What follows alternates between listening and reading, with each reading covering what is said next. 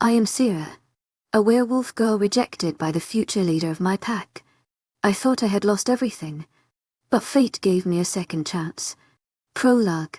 He didn't care if I lived or died because he never loved me. Just because he didn't love me didn't mean I had to end my life. I loved myself enough to survive. He will realize his mistake. He will see what he has lost, and he will want me back. Then I will be the one smirking. My tears will not tell my sad story. They will embark the beginning of a journey in which I will triumph and he will cry. I will break him not like he broke me, but worse than that. Because I'm not the same girl. He changed me. And for good. For my own good. And his very bad. Sera was not rejected by her mate Daniel, but he replaced her.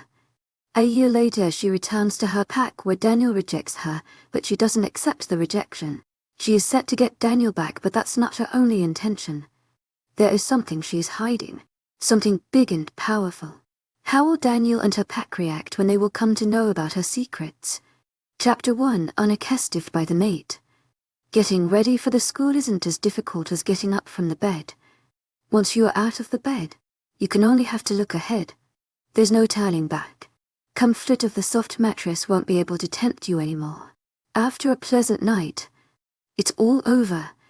I pulled my hair in a messy bun. It's difficult to tame the brown mess that rests on my head, which I call my hair. They are frilly and seem to have a mind of their own. I don't have enough time to straighten them, so they stay in a curly mess. After applying cold cream to my sweat-eaten skin, I practically rubbed lip gloss on my lips and pouted. They didn't look like Angelina Jolie's no matter how much I pouted. But I do look like a duck. The color of my lips is so unrecognizable that they manage to blend in with my skin tone if I don't coat them with a different color. Come down, Sera. We're getting late. I heard my brother calling. Dave is my younger brother. There's nothing much to say about him. He simply loves his car, which was gifted to him by his best friend and the future Alpha, Daniel Osborne. The name sounds too much like a character in Spider-Man. His father's name is Harry Osborne. Sometimes I think if Harry hadn't died in Spider-Man 3 movie, this might be his future, because I really didn't want him to die. What am I even thinking about? Shaking my head from all those unnecessary and redundant thoughts, I headed downstairs to my brother, who was tapping his foot on the ground leaning against his black SUV. What took you so long? See, she asked irritably, and I rolled my eyes, albeit smiling. I'm neither the strongest nor the most beautiful werewolf in our pack. I lie somewhere below average. Nobody considers me worth talking except for my little brother, who's a week younger than me, and my best friend. To my agent extraordinaire, Manny, heartfelt thanks for your unfailing patience, enthusiasm. Dave is my half-brother. My mom died while giving birth to me. She was angry that my dad cheated on her with Dave's mother. Once my mother died, Dad brought a heavily impregnated woman. A week later, she gave birth to Dave. She died a year later with my dad in a rogue attack. We were in werewolf orphanage for several years until I turned 16 and inherited my parents' money. I'm going to be 17 soon, and a week later, Dave. I ignored my brother and got inside his car, leaving our two-story small house back. Today is Daniel's birthday, Dave informed me. I was surprised to hear that. Daniel is elder than me by 1 month. If it's his 17th birthday, he will find his mate. I'm not going to lie, but I really want to be his mate. Daniel is the most handsome man to ever exist on Earth. He has beautiful blue eyes and soft dirty blonde hair.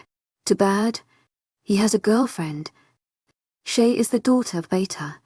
Daniel and Shea have grown together, and they are sure for hell to be each other's mate. A little part of me wants to be his mate because he's everything one can ask for. He is smart and soft-spoken, but also a strict person. His qualities fulfill the need of a perfect future Alpha. There's a party tonight. I'm going to attend it. Do you want to come? Dave asked. Even though I'm not invited, he still asked me to. He's a good brother. To my agent extraordinaire, Manny, heartfelt thanks for your unfailing patience, enthusiasm. But he still thinks about his reputation. No, I'd rather like to stay at home. The ride was silent. No conversation between us. Sound of music filling the space inside the car. Once at school, I quickly hopped out and walked towards my locker, where I found my best friend. Dave walked towards Daniel's car. He was surrounded by the crowd who, I assume, were congratulating him for his big day. You know, it's Alpha's birthday today. Manny squeaked, jumping up and down. Not really Alpha yet, but very soon. He will be. I know, I answered with a smile. She gets excited for strangest things and it rubs off on me. And he's going to find his mate.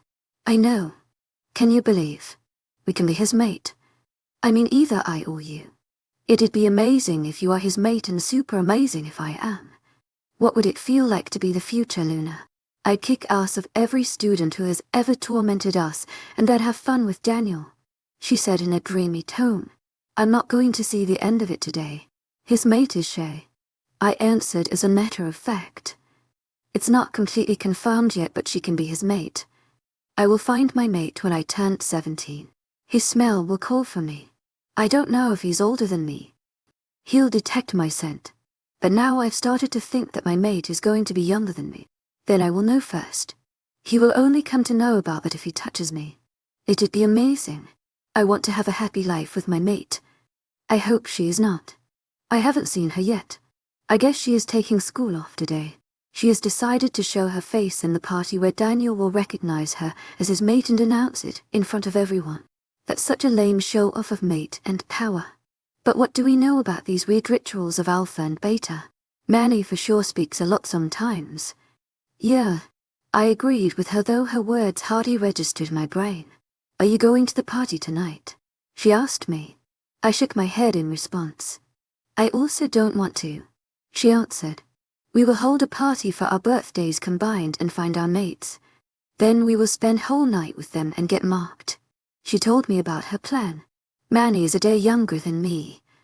It's always awesome because we spend these days together. We are social outcasts, so no one wants to attend the party. That's why we don't hold them anymore, but we are planning for big this time. 17th birthday is special for every werewolf. It's the day when you find your mate and shift with their help. What are we going to do tonight? I asked, leaning against the locker. Why don't you come to my place? We will watch chick flicks for the whole night. What do you think about it? She suggested, and I found myself nodding my head. It's the best idea. I'll need to inform Dave first. I muttered to myself.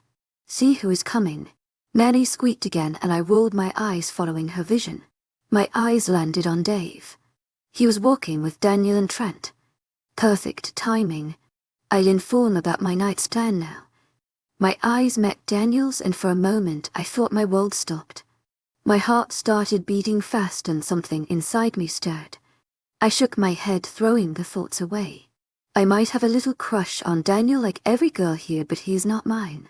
They walked past us and I immediately grabbed Dave's arm to tell him about sleepover. A sudden spark of electricity shot through my body and everything seemed to still at that moment. I realized that instead of Dave, I had grabbed Daniel's arm. My green eyes locked with his blue eyes once again. The next words just came out of my mouth. Mate. My eyes wide and I shut my mouth instantly. To my agent extraordinaire, Marianne Noble. Heartfelt thanks for your unfailing patience, enthusiasm. My wolf, which I started feeling for first time, was howling with joy on finding our mate. I smiled at him, but it faded when I registered his expressions. Daniel was frowning at me with his lips pursed tight in a thin line. That's the 7th one, and it's only morning, someone said, and I looked at Trent, who was smirking at me, and at the same time giving me a look of disgust. At least previous 6 were beautiful. She looks like she has just risen from her grave. Another one said, which was followed by a roar of laughter from students in the hallway. What are you doing, Sera? Dave muttered, and I blinked my eyes at him. He's my mate. I stated as a matter of fact and looked at Daniel for help. I wanted him to tell everyone that I was frightened that he was my mate. Instead of defending me, he pried my fingers off his arm and stepped back from me. Listen, just because you are Dave's sister doesn't mean that I'll go with your canavishness. I haven't even touched you before and said nothing because you are his sister. So honor my generosity and don't pull a stunt like this ever again. You don't know what has happened to the previous 6 girls. I don't think you'd like the same fate. I'm letting you go because you're my best friend's sister. Leave now, he said so calmly, so coldly that my heart broke at his words. There was not even a single twitch of hesitation. Leave Sera, I heard Dave say, and then everyone walked away from me. Trent gave me a once-over before leaving and shook his head in distaste. Hey future Luna. Someone spat words at me and laughter followed. My eyes were clouded with unshed tears and I ran out of there. I heard someone calling my name, but I wanted to be alone. Chapter 2 replaced by the mate. Daniel's P. Oh, V. Why did you do that? She's our mate. My wolf complained with a growl that resonated inside my head. I could feel the anger and irritation coming off him. But ignorance is bliss. And that's what I did. Go back to her, he demanded. I'm sorry, Daniel. I didn't know what went wrong with my sister. She's not usually like this. Dave apologized for his sister.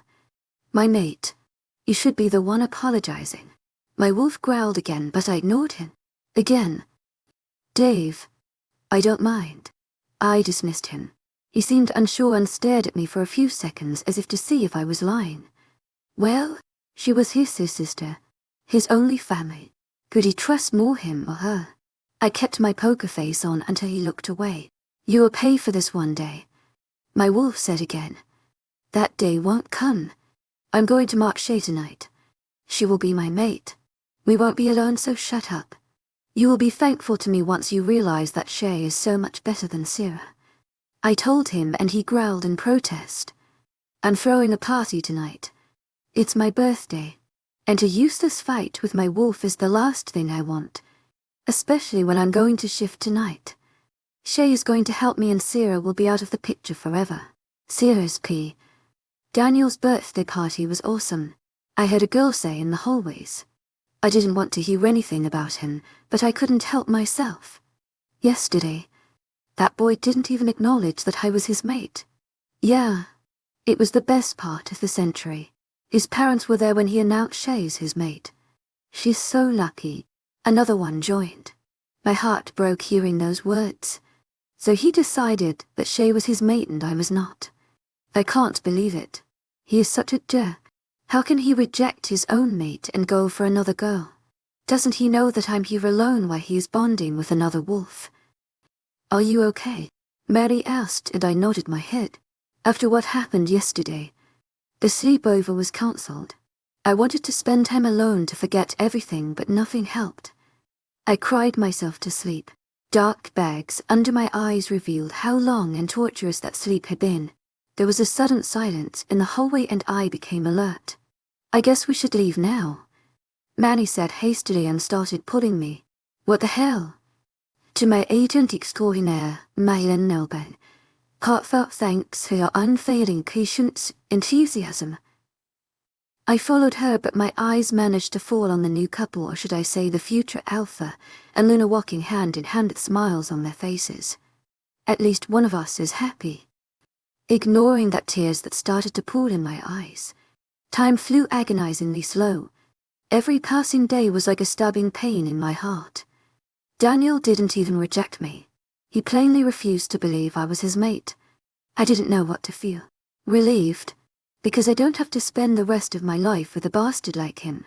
To my agent extraordinaire, Madeleine Nilban, heartfelt thanks for your unfailing patience, enthusiasm. Because he doesn't find me worthy enough. Dave had started spending more time with Daniel for pack business. Beta only had a daughter, who is not eligible to hold an important position yet, and Daniel is planning to make Dave his beta. It's an achievement and I'm happy for him.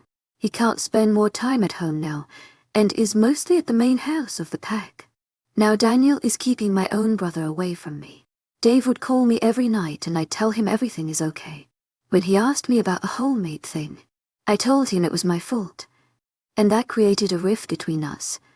I didn't want his position of future beta to be snatched away because I was miserable.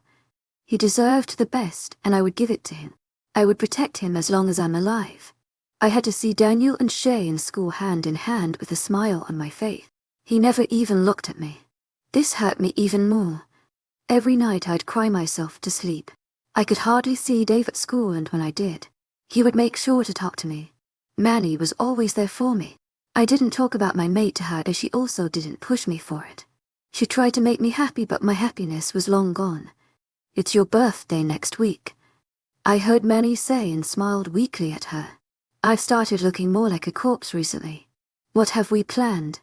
I didn't listen to her rant anymore. What am I going to do for my birthday? My mate has already refused me. There's nothing I'm waiting for. Only a transformation to my wolf, which will definitely kill me because I won't have my mate with me. Other wolves can help me transform, but he should be the one who'll become my future mate and mark me. I don't think I'll find anyone here. And I don't have any great urge to continue my life. There's only Dave I care for. Once he finds his mate, he will also forget me. A plan formed in my brain. To my agent extraordinaire, Madeleine Nilban. Heartfelt thanks for your unfailing patience, enthusiasm. I took a piece of paper and a pen. Dear Dave, I always wanted to be a good sister to you. All these years have been awesome to me just because of you. I wanted to tell you that I've found my mate and he's a rogue. He can't stay here, so I'm leaving with him. I'm sorry I won't be there for your 17th birthday. I hope you find the best mate ever. I love you. Your sister Sera. After writing that short note, I picked up my bag and filled with my clothes and money. I couldn't take much and left most of it for Dave. I can't take anything much with me. To my agent extraordinaire, Madeleine Nilban. Heartfelt thanks for your unfailing patience, enthusiasm. I'm going to die in a week. My 17th birthday will be the last day of my life. Chapter 3, Meeting the Stranger. I took a bus to somewhere. I didn't know where my destination was, but it was thousands of miles away from my pack. Being rogue for a week now, I have traveled as far from the pack as possible. I want to be at the farthest place from my pack when I die. To say my back and legs were sore after the journey of a whole week would be an understatement. Everything ached, but it didn't matter. Today is my birthday. I'm going to die today. I won't be able to see my wolf. She hasn't talked to me. The only signs of existence she ever showed were the one when I found Daniel was my mate. After that incident, she had gone into a coma, but my body feels a little more energetic today. The bus stopped at an unknown place. It was already evening. I couldn't shift into my werewolf inside the bus. The place was like a small village with small houses at either side of the road. I hardly found any building here. I walked away from the village and towards the forest, where I doubt will be wolves. Not werewolves. I hope. Either way, I'm going to die, so what's the problem? I made my way towards a cliff which provided the most beautiful view I had ever seen. There was a large water body down there, which I wonder if it was a river or a sea, because I couldn't see far in the night. The moon was shining on the top of it. Water was reflecting coldness of full moon that soothed all the upheaval of my heart. This is the place I choose to die. What can be more perfect than this? To die in this beauty is a pleasure. Who are you? A voice asked, and I turned my head so quickly that it almost hurt. My eyes fell on a figure standing under the shadows. I could tell he was not a human. He didn't smell like human blood. He smelled different. Not just different. He didn't smell at all. I'm Sera Winters, I answered coolly. Feeling fear was the last thing in my mind before I died. A werewolf. He growled at me. It was not a werewolf growl. It sounded most like a human. But he didn't smell like one. I guess my olfactory indicators are not working today. Yeah. I shrugged casually. The man in shadows finally stepped towards me. Moonlight fell on his face, and my eyes widened in awe. Wow, I breathed. He was a walking specimen of Adonis. I won't be wrong if I say he looked hotter than Daniel. He had shining green eyes which matched mine, nor even more exotic. He was not muscular like Daniel. Neither did he have a tan. His pale skin looked extremely beautiful and enchanting under the moonlight. Midnight dark hair rested atop the beautiful head. They were also shining under the moonlight. For a moment I thought I was dreaming. What are you doing here? He asked in a stern voice. That voice sounded sexier after he had shown his pretty face. I can't believe such pretty creatures exist on Earth. What are you? I asked, mostly in daze, ignoring his question. I asked you first. He argued. I won't answer until you answer my question. I countered. He was not a human and neither a werewolf. I wanted to know what he was exactly. He chuckled darkly that made the hair on my back stand straight. Maybe I asked the wrong question. But why should I fear anyone before my death? You know you are in my land? He asked, raising his perfect dark eyebrow at me. Rest of his features were still stern. No. I've just arrived here. Can you tell me what are you? I wanted to know what he was before dying. You seem very eager. Don't backtalk to me again. And the answer to your question is, I'm something you are not. You are not going to ask any question again if you want to live. How are you so beautiful? I asked without thinking, but who thinks anything before dying? I'm going to die after all. His expressions remained cool. How can someone be so beautiful? Why are you here? He asked in a sharp tone, pulling me out of my daze, and I nodded at him, ready to answer. I'm a werewolf. Today is my birthday, and I'm going to shift in a few minutes. Since it's my first time, I need the help of my mate or a werewolf who would like to be my mate. Since my mate has rejected me, I will not be able to shift completely and my wolf will die. And after that, I will also die. So you can say that I'm here to die. I answered. He seemed surprised by my answer. I revealed everything. What was the point in keeping it a secret anyway?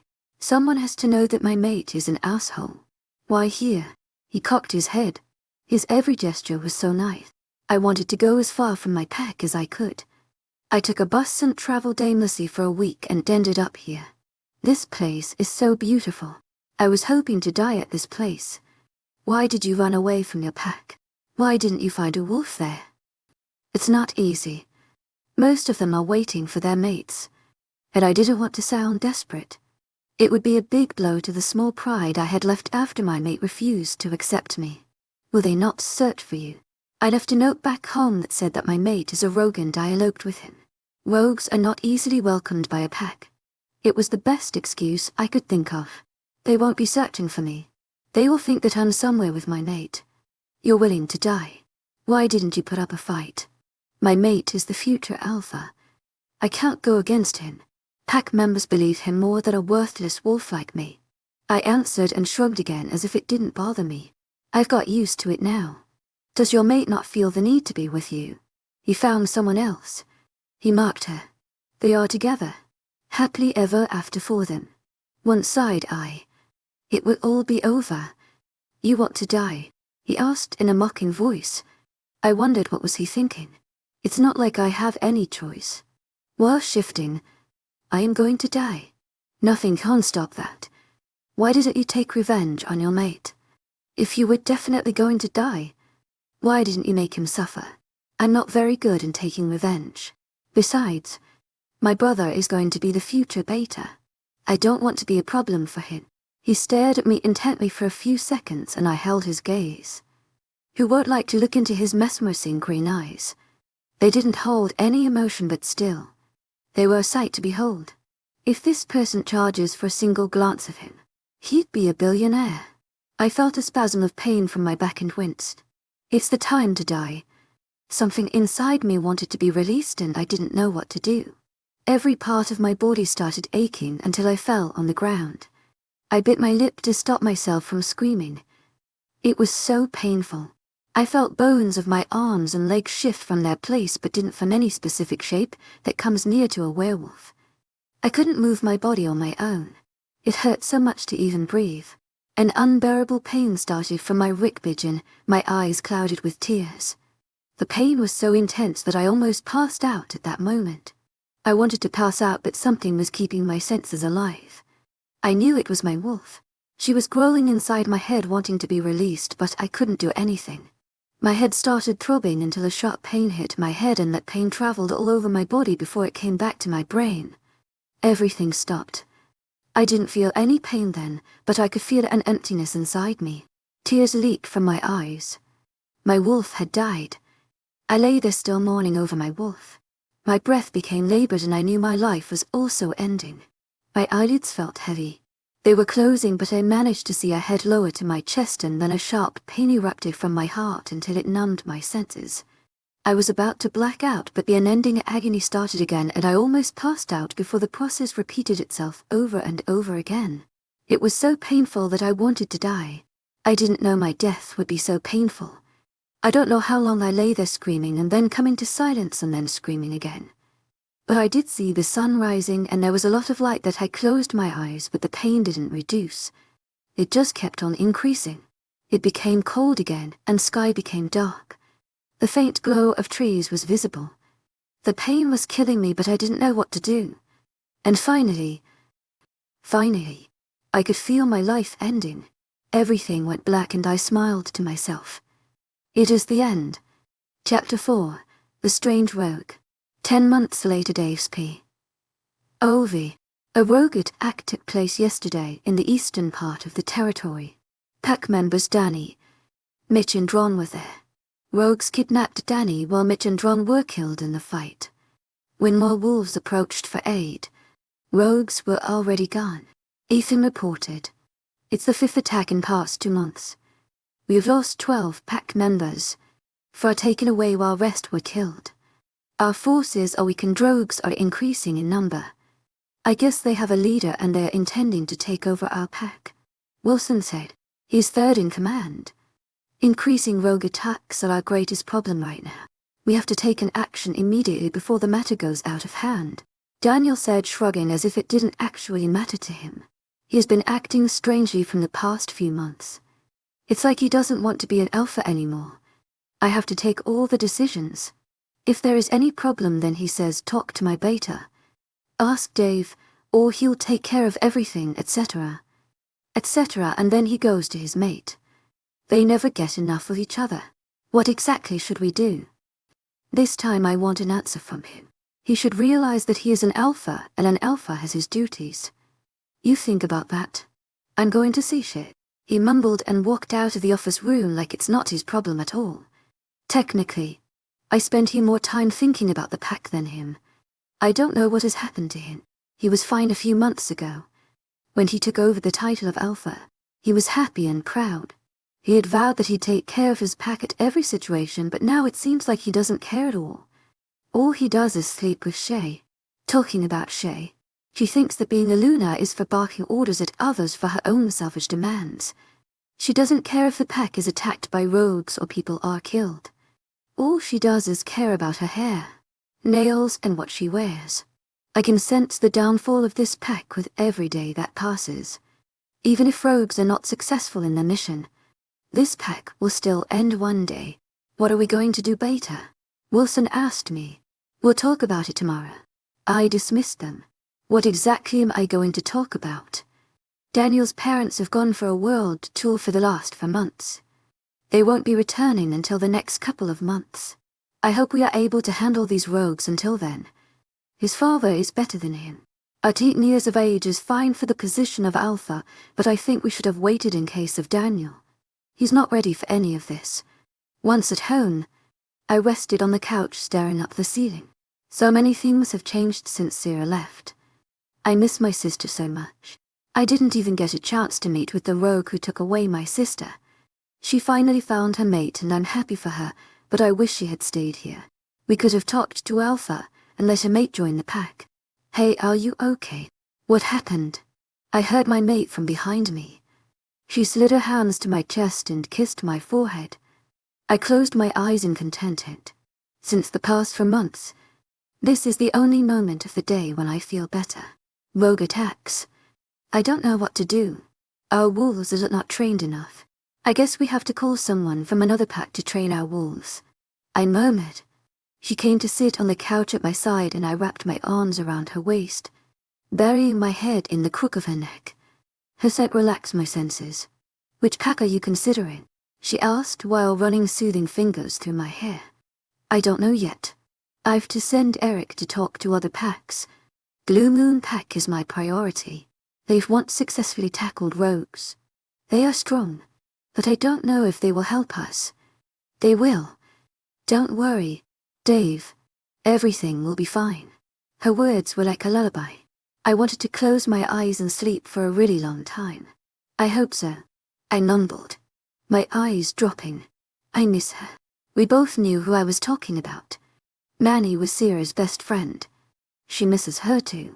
I'm glad that I got Manny as my mate. I was not very well acquainted with her before, but Sera had told me that she was a nice girl, and she is. I miss her too. Dave. I miss her too. I heard her say and fell asleep in her embrace, hoping next day somehow Daniel understands his responsibilities and becomes a good alpha. What do you want to talk about, Dave? Daniel asked in a bored tone. I was a second away from attacking him. His carelessness irritates me to no limit. I wonder when my real friend disappeared. He's nothing like that old Daniel I used to know. I think we should ask the help of another pack. I want Eric to go to Blue Moon Pack and ask the Alpha for some fighters to train our wolves. Are our wolves not enough trained? He asked in a harsh tone. No, I answered. Why? Is it not your responsibility to make sure our wolves are trained properly? He growled at me. My anger was on the edge. No, it's your responsibility. You're the Alpha, not I. I retorted. So you want the position of Alpha now? His tone was dark and threatening. My eyes widened the way he took my words as. No, I want you to follow your duties as an Alpha. What has happened to you? Daniel, you even haven't shifted since past few months. What's wrong with you? I asked, exaggerated. He stood silent for a few seconds. I saw a flicker of sadness and regret in his eyes. I had asked him many times, but he never tells me what exactly his problem is. That's none of your business. Take care of the rogues for now. I don't want to hear about any more of your nonsense. He growled and marched outside, slamming the door behind him. I shook my head. God knows what has happened to him. I summoned Eric and asked him to go to the Blue Moon Pact. I hope no rogues attack in the near future. Not until our wolves are trained properly. They may look strong, but they can't even defeat Ek, let alone an army of rogues who have trained all their lives. My wolf felt my exhaustion, and I decided to go home where Manny would be waiting for me. At least I can forget all this for a little while. I don't know what's wrong with Daniel. He has been acting strangely. I told her, resting my head back on the headboard. Erin once told me about this Alpha. He rejected his mate and she died. The Alpha was unable to concentrate properly on his work, and eventually, he gave his position to Beta. Manny told me. Was she trying to say that I should take the position of Alpha? But I can't do that. I was not even Beta. Daniel gave me the position. I can't betray him. I will never betray him. And besides, he has his mate. He spends most of his time with her. What do you want to say? I asked, looking at her head, which was resting on my chest. Do you believe Shea is really his mate? Her question caught me off guard. I had never thought about it. Why did she even ask this question? Why did you? I think Shea is not his mate. He decided to be with her only because she was his girlfriend. I think someone else is his mate. She told me about her perspective. I remained silent. My thoughts were running where I wish they hadn't. But I think our thoughts were on the same page. Do you think Sera would lie about something like that? She asked me. I squeezed my eyes shut. She is going in a direction where I don't want to, because the possibilities of this being truth will lead to only one answer at the end. If Daniel is Sera's mate, how did she shift? Without her mate, her wolf would die, and then no. That can't happen. No, that is not possible. To my agent extraordinaire, Madeleine Nilben, hearts out thanks her unfailing patience, enthusiasm. Her body went stiff above mine. What do you mean? Don't you believe your sister enough? She asked, looking a bit angry. She looked beautiful. I mean, what about her shift? The consequences. What about that? And her rogue mate. You know, we didn't smell rogue around the territory at that time. I guess she ran away. It's not easy to see your mate with someone else. She was alone, Dave. She's alone. The possibility for that is less. If she had no one with her, then she might have died. But it might happen. I believe that she's still alive. I know she's alive. And I have a feeling that we will meet her sometime soon, she said, and I hoped what she was saying was true. We stayed there for minutes or hours. Her scent filled my senses, relaxing my muscles and relieving all the tensions. After spending time with Manny, I'm always able to work properly the next day. Daniel spends day and night with Shea and still, he's restless. The probability of Shea not being Daniel's mate is high, and if his mate is Sera, then I'm going to kill him. My phone rang and I groaned. I reached for it to find Wilson calling. Hello, I muttered. Beta. There's a rogue attack. 5 miles away from Pack House towards the north. I'm on my way. To my agent extraordinaire, Madeline Nilben. Hearts out thanks for your unfailing patience, enthusiasm. Where are you going? Manny asked me. There's a rogue attack, I said, hastily putting on my clothes. I could feel her sadness. There's no certainty I will return alive. Or I will ever return. I will be okay, I said, kissing her forehead. Those words were not enough to assure her, but I can't do anything else right now. I know, she whispered to me. I drove towards my destination and shifted near the woods. My large brown wolf was following the scent of my pack members. Daniel, I called through the mind link. What? There's rogue attack 5 miles away from Pack House towards north. You take care of it then. Don't disturb me. I stopped at my tracks, wondering if he said exactly what I heard. How could he be so irresponsible of his duty? With a frustrated sigh, I ran towards the source of the commotion. I could feel the presence of wolves, but nothing smelled unfamiliar. Maybe rogues were present there before, but I couldn't smell anything out of the pack lingering in the air. Though there was a smell which was so familiar yet so different. Beta Brandon said as soon as I reached there. He was in his human form and so were others. Where are the rogues? I asked through the mind link. They looked at each other hesitantly, and I growled to get the answer fast. There was a cracking sound, and everyone's attention turned to my direction. They were looking at someone behind me. I spun on my fours and found familiar green eyes staring back at me. Hello, brother. You've grown to be a strong wolf. Chapter 5, Return of Mate Daniels P. Oh, V. Everything seems out of place ever since Sera left. When she was here, I could spend my days with the thought that at least she thought about me. I remember the pain in my heart I felt at her birthday night. A dreadful feeling of her dying always lingered in my mind, but I pushed it away with a hope that she might be alive. I hadn't known that her absence would affect me so much. I see her face everywhere.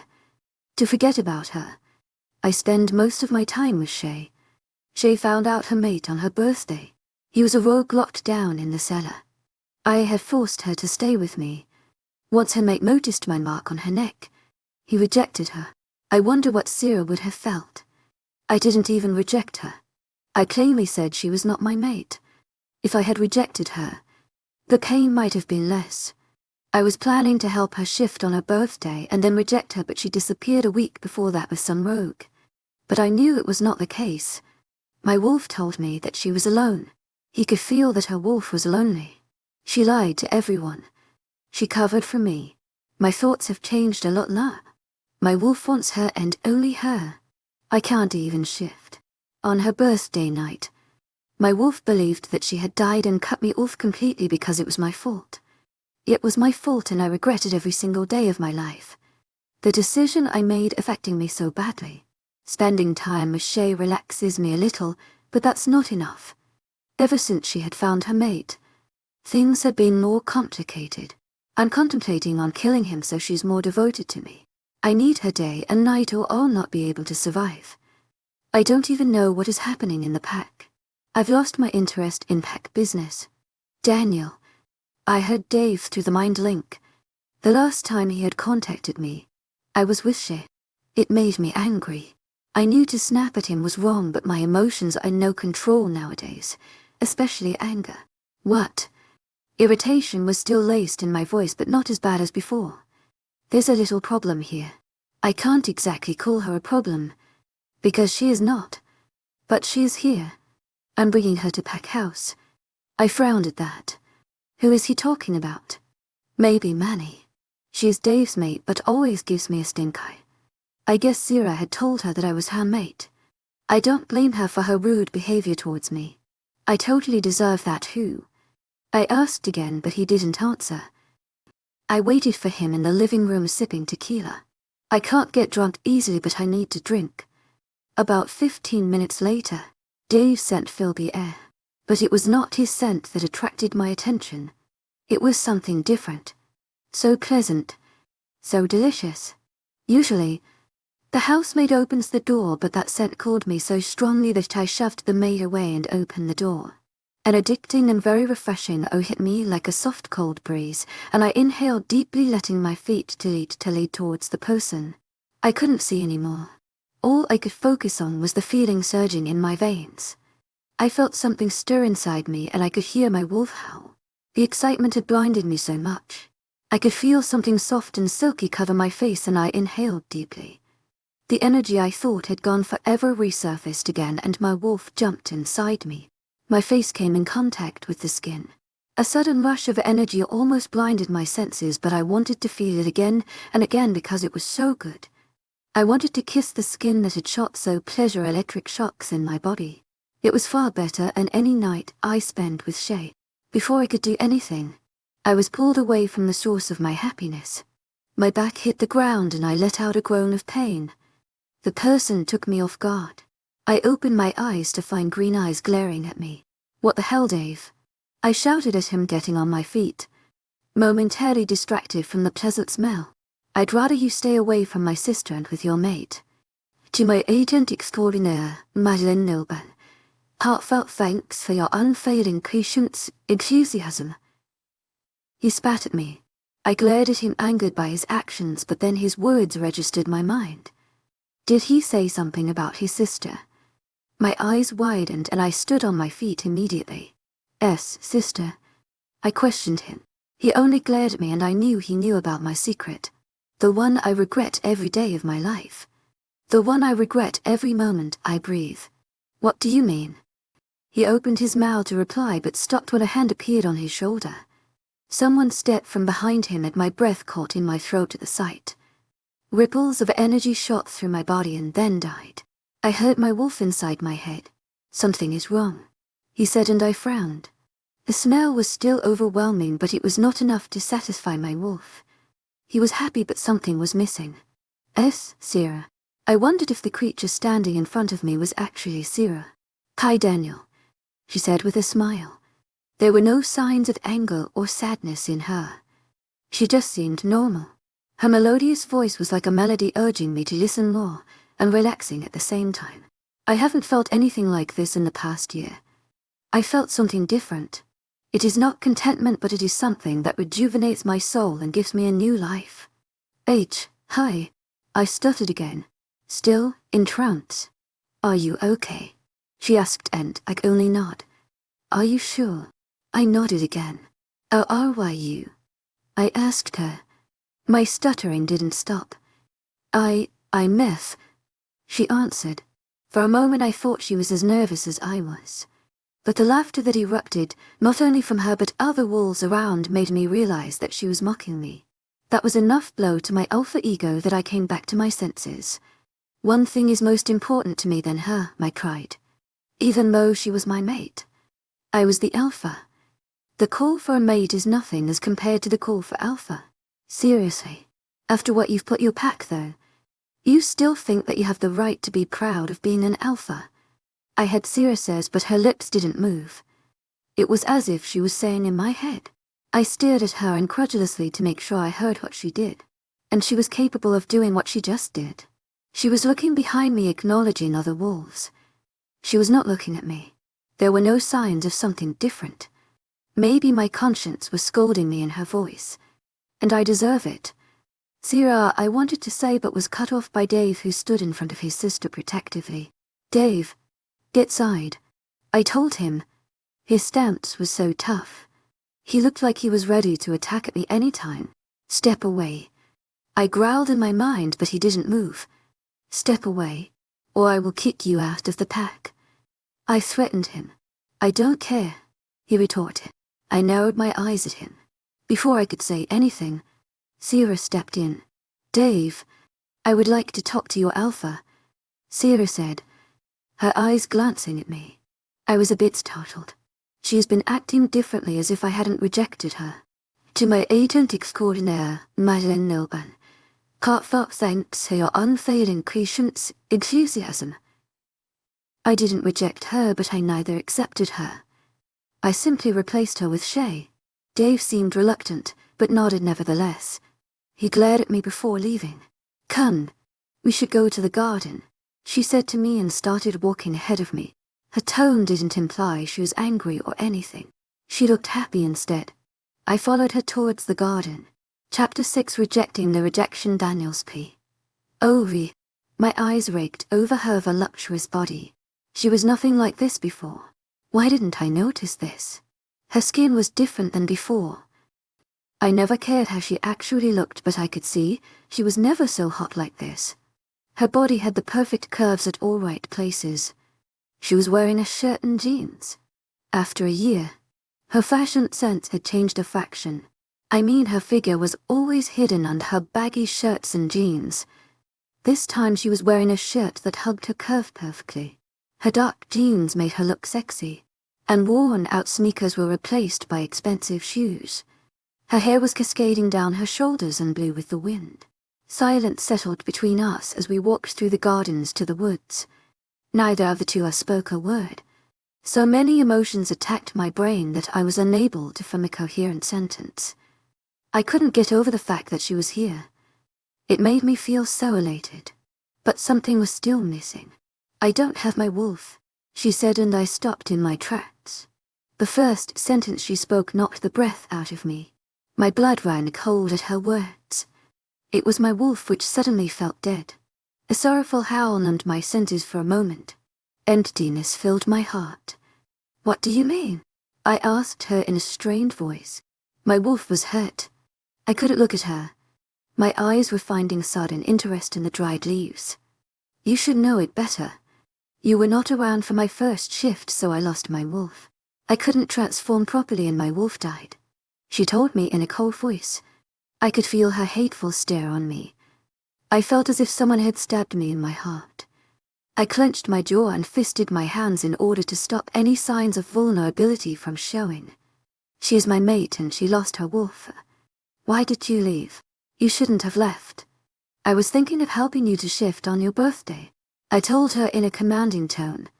A tone only Alpha could use, and a tone which would make pack members cower under my gaze. I didn't want to use it on her. It just came out. "Why did you refuse to say I was your mate? And you found another mate for yourself the same day and mocked her," she argued. I narrowed my eyes at her, anger rising inside me. My wolf was not doing anything. It was as if it didn't exist at all. Everyone knew Shea was my mate. "If you were not born, she would have been my mate," I told her, intending to hurt her. I spent the past few months only thinking about her. Her scent called for me just moments ago, but then anger took over me. My wolf is not talking to me. I'm in full control of my human form and I blame her for being my... If she was not my mate, I could have had a happy life. I could have been a good alpha. I could have been a good mate. Just because of her existence, I couldn't get what I wanted. "Don't put the blame on me, Mr. Alpha." She glowered at me. I was expecting her to blast with anger. The fire inside her eyes could burn ice, but her voice was so calm and so cold that it could freeze the sun. She was so composed. Her eyes were glaring back at me. They were the only signs of her anger. She blinked her eyes and fire in her eyes vanished. It was replaced by coolness. She wanted to be cold, but the passionate fire in her eyes told me that I was able to crack the shell she had built. She might have been preparing for this moment for the past year. She might have been planning to come back looking all hot. She wants to make me feel guilty and accept her, but I don't want to. I want a Luna for my pack and she can't even shift because her wolf died and she is blaming it on me. Only if she had stayed a little longer, things would not have been like this. "You are to be blamed. It was your fault," I countered. She kept her gaze cold. "How is it my fault?" she asked through gritted teeth. She was not losing the cool of her voice. "You left," I told her, simply stepping towards her. "Why? Because you were foolish." "Wrong answer. I left because my mate couldn't accept me. I left because he humiliated me in front of everyone. I left because everyone was taunting me with the remarks of future Luna. I left because my mate was with another girl and it physically hurt me to see them both together. I left because of my mate who happens to be you." Her voice was colder than before, staring at me with so much intensity, challenging me to contradict her. Tell me, what would have you done if you were at my place, Mr. Alpha? She asked me. Tell me, what could have you done if I was with someone else? What would have you done if I slept with another wolf? What would have you done if someone else pleasured me? What would have you done if someone else marked me? I couldn't imagine that. I couldn't. The images of an unknown dark-haired man with Sera popped out of nowhere inside my brain. I could feel anger and jealousy bubbling inside me. Those images were so strong that I couldn't focus on anything around me. It got worse when Sera mockingly winked at me, kissed that man. That image in my head was so vivid. My heart constricted, and I closed my eyes and shook my head to get rid of all those hurtful images. That won't happen. I growled, opened my eyes again to find Sera staring intensely at me. Her eyes were dark. And you did everything I just said. She countered with calmness and another emotion I couldn't decipher. Her words made me feel guilty. I did that. I caused her mental pain. I caused her emotional pain. To my agent extraordinaire, Madeleine Nilban, heartfelt thanks for your unfailing patience, enthusiasm. She would have left. She was not always strong. Sera and Dave had lost their parents. She had seen so much in my life. I couldn't blame her for her insecurities. What's done is done. To my agent extraordinaire, Madeleine Nilban, heartfelt thanks for your unfailing patience, enthusiasm. Surprising even myself. I can't dwell over my past now. I can only say sorry. I'm sorry you lost your wolf. It was my fault. I take the responsibility. You don't have your wolf, so I put you under my wing. Being the alpha of this pack, I give you my protection. I told her. That's the most I can do. Don't you think there's more? She asked coolly. I didn't reject you. I know it causes pain for both of us. I took a deep breath and continued. I, Daniel Wayne Osborne, reject you as my mate. There was deadly silence. She didn't say anything to accept my rejection. I can't accept her. She has lost her wolf. I can't make her the future Luna. She won't be able to protect herself. And she will be a constant worry to Pack. Her bond with Pack members won't be as strong. A couple of minutes passed. The only sound could be heard was of wind blowing and rustling of leaves. I guess she is under shock. But I can't do this now. I'm with Shea. I have marked her. Her father was Beta and my dad's best friend. If any of them come to know that Sera was my mate and not Shea, I will be in great trouble. Pack members will also hate me. Shea was rejected by her mate because she was wearing my mark. I can't do this to her now. I can't abandon her and replace her with Sera. It will complicate things. I'm not an ideal alpha, and I don't want to give rebellions a reason to overthrow me. Woe, mister. To my agent extraordinaire, Madeleine Nilban, heartfelt thanks for your unfailing patience, enthusiasm. What makes you think that I will accept your rejection? My head snapped at her to find her smirking heavily at me. You always do what you want to do, Alpha. You can do that now too. But it doesn't mean I will go on you. And don't dare to pull a stunt against me. You have given me your word that you will protect me. I am under your protection. I am not going to accept your rejection. Live with her, she said, ready to walk away. It will cause you pain. I told her. If the bond is not broken, it will hurt both of us. You're wrong, Alpha. It will cause pain for you. I will make sure of that. The venom in her voice made me flinch. I watched dumbstruck at her retreating figure. Chapter 7, talking to Brother Series P. Oh. I made my way towards the pack house to meet my brother. We've talked a little before, but now I want to talk to him properly. There are several questions hanging in the air that I have to answer. I don't know what his reaction will be. He might hate me or sympathize with me. Not that I'm back, and I hope he doesn't get angry. Daniel rejected me. After whatever he had put me through, he had the nerve to reject me, and he even put the blame on me. He even questioned my existence.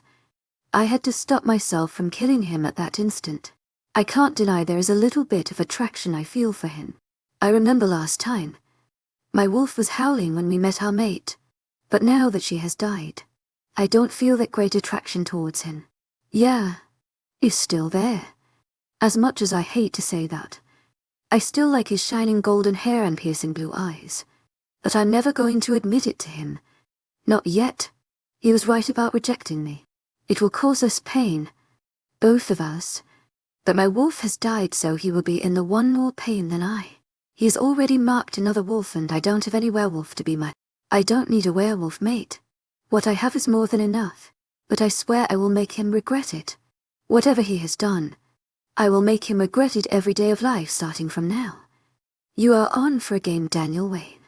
To my agent extraordinaire, Madeline Nilben, heartfelt thanks for your unfailing patience, enthusiasm. I heard a faraway voice and found Dave approaching me. He has grown since I last saw him. He is stronger and sharper than before. When I had peeped into his brain, I found out that he is the one taking over the duties of Alpha for the past 4 months because Daniel was a good-for-nothing Alpha. It made me smirk. He deserves to be called that. Hey, Dave. I smiled at him. I'm proud of my brother. I knew he was always the best. Better than Daniel.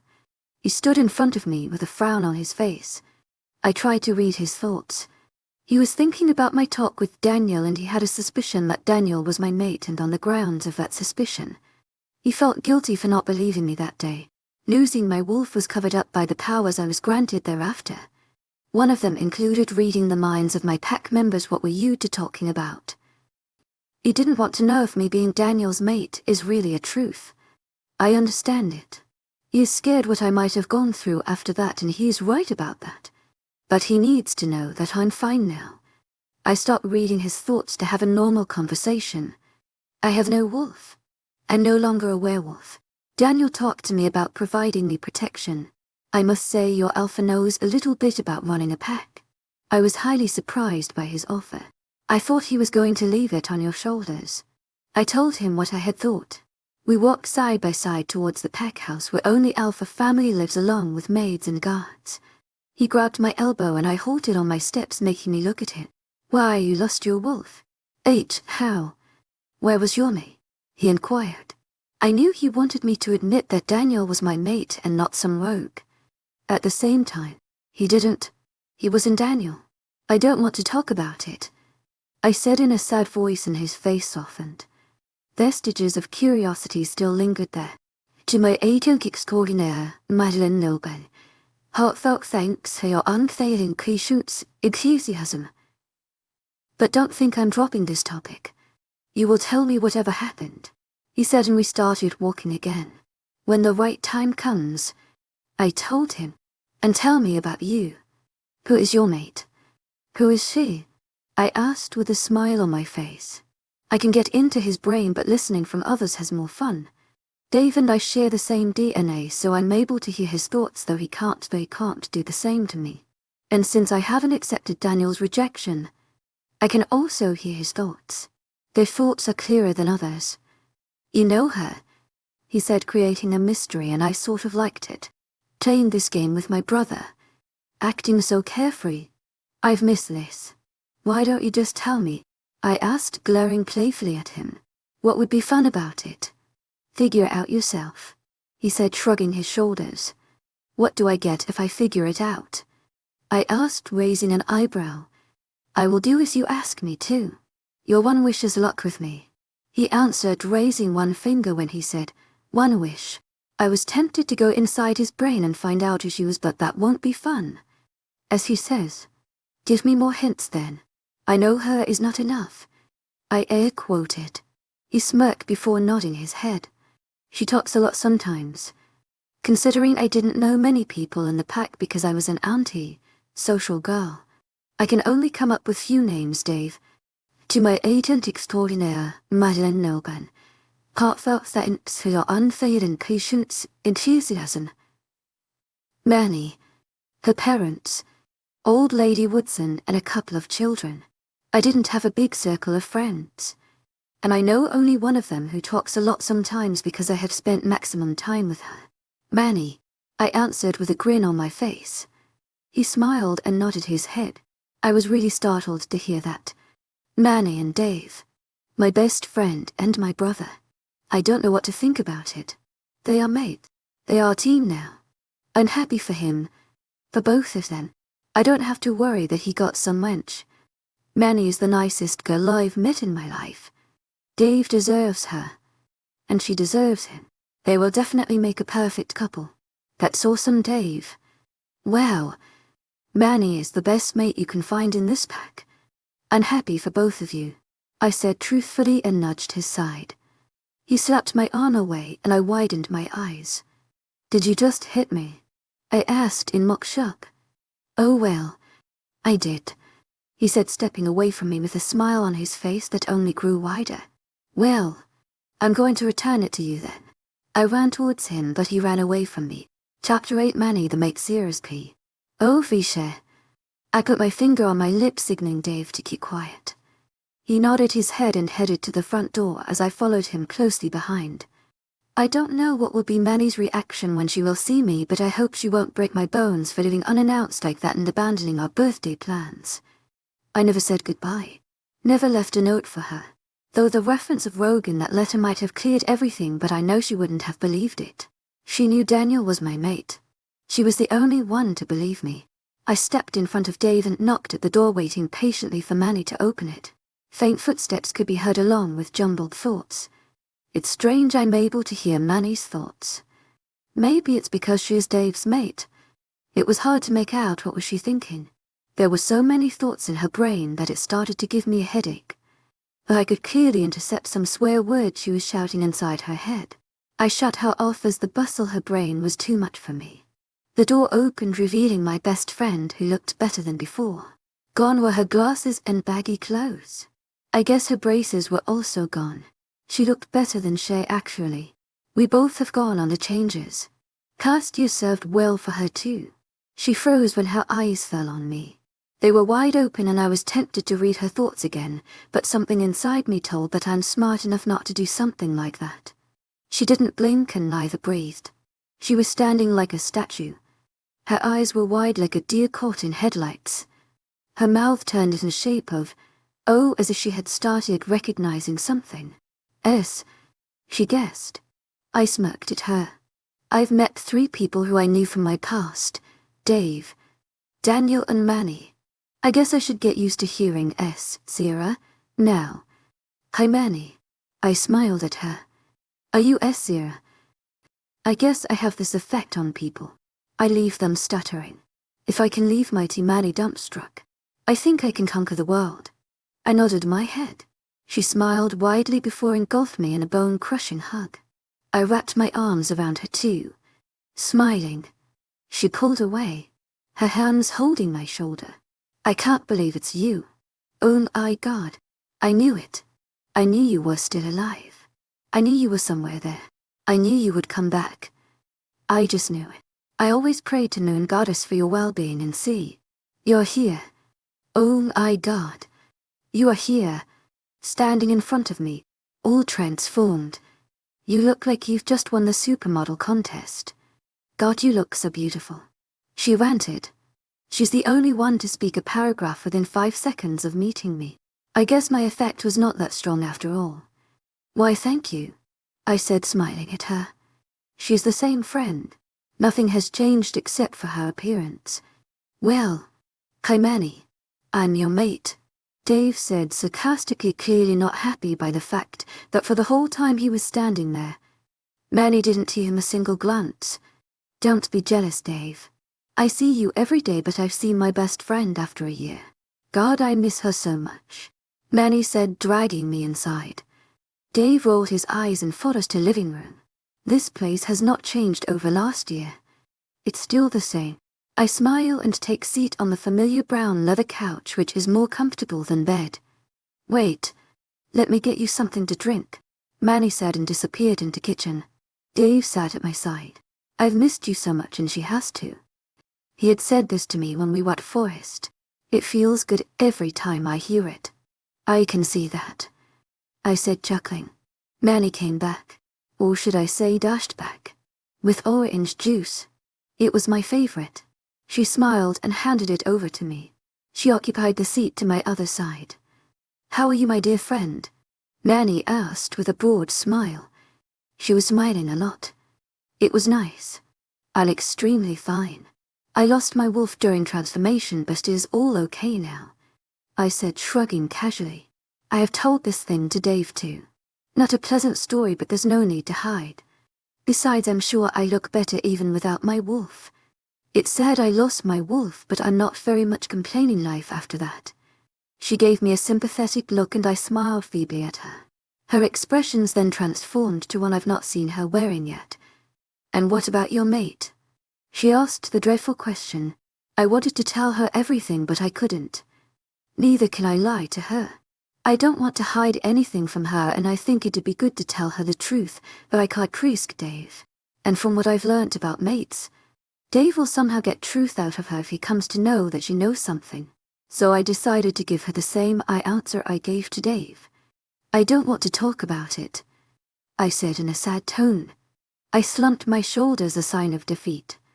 She nodded her head. To my agent extraordinaire, Madeleine Nilbay. Heartfelt thanks for your unfailing patience, enthusiasm. She drawled. Where were you for a whole year? She asked another question that I didn't want to answer. Somewhere. Some people found me and took care of me. I told her. It was not exactly the lie. To my agent extraordinaire, Madeleine Nilbay. Heartfelt thanks for your unfailing patience, enthusiasm. North or south? I don't want to talk about it. I'm back now. Stop bombarding me with the questions of my past and tell me what's happening in the pack, I said in a casual tone. Pack is going well. There is nothing special except for the fact that Alpha is nuts. Manny grumbled the last sentence. Why? I asked, frowning, even though I already know the answer. He never cares what happens in the pack. We have been attacked by rogues and many of our pack members are killed and abducted, but he doesn't care at all. All he does is drink and bark orders. I have to take charge of anything. Dave told me. I nodded my head. What can you expect from an alpha who doesn't care about his own mate? He doesn't deserve the position. I wonder what's wrong with him. Manny said, facing the wall in front of us, but I could see her peeking at me from the corner of her eyes. She wants me to admit he's my mate, but I won't do that. I've already done it once and no one believed me. Now it's his turn. Who knows? I sighed with a hint of smile on my lips. I haven't returned for nothing. I was once the leader of the pack. But now, I can't even control my own shadow. Chapter 9. Alpha is sneaking Daniel's pee. Oh, fee. I felt restless with Shea at my side. We were on the bed we have shared for a long time with long passionate nights, but she failed to ignite the passion inside me tonight. What happened, baby? Are you okay? She asked me in her sickeningly sweet voice. It might have excited me some other day, but not today. I groaned and lifted her off me and got dressed, ignoring her protests and complaints. I simply marched out of the room. I need to go for a run, now. Images of Sera dominated my thoughts. It bothered me that she didn't show any signs of jealousy when I was with Shea. I don't know if it's a good thing or a bad thing. My paws carried me towards an unknown destination. My eyes were closed and it felt like something was controlling me, and I let it control me. I felt too drained to protest. The power of magnetism was too strong, too alluring to be ignored. I was engrossed in following the scent that the joy of shift was so faint. Familiar path appeared in front of me, but I still couldn't recognize it completely until a house came into the view. Dave's house. My heart started racing at the proximity to my mate. My wolf shared howling inside me to go to her and make her mine. But I couldn't do that. I have to forget her. She can't be future Luna. Not now when she has lost her wolf. I wonder why my wolf still craves for her. Her wolf is dead then, what does my wolf want? There's nothing left. She's still our mate. He told me. It's great to be able to talk to my wolf again, but his words, I didn't want to agree with them. But her wolf is dead. I argued. Some wolves have human mates. She is human right now. She smells like a werewolf because you're still her mate. You still need her. Even after she lost her wolf. I want to reject her, but she isn't accepting the rejection. I told him. I won't be able to be with my new mate. Why is she doing this? I don't know. I think she still wants us. It's already a miracle that she survived in human form after transformation. Why do you want to miss this chance? She is not dead and she is here. In front of us. Why do you want to lose her? Because she won't be a good Luna. I told him sternly. As if you're a good alpha. I heard a voice that undoubtedly belonged to Sera. I looked around but she was not there. Maybe it was not Sera's voice but my conscience. I shook my head and started running away from that house and into the woods as fast as my legs could carry me. I don't know for how long I ran.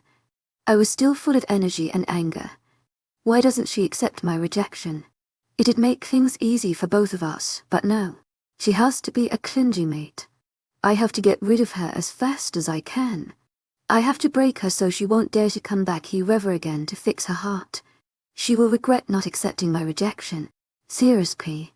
Oh, I looked around my room. Nothing had changed since I left. The room was exactly the same. Not even a piece of paper had traveled from one place to another. But it was clean. Not dusty at all. I used to come to this room. I heard Dave's voice from the doorway. He was leaning against the doorframe with his arms crossed over his chest. He was staring at the wall behind me with a look of longing in his eyes. It made me realize how difficult it would have been for him. First Mom and Dad left him and then I. He was all alone. For how long? When did you find out Manny was your mate? I asked, frowning at him. I want to know how long he was alone. He had friends but they were not enough. I knew that. At my birthday. But her birthday is the day after mine. She could have identified him as her mate that day. If that had happened, he would have been alone only for a week and not a month and a week. She was afraid that I would reject her if she approached me. He told me. I knew where her insecurities were coming from. But Dave is nothing like Daniel. It's true they both used to hang out, but Dave was kind by heart. Daniel is the most obnoxious person. The way he rejected me was enough to boil my blood. There I was thinking he'd get on his knees to apologize. How wrong was I? He's never going to change, but I'd make him. I will change him whether he likes it or not. She might be talkative, but she was never very confident. I told him. He nodded his head. His eyes finally came to settle on me. I smiled at him. You're tired. Go take some sleep. I'll take care of everything. To my aged extraordinaire, Mylan Nilban. Heartfelt thanks for your unfailing patience, enthusiasm. He nodded and engulfed me in a hug. I love you, he said, burying his head in crook of my neck. I love you too, I mumbled. We stood there for a few seconds before he pulled away. Good night, Sissy. Good night, Rowie. I smiled and walked towards the window to welcome cold breeze from outside. I watched as a big grey wolf disappeared into the woods. He was Daniel. I knew it. He thinks that he can break me, but he is wrong. I'm not here to be broken. I'm here to break. Daniel Wayne will be the one to regret, not me. What's special about today? He seemed to be in a hurry. I asked Dave, who was running towards his car as if the world was ending behind us. We've an outside pack today. He told me and I frowned at him. Outside pack? I asked out of curiosity. Rogues' attacks are increasing and our pack members are not trained enough. Thanks to Daniel. He growled under his breath, but I heard it and chuckled to myself. Which pack are you calling over? I asked, smiling at him. Blue Moon Pack. My eyebrows shot up in surprise and an unmistakably broad smile played on my lips. What? He asked when he caught my expression. It's going to be fun, I said to myself. What was that? You will see, I said in a cheerful tone. Silence settled inside car. I watched trees sprinting past us in a blur. This place has not changed much in a year. I hardly expected any change in a year. There are centuries to go ahead, to bring noticeable changes. I'm happy for Dave and Manny. Their happiness was all wished for. They have got the best mates. Not everyone is as unlucky as me. But now I think that was not my bad luck. That was a path to my destiny. One I could have never imagined of. See your mate? Dave asked out of blue. I was surprised at his question. I knew what he was talking about, and at that moment, lying to him or hiding the truth didn't sound right to me. You would get to know about it at one point or another. I wanted Daniel to tell him, but I was dead sure Dave would break his nose and I didn't want that commotion. I could make Dave promise me not to tell anyone about it. Yes, I nodded. I was thrown forward, but the seatbelt held me back as the car came to an abrupt stop. You were sort of expecting I would say yes. He was 90% sure. His reaction kind of threw me off guard. Then it hit me. An unfamiliar scent in the air. It was no one from this pack, but I could tell it was also not a rogue. The smell was actually familiar. I smiled as I recognized it. They have arrived. To my agent extraordinaire, mythical, heartfelt thanks for your unfailing patience, enthusiasm. The Blue Moon Pack. Dave nodded. For a moment I thought they were rogues. He let out a sigh. Wait, why didn't you tell me that before? He asked, looking at me, anguish clear on his face. What? I thought you'd smell it too. No, I mean, about Daniel. Why didn't you tell me later on when I asked you? You should have told me. That bastard. I want to beat this. Why did he suddenly remember? Language guys called it him. He gave me a look of disbelief. That son of gun. He deserves to be. You don't have to say anything, Dave. Don't get angry. I know what he deserves, and believe me, I'm going to give him. I'm not back here for wasting time. I told him with a smile. He stared at me. Anger and frustration were still visible on his features. What am I gonna do? Relax. You don't have to do anything. I'm here to take care of problems. I assured him. But he at least deserves a million punches from me. His hands were clutching steel so tightly that his knuckles turned white. He definitely wanted to use his fists on Daniel. But it was not the right thing to do. Don't worry about Daniel. He's my victim now. You're not going to interfere in this. I told him sternly. Dave frowned at me, clearly not impressed by what I said. You trust me, right? I played the emotional card. He nodded his head, but I could see battle in his eyes. He was mentally killing Daniel so brutally. Then let me take control of it. I don't want you to mess up with him and get kicked out of the pack. If you leave, I'll also leave, and I won't be able to accept his mistakes. I told him, carefully choosing my words. I couldn't let show any signs of misery or he would get angrier. He grumbled and started to drive again. You shouldn't be angry. I'm glad I left. Last year was actually good, I said, assuring him. No, and it was truth. How? He asked curiously. I will tell you someday, I answered, and again stared out of the window. Chapter 10. The new Alpha Kyle's P. Oh, we are here, Kyle. My beta. To my agent extraordinaire, mythical, heartfelt thanks for your unfailing patience, enthusiasm. Informed me. I nodded my head, looking at the surroundings. This is Moonstone Pack. One of the best packs I've ever heard of. It was surprising when a member from the pack requested me to help them training because Blue Moon Pack is the strongest pack. I've known Alpha of this pack. Wayne is a powerful man. From what I know, his son might have taken over the position of Alpha by now. Maybe Wayne's son is not strong enough to hold the responsibility of Alpha. 3 werewolves head towards our direction. My pack members, Jason, Will, Ellie and Don get out of the car. Don and will take out luggage while Jason and Ally follow me. When 3 werewolves approach us, I immediately recognize the short blonde one as Eric. Thanks, Alpha Kyle, for coming here. Eric greeted me and I nodded at him. I introduced him to my pack members one by one. He smiled at them and led us to his pack house to meet his Alpha. That was a huge mansion surrounded by guards. Its poke of power. How can such a powerful Alpha need someone to train his pack? There must have something gone wrong. Please wait here. Beta will be here in a few minutes. A maid came behind him with some drinks. Do you think it is a good idea? Jason asked me. He was not happy with the fact that we would leave our pack behind. But I believe my brother, who is now in charge until I return. Jason had always been the suspicious one. We should help other packs. To my agent extraordinaire, mythical, heartfelt thanks for your unfailing patience, enthusiasm. I think it's the right decision, I told him. But why should we leave our pack to train the worthless pack? Can't they come to our territory and get training?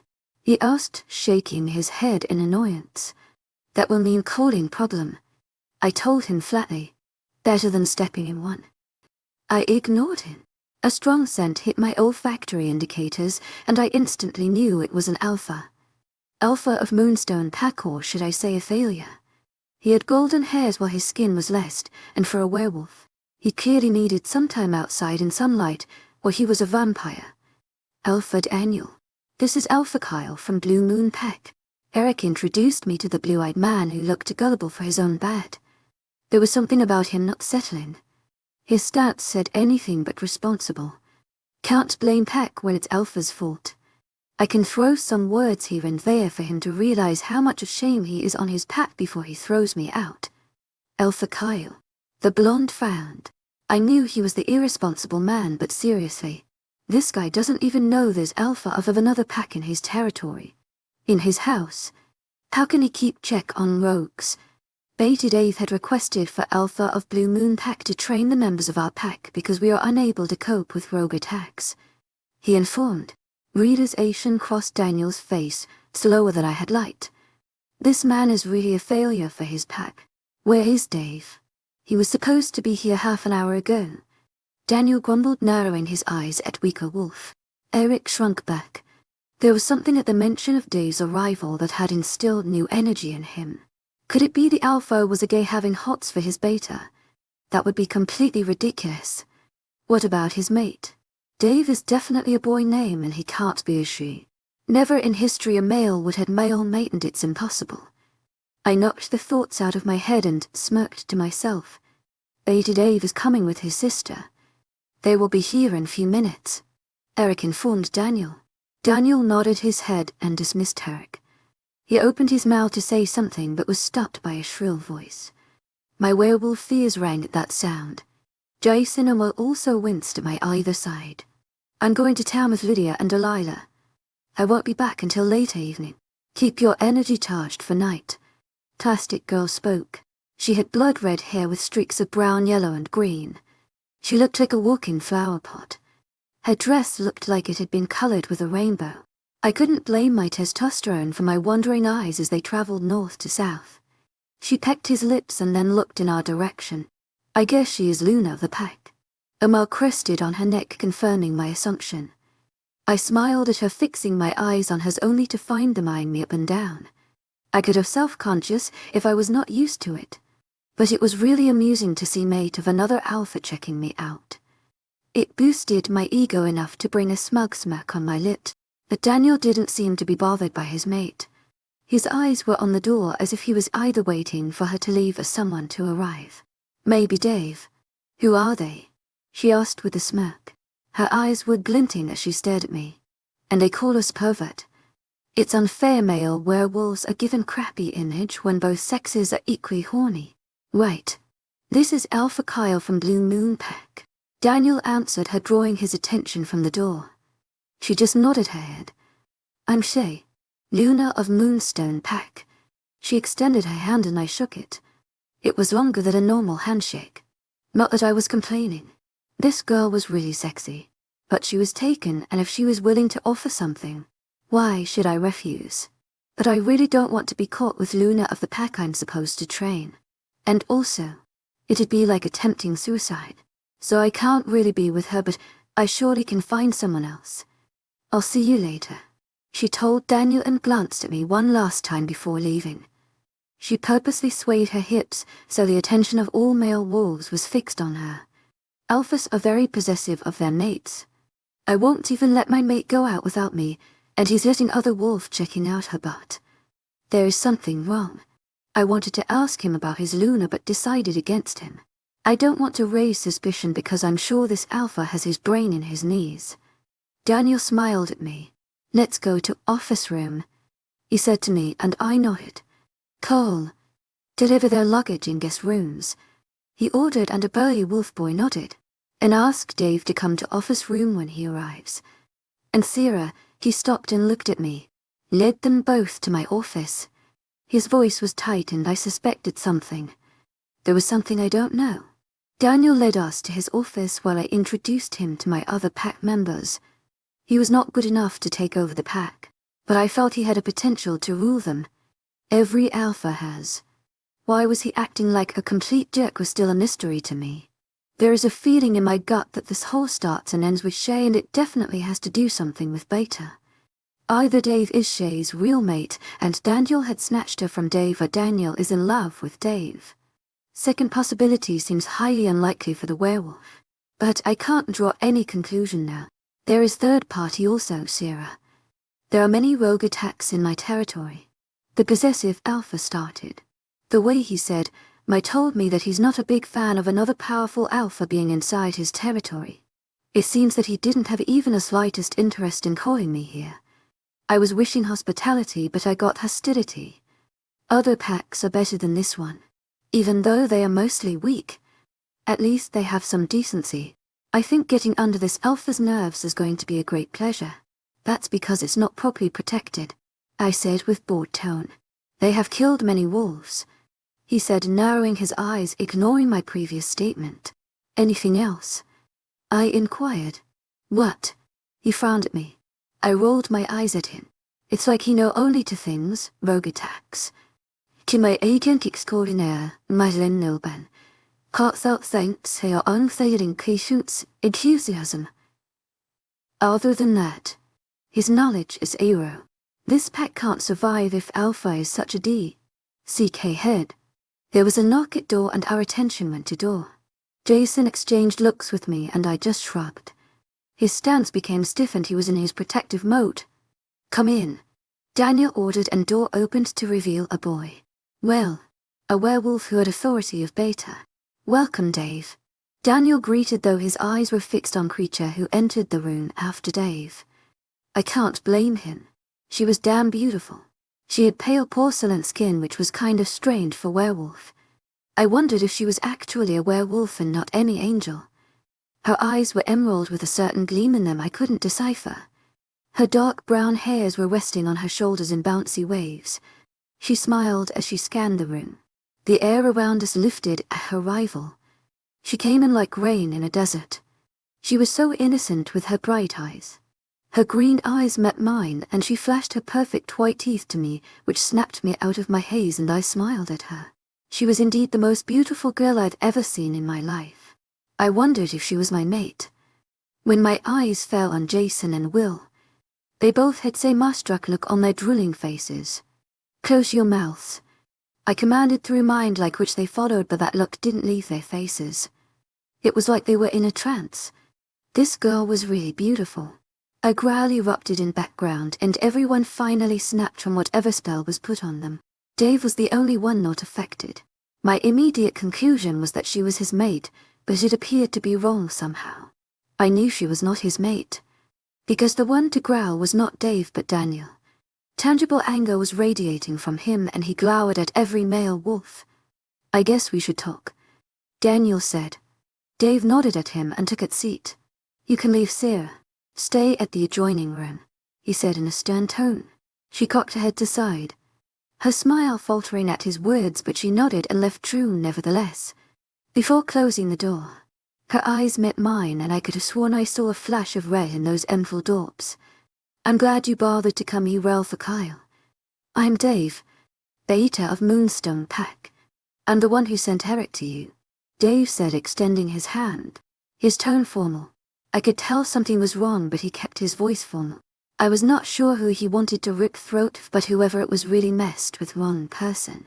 I'll be pleased to help you. I smiled at him. I guess we should discuss the situation now. Chapter 11, Rogue Attack P. Ovi, Wilson mind linked and told me that there was a rogue attack when we were in middle of a meeting. We immediately took off. I shifted into my wolf and ran towards the woods as fast as my paws could carry me. Alpha Kyle also accompanied us with his pack members. 7 other members from our pack joined us in our way towards the site of attack. I was mentally praying no one was injured.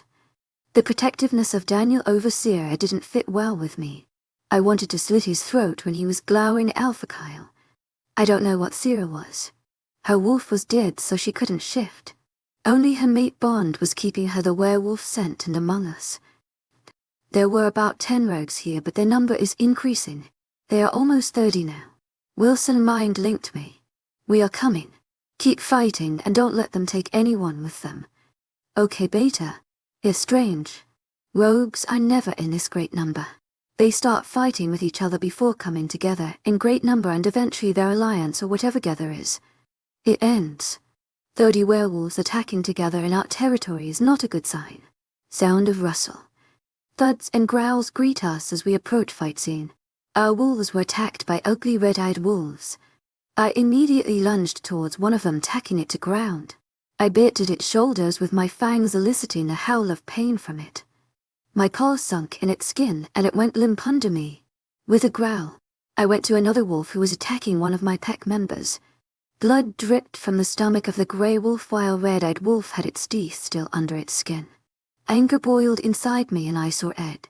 I took no time to jump on the rogue and bit it on the back, taking a chunk of off flesh, tossing it aside. The wolf howled and I took one of its legs in my teeth before shaking it violently and smashing it against a tree. There were so many wolves. Members of Blue Moon were attacking rogues as if they were ragdolls. It was a good sign. At least today these rogues can't cause much damage. My eyes fell on the small wolf against the tree, terrified as a big wolf growled at it. I rushed towards them and attacked the growling wolf with my teeth against it, neck and snapping it with an audible crunch of bones. I turned to look at the small wolf that was now standing on its fore, and then something changed in its expressions. It growled and immediately turned around, sensing danger, but found nothing behind me. There was no rogue as I had expected. When I looked back at the small wolf, it had a confused expression on its face. A howl came from right and I looked at a rogue lying down with blood dripping from the point which was supposed it to be its leg, but instead there was a red hole. There was no other werewolf around it. Who might have killed it? I retreated back to fight as I heard my pack members howling. After 20 minutes, we had 5 injured pack members and 13 dead rogues. Throw them outside the territory. I ordered one of the pack members. We ran towards a lake which was only a few meters away to get rid of disgusting rogue blood on our furs. Alpha Kyle was an impressive midnight blue wolf. He was big and powerful.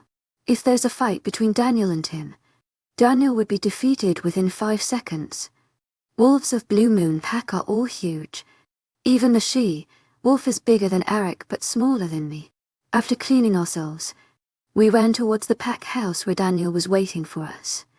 He didn't go because he couldn't shift. I feel bad for him. He can be easily overthrown. But everyone is afraid of Daniel's dad. No one can go against him. If it wasn't for Mr. Wayne, Daniel's time period would have ended for months ago, where he was unable to shift while an attack. I had to step in and save him. Daniel is a weak helper, and it is not good for our pack. I hope Sera's presence can bring some change in him. I'm not his biggest fan, but I care for this pack if not him. What took you so long? Daniel asked in a clipped tone. I knew something was wrong. He was completely pissed off. There were more than 20 wolves. We killed majority of them and others ran away. I think 2 or 3 rogues have been captured.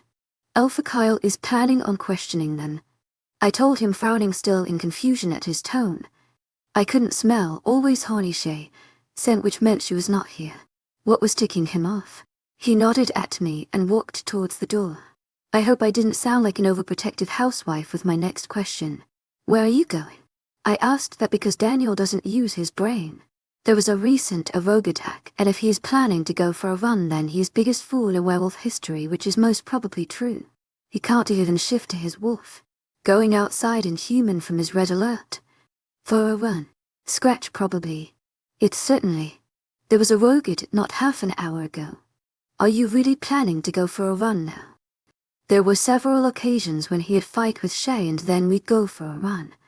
Usually when I warn him against it. He listens, but today, I really don't know what's wrong. He ignored me and went outside, slamming door behind him. The wooden rake landed on floor with a thud. My eyes widened. Since when Daniel has this amount of energy? I was to follow him outside, but a voice stopped me. Let him go, Sera said. I've noticed this thing. Her voice is different from before. It's almost like honey to ears. If she sings a lullaby to me, I will sleep like a 2-month-old. But he's an alpha. He can take care of himself. If you babysit him everywhere, he might not take his responsibilities. But that's if he stays alive, I argued. As much as I hate Daniel for rejecting my sister or whatever the hell, I don't really want him dead by hands of rogue. I'd like to do that myself. He will stay alive. Trust me, Dave. He will stay alive. I'm his mate. I didn't want to agree but nodded anyway. The trust card really got me. What happened to him? I asked with a frown. She didn't answer, but the smirk she had me suspect she was involved in it. You're just back from a rogued act, Dave. Manny must be waiting for you. Wilson has already shown Kyle and his pack members their rooms. You should take rest now. I didn't want to leave but nodded anyway. I really wanted to see Manny after events of the day. Chapter 12. Jealous Alfred Daniels P.O.V. I was so angry, so frustrated by her. What does she think herself to be? Flashback, why didn't you go with them? Sera asked me as soon as Dave and the outside pack left. I'm unable to shift. I told her. It was a lie. I shifted yesterday after for long months. It felt good to let my wolf out, but also a load of irritation because all he did was scolding me. He is still angry over my idea of rejecting Sera, but I think it's for the best. I want her to accept my rejection, and I have to get my plan on work for that. It would have been better if Shea was here, but her absence will do too. It must be really frustrating to know that your pack members are fighting for survival of this pack while Alpha is sitting in his room like a worthless pup, she said in a sickeningly sweet voice. She meant to taunt me with her words, and I would be lying if I say those pricking words didn't do their job. I did feel worthless sometimes, and it angers me so much. I blame myself inability to shift. It was my fault from starting. If I had Sera as my mate, this might have not happened. But I couldn't have her as my mate. I was in love with Shea back then. If Sera hadn't entered in my life, things would have been so perfect. I will shift soon and she will take her words back. I'm going to show her that I'm not worthless anymore. But my main motive is to get her accept my rejection. Yeah, but Shea had been with me whenever I needed her. I told her, watching her reaction. She merely batted her eyelashes at the mention of her name. All she did was stare at me with that fake warm glare, while I knew there was blazing fire in depth of those green orbs. Oh, it didn't sound disappointed but rather surprised. Not the kind of reaction I was expecting. Where's she now? I faintly remember Shea going somewhere in morning. She had told me where she was going, but when I search inside my head, I come up with nothing. It's not my fault. She goes outside every other day. How am I supposed to remember where did she go today? I was not planning to tell Sera that. She will definitely make fun of me over the fact that I don't my mate's whereabouts. Let me think what that place is called. I said, squeezing my eyes shut in order to mind link with Shea. That hard to remember. Yeah, pretty much. I murmured and finally got hold of Shea. Where the hell are you? I asked through mind link. I'm shopping with Lydia and Delilah. I told. I cut off the mind link. She's with Lydia and Delilah. I told Sera with triumphant smile. Sometimes this mind link thing can be really helpful. Sera smirked at me, and for a moment I thought she saw through my cheat, but there was no way she could find out about that. When her wolf died, her common connections with the pack snapped. The thought of her dead wolf made my wolf whimper. A sudden sadness washed over me, but I masked it with neutral expression. I wanted to go out with her, but the arrival of Blue Moon Pack made me change my plans. But we had fun last night. I'm looking forward for when she returns. I told with a smirk on my face. Those words would have really stung, but she merely recoiled at my words. A smirk appeared on her face. Yeah, talking about Blue Moon Pack. I think their alpha is really something, she said, leaning back on her chair, her eyes staring intently into mine. A pang of jealousy hit me, but I kept my face blank. Something. I rested my arms on table and raised my eyebrow, mostly daring her to speak anything in his favor. Didn't you notice it? How could you? You're a male wolf and not a female one, even though you sit at home like heavily pregnant she-wolf. But I must say the boy had got muscles and all. She bit her lower lip and I fisted my hands. She insulted me and praised another wolf in front of her mate. How dare she do that? Anger rose inside me. To my agent extraordinaire, Madeleine Nobe. Heartfelt thanks for your unfailing enthusiasm. I would like to go to washroom. She stood up and left me in my office burning with anger. Her words stung, really bad. I'm here at disadvantage. I can't even take care of my pack. There's a battle going outside there where my pack members are fighting. Not only my pack members but outside pack also, and all I'm doing here is trying to taunt my mate so she accepts my rejection. Past few months flashed inside my head. Dave had told me many times about rogue attacks and how many pack members had died. I never cared about them. I never thought what it'd be like losing someone you love. Losing Sera was a shock. It was my fault, but still it was something unbearable. I was so pent up in my sorrow that I never cared for anyone, and now I feel like a complete moron. How could I have been so inconsiderate about my own pack? I can shift, but still I'm sitting here. But I want to get rid of Sera. As soon as she accepts my rejection, everything will be fine. I should have done it the moment I found out she was my mate. Or you should have never parted with her. My wolf argued and I growled at him. Flashback ends. I push my feet against the crust, running as fast as I could. Why it feels like it's my fault. No, I can't think that. I can't think it's my fault. It will make me weak. Dad always said, if you think it's your fault, you can never win. I ran until I reached a lake. The cold breeze was enough to soothe my senses. The entire bustle in my head finally came to a stop and I shifted back to my human form. It would have been good if I was carrying clothes with me. Naked man outside of a lake doesn't sound really bad though. I must say your judgment is really underground. I heard a very familiar voice. Sera was leaning against a tree with her arms folded. She looked incredibly beautiful under moonlight. Her face reflected the shining lake water. The green of her eyes looked so entrancing. I didn't want to look away. Her face had fairness. To my agent extraordinaire, Madeleine Nobel, heartfelt thanks for your unfailing patience, enthusiasm. I wanted to touch her milky skin and run my head in her midnight black hairs. She is so beautiful. What are you doing here? I asked, her standing up. A surge of pride rushed through me when her eyes took in my 6-packs. I smirked at her, waiting for her to blush. Nice body, I must say. 6-packs. She smirked and her eyes met mine. Carl has 8-packs. But you're still good. Kyle is just better. My smirk fell, replaced by a frown. My insides boiled and I snarled at her obvious insult. Did I make Mighty Alpha angry? To my agent extraordinaire, Madeleine Nobel, heartfelt thanks for your unfailing patience, enthusiasm. She said with everything but remorse in her voice. I glared at her. Just like Shea has better figure.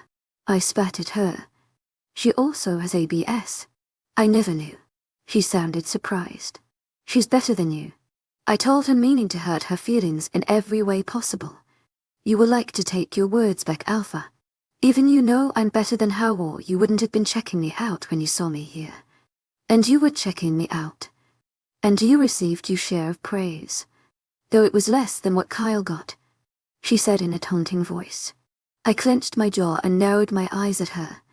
Stop comparing me to him, I said through gritted teeth.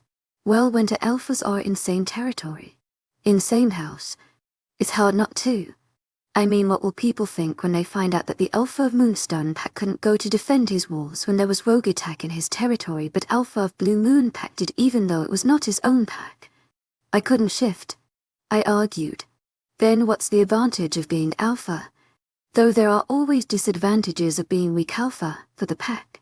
Shut up, I growled at her. Well, now I know what he meant. Words said in face gain more response than words said behind back. But I was only stating the truth. She shrugged casually. I don't want you to tell me what to do. I told her with my eyes flashing dangerously. If she doesn't stop it right now, I will definitely strangle her. I know. But you need me to tell you what to do because your fake mate hardly does that. She told me and I turned my expressions cool. So this is all about her. You're jealous of her, I shouted at her. She scoffed at me. You don't know what jealousy is, Daniel. But you will know it. And you will regret saying that to me. I'm not pinning for your love, Daniel. I'm pinning for your pain, she said in an excruciatingly cold, calm voice that sent chills to my spine, and then she disappeared into the forest. Chapter 13, Wilson Carter Sera's P. Ovi, that was not supposed to happen. How could I lose control of my emotions in front of that dog? I can't show him my true emotions. It's true, I feel not Everest high hatred for him, but there's still this cruel fact that he's my mate. I can't reject him. Not until I show him who holds the leash. And for that I have to keep my emotions in check. When he said I was jealous of Shea, I completely lost it because I am jealous of her. If it wasn't for her, I could have been living a better life. I wouldn't have left. I wouldn't have felt heartbreak. I wouldn't have left my brother and my best friend behind. I wouldn't have felt the pain of my wolf dying, but she is not to be blamed completely. Alpha and fake Luna of this pack row end my life. And not in helping this pack. Just because my brother is in this pack. I know he will never leave his pack duties. He will give his life for this pack, for the Alpha. My revelation of Daniel being my mate took his trust on him, though, and if Daniel tries to learn his mistake, Dave will give that respect back. And then there is this fact. Dave doesn't know Daniel rejected me. What will happen if he comes to know about it? Daniel will lose big deal. Dave will kill him. Not exactly, but he will definitely lose his cool. But I don't want to be in between their friendship. A part of me knows Daniel is not bad, just he lacks smartness, which is not healthy for an Alpha and his pack. And combination of Daniel and Shea as Alpha and Luna is definitely fatal. I clenched my jaw and went to kitchen for something to eat. The wolf-ish part of me still craves for food, and the fact I haven't actually eaten for whole day made my stomach growl. I have to satisfy my hunger with edible food, or I will end up killing someone. As soon as I stepped inside kitchen, I spotted a black-haired werewolf standing against the counter with a glass of water. His eyes landed on me and he smiled. "What are you doing here?" he asked, cocking his head. His brown skin glowed. He was really handsome. And with that smile and pearly white teeth, he looked more than amazing. I remember him from high school. He was neither popular as Daniel nor nerd as me. He was an average cute pup. "I'm hungry," I told him, reaching for fridge. "What are you going here?" I asked him. I peeped into his mind. "Wilson Carter," he said dreamily, taking another sip was water. "At such tender age, be careful, your hair will turn white faster than you have kids." "Yeah. Then my kids will be puzzled who is father and who is grandfather." I shook my head with a smile on my face.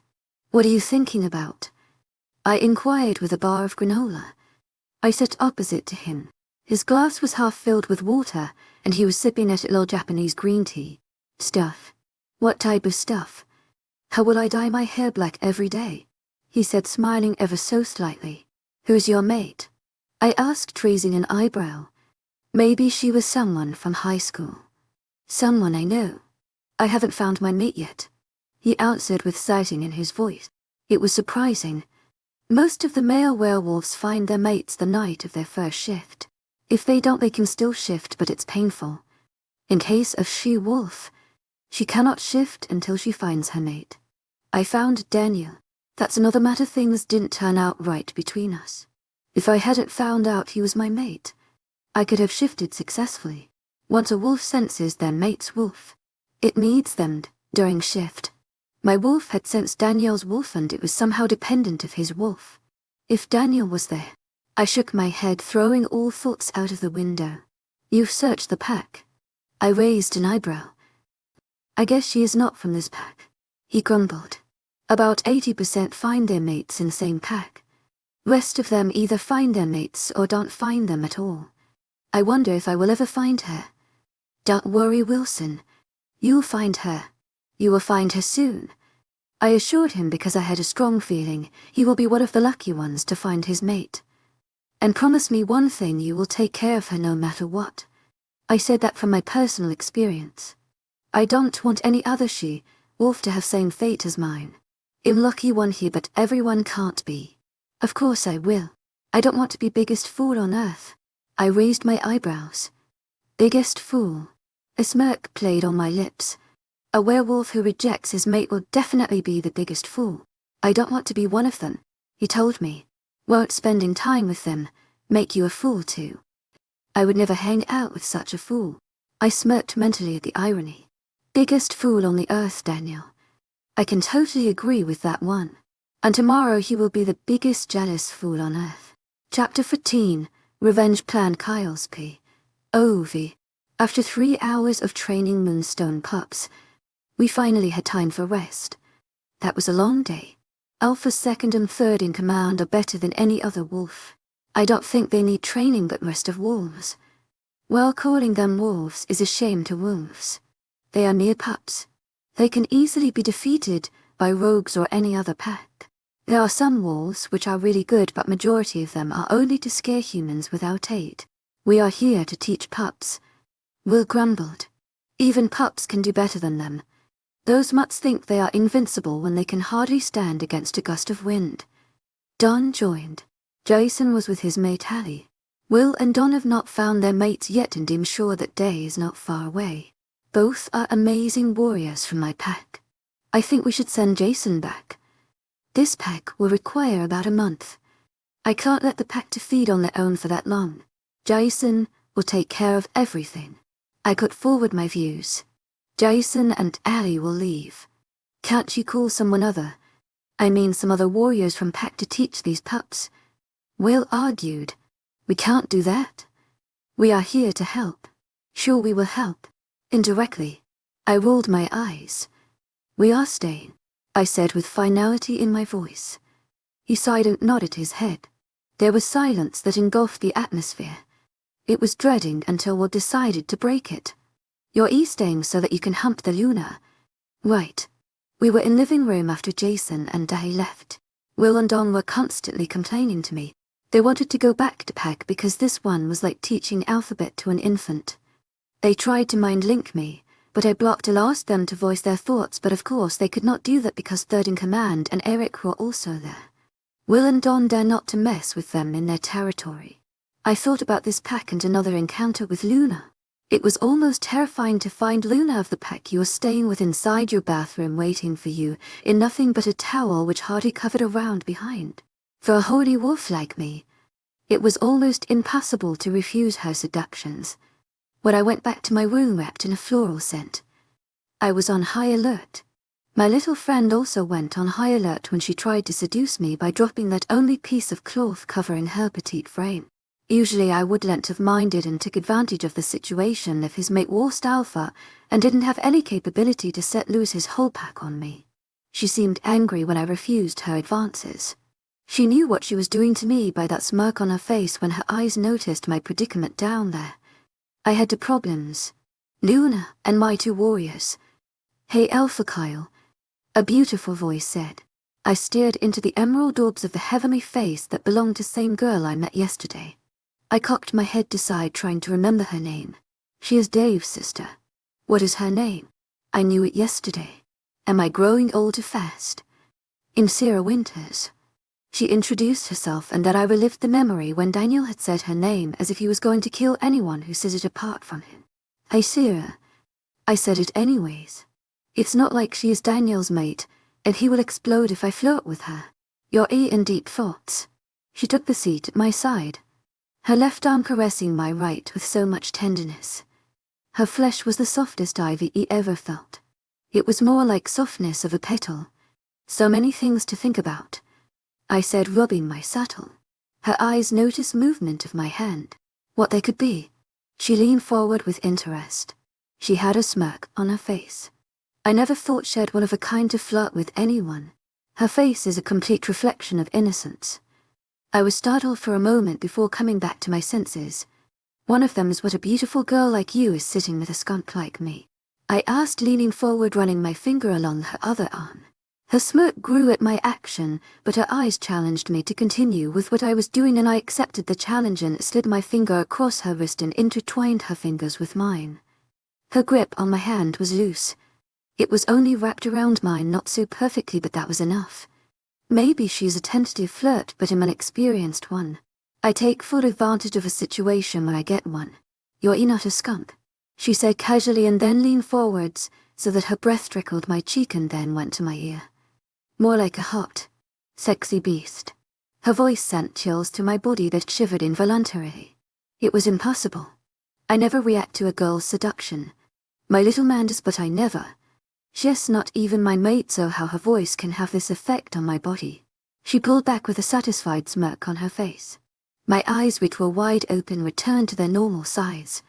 My mind was completely jumbled up with her single action. It made me think about myself again and again. What the heck just happened? This girl didn't even react to me, and my body went overdrive with her simple action. This is a huge blow to my ego. I leaned forward so that our faces were only inches apart.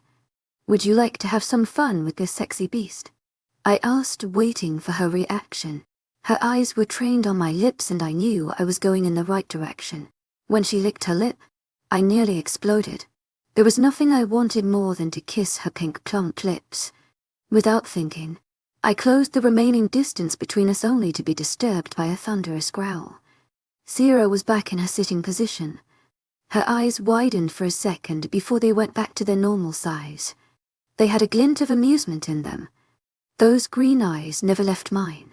I broke the eye contact to look at the person with red face. Daniel's eyes were red with rage, something that happens with Alpha. My eyes also turned red like those when I'm extremely angry, as when someone had broken all the limits.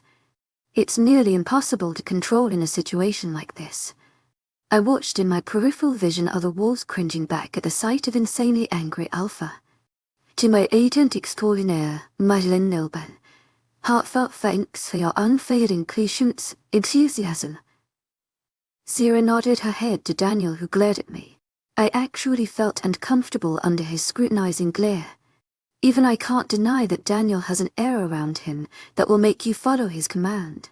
It's confusing why he can't take care of his own pack. To my agent extraordinaire, Madeleine Nilben, heartfelt thanks for your unfailing patience, enthusiasm. Go to your room, Daniel said through clenched teeth. I frowned at his reaction. She nodded and headed upstairs. My eyes followed her every moment. When she was at last stare, she turned around to wink at me, and I returned it with one of my own robotically. She then disappeared, and I turned to look at Daniel, who was murdering me brutally with his eyes. Stay away from her, he growled at me. I frowned. Why? It's not like she's your mate, and she doesn't have a mate at all. If she is fine with me, why do you have a problem? I asked, crossing my arms over my chest. Previous suspicions I had about him and Sera flooded back. Something is wrong, he growled at me. She's under my protection, so I would rather you stay away from her. He spat at me before disappearing in one of the rooms. I stood there in bewilderment for a few seconds. What's wrong with him? I asked casually. Alpha Kyle. It's almost night now. Will you like to go to your room? Eric asked me, and I nodded my head. Sorry for Alpha's behavior. Achia's not usually like this, Eric said when we were front of my room. Even he sounded unsure at last statement. I just nodded my head. Seriously, what is wrong with this pup? Chapter 15, try it or she is P. Ovi. My body is still copying with roughness of last night. It was mind-blowing though. But what is more intriguing is the fact why Daniel was like that last night. Ever since Sera have returned, Daniel has been acting weirdly. It's getting a little exhausting spending every night with him, and I have to get another prey for change in scenery. Kyle is the perfect choice. When I was going to seduce Kyle last night, he was already busy flirting with Sera, who was returning the favor. It made me angry. But Daniel standing at the doorframe was confusing. He had all the expressions written on his face I wanted to see. To my agent extraordinaire, Madeleine Nilben, heartfelt thanks for your unfailing patience, enthusiasm. Betrayal. It made me happy to see him hurt. I closed my eyes, thinking about those beautiful silvery grey eyes, tan skin and dirty blonde hairs. Every time his face pops in my brain, a sudden surge of pain flows through my body and my wolf whines. The kiss we shared on my birthday was the best. It was nothing as compared to Daniel. But he rejected me. My mate rejected me. Cain rejected me. When he saw Daniel's mark on my neck, he rejected me. I told him that my connection with him was stronger than that with Daniel, but he still rejected me. This is Daniel's fault. If he hadn't marked me, I could have been with Cain. If Daniel hadn't contaminated my mind, my life could have been happier. I asked Daniel to keep Cain in dungeons so that I could have him whenever I wanted instead of letting him go where he demanded. I cowed and gave up the position of Luna of this pack. It was too much to lose. The power that comes with Luna would have gone. My luxuries would have gone. Cain was a rogue. He wouldn't have provided me anything. No safety, no money, no power or no new clothes. He could only give me pleasure I always wanted, something that Daniel can never give. I'm sure it could have been the best sex of my life. But Daniel asked him to leave the territory and never come back. I am so angry with Daniel. I hate him for that. After giving myself to him, all he did was to let my mate leave just like that. And he never looked back. I still remember the look of disgust he gave me when he left. He freaking called me a whore when I've ever slept with Daniel only. But bastard doesn't let me sleep with anyone else. I couldn't live a happy life with Daniel, and I always wanted to get revenge on him after that. After witnessing anger and hurting Daniel while Sera and Kyle were flirting, my previous suspicions became true. I knew someone was Daniel's mate. I researched about all those girls who claimed to be Daniel's mate on his birthday. While every other she-wolf was already living with their mate, I had lost hope. That stupid letter of Sera read that she was with a rogue who was her mate. But now I think that rogue wasn't her mate. Someone else's, and I know who he is. It's time to take my revenge. Daniel kept my mate away from me. He hurt me. Now I will hurt him. I will destroy both of them. Dave's P. Ovi, are you sure about this? I asked while leaning back on the chair, studying the map while my brain was busy absorbing the information. A part of me didn't want to believe him, but the other part knew he was correct. There is someone from our pack who is giving information to rogues. There's a traitor. He told me. I sat there silently. From the recent rogue attacks, we've caught some rogues.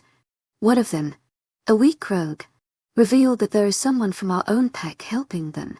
Their plan is to destroy our pack before Wayne arrives. The defense of our pack is good even though Alpha is not strong. They are mainly targeting Alpha. I wish Daniel could shift into his wolf form. No matter how big of jerk he had been, he is still my Alpha.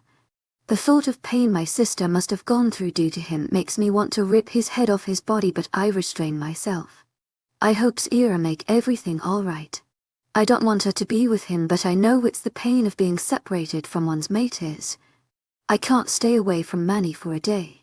How Daniel managed to do it for a year, though he started showing signs of withdrawal after a few months. But now that Sera is back, he should be able to shift. Can Sera's loss of her wolf affecting him? I don't know what to think about it. For now I have to focus on safety of pack. I may get plenty of time to think about these things later on. I have to make sure everyone is safe. Most importantly, I have to find this traitor. I kissed Manny as soon as I entered the front door. She responded immediately, sensing my stress.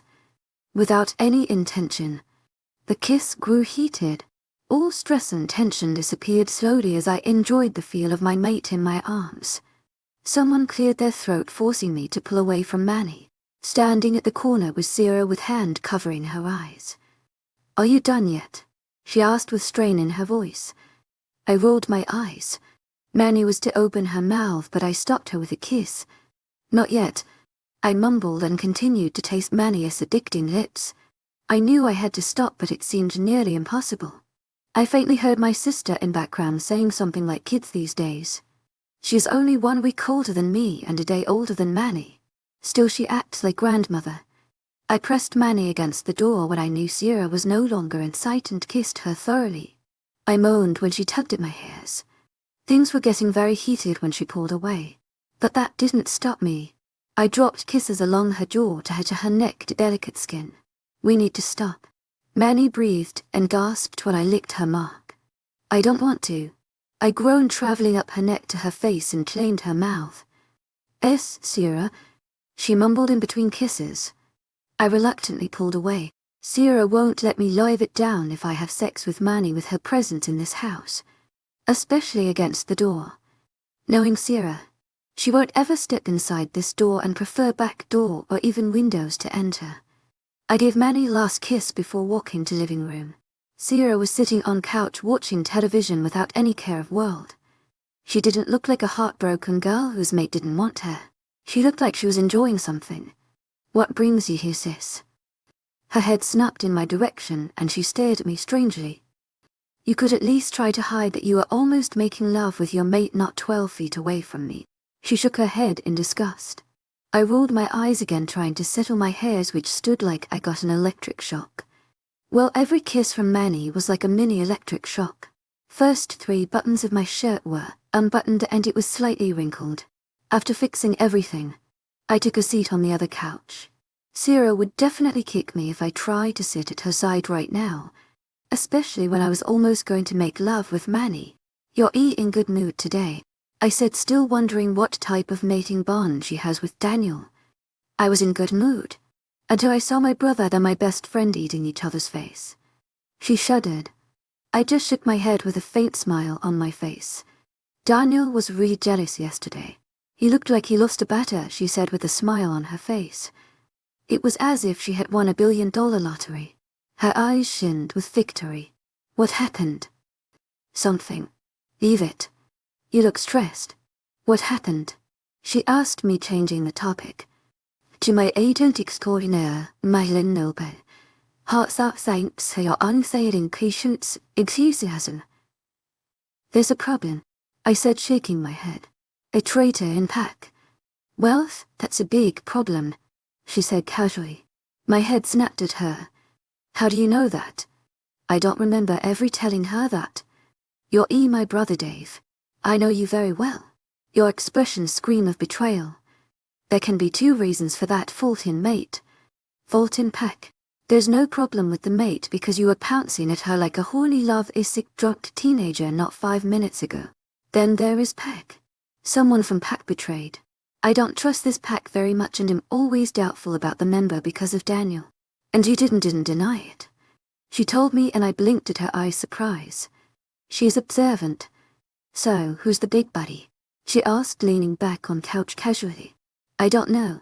I grumbled, rubbing my hands on my face. Don't be stressed, Dave. You will find him or her or then eventually, she said, shrugging her shoulder. My head snapped in her direction. I stared at her wide-eyed. What? Did I say anything wrong? She asked, frowning at me. To my agent extraordinaire, Mythical Noble. Heartfelt thanks for your unfailing patience, enthusiasm. I have never thought. There can be more than one. I groaned. How am I gonna find them? You will find them, Dave. Don't think too much about it.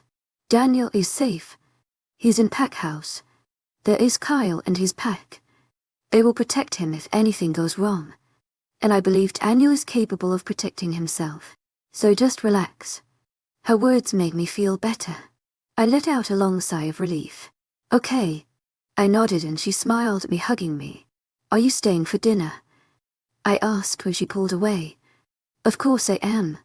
Manny will kill me if I don't stay. She has been inside kitchen since evening, she said, and I chuckled. Manny is a passionate cook and a passionate lover. I can't wait for Tamil's ingoting tonight. Chapter 16, Finding Mate Sera's POV. It's been 2 weeks since I arrived. There was no other encounter with Daniel after that Kyle incident. He has been ignoring me like a plaque and I've been sticking my nose in his business ever since then. It's getting him frustrated. Hey Sera, where are you going? Someone asked me. I turned on my heels to find Kyle crossing his arms over his chest. His muscles flexed with the moment. I'm going for shopping. I shrugged casually. I'm also going for shopping, but I'm not familiar with this place. Will you help me? He asked me and I nodded, walking towards him. Fine, I mumbled as he led me to his car. He might be thinking what has happened to me. I was flirting like Shea with him yesterday and today I'm hardly trying to make a proper conversation with him. But hey, I'm helping him. That counts for something. Would you mind if we'll also join us? He asked me as we were near to his car. Will was already in back seat playing with his phone. I don't know what they do with their phones. Maybe the distance from their pack hinders with the mind link. That's why they need it for communication. Hey Sera. Will looked at me when I entered the passenger seat as Kyle opened door for me. Kai will. I smiled at him, buckling my seatbelt. You know about local supermarket. I want so many things. I'm running out of proper clothes, he said, cocking his head. His grey eyes gazed at me. I was going there. Now I have company. What happened to your clothes? I asked, leaning back on my seat. I can't even find their vestiges. They all got torn while shifting. He grumbled, crossing his arms over his chest, and puffed his cheeks in anger. I chuckled at his childish display of annoyance. We will get you new clothes then. I looked out of the window as houses sprinted past the car while Kyle and Will talked about their pack. I shut out their conversation and enjoyed my own silence. Once we parked, Will was practically jumping up and down. I had never thought of him as a playful kind of boy. Sure, I've seen him ogling Shea's legs or her, but sometimes I could only imagine him as a pervert, but I don't think he's one now. What do you think about this one? Will asked, holding a T-shirt in front of his torso. I shook my head. It was a black color T-shirt with lines in bigger than you think. Why? You say no to every T-shirt I pick. He whined in a childish tone.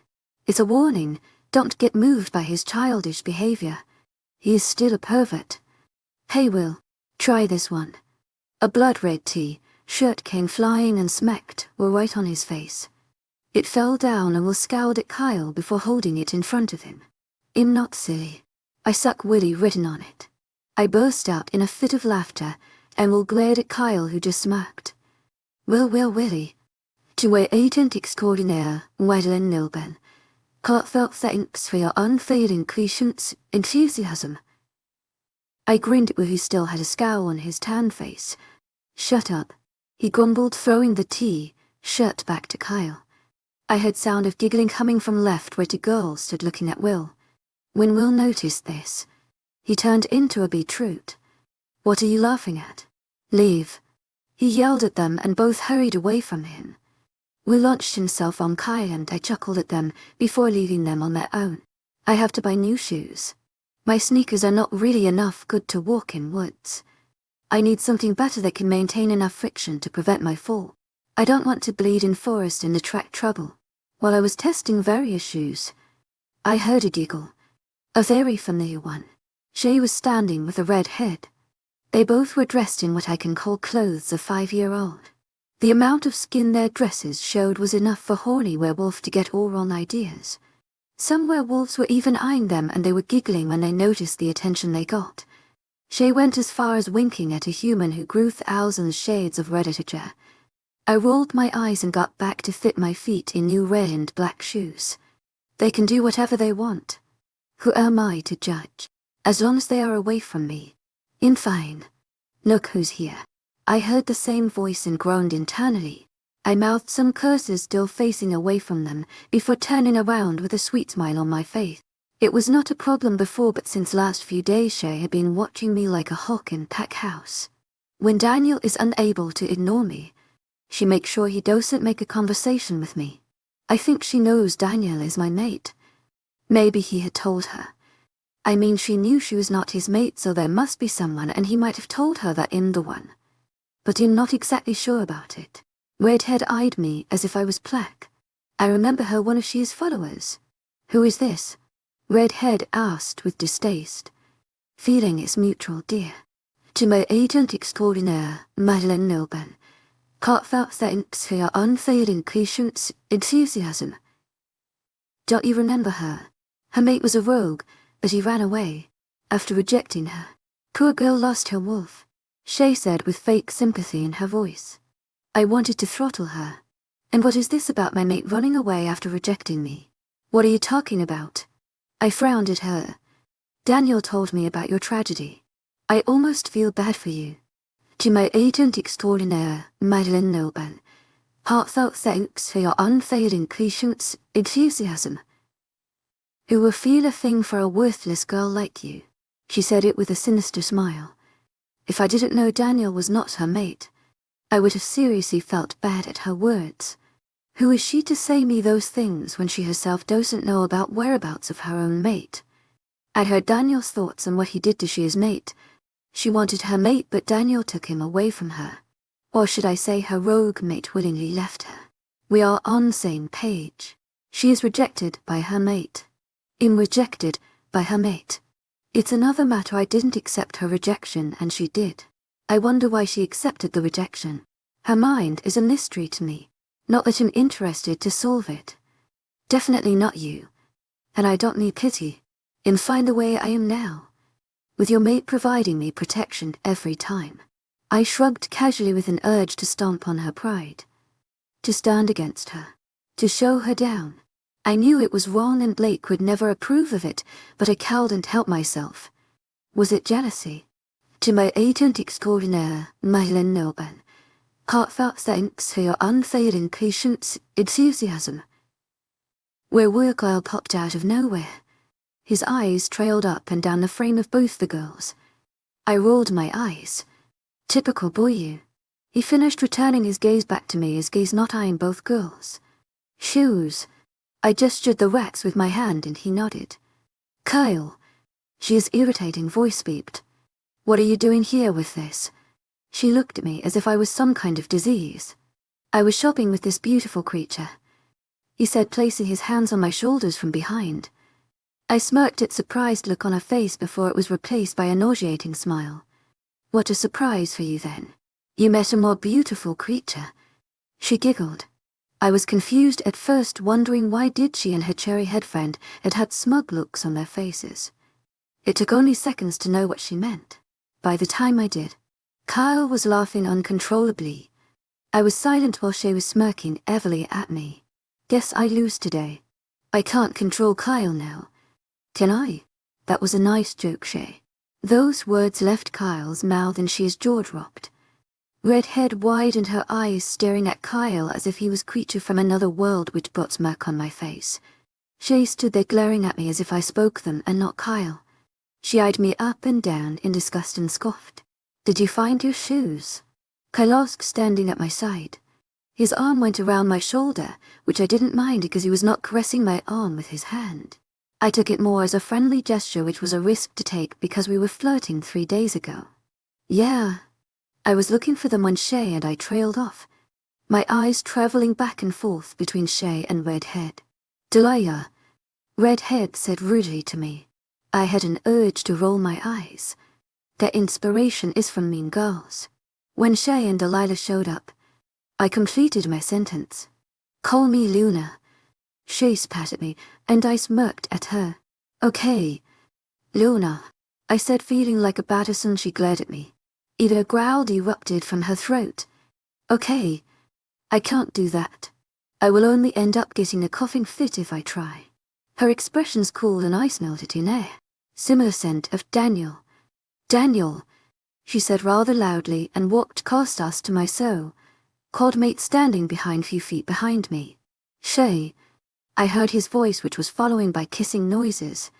When I turned around along with Kyle, both were sucking faces of each other like there was no tomorrow. I hated the fact that he responded to her kisses, and I hated that he accepted a girl who was not even his mate.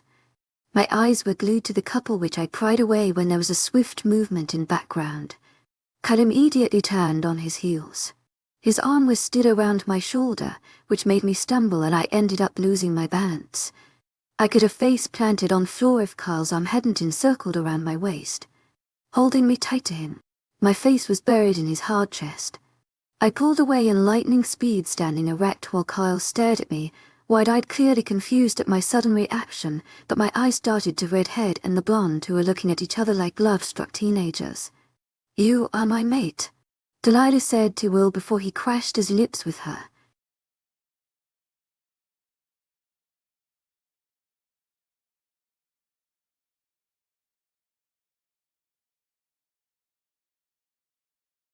I stood by the glistening waters of the lake, with fish of different colors swimming, creating a colorful pattern. I smiled pathetically at their beauty, hating my own life, my own me. Chapter 17. Deal to fight. Sera's P.O.V. I stood there dumbfounded. Did she just say that? This redhead is Will's mate. I don't know what to think about it. Should I feel happy or sad? I mean, this is the same girl who was disgusted by me, and now she is sucking faces with who I like. Not the gross way, but she's his mate, not mine. I have no right to judge at this situation. I smiled because I'm happy Will found his mate. Turning to Kyle, he had a faint frown on his face. I could almost hear what was going inside his mind. Will found his mate. She will keep him happy, I said to Kyle, who looked down at me. I know. But will she be enough good to be in our pack? I don't want someone like Shea in my pack. He told me. I'm happy for Will and I know he will be happy too. But in thinking about my mate, who will I get? Don't worry. You will have a nice mate. I smiled at him. He lowered his gaze to ground, his frown disappearing. He then looked into my eyes with so much intensity. I couldn't look away. I hope I get someone like you, he said with sincerity. My mouth parted while I thought what I was going to say, but nothing came out of my mouth. Those words were more shocking. The look he was giving me had me fixed at my place. He kept on staring into my eyes and then they lowered to my lips. It was then I realized how close we were standing. I could feel his breath on my face as he started leaning in. I could have closed my eyes if I wanted it, if I was so confused. But I knew I didn't want this. I knew I cowed and led him on. I knew there was someone waiting for him. I don't want his mate to save same fate as mine. It was a moment I felt vulnerable in. All memories came flooding back to me. Daniel was in love with Shea while I was his mate. It hurt me so much when he refused to believe me. It hurt so much when he replaced me with her. I don't want to be another Shea. Not for Kyle. Not for anyone. I am not Shea. I turned my head away and my eyes fell on Daniel. He was staring at me with an unreadable emotion in his eyes. I could have peeked inside his mind to find out what he was thinking, but I didn't want to. I was so full of my own thoughts that I didn't want to hear his. My gaze lowered to floor as images of Dave came into my mind. There's only one person I love most. I will do anything for him. And Daniel, I will do anything for him too. For his life. But that will be more because he's my mate and not because I want to. It will be because I'm obliged to. I blinked my eyes several times to clear my head. Kyle's breath hit side of my head and I knew he was staring at me. He was thinking, trying to figure me out.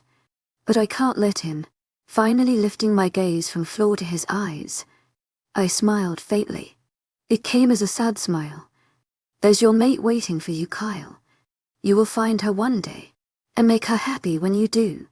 Don't ever replace her for anyone because she will be the most special person in your life. I told him softly.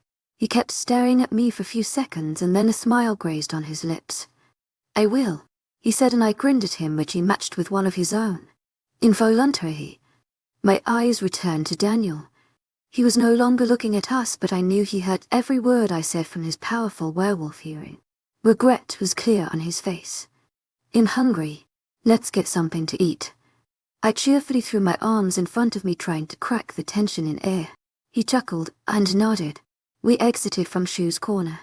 My stomach started to rumble, which made Kyle laugh. Once we were sitting on our chairs, devouring pizza, we got company. Hey Kyle, I wanted to ask you, how are the training going on? Daniel asked, taking a seat at my side while Shea very elegantly sat on. Kyle said, Will and Redhead must be busy with their own business. They are improving every day. Doing great, Kyle said in his calm voice. It was no longer the playful tone he used with me. He sounded like a hot businessman with golden skin and brown eyes which changed color. A faint blush crept on my face, remembering something I shouldn't. Shea swooned at Kyle's side, hearing his sexy voice. Kyle smirked at me. I immediately narrowed my eyes at him. Daniel turned into statue at my side. I could feel heat radiating from his body. You're from this pack's era, right? Kyle asked me. I didn't know how to answer that. I still smell like this pack, so I settled with, well, sort of. Then why don't you come for training? He asked, leaning forward. I don't have my wolf. I shrugged as if it was nothing. But really, loss of my wolf still pains me. He was surprised to hear that but didn't ask any further questions. I appreciated his ignorance. You don't have to be werewolf. We do training in human form also. I don't need training. I was careless while saying this. I really didn't need a training. But he didn't believe me. It was clearly written on his face. I don't blame him though. No one would. After all, I'm a girl with 120 pounds weight who lost her wolf. I'm not strong in their eyes. Daniel and Kyle were staring at me with disapproving looks. I just rolled my eyes. Fine. I will come. Just for once. I made my point clear with those words, but he didn't seem to be impressed by that. You need training, Sera. It's for your own safety. Daniel told me with concern in his voice. I wanted to scoff but restrained myself. It was genuine concern, but I was not exactly fazed by it. The images of him kissing Shea were smeared in my brain. And now he sounds concerned. I know how to keep myself safe. I have known since past 12 months. I challenged him. Confusion spread on his face. He was thinking how I survived last year. How hard would it have been for me without any mate or without anyone to protect me. Well, buddy, I've learnt to protect myself. I have an offer. Kyle interjected and I raised my eyebrows at him. He seemed concerned about my safety too. I mentally groaned. You will fight with me tomorrow. If I win, you will train every day, and if I lose, you can do whatever you want. Well, that sounds interesting. Are you crazy? You are one of the strongest alphas. She has no chance, Shea said in disbelief. Too concerned about me or about me, spending time with rogues outside. They don't see if you stand a chance against them or not. They take you as their enemy and attack without thinking anything. Kyle's words made Shea shut her mouth while I just raised my eyebrows at him. He was a fighter. Fine then. I nodded, resuming chewing on my pizza. I think we should do inspection tomorrow. What do you think, Daniel? We must see how training going is on. Shea batted her eyes at Daniel, who smiled at her. Yeah, we should go there tomorrow. He nodded, looking at me sideways. They don't want to see training. Shea wants to see me get beaten up by Kyle, and Daniel wants to make sure Kyle doesn't kill me. Seriously, who does he think he is? He was responsible for my almost death on my previous birthday. Now he is concerned about me. Let's give them a show tomorrow. Chapter 18, Deal of Mate. Daniel's POV. My hand rested on Shea's waist as we watched the fight in front of us. Cole said that he would train other wolves for an hour in wolf form before his fight with Sera. Shea is overly excited about that, and I know the reason. I have a feeling that she knows Sera is my mate, and now she is acting like a possessive mate. No matter how much Sera says she is my mate, Shea is my mate too. I have marked her and we share a bond. As long as my mark rests on her neck, she is my mate. Her presence makes me happy, but now my body craves for Sera. I need her more than Shea. It's just an infatuation. Previous mating bond urging me to be with her. I can find a happy life with Shea if I want to. Last night was one of the best nights of my life. There was something different about Shea. She was more understanding, gentler than she ever was. It made me feel elated. Since last week, she is acting like a caring mate. I think something is wrong. My wolf argued, but I ignored him. Same feelings I had from months ago were swirling inside me. I was feeling rejuvenated. But my wolf was a little wary. Sera was leaning against a tree carelessly, watching trainees with interest. She had a small smile on her face which grew whenever her eyes fell on a specific wolf that I recognized as Trent. Trent was one of my best friends in high school, but my contact with him decreased since past few months. There was only Dave among my previous friends I remained acquainted with. Rest of them were mostly forgotten. My memories went back to my birthday last year when Sera said I was her mate. Trent had made fun of her. Trent has a bad anger. He glared at Sera, who had a smirk on her face which made her eyes shine. Even after distance between us, I could see her pretty clearly. She was wearing tight leather jeans and a jacket, making her look like a bad girl who rides bikes. Most of the wolves were looking at her like she was a piece of meat. Mostly those who didn't have their mates. It made me angry, but I calmed down my nerves. I turned to Shea and kissed her, relieving my anger and frustration. Why do I feel these things for Sera? I don't want to feel them. If she accepts my rejection, things can be easier for both of us. I know she feels something for me too. The mating bond can't be that weak. She isn't even mated to anyone else like I am, so she must crave me more. I saw it yesterday when she said those words to Kyle. I feel bad for what happened to her, but what's done is done. She just can't be Luna of this pack. Suddenly an idea struck my mind. This is the right thing to do. I have to ask her to accept my rejection as soon as possible. My feelings are growing for her with every day that passes. It has to be stopped, and I know what exactly to be done. Shea, I will be right back. I murmured to her ear and pecked her lightly. Where are you going? She asked me. A little talk with Sera. She is not going to win Kyle. I have to make sure she does what she is asked to. I replied as she nodded her head with a smile and leaned in to kiss me again. Sera's pee. I smirked as Trent des Wolf collapsed on ground, panting from exhaustion. He is not my favorite person after what she said to me on Danielle's birthday. I can't let it pass easily. Nothing about that day can be forgotten so easily. I had asked Kyle to go difficult on Trent when I saw him today for the first time. Guess he is no longer Alpha Spet. Kyle agreed without any question because according to him, Trent was a cocky bastard. I cowed into Greenall. To my agent extraordinaire, Madeleine Nelben. Heartfelt thanks for your unfailing patience, enthusiasm. I heard the familiar voice that almost made my heart stop.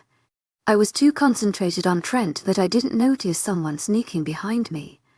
I think that's the reason. I can't feel anything for him. Never ever. To my agent extraordinaire, Madeleine Nelben. Heartfelt thanks for your unfailing patience, enthusiasm. I grinned at him. My mind was tempting me to know what he was thinking, but I restrained my urges. Let him do the talk. I've stopped trying to read his thoughts now. I want to talk to you, he said in his alpha tone, which might have had an effect on me if I still had my wolf. Then talk. My eyes fell on Shea, who was staring at us curiously. I frowned and looked back at him. He said through clenched teeth. Fine. I followed him to a secluded place. I have a deal to make. He stopped to observe my reaction. Wow, another deal. What does he have for me now? I waved my head, asking him to continue. My eyes slightly wavering from his. If you lose from Kyle today, you will accept my rejection and you will leave this pack. You will be given a house few territories away from here in human population since you have lost your wolf. Your bank account will be updated timely. I wanted to rip his throat with my bare hands but controlled myself. Anger building inside me. All I wanted was to torture him for making my life miserable. I was not expecting him to express his undying love for me, but I was also not expecting him to be so cruel. I wanted to scream to Moon Goddess why. Of all the wolves, he was my mate. What had I ever done wrong to anyone that my fate had to tie me with him? My anger and hatred for him only grew to an extent that I wanted to destroy him completely. But that was not the right thing to do. Okay, I said coldly. He looked surprised but nodded anyway. Fine then. He started walking away. Wait. I stopped him. He turned around frowning. If I win this fight. My voice was deadly cold as I spoke. You will tell everyone I am your mate. I was planning to do this right now, but anger had blinded my senses. All I saw was red. All I imagined were different ways to kill him. I watched him carefully as he nodded slowly. Deal. I walked past him, slightly shoving his shoulder. His eyes were on my butt, but he lifted them before his thoughts could wander farther away. He knew I was not going to win, but I knew I was. Chapter 19 Strange Alpha Kyle's P. OV. I was tired from training those pups. They had improved over last week. These wolves had the thing in them. All they needed was a little boost. Last week they were acting like spoilt brats, but now they have shown great improvement. In presence of their alpha, they were giving their best. This pack could have been the strongest pack if Daniel had paid more attention. Trent, the brown cocky wolf, finally came to his senses. The way he was glaring at Sera made me a little more cautious about him. He had a mate.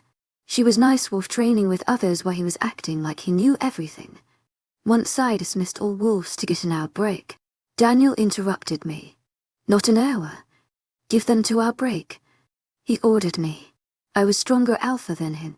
But I knew behind those words he had an intention, but I decided against prying his personal life. He was here today mostly to watch the fight between I and Sera. To my agent extraordinaire, Madeleine Nelben.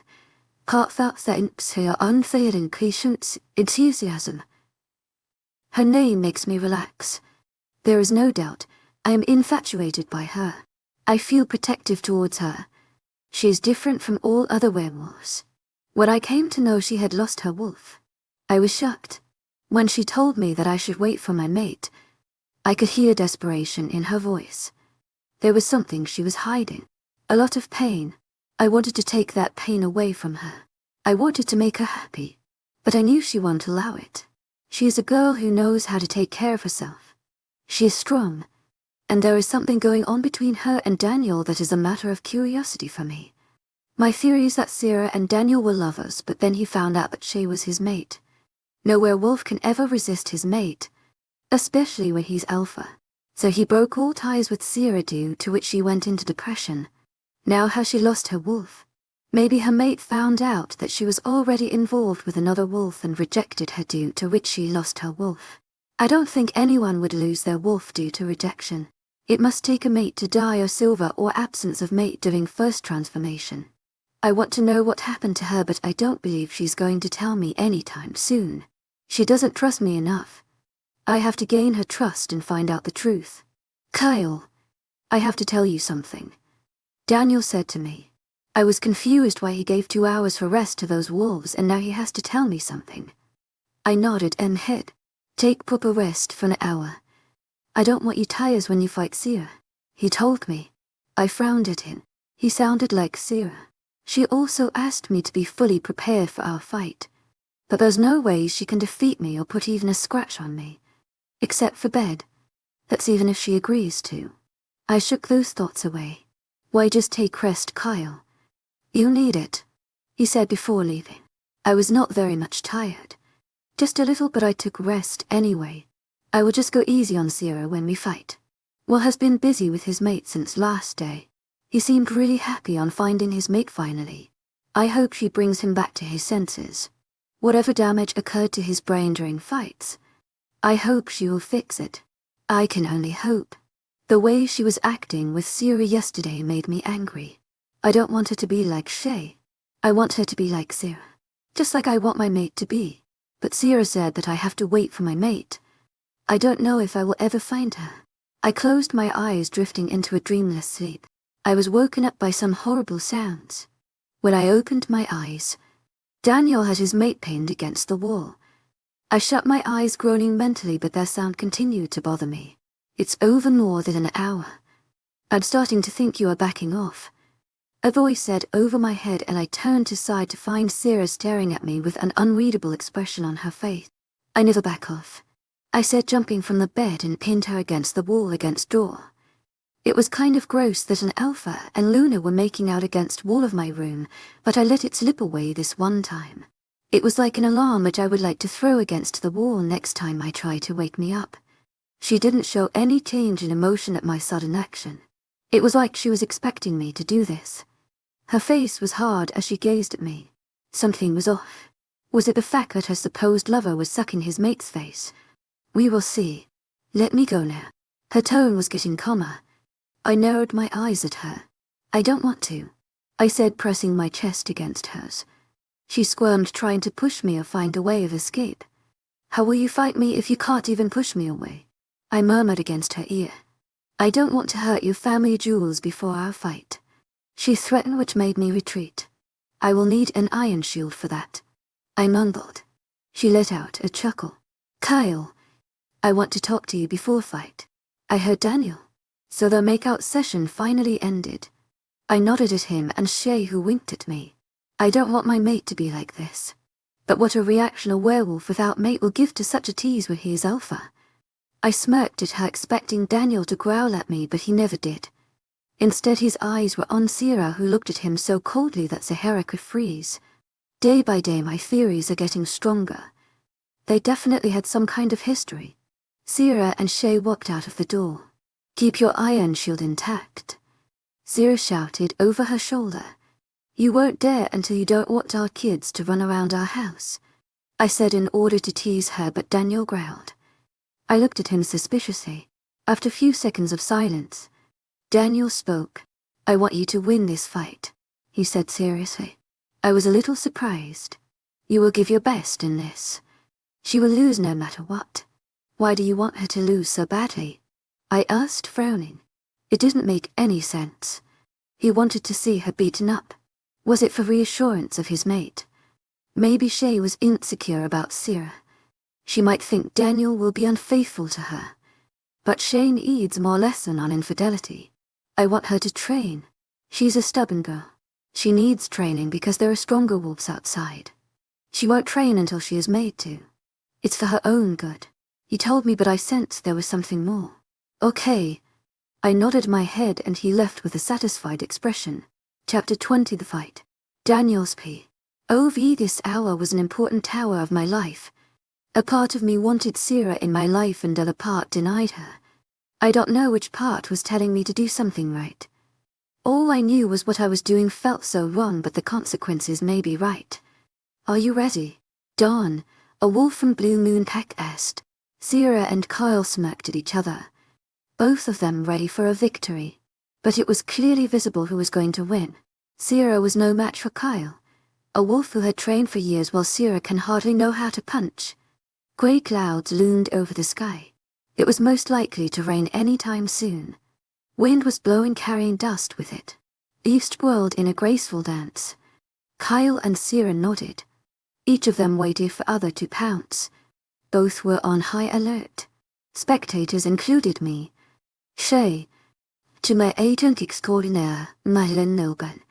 Heartfelt thanks for your unfailing enthusiasm. Dawn and Ethan. Kyle and Sera moved in circles. It was hard to say who was following who. Even from fair distance I could see Kyle's stiffness and flexibility with his movements. He was very cautious of his every step, even though he shortened P.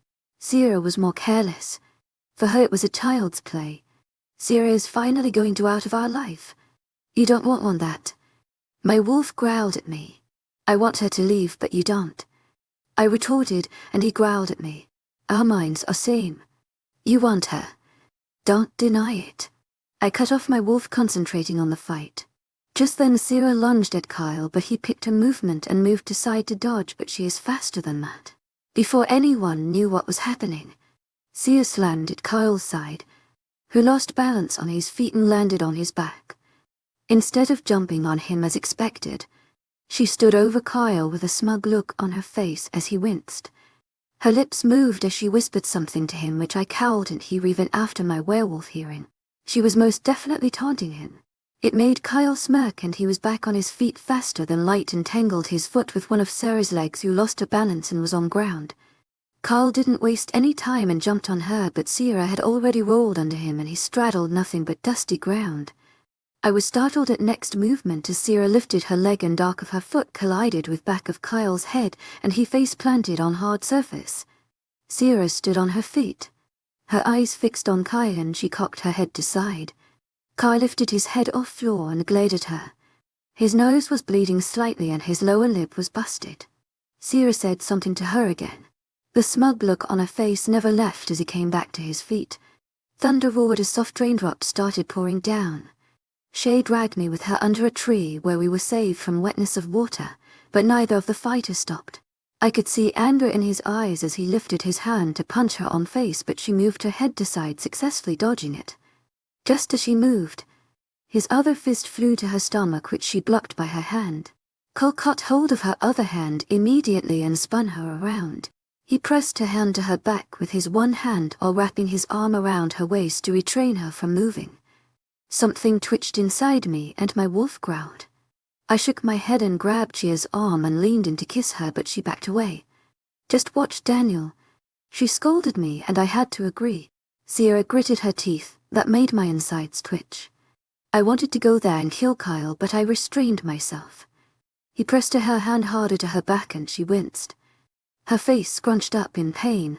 Her knees buckled and she bent a little, only to bring her head back to slam to his face. Kyle loosened his hold and retreated on his steps, holding his cheek where a bruise was forming, but it would be immediately healed.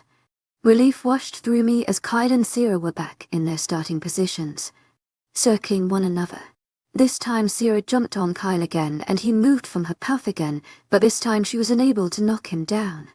Sera did a tornado kick, but Kyle backflipped to avoid it. From where Sera learned these moves, Kyle lifted his leg and it struck Sera on her shin. He fell on her knee, clutching her shin.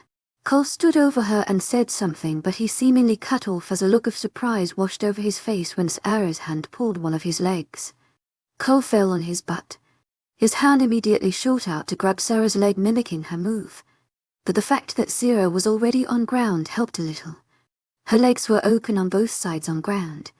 Sera and Kyle were chest to chest with each other. Sera sprung into action and moved her leg in semi-scroll while her hand pushed Kyle's chest. It didn't land him on his back but distracted him enough for Sera to get back on her knees. Kyle tackled her before she could stand and covered her body with his legs capturing her legs, his torso aligned against hers, his face merely centimeters away from her. Jealousy burned inside me, but I pushed the feeling away. This is for the best. Raindrops fell angrily on hard surface of ground. It was like havens were not happy when Sera was in vulnerable position. And every time this happened, Sera always went back to her action with more force than before. Carl's hands were supporting his weight on her body, which left Sera's hand free, and she pushed on his side, making him scream in agony, and he lifted himself off her, clutching his side. Sera went on his feet again, and both circled each other for the third time. It's a game for who pins who.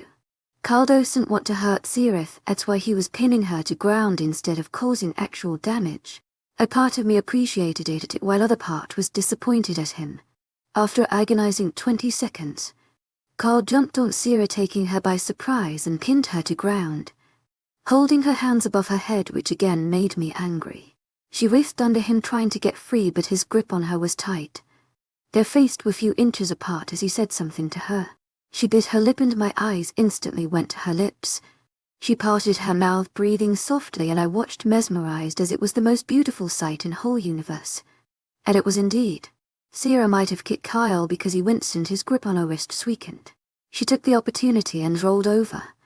Her long legs straddled his waist.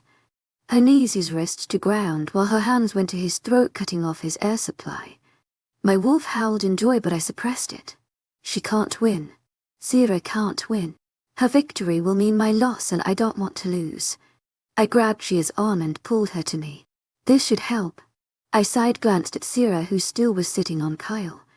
I called her with everything in my mind while looking at Shea's lips. In my peripheral vision I sensed Sera's head snap in my direction, and I slammed my lips against Shea's. This might distract her. I kissed Shea hungrily and pulled away after a few seconds to find Sera standing over Kyle. My eyes widened in shock as she fell on her knees. I was to yell in happiness when I noticed Kyle. His eyes were closed. Sera said something to Dawn, but I cowled and hear her. Dawn rushed to Kyle's side. Sera left right after that and disappeared into the woods. Ethan also ran to Kyle. Shea moved from my side to see Kyle, and I followed her. Deadly silence followed as Ethan checked Kyle's pulse. Ethan looked at me, then Kyle, before returning his gaze back to me. He is unconscious. Sera Winters won this fight, he said, and my heart thumped inside my chest. I didn't know if I was angry or happy. She will remain here, but now I have to tell she is my mate. Sera's P. Oh, Faye, I thought I was stronger than that. He did that to make me jealous. I was more angry than jealous. How can he be so cruel to me? Just to ensure my defeat, he not only asked Kyle to be hard on me, but pulled that stunt when Kyle appeared to lose. He wants me out of his life so badly. It irritates me, angers me. I wanted him to realize his mistake. I wanted him to regret refusing me. But now he is getting on my nerves to a point that it's becoming unbearable for me not to kill him. I stood at the glistening water of lake. Fishes of different colors swam, creating a colorful pattern. I smiled at their beauty, pathetically hating my own life, my own mate. My phone rang, pulling me out of my thoughts. Anger cooled down enough to help me face Daniel again without splattering his head against the wall. Hello. I picked up without catching the corporate. To my agent extraordinaire, Madeleine Nilban. Heartfelt thanks for your unfailing patience, enthusiasm. Where are you? Dave's frantic voice asked me. In the woods. Is everything all right? I asked, frowning a bit. He didn't sound like he was in a good mood or anything like that now. Don't stay in with Sera. It's not safe. Rogues are lurking in our grounds, and with a traitor, situation is much more dangerous. In returning, He ordered and I muttered a bye. After talking to Dave, my anger lowered to a point that I could laugh without splattering Daniel's head against a wall. And I hope she is too. I walked enjoying my surroundings. Large truck of mighty trees stood straight. Soil was mixed with brown and green leaves. They made faint sounds as I walked over them in a normal speed which could be easily called as running by any other normal person. I used to play in their woods with Dave when we were younger. He had made a couple of friends back then. I don't remember them, but they were nice. They were humans. When our werewolf abilities heightened with age, our interaction with human friends decreased. Harry and Grayson were cousins who we knew from kindergarten. That place was both for humans and werewolves. I sort of liked Grayson because he was really cute. He was my hero because he saved my doll from drowning. I even gave him my first romantic kiss on cheek. Now my face burns in embarrassment when I think about it, and hope I never come face to face with Grayson ever again in my life. Harry was an annoying boy who used to tease me. He used to pull my hairs or draw awful drawings of me.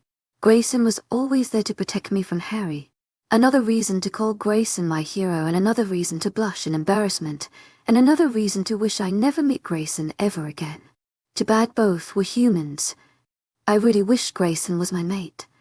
As we grew, Grayson and Harry moved out of the country, leaving me with Dave. Dave had started to be friends with other wolves. He was more outgoing than me. He made extrovert friends while I settled with Manny, who was just like me. Those times were amazing. And present time, I can't call it exactly the best of my life, but there is light at the end of tunnel. I hope things will get well soon. I stopped and took a deep breath. My anger finally completely controlled. I've lost my anger like this for the first time in past few months. I can't let this happen again. This mating bond is messing with my emotions. I shouldn't feel these things, but I do. Suddenly my senses heightened as I smelled change in air. It was a familiar scent which I was not glad to smell. Rogues I followed where the scent took me. Muffled voices came from a few feet away, and I hid behind the tree to hear what they were saying. Coming. We have to attack before that. There are no change of plans. Someone said. The voice was not clear. But you were talking about a fight. Another voice came. Alpha was in the training session today. He has started taking active participation in pack stuff. He was there with Luna though. Should we capture Luna? No, not yet. Though I have thought about something. We will talk about this later on. I have to return. Be careful. There were muffled voices before there was silence. I sneaked a peek and there was no one. Dang it. I was this close. I could have found the traitor. Chapter 21. Suspicioned Nyelsby. Ovi. I paced back and forth in my room, my brain completely jumbled up. Just tell everyone. It's for the best. My wolf argues. No, it's not for the best. It's for the worst. How? If I admit that Sera was my mate, then everyone will hate me. My pack will hate me.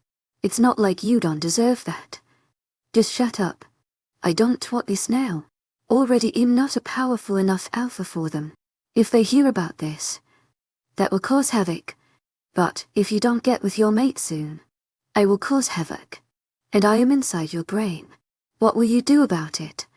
I cut it off and sat at the corner of my bed with head in my hands. I rubbed my face and ran my hand through my hairs. Dad will not like it. He will most definitely kill me if I tell him about this. Dave already knows. He has been more hostile to me ever since Sera returned. She must have told him. If everyone is going to react like this, I better stay quiet. I am not ready to face it. And it will not happen. I won't let it. I have to do something. I can't go with the deal. But I also fear Sera will reveal everything. Not like anyone will believe it. It will be same as it was a year ago. No one will believe that she's my mate. She can't say that.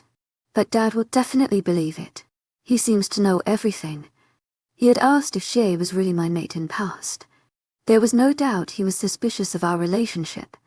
If Sera tells him the truth, it will be the biggest problem for me. There are rogue attacks in your territory. A voice spoke and I snapped my head to find Sera leaning against the doorframe. Her face completely neutral, devoid of all emotions. I didn't know what she was thinking. What are you doing here? I asked her, standing up. The room was mostly dark except for the moonlight coming from the large window. Her face shone under the whiteness of moon. Her green was sparkling remarkably. Long dark hairs looked midnight black as they reflected moonlight. She looked absolutely breathtaking, especially wearing that pure white top and dark blue skin tight jean. If you were done checking me out, she said dryly, I would like to remind. I want to now it's time for you to spring in action and announce your little secret. She walked inside the room, standing the window, her eyes watching me like a hawk. She was looking so beautiful that I couldn't take my eyes off her. Her skin seemed so milky. It almost appeared illuminant. Her hairs were so silky. My fingers were itching to caress them. Take a photograph. It lasts longer. She smirked at me. I shook my head. Give me time. I told her. I can't just muse out of nowhere. I need you to say something like that. I will give you time. The first person you will tell about me will be your dad, and he is returning back into months. My face lit up at her words. I was here just to tell you. Don't try to jump up and down like an overexcited kid. I'm going to see Kyle, she said, marching back to the door. Why? I asked, frowning. There was no need to. She paused and stared at me, confused. What? Why are you visiting Kyle? For your kind of information, Alpha. I beat him up in the fight. He was unconscious and I've not seen him since then. So in Wait, I shouted before I could stop myself. She frowned at me. What? I'm coming with you. To my agent extraordinaire, Mythical Nilben. Heartfelt thanks for your unfailing patience, enthusiasm. She raised an eyebrow, studying me with her cold eyes. Without nodding or giving any sign, she turned around and walked out of the room. I followed her. She moved with grace. Her hips swayed ever so lightly with every moment. She was wearing blue and white sneakers and moved like an active teenager. Her eyes remained fixed forward. Wavy hairs bounced against her shoulders as she moved. She is beautiful, my wolf said to me. I cut it off instantly. I purposely extended my hand so that it brushed with hers as she walked. A simple contact was made that sent a jolt of electricity throughout my body. It was something I never felt with Shea. Sera stopped too. Her eyes landed on me with coldness of Antarctica. She didn't show it on her face, but I could see anger smoldering in her eyes. For a second I thought she was either going to kiss me sensually or attack me, but then she turned away, ignoring me. Her pace increased as she tried to increase distance between us. I didn't try to touch her after that, but my body was yearning for her, to feel her silky soft skin against mine. Her long legs moved with perfect sync. There was no clumsiness in her movements. It was as if she was totally aware of her surroundings. I know you can't resist me, but stop staring. It's getting creepy, I heard her say. She stopped when the wooden door of Kyle's room was standing in front of us. She knocked at the door thrice. A muffled coming came from the other side. She opened the door and stepped inside. I followed her. Kyle was sitting on his bed with back leaning against headboard, and arms were folded in front of his chest. His eyes were closed as we entered. How did you do that? Was his question we were welcomed with. I was taken aback, wondering what he meant by that. Well, hello to you, to Kyle. I'm fine. Thanks for asking, Sera said sarcastically, carelessly sitting at the foot of bed in front of him. He opened his eyes and narrowed them on her. His face was completely fine. All injuries from fight were already healed. You defeated me. He held out an accusing finger towards her. I leaned against the wall watching their conversation. Yeah, I noticed that too, Sera replied. Sarcastically, she is feisty, my wolf said, and I cowed into green more. How on? Kyle stopped mid-sentence and looked at me. His eyes fell on me for the first time since I entered this room. Why did you ask me to defeat her at every cost when you knew she was going to win? She is so amazing with her fighting skills. My eyes went wide as he mentioned. I was waiting for Sera to yell at me or accuse me, but that never came. Instead, she was observing Kyle with amusement. There were no signs of surprise or anguish on her face. She was calm as night. Don't underestimate the power of a girl, even if she lost her wolf due to some dire circumstances. She smirked and then stretched her arms in front of her. She sent a wink in his direction and he blinked. You were so damn fast with your movements. Where did you learn this from? He asked in awe. I was taught martial arts by an old man. I've been practicing from last year. She admitted. My eyebrows shot up in interest. She never told me about that. She knew she was going to win. She had been freaking doing martial arts. I should have known. This is not fair. I feel betrayed in my own game. Cole groaned and rubbed his hands on his face. If you fought with me in your werewolf form, you could probably have beaten me in it, she said, folding her arms. If she was wearing something like Shea, I'm sure I would have seen something I might like. But she's so conservative about herself. It's like she is not confident about her body when she should be. What am I thinking? Stop it now. So I'm not going to join you in those training sessions. You were an amazing fighter, Kyle. That was really good. Sorry for making you unconscious, though. That was never in the plan. She scratched back of her neck and she smiled sheepishly. He nodded slowly, studying her closely. I should go now. You talk with Alpha, she said, and walked out of the room, throwing goodnight Kyle over her shoulder. Silence settled between us and I searched for something to say. He lost and I lost. It made me angry at him, but it was not his fault considering he didn't know about her martial arts. Neither did I. If she defeated her, she was really good in that. Defeating a powerful alpha is not every owner's cup of tea. Why were you here with Sera? He asked before I could open my mouth. I stared at him blankly for a few seconds. He cocked his head to side, demanding answer. I awkwardly cleared my throat. I came here to see you, I told him in a cool tone. Why with Sera, though? Why not before or after her? He asked, raising his eyebrows. Suddenly I felt like I was being questioned for a murder. She asked me to come with her. I don't know why. I shrugged casually, obvious of my complete lie. He stared at me hardly for a few seconds and then nodded. His scrutinizing gaze was unnerving. I should go now, I said, and hurriedly walked out of the room, shutting the door behind me. I let out a sigh of relief. When I came outside, a plan was already devising in my head. I have to make Sera hate me so much that she leaves before Dad returns. And I have to work on that as soon as possible. Sarah's P.O.V. Daniel must be howling with joy. He doesn't know it's a game I am going to win. I will be the one to have last laugh in all this. And I vow will make him cry. He tough good for nothing alpha will cry. Let's not forget his fake mate. I've a very big suspicion about her. I'm missing something in this whole mess. I hope to point it before it's too late. My phone. I received a phone call from person I least expected. My heartbeat picked at his voice. I looked around to make sure I was alone and away from anyone's earshot. Are you doing what you were asked to do? He asked in a calm voice. I cursed mentally. There are 3 tasks in hand for me, but he knows about only one. I can't let him know that though, and I can't complete his task until I complete mine first. He did definitely if I ask me to come back and if I'd his orders. I'm dead, yes.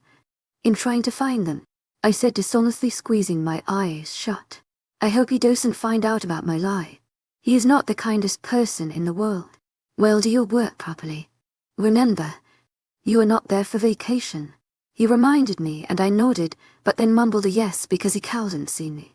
They'll call you in a weekend by that time. You better find something I'd like to hear, or you won't be able to say a word ever. Her threatened menacingly. I will. And without any other word, he hung up. I let out a sigh of relief. Vladimir is a person you won't ever like to mess with. He is brutal and cruel. He emits negative energy. I shuddered at the thought. She is the most awful creature to ever walk on earth. To my agent extraordinaire, Madeline Nilben. Heartfelt thanks for your unfailing patience, enthusiasm. Are you okay? You look like you have seen a ghost. Manny asked me with concern, lacing her voice. I'm fine, I said without stuttering. Something I was thankful of. So, what brings you here today? She asked, walking to me. Can't I visit my old friend? I asked, narrowing my eyes at her, while she rolled hers. I smelled something different in the air. It was so strong and so new. My eyes roamed around to find any trace of werewolf, any traitor, but there was no one. Of course you can. Dave is so busy these days. He is really bothered by traitor in the pack. She mumbled in a sad tone. Oh, don't feel so down, my dear friend. Let's go inside. I said, her wary of smell. Something was wrong about this. It'd be better if we are inside. To my agent extraordinaire, Madeleine Nilben, heartfelt thanks for your unfading patience, enthusiasm. But that smell didn't leave. Feeling of paranoia was distracting me from whatever conversation Manny was trying to make. To my agent extraordinaire, Madeleine Nilben, heartfelt thanks for your unfading patience, enthusiasm. What happened? You're acting like Dave now. She pouted at me, folding her arms over her chest. Nothing, Manny. It's just I trailed off. Didn't she smell anything? Manny, didn't you smell something different? Like there is someone other than us in this room? I asked in a low voice, looking around. Instead of panic I was expecting from her, she gave me silence. When I looked at her red cheeks, I knew it had something to do with her. My nerves went cold. She knows. She knows something is wrong. Is she the traitor? To my agent extraordinaire, Madeleine Nilben, heartfelt thanks for your unfailing patience, enthusiasm. I asked, my eyes wide. She didn't look at my eyes. To my agent extraordinaire, Madeleine Nilben, heartfelt thanks for your unfailing patience, enthusiasm. There is something I want to tell you. Chapter 22. Harsh words. Sera's P. Oh, V. I ran to Danielle's house knowing Dave would be there. I have to tell him about this as soon as possible. It's something he should have figured out, though. He's so stupid. When I was inside, I spotted Shea and Daniel sitting on couch. She was sitting on his lap. Thank God they were not making out. Their attention snapped to me when they heard my footsteps. To my agent extraordinaire, Madeleine Nilben, heartfelt thanks for your unfailing patience, enthusiasm. What are you doing here? Shea asked me. Daniel frowned. Have you seen my brother? My breath coming short. I ran from our house to here, and that's a lot. I'm seriously exhausted. Shea raised her eyebrows. Is everything okay? Daniel asked with concern in his voice. I almost scoffed. He has to tell everyone that I'm his mate, and now he is sitting with Shea. They are so close to each other. But I don't have time to think about that. Dave. I have to see Dave now. Where's Dave? Training. He asked, but I didn't bother to answer him. Instead, I ran out of the front door towards the training session. The place smelled of soil and sweat. I spotted several wolves busy with their training, jumping. But it was not more different than children in playground. Kyle was barking orders. Don was helping him while we were still out of sight. He is definitely on honeymoon with red head. Then my eyes fell on a similar dark-haired boy. Dave, I shouted at him. He was talking with a ginger boy. When he heard me, he said something to ginger boy, and then headed to my direction. To my agent extraordinaire, Madeleine Nilben, heartfelt thanks for your unfailing patience, enthusiasm. What are you doing here? He asked me with a frown. I have to tell you something important. I told him. He raised his eyebrows. When was the last time you saw Manny? I asked, crossing my arms, waiting for his answer. Why? Just answer my question, I said a little harshly. He was taken aback by my tone, but answered anyway. 2 days ago, he mumbled. I stared at him for a few seconds. You moron, I shouted at him. He immediately covered his ears with palm of his hands. Why are you shouting? Are you planning to make me deaf? He yelled at me after recovering from ringing of his ears. I wanted to go for his ear but decided against it and grabbed his collar, dragging him with me. What are you doing, Sera? Dave shouted at me, but I ignored him. I walked towards his car and driveway. Shea and Daniel were also there. Daniel was opening the door of passenger seat for her. I slammed Dave against the car and searched his pockets. He wriggled, but I managed to fish out car keys. I could feel Daniel and Shea staring at us. They were definitely thinking I was crazy. Get inside, I ordered Dave. Why, he asked. I opened the door and pushed him in back seat. His groan was suppressed by slam of car door. He groaned again. Boys in their cars. I even saw Daniel wincing at my action in taking him with me for now. I don't know when he will be back, but I assure you he will be alive. I told Daniel loudly before getting into the car and driving like a madman. Or madwoman. What are you doing, Sera? Dave asked me again. I glared at him through rearview mirror. Shut up, Dave. I'm very disappointed at you right now. I told him, shaking my head. What happened? He asked, confused. You will see. I said my final statement. He asked me several questions, but I didn't utter a word. When I pulled that driveway, Dave got out of the car. Why are we here? He asked, but he was already walking inside. So he missed Manny. Well, he is up for a surprise. Dave went inside and I stood at my place for a few seconds, not wanting to witness any extra display of affection. About 5 minutes later, I went inside. Dave was spinning Manny in circles with a large grin on his face. Manny was laughing and asking Dave to put her down. I smiled at them. I can't believe I'm going to be a father. Dave sounded so excited. I was so happy for him. Manny was sad. She thought Dave didn't want a child. But I know my brother. He is not like that. But he was so busy with pack stuff that he didn't know his mate was pregnant. That was sort of disappointing for me. But I can't blame him. Alpha is not willing to do his duties. Dave has to do everything. Seeing them happy makes me happy. I will see you soon. I shouted over my shoulder. Well, someone is happy. And I want them to be happy. I will do anything for Dave's happiness. And for now, I have to find out who this traitor is. Though I have a rough idea who that could be. My phone started ringing and I picked it up to an unknown number. Hello? I asked unsure as I walked through the familiar road. I don't get tired easily, so I can walk to Pack House where I'm staying at the moment. Hey, Sera. I'm Daniel. I heard voice from other side. What does he want now? Can't he digest my good mood? Hi, what's up? I asked, not letting him spoil my pleasant day. I'm going to be in garden to be out now. A nephew or a niece is coming. A cute little kid. I wanted to tell you something. It's important. Can you meet me? I didn't think much before agreeing. He gave me address. When I reached the CF, Daniel had asked me to. I was not surprised to find Daniel and Shea. I very well knew what his intentions were and rolled my eyes. Seriously. He is going to make me hate him by trying to be extra cozy with Daniel. He doesn't need to do that. I already hate him. But if he wants to play this game, I can take part too. But in the end I will be the winner and he will regret ever messing with me. Alpha. I greeted, taking a seat. What happened to Dave? Daniel asked, putting his arm around Shea's shoulder. His hand rubbed her arm. You need to ask him that. But it's not bad. I shrugged, leaning back on chair. What you wanted to talk about? I asked, frowning at him. There is something I wanted to tell you. Daniel said in a low, deep voice which piqued up my interest. I leaned forward, raising my eyebrows. That's what you said in phone. Can you tell me what you want to actually talk about?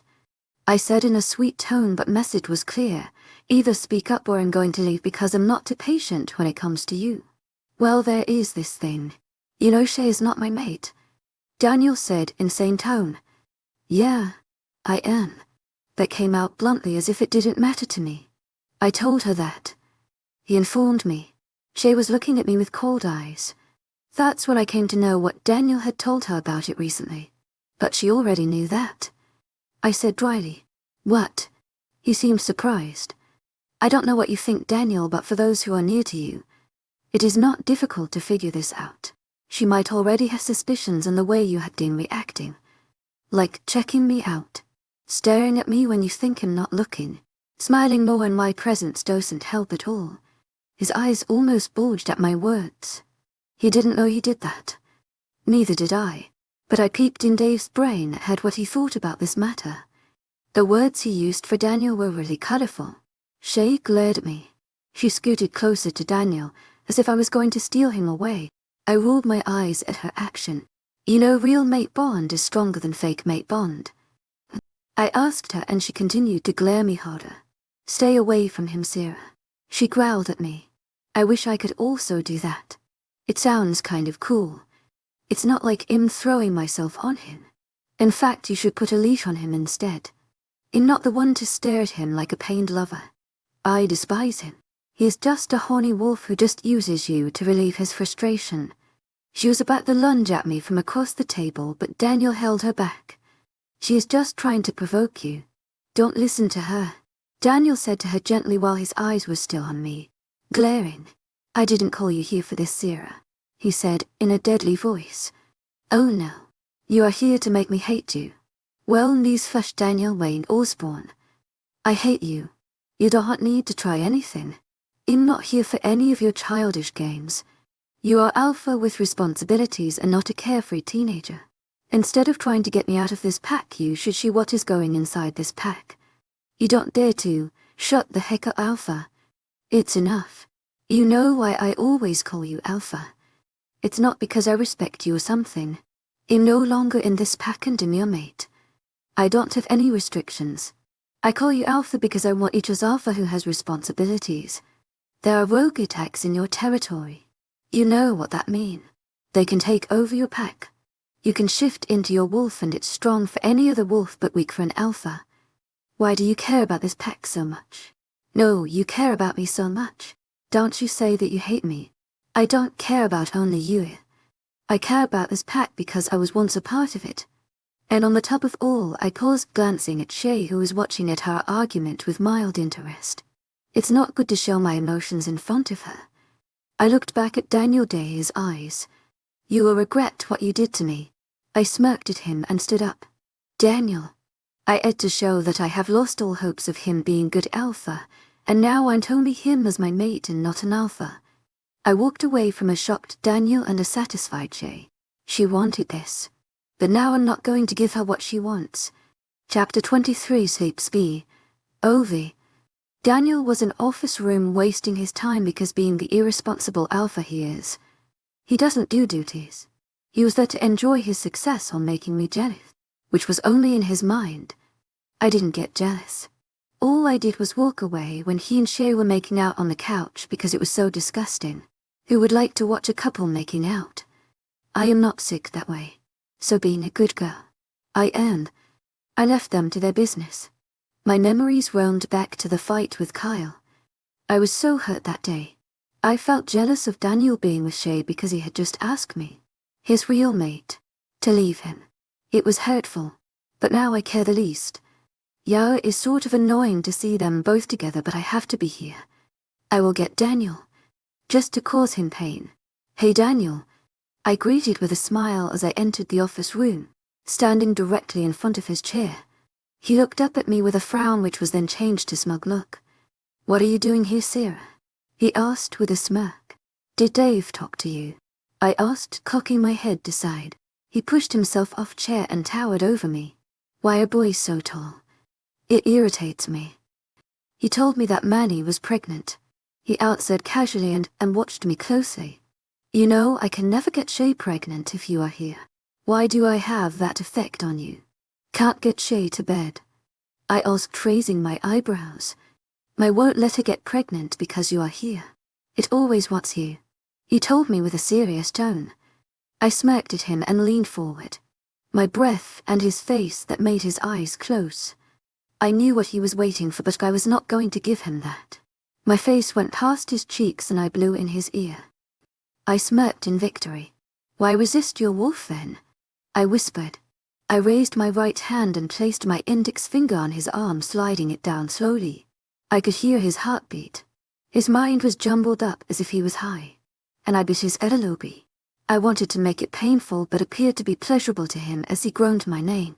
He looked in pain when I pulled away and stood at a distance of about 5 meters from him. He opened his eyes slowly. They were glazed over. I knew he was having mental conversation with his horny wolf. What will Shea say about that? I asked smugly. He came back to his senses and seemed ready to kill me. Daniel was glaring at me. His eyes were dark. He was angry. Very angry. And what did I exactly do? Just seduce him and then left him hot and bothered. There is one virtue of mating bond. It heightens your needs for mate, and therein a virtue of dislike too. You can resist that person even after the mating bond calls you back. It's my wolf. He growled at me. Don't take advantage of my wolf like this. If you had accepted my rejection, then things would have been easier. It's your fault. Come on, Daniel. I thought you'd like it since you were alone while your fake mate is with someone else. I shrugged casually. He glared at me. What do you mean? Clueless Alpha. I feel sorry for you, I said, in a taunting voice. You will feel that hurt every day, Daniel. Your fake mate thinks the game is in her hands, but she's wrong. I have upper hand here. I have control over you, and you can't even deny that. I turned away and left him fuming. When I mentioned about Shea, his memory went to her and her mate, Cain. I was actually startled to hear that she had met her mate, and then offered Daniel to keep Cain as her dirty little secret. It was so sickening but kind of expected from Shea. Kyle told me that Shea had tried to seduce him. She was not being loyal to Daniel, but something was going on inside her mind. It was then I realized that she was trying to take revenge on Daniel because he let Cain go. To my agent extraordinaire, Madeleine Nilben, heartfelt thanks for your unfailing patience, enthusiasm. Being a selfish being, she wanted Cain without giving up anything. She didn't accept his rejection because she was confident he'd come back to her. Around Daniel, she acts like a loving mate. Especially now and around Kyle. She is a seductress. She is pulling off something, and it includes hurting Daniel and me. If I'm hurt, Daniel will be hurt too. He tries to deny it, but he feels that pain. He's just a moron. He thinks he's doing everything right, but he's not. And I hate him for being such an airhead. My phone rang, sending chills to my spine. The probability of saying raspy, deadly voice from other end made my heart thump painful inside my chest. Fear of getting into trouble clutched me. I didn't know what to tell Vladimir. He was not supposed to call me this soon. When I looked at the screen, it showed an unfamiliar number, but it didn't relax my muscles. I robotically placed the metal object to my ear. Instead of hearing a cold voice, I heard a girl talking. Where are you, Sera? Manny asked. I rolled my eyes. She almost gave me a heart attack.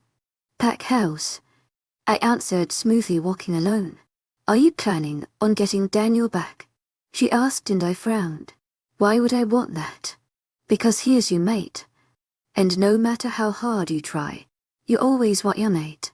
Mating bond is unavoidable. It will call you back and you will walk in the direction it wants you even though you don't want to. To my agent extraordinaire, Madeleine Nilben, heartfelt thanks for your unfailing patience, enthusiasm. But then you will realize that it's the best thing ever. She told me, I don't want it, Manny. All I want is to separate Shea and Daniel because she is no good either for Pack or him. What will happen to him then? He can find another mate. I hope a better one. Someone I approve of. What if he wants you? He doesn't want me. He is hell-bound to get me out of this pack as soon as possible. It's just not him. It's about you to Sera. You are able to resist this mating bond now because you are human, but how long? You will soon feel need to be with him. You will want him. You will get jealous of him with Shea. It will hurt you to see them together. Why don't you fight to get him? Why not show him that you are much better than Shea? Your actions and your harsh words make him feel that you are not better than that wench. I chuckled at her tone. Manny, I am not going to show him what I'm not. He deserves what he's getting. Are you sure? I said with finality. I want you to think about it again, Sera. If you fall in love with him during this time and continue getting on his nerves, he will start hating you. And at that time you will regret it. I won't regret anything, Manny. I will not fall for him. That's for sure. I said with confidence. I don't want him to hate him, and he will not hate me. Mating bond won't allow that. As long as it exists. What are you planning to do, Sera? Are you going to reject him? She asked frantically. No, I paused and then sighed. I'm not going to reject him. To my agent extraordinaire, Madeleine Nilben, heartfelt thanks for your unfailing patience, enthusiasm. That's great. Think about what I've told you. I will. Thank you, Manny. You are an amazing friend. One and only. She sounded so smug. It made me chuckle. Bye-bye, I hung up. I will not reject him. All I have to do is accept his rejection, but I'm not going to do that either. My body was aching slightly and I felt exhausted. I went to my room and jumped on bed, welcoming sleep. I still crave sleep sometimes. Right now is one of those moments. I don't know why I feel like it. Whole stress of work is tiring me. I don't want to receive another call like yesterday. I just want to sleep. Hey Sera. Wake up. I heard a voice say. I groaned as my head hurt a little. Sigmund, I needed more sleep. I didn't sleep properly. I don't know why, but I was still a bit restless. Kyle. Leave me alone. I groaned. No, I don't want to. He was really annoying. Fine. Then come here, I said, lifting the covers. He remained silent. If my eyes were opened, I could have seen a frown on his face. What? Come here, but you lost the fight. Now do what I say. Come here and be my teddy bear. Well, that rhymes. I chuckled in pillow and then felt the bed shift. It sunk as Kyle got inside. He pulled me to his chest with his arm around my waist. I hope Daniel sees us like this. What Daniel is to you? Kyle asked out of blue. I was startled by his sudden interest in the topic. He's alpha of the pack I belong to.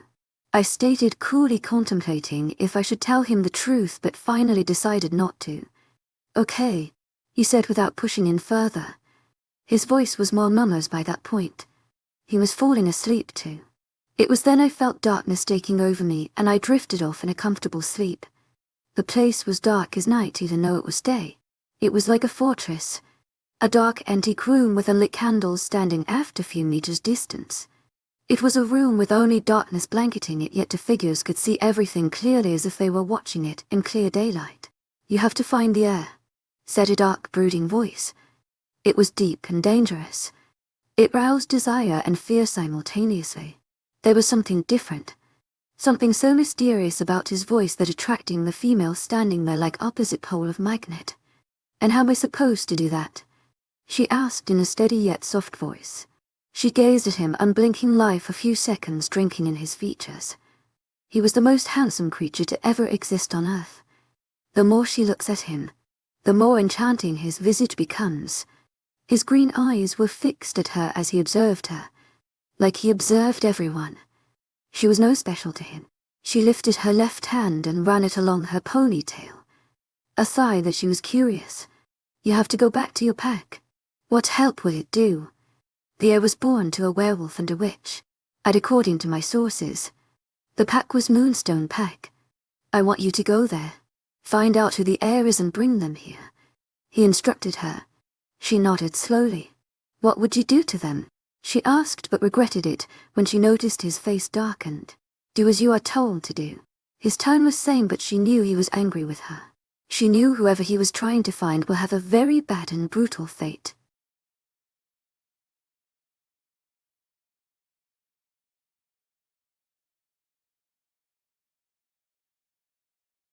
In this seemingly peaceful pack, betrayal and secrets lurk around every corner. Chapter 24. To admit Daniel's P. Oh, Faye, I lost it like that. How can I do that? Darn it. This is not so good. I'm supposed to make her leave this pack. I'm supposed to want her to leave, but instead I forced her to stay. She is so selfish.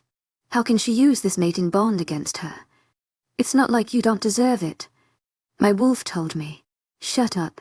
I'm tired of hearing same thing from you. I scolded him. Can you blame me? I could remember a conversation similar to this one not long ago. My wolf blames me every time. I cut it off and watched as Shea swayed her hips. Male eyes traveled to her butt. Honestly, it didn't bother me. She is like that sometimes. It's in her nature. I can't blame her for that. Baby. I'm going for shopping with Delilah. She told me and kissed my lips. It was a long, hungry kiss which I returned with full favor. Images of Sera flashed in my mind. Her body heat, her sweet scent. I kissed Shea hard in order to get rid of those images and replace them with Shea's. That's what I did a year ago. Replace Sera with Shea, and where it landed me, I ended up being an irresponsible alpha whose true mate ridicules him every day and whose true mate even says him about his attraction for her. Anger boiled inside me. Frustration, domination, all relaxation I was supposed to feel. Shea pulled away from me. I narrowed my eyes at her and pulled her back. kissing her thoroughly. She didn't respond. I growled, pushing her on the couch, forgetting there was a male wolf standing not so far from me, but I didn't care at all. Taking Shea on the couch in presence of another wolf was not my intention, but I was so angry that I relieved my frustration as soon as possible. It's not like we got naked or anything, but that wolf was enough intelligent to leave their alpha to his business. The room was empty except for me and Shea. "What are you doing?" she asked me, panting.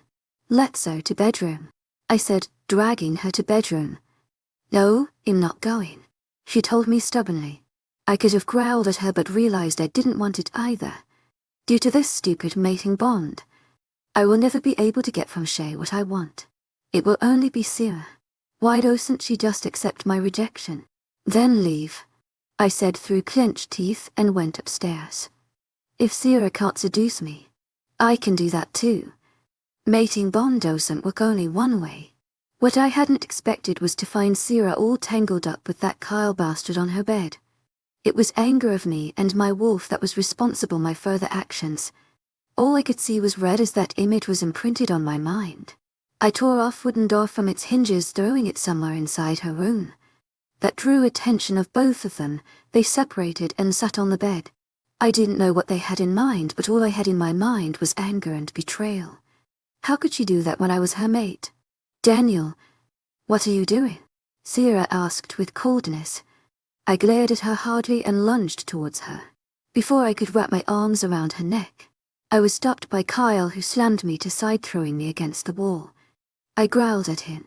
"What's wrong with you, man?" he asked with anger. "Attacking a girl? And what's wrong with you sleeping with others' mates?" I challenged him, standing up. "Sera doesn't have a mate," he countered.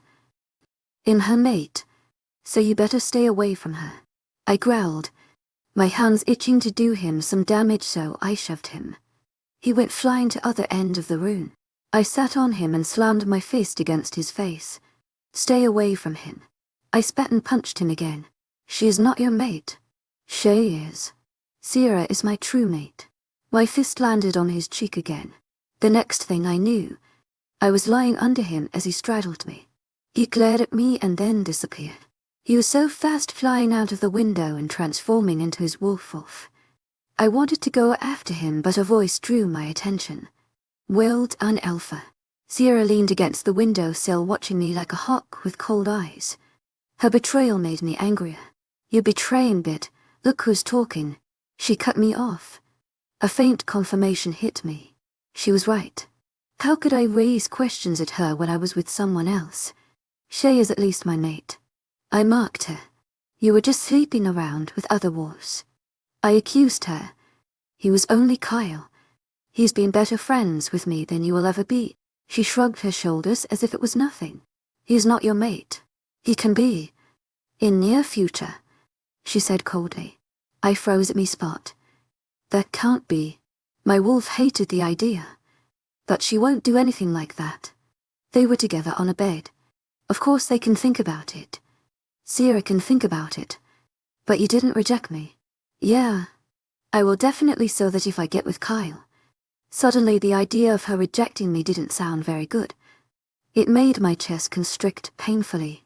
I had to clench my fist because all I wanted right then was to engulf her in my arms and never let her go. "What is this happening?" "But he left you. He knows that you are my mate," I argued. "You told him that." She accused me. "And he left right after. What if he tells everyone outside that I am your real mate?" I froze again. My heart stopped as I thought about it. A very carefree part of me liked it, but the other part hated something like this. My pack members will not like this. They will definitely not like this. They won't believe him. I told her. Even I didn't sound very sure. They won't, and they will ask you. You will deny it in front of everyone. And then they would eventually, because you are going to tell them in near future. That's what the deal was about. I had almost forgotten about that. I have to tell them this someday, but not today. I'm not prepared for it. I'm not prepared for their reaction. And don't blame it on me. You were so drowned in your ocean of jealousy that you surfaced the wrong side, not bothering sharks are waiting for you there. I stayed silent. You don't ever think about your actions, Daniel. You never had. You have time until your father returns, so don't worry about me spilling a secret or anything. Think about yourself and your pack. I had no hand in what happened back then. I was exhausted and Kyle just leapt here. Nothing else happened. You thought about things. You made your decision and you have to face consequences. I just stared at her as she spoke, her words sinking inside my brain very slowly. Don't you see it's all about you? You know that you are my mate and you say it when you see Kyle with me, but you don't know that I'm your mate when you are with Shea. What if I had done something like that with Shea when you are with her? She is Luna, not a real one. But Kyle is Alpha. A very strong Alpha. He lost against you. You will lose too. But that's not the main topic here. I won't lose. You are really kidding me, Daniel. She yelled at my face. I could see anger on her face. Ever since she returned. It was the first time she had shown this anger. Mostly, she's cold and calculating. But right now, she looks plain angry and frustrated. What? Can't accept the fact that you can never win against me. She glared at me. Or as I thought. She was glaring at the wall past me and then her expressions turned a blank one. Her eyes widened suddenly and I watched all those expressions cross her face. Her lips parted and she sucked in a sharp breath. I turned around but there was no one behind me. What happened? I asked, frowning at her. Mind-link Dave. She ordered me in a stern voice. There was something about her tone that I couldn't defy her order. Shea could never be able to do that. Dave. Called him through mind-link but he didn't respond. I tried again a few times but I got no response. Sera watched me closely with wide eyes. She seemed to be at high alert. Manny. Her voice shook as she said that. To my agent extraordinaire, Mythical Nilben. Heartfelt thanks for your unfailing patience, enthusiasm. Are you there? I asked Dave's mate. To my agent extraordinaire, Mythical Nilben. Heartfelt thanks for your unfailing patience, enthusiasm. Is everything all right? I don't feel good. Something I wrong. Is Dave with you? Tell me he is with you. Tell her he is fine. Sera told me and I did as she said, though Manny didn't sound very assured. I cut off the mind link. Did she hear my conversation with Manny? How's that possible? I didn't add her. In Alpha and there is no way she can interfere with my mind link. But she's my mate. That can happen. To my agent extraordinaire, Mythical Nobel. Heartfelt thanks for your unfailing patience, enthusiasm. I was cut off as I went flying back and my back hit wall with a painful force. I groaned as my hand went to my back. That was a powerful blow. A really powerful blow. But what the hell happened? Before I could ask Sera what happened, I realized that Sera was the reason as she stood over me with a murderous look on her face. Chapter 25 Danger Sera's P. Ovi, he was in danger. I felt it. There was something wrong with Dave. Manny was also scared. My heart thumped loudly inside my chest as my vision clouded. This can't be happening. This can't really be happening. I was here to protect Dave from those rogues. How could I have been so careless? I was not supposed to be tired. I was not supposed to sleep. And I was not supposed to show my emotions to Daniel. This is not good. I pursed my lips together, still glaring at Daniel who sat against wall looking at me with confusion. What the hell, Sera? He asked with anger in his voice. I just glared at him. When he rose to his feet, I lunged at him again, tacking him down. My fist connected with his jaw. It was like déjà vu. Just a few minutes ago Daniel was beating Kyle, and now it's my turn to beat Daniel. But Daniel regretted his actions later on. I don't want to be like Daniel. I lifted myself off him. I felt angry and frustrated. My fist collided with hard concrete, throwing pieces of hardened cement around. I punched again and again. Sera, I hear Daniel say. What happened? Control yourself. I only heard his voice in background as my mind was completely unsettled with the probability that Dave was in danger and I didn't even know where he was. He was not supposed to be in this trouble. Dave could not be in this problem's era. Manny is pregnant. This can't happen. I failed in protecting my brother. Oh God, how could I have been too careless about this when I was so adamant of his safety? Why didn't I stay with him when I knew danger was lurking around? Dave is beta and he's really strong. But they had it planned.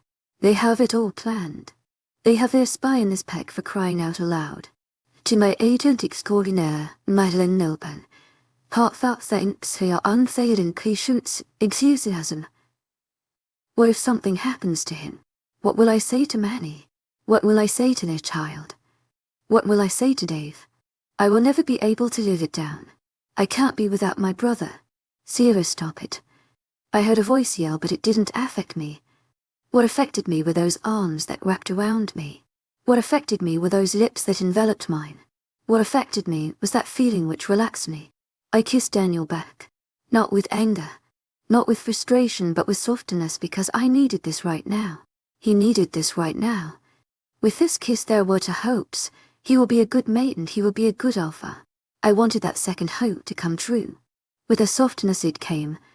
It ended. Daniel pulled away. His hand still around my waist while mine was still by my sides. Relax. Everything will be fine. Dave is fine. I know it. He told me with softness. I nodded slowly. My eyes downcast. Daniel is alpha and Dave is beta. He knows. His words relax me more. He will be fine, he assured with gentleness. I finally lifted my eyes to meet his but didn't miss his lips. Shock washed through me, but I didn't let it show on my features. He was the one to kiss me first and I returned his kiss. That was a mistake. But I'm not going to tell him I think this way. It will most definitely crush him because he seems to be very much affected by this kiss as if it means world to him. For the first time I can see in his eyes the concern I wanted to see again. He concerned about me, but that was always missing when it came to others. Now he is concerned about my brother. He is acting like an alpha. If he was not with Shea, I pushed him away. He let go of me and stumbled a few steps. Where's Shea? I growled at him, my anger coming back. What? He asked, confused. To my agent extraordinaire, Madeline Nilban. Heartfelt thanks for your unfailing patience, enthusiasm. I repeated my question slowly. But why? I know she is related to this. I yelled at him, my walls breaking slowly as emotions spilled out, anger. No, Sera. She's not related to it. He said softly. I could see regret in his eyes. At that moment he really regretted choosing Shea over me, and he'd take me back in a heartbeat if I asked him to do that right now. Yes, she is. I know she is. Did Dave tell you there is traitor in pack? I asked Daniel, narrowing my eyes at him. Yeah. He answered unsurely. He knew where I was going, so I let him continue. Do you think it's Shea? Yeah. I think it's Shea, I said, gritting my teeth together.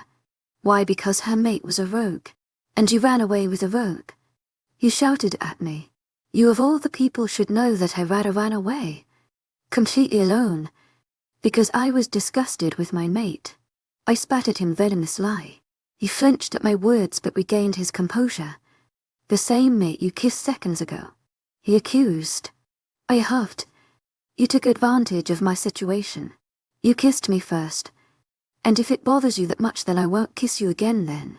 He seemed panicked as his eyes widened. I smirked at him. You, now shut it, Daniel. It is not about me now. It's about Dave. I growled at him and left. I could have slammed the door shut if it was there. Sera, wait. He came running to him. What's wrong with you? I asked, facing him. Where are you going? To kill Shea. I answered casually, but that was not true. I will kill her someday, though. You are jealous because she has me and you don't. I was almost shocked. I stared at him for a couple of seconds and blinked. I wanted to chop him into little pieces and then feed them to rogues. My mind was already enmessened with his special words. I was going to explode like an atom bomb. This is so darn frustrating.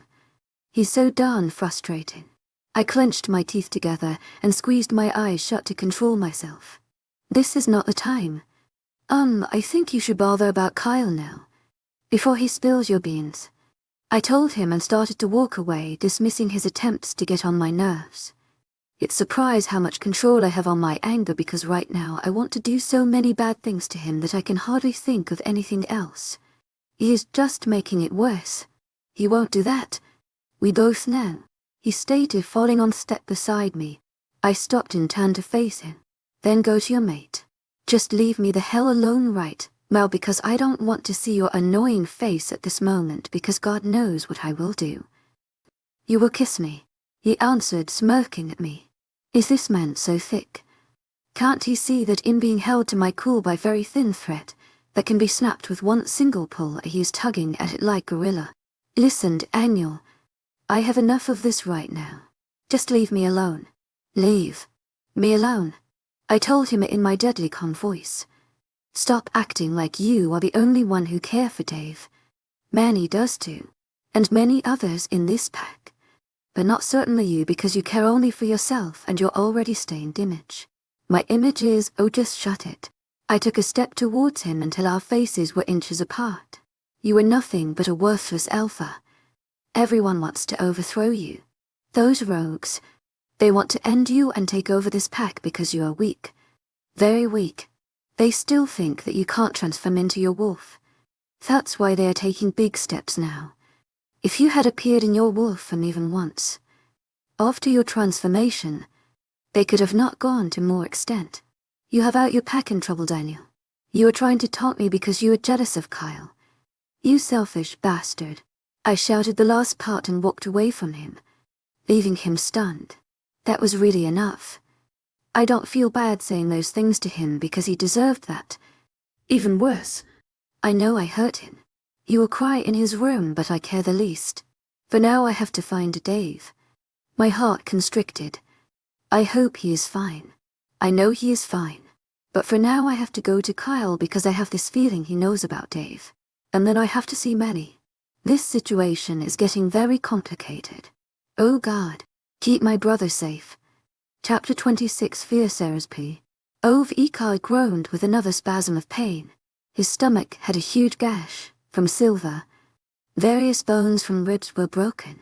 His femur had multiple fractures.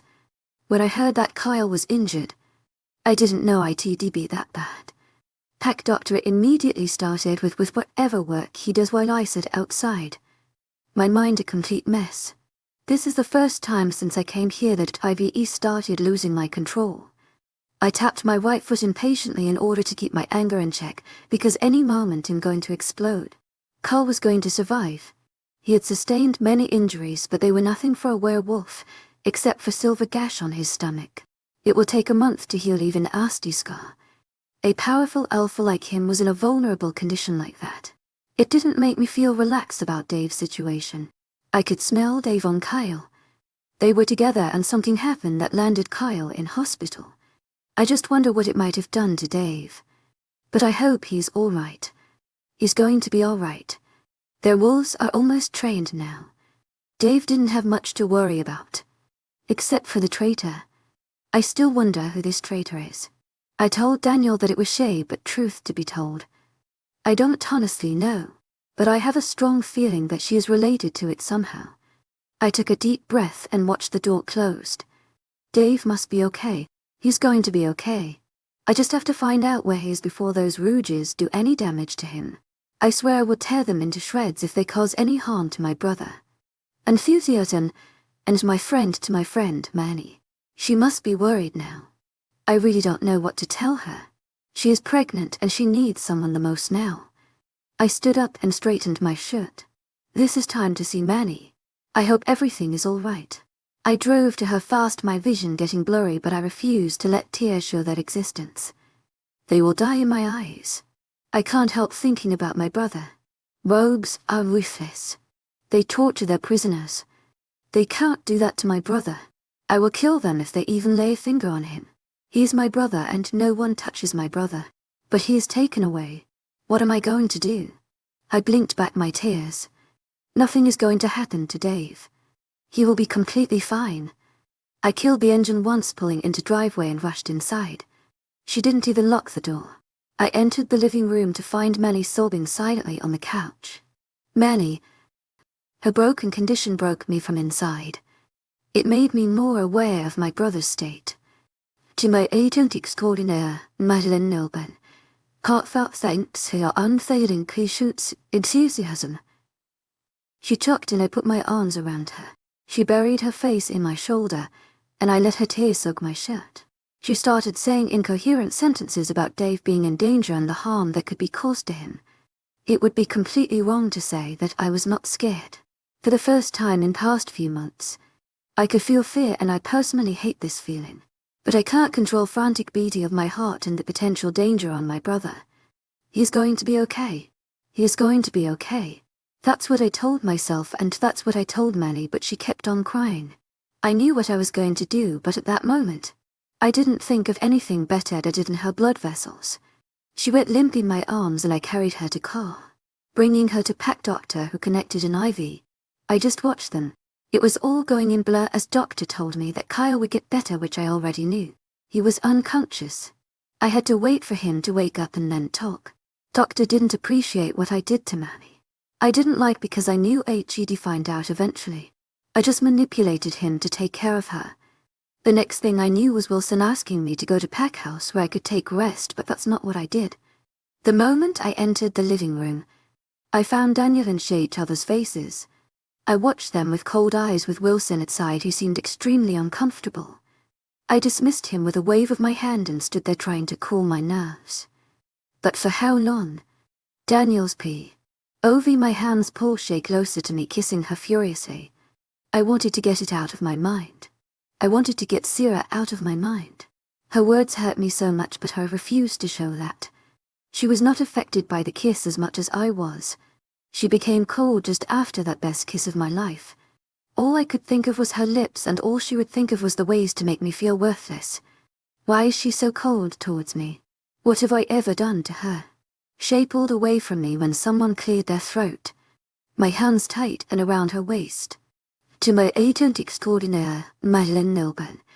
Heartfelt thanks for your unfailing patience, enthusiasm. Shea said, and my eyes flew open to find Sera staring straight at me with cold eyes. Shea. Sera greeted, casually glancing at Shea before looking back at me. I want to talk to Alpha. Alone. Fine. I heard Shea say before she lifted herself of me and pecked my lips. Whole time my eyes were on Sera as hers were on me. When she turned her gaze away when Shea pecked my lips, I knew how much I messed up. To my agent extraordinaire, Madeleine Nilben. Heartfelt thanks for your unfailing patience, enthusiasm. No explanations required, Daniel. I just wanted to ask you if you help me to find my brother. I guess I should leave you to your own business. Sera, it's not your brother who's kidnapped by rogues who God knows they are doing with him. Sera, you know what, Daniel? I wish it was you who was kidnapped by wolves. I would have been so much easier for me. Her words stabbed me in my heart. I became silent, staring at her silently. She kept her eyes on me. I wanted to look away from her, but I couldn't do that. Her eyes held me captive. Her gaze was so intense. It was like she was reading my soul. Oops. Did those words hurt you? You're not sorry, because that was exactly my intention. She mocked, crossing her arms. I sat there silently watching her. I'm going to see Kyle now. At least he tried to save my brother instead of you, who don't care if his beta is missing. But what I'm expecting? You didn't give a crap if your mate was dying. You're selfish, Daniel. The most selfish person I ever met. I curse my fate for choosing you as my mate. She turned around to walk out and my mind started working.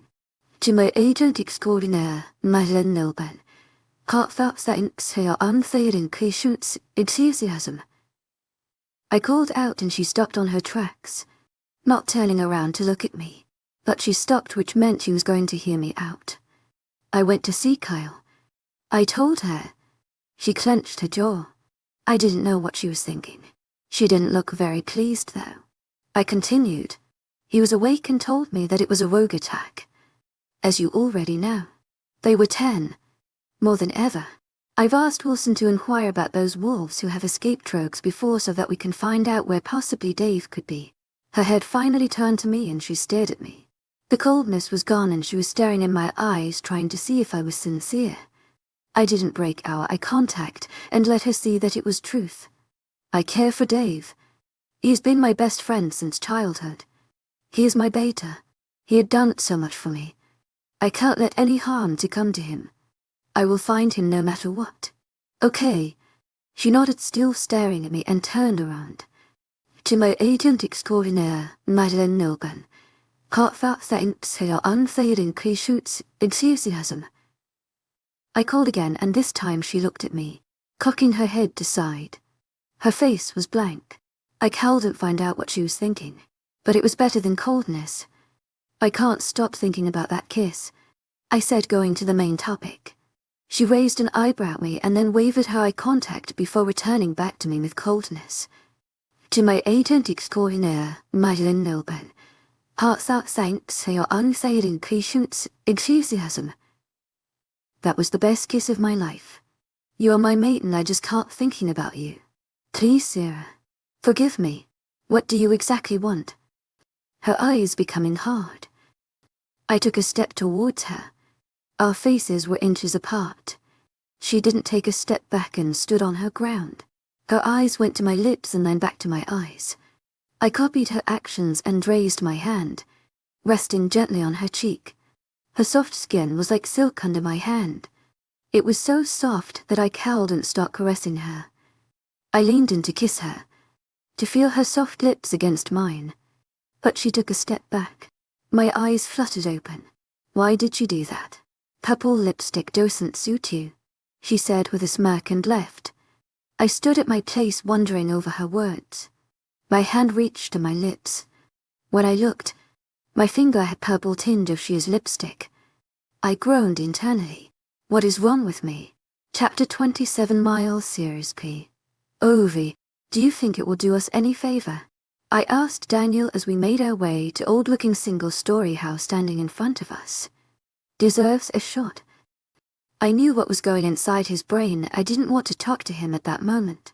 Daniel rang the bell a couple of times before the door was opened to reveal a middle-aged lady with strikingly blue eyes. Those were the bluest I'd ever seen. She had a round face, slightly wrinkled with age. Her black hairs were turning grey and she didn't bother to dye them. She was wearing a loose kimono. Hey Doris. I'm Daniel, alpha of this pack. Daniel introduced himself. I rolled my eyes. I know Alpha. Please come in. She smiled politely at her alpha. Her eyes fell on me and she gave me a questioning look. Daniel extended his hand for me to enter and I did. He followed behind me. We walked to her living room and seated on comfortable leather couch. Doris brought us a glass of water as I observed the room. It was small but comfortable. There was nothing spacious. A carpet was covering floor.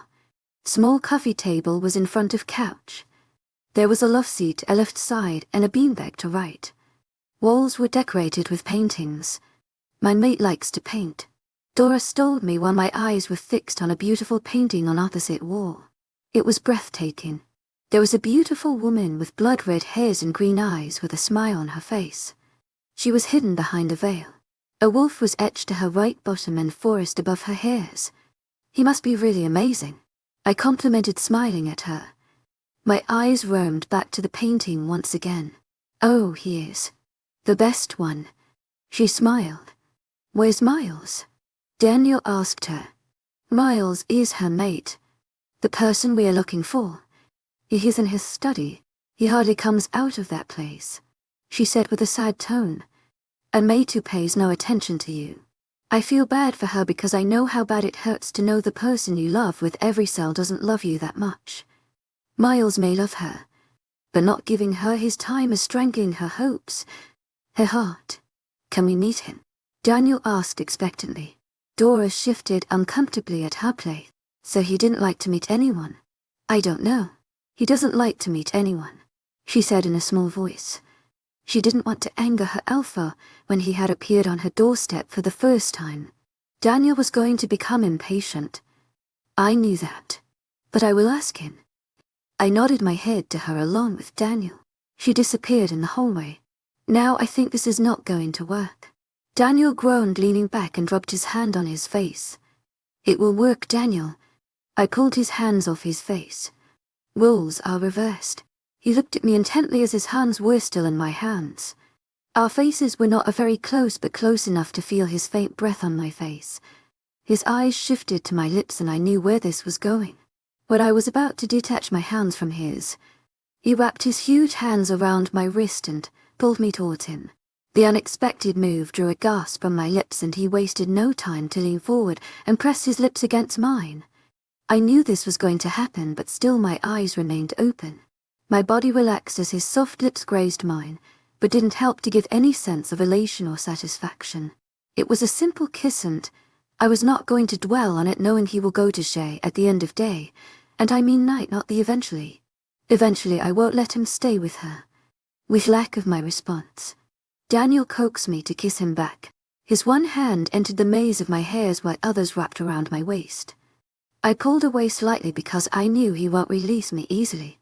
Your mate won't be happy when she finds out you were cheating on her, I said in a breathless, mocking tone. His forehead was pressed against me as he tried to get over the phase of bliss of kiss. You're my mate, he panted, his hand massaging my scalp. I'm not going to lie. It felt good. It relieved me of the headache I was suffering since Dave's disappearance. You didn't say that a year ago. I pulled away from him and he let me go. He knew he was wrong and he was regretting it. Like really regretting it. After our kiss, his mind becomes most vulnerable. He now realizes that fake mate bond is nothing as compared to true mate bond. I ran my fingers through my hairs to fix them. If Doris had walked on us, it would have been extremely awkward. We sat there in silence for a few more seconds. Daniel's brain a home of hectic thoughts. Footsteps approached us and I saw Doris coming in our direction. What did he say? Daniel seemed to recover from whatever daze he was in and looked at her curiously. He wants to see you, she told me. I was surprised. I hope he is not a pervert. But why does he want to meet me? Did he say something like I want to meet the girl, or did he take my name? What? Daniel burst from my side and I knew he was going to protest. To shut his mouth, my mind came to easier spot. I don't have to explain everything to him now. He's not even mated to me. He even rejected me. He has no say in my life. It's not like he is asking to see Shea. Calm down, Alpha. My tone was not as playful as my mind was after saying this. Daniel stared at me. Similar regret washed over his face and he lowered his head. I can take care of myself, I mumbled and asked Doris to lead me 2 miles. Daniel was sulking as I walked away from him, his eyes burning holes at back of my head, but I cared the least for him. Right now I'm thinking about Dave. I will find out where he is, even if it takes seducing the pervert. I'm capable of protecting myself, so there's going to be no problem for me. If that jerk crosses his limits, I have to get information by hook or crook. But for now I expect primary treatment to work. As I walked into the room, I cringed. If the person sitting on the desk was Miles, then he was definitely a pedophile. His hairs were completely grey and there was a noticeable stip at his back. His face was more wrinkled and blue eyes were dull. Are you, Miles? Yes, I am, he said with a smile. Seriously, this man was my grandfather's age. Not that I've ever seen my grandfather, but seriously. How old was he? 111. You wanted to see me, I said, unsurely frowning at him. Yes, Sera. He nodded his head and guided me to take the chair opposite to him. The case was filled with books and a number of books. It smelled of books. Old books. I won't be surprised if I see bookworms or moths' hairs because this place is very untidy. Several books sprawled on the floor. Those on table are in a mess. I cocked my head to side, urging him to continue. You're here with your mate, he said in a weak voice. How did he know? But I kept my face neutral, not voicing my thoughts. But seriously, how did he know? That was just a hunch. A voice in my head told me. Doris must have told him that there are 2 people, and he might have thought that Daniel was my mate because it was kind of expected. Mates usually accompany each other everywhere. No, I'm not with my mate, I told him monotonously. He smiled at me, a genuine smile. You are Sera. Daniel is your mate. Even though your mating bond is not the strongest one. I narrowed my eyes at him, not uttering a single word. How the heck does he know that? He broke our eye contact and shuffled in his drawers before producing a slim notebook and blue ballpoint pen. I watched curiously as he opened the last page of notebook and started cribbing something. I frowned at his strange behavior. Does he remember I'm still here? I'm sitting in front of him. He can raise his head and look at me to remind himself in case he has short-term memory. Miles was a strange being. There was something about him that irked me. I just couldn't. Let me explain it to you. His voice broke me out of my thoughts. I blinked once and leaned forward to where he was pointing at his notebook. He hadn't written anything but drew lines. One line was a single line mark from tip of pen, while the other one was thickened by repeatedly stroking the line. What is this? He questioned, raising an eyebrow. If he was going to teach me how to play with these lines, then I was definitely not interested. But I knew it was not just that. Something inside me told that he was going to tell me something that might have great importance. This line, he pointed the thin line, is your mating bond with Daniel. He said as if telling a child about new thing. And this, he pointed at the other thick line, is the usual werewolf bond, a strong one. My gaze fixed on those two marks. I don't want to believe his words, but when I look at my past, his words sound true. Dave can't even stay a day away from Manny. I've witnessed other werewolves who are so happy with their mates while my bond with Daniel is so weak. Why is our bond so weak? I wondered loudly. It was not only a conclusion from those lines but observation from my life. We share a bond. I agree with that. But it is really weak. I was also thinking about that. It has to do something with your blood. Your antecedents. I don't want to talk about it now. I'm not here for this purpose. I interrupted him. I don't want him to raise finger on my blood. I know the reason. I know why a bond is not strong. I have a feeling that he doesn't know it yet. It's better that way. He shouldn't know. No one for the matter should know. He narrowed his eyes at me. What are you here for? I asked, cocking his head to side. You were kidnapped by rogues. I asked, folding my arms. Yes, but I escaped how? I questioned him. I have this insight. I can see through werewolves. I can know about their strength and weakness. It helps me in battle. But you can see I'm not fit anymore. How can you do that? It's not every day you find wolves like that. I've been told that some werewolves have special powers. Maybe he also has this special power. I don't really know. I was able to get away unharmed from rogues. He told me, my brother is kidnapped by rogues and I want to save him. Can you tell me where did they keep you? As soon as those words left my mouth, the door burst open to reveal a fuming alpha. Talk about possessive mate. Chapter 28, Saving the Mate Daniel's POV. That was waste of time. Sera commented, getting into passenger seat with displeasure, pressure written all over her face. There was nothing we could make out of Miles' unnecessary chattering. According to him, he didn't eat him. I could feel Sera tense. She was worried about Dave's well-being. We can't try another, I started, but she cut me off. No, we are not wasting our time like this. Now we have to send our wolves to search around the territory. She instructed. We can't investigate. We have to take action now because we don't know how long Dave is going to be safe. How do you know Dave is safe? I just know. Drive to Pack House and call your best wolves tomorrow. And I'm going out tonight, she said as I started driving. I was impressed by her tone. She said with finality. Even I could not defy her orders. She was a true Luna. Shea was never interested in pack business. She didn't care how many people died or got lost. But neither did me. I felt angry at myself for acting so irresponsible. Sera was right. If I was not such a jerk, my pack would have been safe. Watch out. Sera shouted at me, pulling me out of my train of thoughts. But it was too late. Something hit the car as I pulled the brake. The force shook it with immense force. Car skidded on the road, did a turn before coming to a stop. Smell of burning rubber at my olfactory indicators. That was thrilling. Silence surrounded us. No one even breathed for a couple of seconds. It was then Sera let out a sigh of relief. I blinked, feeling like an idiot. How could I have been so lost in my thoughts? I could have get us both killed. But the problem was not with us.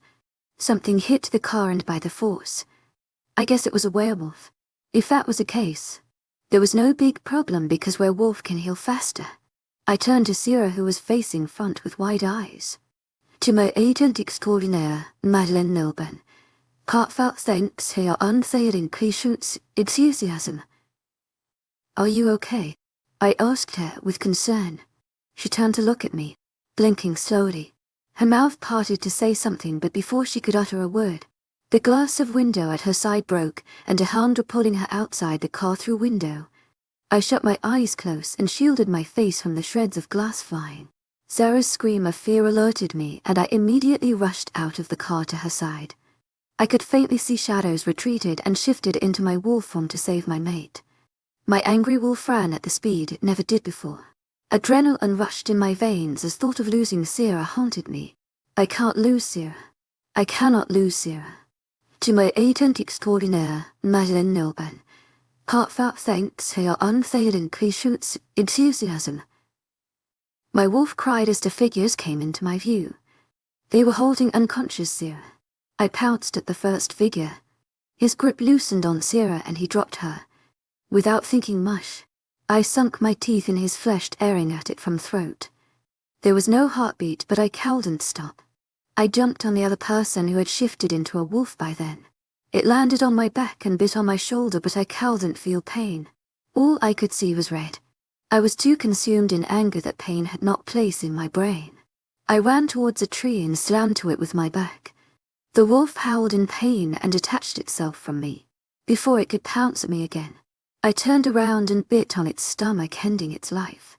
But that was not enough to relieve me of my anger. I dismembered his body parts. Daniel, a weak voice called, and I found Sera leaning against a tree at the other side of the road. Her eyes were big as she watched me. Those beautiful green orbs pleaded me to stop. My wolf calmed a little and I walked to her on my forelimbs. Her hand came to stroke my head.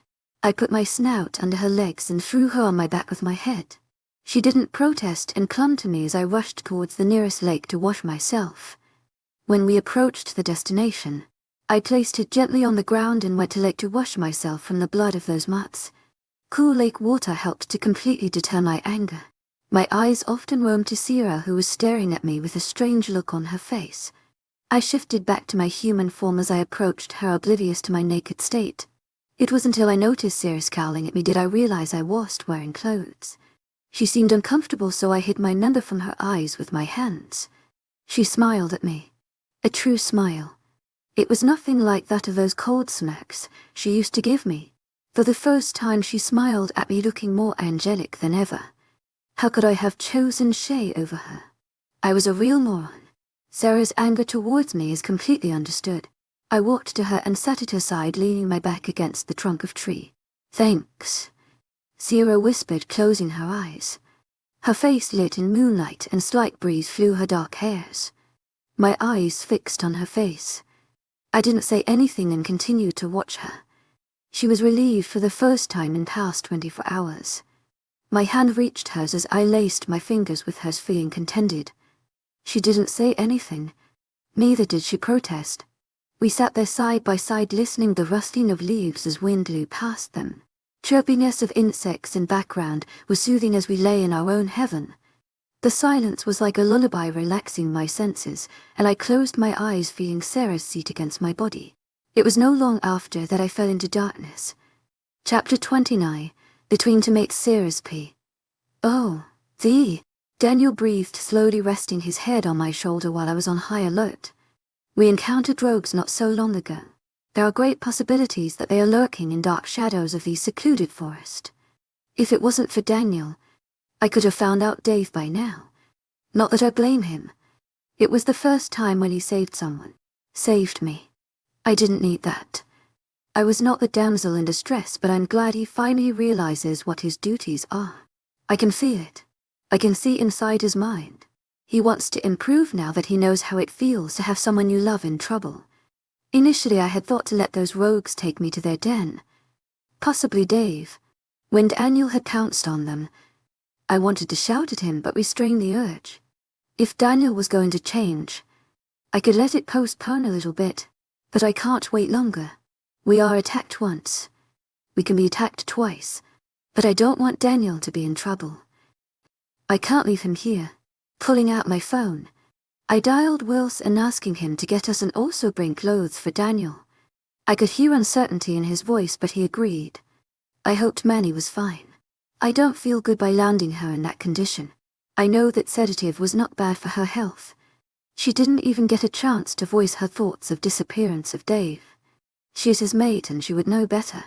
Only if she was not carrying another life inside her. I can't risk her and Dave's child. My phone rang and I immediately thought it was Wilson. Hey, he said a little excitedly. It is nearly impossible for him to reach here that fast because I called him like 2 minutes ago. But I wanted to get out of here. Should I take your excitement as success of your mission? The cold voice said from other side of line and my mood faltered. Vladimir. Was all I could mutter, cursing myself mentally. Boy, I'm in trouble. I had completely forgotten why I was here. The main reason as they thought. I don't think so. Have you gained any success so far? Or should we escort you back and then burn you alive for your failure? Come on, man. No, I think I found someone who can give me more information about it. I bit my lower lip as my brain worked on different scenarios. And can I ask you who are that and what have you been doing there for a month now? He asked, sounding impatient. Oh, I think the previous alpha of this pet knows. I've met a man who can help me with this case. And I was trying to extract information from present alpha but got nothing. I shrugged, keeping my face neutral even though he was not in front of me. I expect you to return with complete information since you are taking so much time. Should I send someone to help you? My mouth opened to deny, but I stopped. I can't let him detect panic in my voice. I don't think it's necessary. The previous alpha will be back in a month. I'm trying other sources at this moment. I hope to find out something really fast. You don't have to send anyone for help. I replied in a calm voice. Very well then. I will call you in a month then. He hung up and I let out a sigh of relief. Daniel's key. Ovi. I woke up to someone shaking my arm and groaned, feeling pain erupting from my shoulder. Oh my God. Someone shouted in high-pitched voice, switching on my headache. What the? I slowly blinked my eyes to adjust them according to brightness of room. I hand-gripped my arm, jamming my blood supply. Sharp nails dug into my skin. My eyes opened to face white ceiling. Daniel, a voice said, and I looked down to find Shea smiling at me. I tried to pull my lips to form a smile but couldn't do that. I stared at her blankly, trying to remember what happened. Dave Miles' car rogue Sera. I shot up, sitting erect with a slight pain on my shoulder. It didn't feel like that of previous pain. Oh, Daniel, Shea said, and the next instant her lips were on mine. The moment her lips met mine, my memory went back to when Sera's soft, cold lips were on mine. I pushed Shea away as Sera's face come into my view. She was leaning against wall, her 1 foot flat against a vertical surface and arms folded on chest. She didn't say anything and had a calm look on her face. She was observing us with cold eyes. Are you okay? I asked, feeling concerned for her. I hadn't thought about her injuries, if she sustained any. Yeah, I'm fine. She smirked at me and then her gaze went to Shea, who was glaring at Sera. I didn't know what to do. I felt terrible acting like that to Shea. She was my mate. I couldn't do that to her. I was the one who marked her. I was the one to ask her to be my girlfriend at first place. I was the one to take her virginity. I can't brush her aside just like that. Sera's eyes snapped to mine with a cold look in them. And you will never take my virginity. I heard her voice in my head, but she didn't say anything. Her lips were sealed in a tight line. I was surprised. It felt as if she had spoken for real. Maybe it was my conscience speaking. There is no doubt, I don't deserve anything from Sera. But I can't hit. Whenever she is near me, I just forget about everything. I forget about Shea so easily. Daniel, tomorrow is your birthday. Summon pact members for the oath. To renew the pact bond, Shea said. Her eyes were on Sera instead, who returned the cold glare from one of her own cold gaze. It's a ritual for every alpha. On the birthday, alpha has to renew the pact bond by taking an oath. It makes the pact stronger. I have forgotten that tomorrow is my birthday, and a day when I committed the biggest mistake of my life. My eyes hesitantly traveled to Sera as I felt her eyes burning hole at top of my head. I had expected her to give me her similar cold gaze, but instead of that, she had a smile on her face. A sad smile that made my heart constrict. She sighed and turned around to leave. I wanted to know what she was thinking. That look. What did that mean? Chapter 30 True Colors of Alpha's Mate Sera's POV. I thought Alpha and Luna will be present for Daniel's birthday. I wondered loudly, leaning against counter. Well, Alpha and Luna will be there considering it's Alpha's birthday, Wilson said with a frown on his face. I mean Mr. Osborne and his mate. I clarified. Old habits. I still considered Daniel's mom and dad as Alpha and Luna because present fake Luna of this pack is far from Luna and Alpha is far from Alpha. Sometimes I considered Daniel can change his ways, but his eyes will open one day and he will see this world with a different view, a realistic view. But I think this is not going to happen anytime soon or ever for the matter. Mr. Osborne was an amazing Alpha of his pack. I know because I was part of it. It was one of the best packs and the reputation still remains. If it wasn't for Daniel, those rogues would have never dared to attack this pack. And my brother. I closed my eyes thinking about Dave. He's okay. I know that. I believe on my sixth sense because it is mostly accurate for all the assumptions. Why the frown? Wilson drew me out my thoughts and I shook my head to clear it. Dave. I mumbled, rubbing my face. I wish I could find him just now. He will be okay. Don't worry about him. He assured him and gave him a small smile with that unsettling feeling in my gut. There was something I was not paying attention to. There was something latent yet in display and I was unable to look at it clearly. The black picture was becoming slowly blurry, forming shapes, but I couldn't see the meaning behind them. Perhaps if I concentrate, Sera. Someone called. The voice didn't belong to Wilson, but the man I've grown to hate more. Hey, I gave him a forced smile, not letting him know my true emotions. Tomorrow is his birthday. I don't want to spoil things for him. He can make my birthday my death day, but I'm not that cruel. Maybe I'm a bit cruel to him. That's why he pushes me away. But he will come back to me eventually. No matter what. What are you doing? He asked, frowning at Wilson, who decided it was time to leave me alone with a foolish devil. Nothing. Just talking to Wilson. I pointed at Wilson's retreating form with a sharp edge to my tone. Wilson might have caught it because he turned around to give me an apologetic look and then dashed out as if his butt was on fire. Why are you doing here? I asked Daniel, whose eyes were still fixed to doorway from where Wilson exited. Slowly, he turned to face me. His eyes were beautiful blue. Too bad.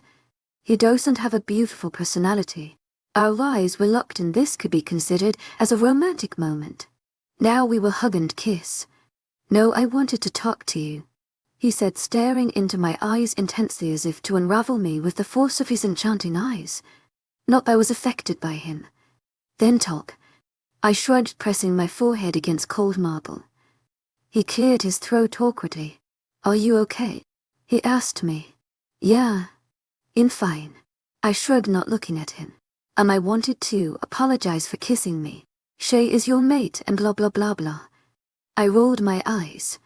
Go back to your mate. If you think you are cheating at her, then don't feel guilty because you are not the only one unfaithful in this relationship or whatever you call it. At least we only kissed and I'm even your mate. After saying those words, Daniel will take time to comprehend what I said, and by the time he will, I will be not in his reach. Well, I planted the seed. Let's see what is going to happen tomorrow. Boy, I was waiting for this since the day I came. I made my way towards escaping from all eyes. At this stage, Daniel cannot get back even if he tries to. Tomorrow is going to be a really eventful day for Shea. Bet on her tears. 1 liter. A voice said, and I smirked slowly. This is going to be fun. I feel bad for pack members and also a bit bad for Daniel. But for Shea, non-Ada. Do you think it will work? He asked, sounding concerned. Of course it will. Daniel is a little deep in it. I realized it from yesterday. I am where I want to be. Only if Daniel was not such a jerk. He's really clueless of so many things. What do you exactly think about Daniel? That he doesn't deserve to be an alpha. It amazes me. He is son of an alpha, but he doesn't have alpha qualities in him. He's pretty dominating, Sera. He told me. I don't think so. That's because you are his mate. He told me flatly. To my agent extraordinaire, Madeleine Noble, heartfelt thanks for your unfailing patience, enthusiasm. And if he tries to make moves on you again, I'm going to kill him. You mean if he tries to kiss me again? I gave him a lopsided smirk. He narrowed his eyes at me. Okay, I'm not going to say anything about him. Now cool down. I lowered my hands in front of me. Let's pray tomorrow will be okay. It will be. And you should hide in these woods, especially near a river. Don't come in anyone's view. Until tomorrow evening. Okay. I will, my vampire friend. He saluted. My eyes widened and I jabbed him with my elbow. He let out a painful grunt. What the hell that was for? He asked in a strained voice. Don't say that loudly. In fact, don't say that word. I don't want anyone to know that I'm a vampire now. This is going to be a secret. No one will know about it. Sera is a werewolf whose wolf died, and she's a human now. The concept of vampire is not going to exist in this pack. Keep that thing in mind. To my agent extraordinaire, Madeleine Noble, heartfelt thanks for your unfailing patience, enthusiasm. Don't be so violent, sis. Dave folded his arms in front of his chest. You really want to see that? I raised an eyebrow. No, she shook his head. I've seen enough for a lifetime. I need to go now. Manny is still unconscious. I told him. You gave her a strong sedative. He accused me with worry flashing in his eyes. I rolled my eyes. I gave her a dose of vitamins. Actually, I hypnotized her. It's completely harmful. I care about my future nephew or niece. I know. His voice was sad. I want to see her. He mumbled. I put a confronting hand over his back and rubbed in circles. She is okay and she will be okay. Don't worry about her. He nodded slowly. Now leave. I have to return home. I told him. Are you going to pack house? He questioned with a frown. No, I'm going to our house. I clarified and he smiled at me. With a final hug. We parted. I just want to see what awaits for me. And the whole pack. Flashback N. I'm not going to write whole flashback in italics because it strains my eyes to read so much in italics. You'll know where it ends. I leaned against the tree trunk gazing at the night sky thinking about various ways to save Dave. Daniel was sleeping and I wanted him to sleep for long. All I had to do was to press a vein at base of his neck and he would be out in less than a second. But there is a problem. He can get into trouble. But it was a risk I was willing to take. I had to save Dave and that's all that matters now. One of my motives to return to this pack was saving Dave. Daniel was never in the big agenda. I carried out my work and left Daniel leaning against the tree, sleeping. I just hope he will be fine. After making him unconscious, it will make me feel bad if anything happens to be. But my greatest concern is Dave. I followed the scent of rogues who tried to capture me still lingering in air. Daniel killed them both, brutally might I add. I never knew he had it in him. I'm glad he can save someone at time of trouble. When I get a whiff of scent, probably the path where they came from, I ran in my lightning speed, reaching my destination in 5 minutes. It was a long distance. I was hardly feeling exhausted or anything. After all, I was a vampire, one who doesn't need blood. The credit goes to Daniel, because I'm still his mate and didn't reject the rejection. I still have werewolf scent and werewolf appetite. There are some things that didn't change. I'm glad because I just can't bring myself to drink blood. In front of me was a cottage in the middle of woods. Who would have thought? This region is densely surrounded by trees. It's a place where you expect wild animals. A forbidden place. But who knew one can find a cottage where probably werewolf resided? I can smell their disgusting scent. This is going to one hell of a task, but I have to find Dave now. There were 5 guards in front while there was a wooden fencing adding to glory of beautiful cottage. Their security was up tight. I sniffed Dave's blood and closed my eyes to concentrate properly. The scent was from the middle of the small house. I was thinking they might have put Dave in dungeons. Yes, they had. I rounded the corner and disappeared with a speed that will let me get inside being unnoticed by guards. And was I successful? Even though I made my way to a tall plant near the door, I was unable to get inside. Two burly men standing there on high alert. There was no way I could get inside without causing any commotion. If they would have been humans, I could have saved Dave within a minute. But there are werewolves. I had to find another alternative quickly, before anyone notices me. My eyes roamed everywhere around searching for windows. Back door was the only way left to enter the hell hole, which looked beautiful from outside. Inside will be my enemies. I have to get to Dave fast though. And how can I forget unconscious Alpha lying naked at the middle of woods? I snickered internally at the thought. Not time to make fun of Daniel. I chided myself, and with a fast motion removed around the cottage with same high speed, only stopping when I came face to face with wooden door. Mistake, the door was guarded by a Hulk. His eyes settled on me. He had wide eyes and looked startled to find an intruder. I was going to pounce at him, but his hungry gaze on me stopped me on tracks. Like typical werewolf. His eyes scanned my figure, and I had a plan inside my head. Weakness of werewolves, they are horny, and I was going to take advantage of it. Oh, handsome man, I was lost in this forest, can you help me? I said quietly in a fake sad tone. I hope they reply as quietly because I don't want to attract more attention. Of course, lady, he said in a husky voice, and I knew how it exactly happened as a hand was pressed against my back and I was pulled to a turn. Long-haired, disgustingly smelling werewolf. I had heightened my olfactory indicators so that I would find Dave. But at that moment, I shut that before I could pass out. Well then, why don't you just show me? I ran my finger from his forehead to cheek, and when pressed hardly on neck. His eyes rolled at back of his head and he slumped. I balanced him and dragged him to a secluded corner, dumping his body behind bushes. If it was for my vampire strength, I could have been in trouble carrying the truck. I sniffed tear, and after making sure that no one was inside, I opened it and went on my knees after closing the door behind me. It was kitchen. I hid behind a counter and closed my eyes, hearing every single movement, sniffing every smell. Footsteps were near the room at side and below it. That means there is basement, where Dave is kept. I can smell him more strongly than before. I had to get past the person in the room at side. There were some sounds coming from upstairs, and many awful ones, more than that of Daniel and Shea. Maybe it was a night for success. I would be lucky if I managed to take Dave out of here silently. I'm sure I'm going to rescue Dave today. When I peeked inside, an old man was pacing around the room.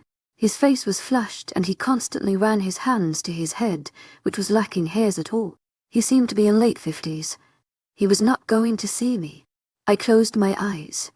Dave's scent was coming from the left end when I opened my eyes. There was a door, and it was closed. Now the main problem, how to get inside without getting noticed by the old man. There are many things a vampire can do, and I can definitely do many things. What about doing this? I made my way behind that man in less than a second. He turned around immediately at eye-green eyes with his greys. We stared each other in concentration for a few seconds. His mind was easy to tame. Open the door to basement. I instructed him inside my head, and he nodded his head, slowly making his way to dilapidated door like him. I rolled my eyes. With the pace he was walking, I was going to get hold like him. Finally he reached door and opened it. Stay here and don't let anyone in, I told him, and entered. It was dark, but my vampire vision allowed me to see clearly. I could smell nothing special. There was a room which didn't smell like Dave at all, meaning he was never brought there.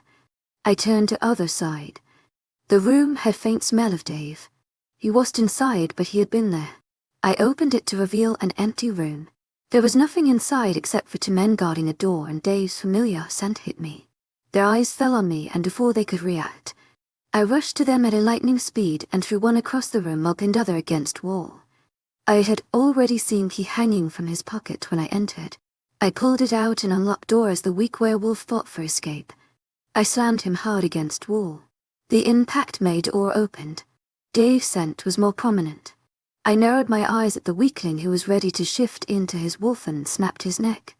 His body fell limp on ground in a thud. Before I knew what was happening, Dave came out of the room like a lightning bolt and attacked the other wolf who was trying to jump on me. I moved out of way as I watched Dave fighting with wolf before he snapped the neck of poor guard. We are half-siblings after all. We had same techniques. Let's get out of here, I told Dave. He nodded his head and we rushed out. The old man met my eyes. You will be out of my influence after 1 minute and forget everything that happened here. Alpha Daniel was the one to save Beta. I told him mentally and he nodded his head. Maybe rogues will be more alert now and not attack thinking Alpha Daniel will bait their butts. All it took was 1 minute to get out of the cottage and into forest. But it was not the end. There was a rogue standing only a few feet away from us as we were at the mouth of woods. Before he could lunge at us, I threw myself on him and smashed his head against a tree. But that was not the point where he gave up.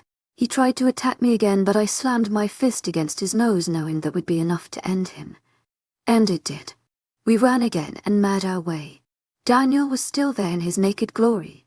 It was them, Dave, and I finally acknowledged each other. I hugged him tightly, making sure not to break bones.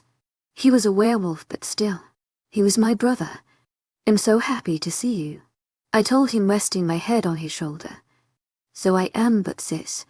He pulled away slightly. What was that?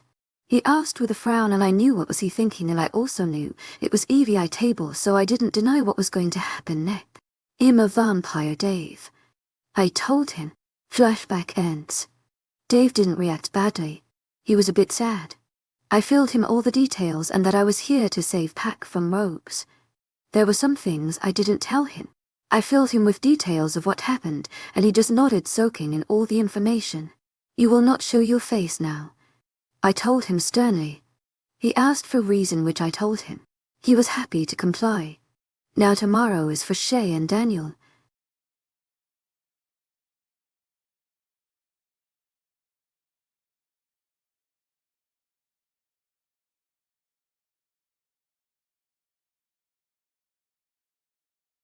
At my birthday party, my mood hit rock bottom. I realized that I was neither a good alpha or a good mate. Chapter 31, Unexpected Daniel's P. Oh, I was robotically dragging my feet to the gathering. It's my birthday today. It's the day when I'm going to establish my link with the pack because I feel it is completely severed. I had desperately wanted to prove Sera wrong. I wanted to show her that Shea was not cheating on me, that she can never do that, just merely to prove Sera wrong.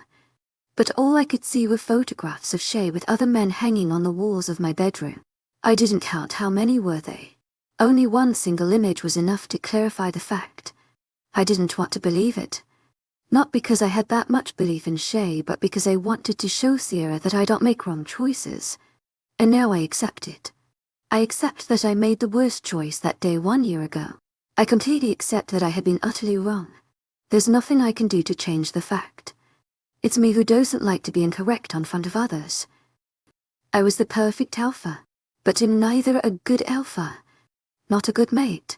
I don't blame Shea for anything. I kind of knew what she was like when she demanded her mate to stay while still remaining Luna. This has to be the second worst day of my life.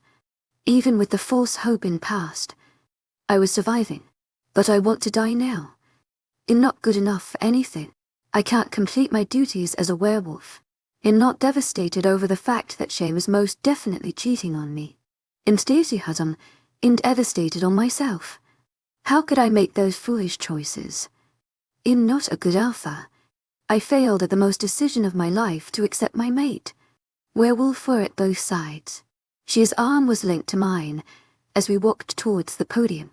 200 werewolves of our pack were cheering their alpha, a failed alpha.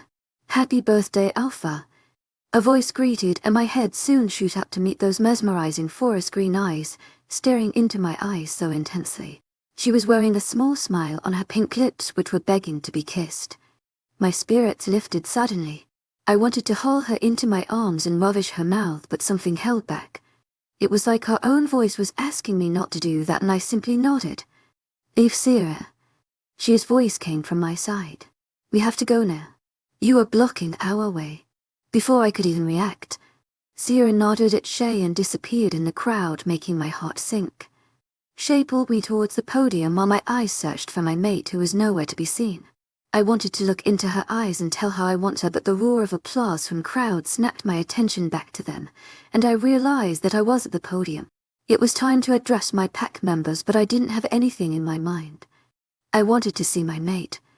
I wanted to see Sera just once. "Daniel, speak," Shea said with a smile, but her eyes were narrowed, slightly in irritation. She wanted to make an impression in front of the pack members. "To my agent extraordinaire, Mythical Noble, heartfelt thanks for your unfailing patience, enthusiasm." "A cheating Luna. Good morning, everyone," I said calmly. Silence engulfed hair like a thick blanket, but the chill of it didn't go unnoticed. Not at least by me. The next few minutes words flew effortlessly from my mouth. The same words I said last year imprinted on my mind. My excitement was like Mount Everest last time. Now it is deeper than Marina Wrench. I said thanks and stepped back, allowing senior pack member to carry out the ritual. The same thing happened last year, but this time it was much easier. "To my agent extraordinaire, Mythical Noble, heartfelt thanks for your unfailing patience, enthusiasm." "Luna, lift your hands in air," the old man said. Shea held my hand, just like the last year, and lifted it in year. All pack members followed, lifting their hands. Those who had mates were holding their mate's hand, while others were showing their palms. My eyes searched for Sera, who was not visible in the crowd. I closed my eyes along with every pack member. It was like another world. I could see every other wolf in their wolf forms. I could see myself and Shea in wolf forms. The old man enchanted some words, and I could feel energy surging inside my blood, liquid fire. I could feel myself reconnecting with every member of the pack. Every cell of my body revived from its sullen state and rejuvenated all dead thoughts. I could feel my wolf stirring. It could feel the power too. It was time to search for the mate it needed most at the moment. It could feel Shea's wolf reaching for it. Her brown wolf came near my wolf, ready to link with it, to form the everlasting bond between Alpha, Luna and pack members.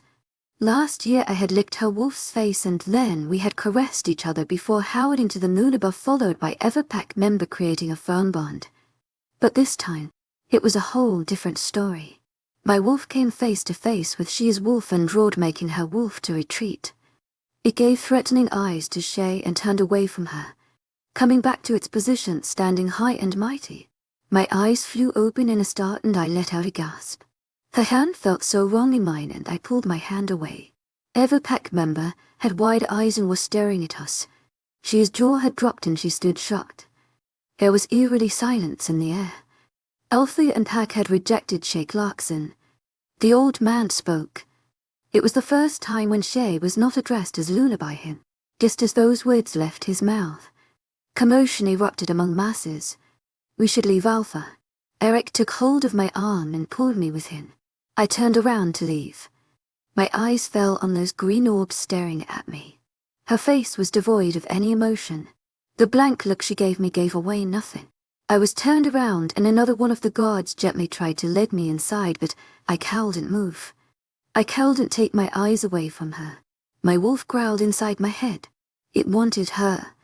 Our eye contact broke as she looked away. My eyes followed her gaze. The pack was attacked.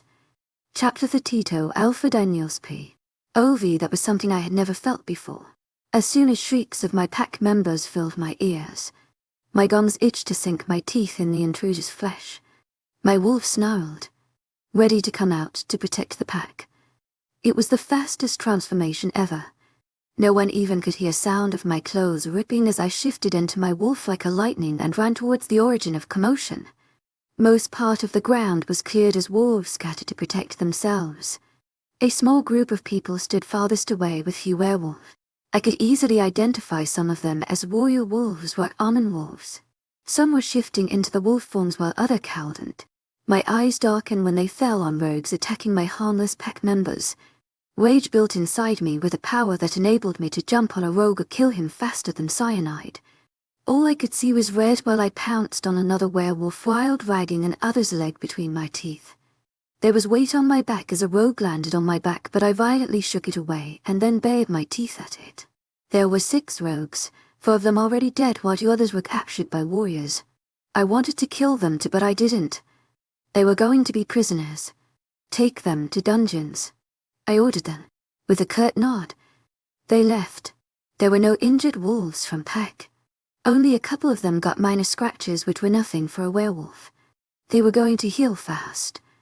I could have shifted into my human form if it didn't mean to stand naked in front of my pack members.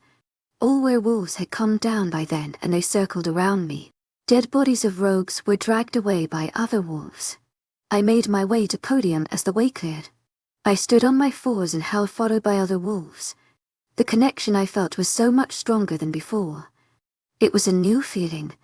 A very powerful feeling. It was the first time I felt like someone important. There was respect in their eyes which made my wolf stand erect in pride. Everyone was gazing at their alpha, but there was one gaze that drew my attention like a moth to light. Her gaze was like a moon in night sky while others were stars. Even though she was staring at back of my head. She was all I could feel. She was all I could focus on. As soon as I turned around, I found her standing several meters away from me, but her green eyes were so clear even from the distance. Her blank face didn't give away anything. It was the warmth in her eyes replacing the usual coldness this time, and I cowed and helped my stare back at her. My feet carried me to her on my own. My vision was blocked by a face that materialized in front of me. The man stood with his blonde hairs and slightly wrinkled skin. There was a grin on his face as he gazed at me with pride. His pale blue eyes had a gleam in them. Dad, I was shocked to see him. I didn't think he'd return before a month. To see him standing in front of me was a joy, and I immediately enveloped him a hug which he returned. He chuckled. Nice to meet you too. Son, he said, patting my back. He pulled away. How's Alpha doing? By witnessing that, I'm proud of you. You'll be a great Alpha. I was bewildered. What did he see? My wolf rejecting Shea's wolf. Son, don't forget your mother. My mother's voice called and I smiled at her. She looked same. Her brunette hairs were pulled in a bun and her grey eyes were smiling at me with love and adoration. Mom, I can never forget you. I hugged her. She wrapped her arms around me, squeezing me tightly. I missed you, she said, pulling away. I missed you too. I smiled, and she kissed my forehead. I'm so happy that you have become such a great Alpha. You make me proud. Her eyes welled up with tears of happiness, and all I could do was smile at her. You are nothing but a worthless Alpha. Sera's words came ringing in my ears. All my confidence crashed down. I'm not a good Alpha. Even my mate thinks I'm not good enough. Where's Shea? My mother asked, looking around. I didn't know what to say. Should I tell her that my wolf rejected her wolf? Is she still considered my mate? I feel bad on doing that to her, but she is not the Luna. She is not good enough for that. Wasn't it the same I thought for Sera? And how much I regret that now. But for some reason, I don't regret it even a tiny bit for Shea. She is definitely not a good Luna. But will Sera be? If I try to be a good Alpha, Sera will most definitely turn out to be a good Luna. That reminds me. Was I supposed to tell my father that Sera is my mate? I remember her words exactly. The first person you will tell about me will be your dad, and he is returning back in 2 months. That got reduced to 1 month now. Dad, I want to talk about something, I said in a serious tone, and my father understood immediately. He nodded his head. Let's go inside. He wrapped an arm around my mother's waist and we were led to Pack House. I thought you were not going to return until next month. I asked, frowning as we walked. We were invited for your birthday. Your beta wanted it to be a surprise for you. Dave, I asked, and again I felt something in my stomach. I hope he is fine. I'm going to find him soon. I will find him. But it was not Dave who invited us, he said with a shrug. If it was not Dave, then who invited Mom and Dad? Who invited you? Dave's mate. To my agent extraordinaire, Mylan Nilben. Heartfelt thanks for your unfailing patience, enthusiasm. Chapter 33. Plans, Sera's P. OVRN, to you happy for us. Manny playfully pouted her lips, leaning her head against Dave's shoulder. He had carefully secured her on his lap. As much as I love you, I don't really want to see you making love in front of me, I said dryly. They had finally reconciled. After Daniel's birthday event, I had asked Dave to meet me at home where Manny was waiting for her surprise. I really don't want to think about what happened next. But we were not really making love. We were making out. If I hadn't interrupted, even if it was retching sound, you definitely would have made love. I accused and shook my head. God, why am I even talking to you about this? It's so disgusting. I grimaced. Hey, don't make that face. Love is incredible. Manny planted a kiss on Dave's cheek, who rolled his eyes. It's becoming easy to talk to you now. Pregnancy has done you some good. You don't ramble like bullet train without stop now. She narrowed her eyes at me. I smiled at her nervously, knowing messing with a pregnant werewolf is not really a good thing to do. A pregnant female werewolf is 100 times more dangerous than a pregnant female human being. That was really a big surprise for me. I knew you were trying to create a rift between Daniel and Shea, but I didn't know you had invited his parents too. Dave changed the topic. Yeah, that was a kind of surprise for Dave. I only told him that if Daniel's trust on Shea is broken, his wolf will most definitely reject her, since they were not true mates. The task was much easier. But why didn't you do that before? Manny asked. Which day can be more perfect than Alpha's birthday? The day when the bond between Pack, Alpha and Luna is re-established. If I had told him before, his foolish human mind could have fell under Shea's spell and gave in. I told him yesterday and he had no time to take everything in consideration. You were sure that Daniel's wolf would reject her. Ever since I returned. At least that's how long I noticed. His wolf had been extremely confused between two mates. If Shea was a good mate in Luna, this could have never had happened, but she was not. Over last few days, his wolf's bond with my human form strengthened. Dave's kidnapping also played a role in it. No matter how much Daniel tries to hide it, he cares for his beta and his best friend. That's why I didn't tell anyone that I had rescued you. I pointed at Dave, and revelation of Shea's cheating was last stroke. But how did you get those photographs? That was simple, Delilah. Delilah? You mean Shea's friend? Manny asked incredulously. But how is that possible? Why would she do that? Delilah is now Will's mate. I visited Kyle and he told me that he had always doubted of Daniel's involvement with me. I'm not going to throw light on what he said, but he told me that Luna like Shea and never be good for Pack. He informed me how Shea had seduced him at more than one occasions.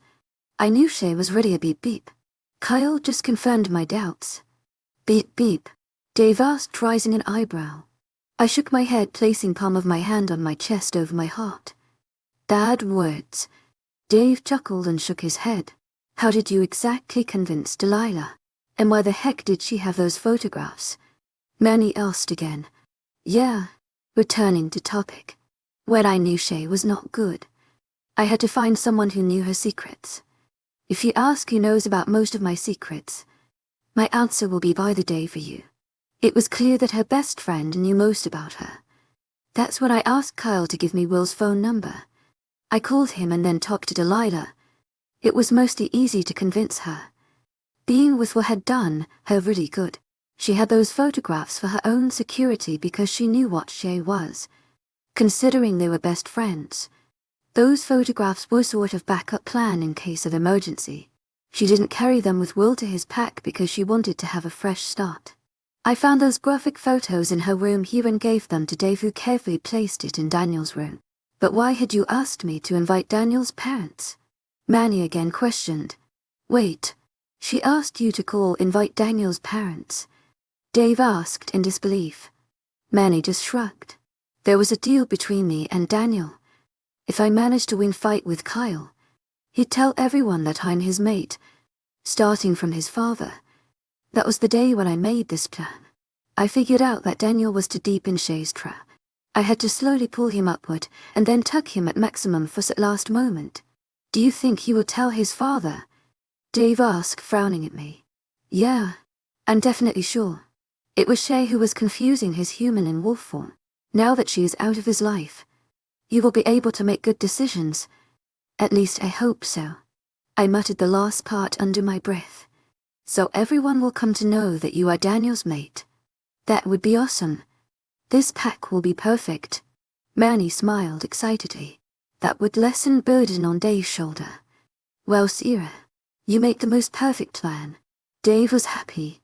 But they didn't know what my real intentions were, and I didn't know that there was a very big flaw in my plan. Chapter 3 Typhra, Chance Sera's P.O.V. The affectionate phase of days of Dave and Manny passed, and they stared bickering. Dave was unhappy that Manny didn't mention about inviting Daniel's parents, while Manny was angry that he didn't show up even after he was rescued. I was busy thinking about all the stuff that had happened, and that was going to happen. Things will go like this.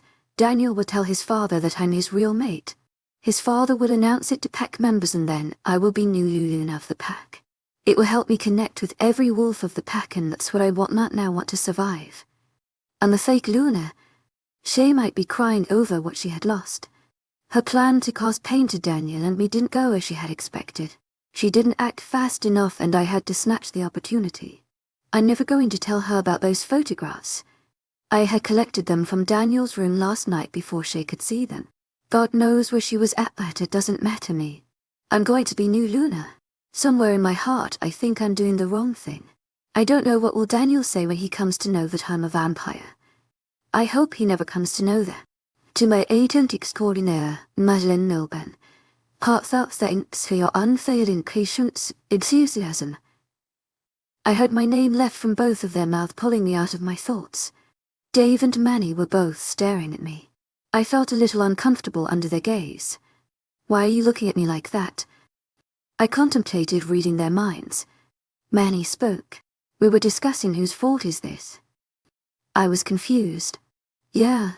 You know we're fighting here because we kept secrets from each other. And why? Because you asked us to. Dave joined in, standing up. That means it's your fault and you should be punished. Manny said with finality in her voice. My eyes widened as she said that. To our agent extraordinaire, Madeleine Milburn, heartfelt thanks for your unfailing patience, enthusiasm. I took a step back as they started advancing towards me.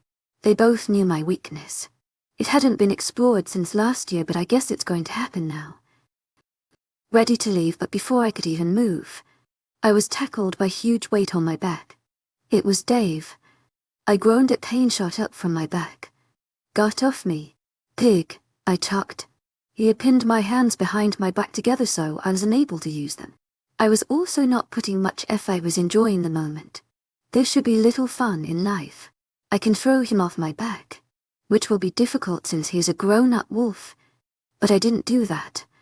Manny, be ready, he said, and I felt something on my side. Manny had started to tickle me. I was extremely sensitive at my sides.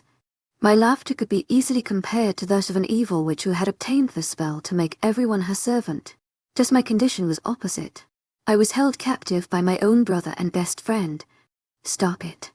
I shrieked in between laughter. My throat and stomach really hurt. Please. The magic word got Manny to stop and Dave was off my back. I stayed there on the floor trying to catch my breathing. Dave and Manny did a high five. None of them even tried to help me get up. I thought my sides were burning. Oh God. I groaned, rolling on my back and curled in a ball. You two are awful, I told them, closing my eyes. Learnt that from you, Dave replied. I wanted to strangle him. But promise us, Sera, you won't hide anything from us from now on, Manny said with a stern tone. I was immediately on my feet at her words. I straightened my clothes and fixed my hairs, which totally resembled a nest. Well, I will tell you things about each other. There will be nothing secret between you two. But that doesn't mean I am not going to hide anything by. I shouted and fled from there with my vampire speed before any one of them could attack me again. I had enough torture for a day. There was nothing wrong with taking Dave's car. I felt like taking a ride in territory. Dave won't mind that. Manny and he have catching up to do. I don't even want to think about it. Now I have to look forward. What I am here for, the main motive which will get me killed if I don't do it, needs to be completed. For that I have to be Luna of this pack. I have to find how I wrest of royal blood. I have no idea if this task is really that difficult because I have not tried to start researching it. I was trying to get rid of hectic thoughts when my gaze fell on a similar figure. It would have been not that surprising to see her if she was not wearing those clothes. Her usual clothes. I mean, all clothes show too much skin, but there she was at the side of road wearing G-skinning jeans and full-sleeve top. Her half of the face was hidden under scarf. If it wasn't for my vampire vision, I could have never thought it was her. She might have been mortified after what happened today. It is so unnatural for Shea to dress like that. Sun probably had risen from west today. Daniel's birthday is something special. There is something bound to happen. But what Shea was doing there? I might have thought she was going to commit suicide because of rejection, but then I remembered. She is Shea and she is not alone. I was about to park my car somewhere and then follow her, but my phone started ringing. It read an unknown number. My first thought was to disconnect it, but then I decided against it. Hello. I pressed phone against my ear. To my agent extraordinaire, Madeline Nolan. Heartfelt thanks for your unfailing patience, enthusiasm. Daniel spoke. Hi me. I mocked with my eyes still focused on Shea. Though as she was walking was casual for any other person, but for any other person, it was definitely suspicious. It's me, Daniel. I wanted to talk to you. He started. Why? I asked, narrowing my eyes because Shea was getting out of my eyesight. Dad wants to talk to you. I told him that you are my mate.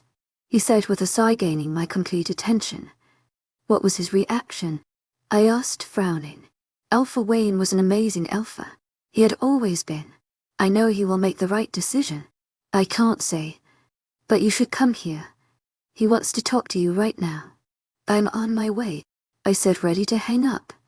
I love you, Sera, he said, and I stopped. Silence hung in the air.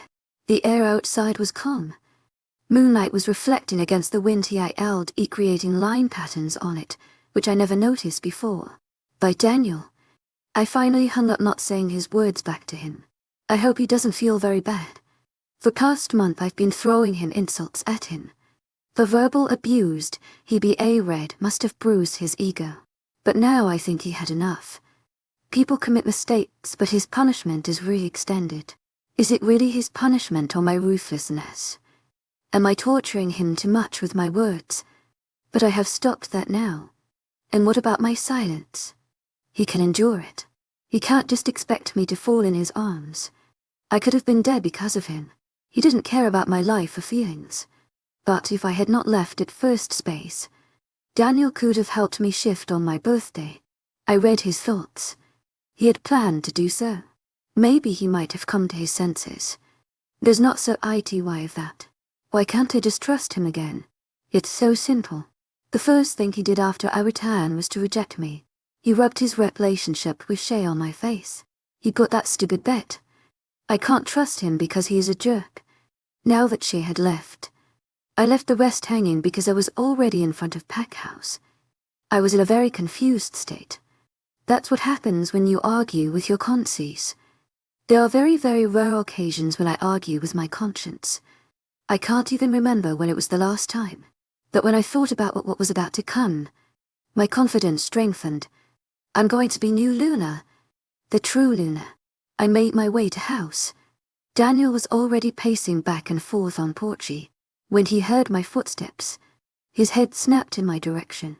His eyes settled on him, roaming up and down. Typical men.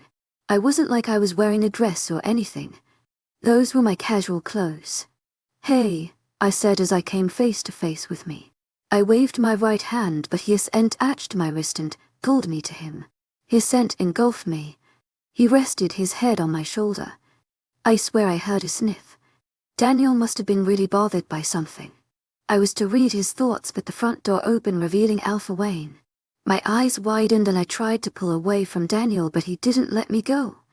Daniel, your father is here. I muttered in his ear. He reluctant 10L while it go, but his hand rested on my waist. Alpha Wayne. I bowed my head. I'm no longer your Alpha. Daniel's dad smiled. He was carbon copy of Daniel, or would I say Daniel was carbon copy of him. His dad just had more wrinkles. They could have been mistaken as twins if older man's wrinkles were eliminated. Come inside, Sera Winters. I would like to talk to you. He invited me inside. Daniel's mother was nowhere to be seen. She might have been really exhausted, or was it jet lag? To my agent extraordinaire, Madeleine Nilben, heartfelt thanks for your unfailing patience, enthusiasm. I would like to talk you in office, Alpha Wayne said, and I nodded, following him with Daniel at my heels.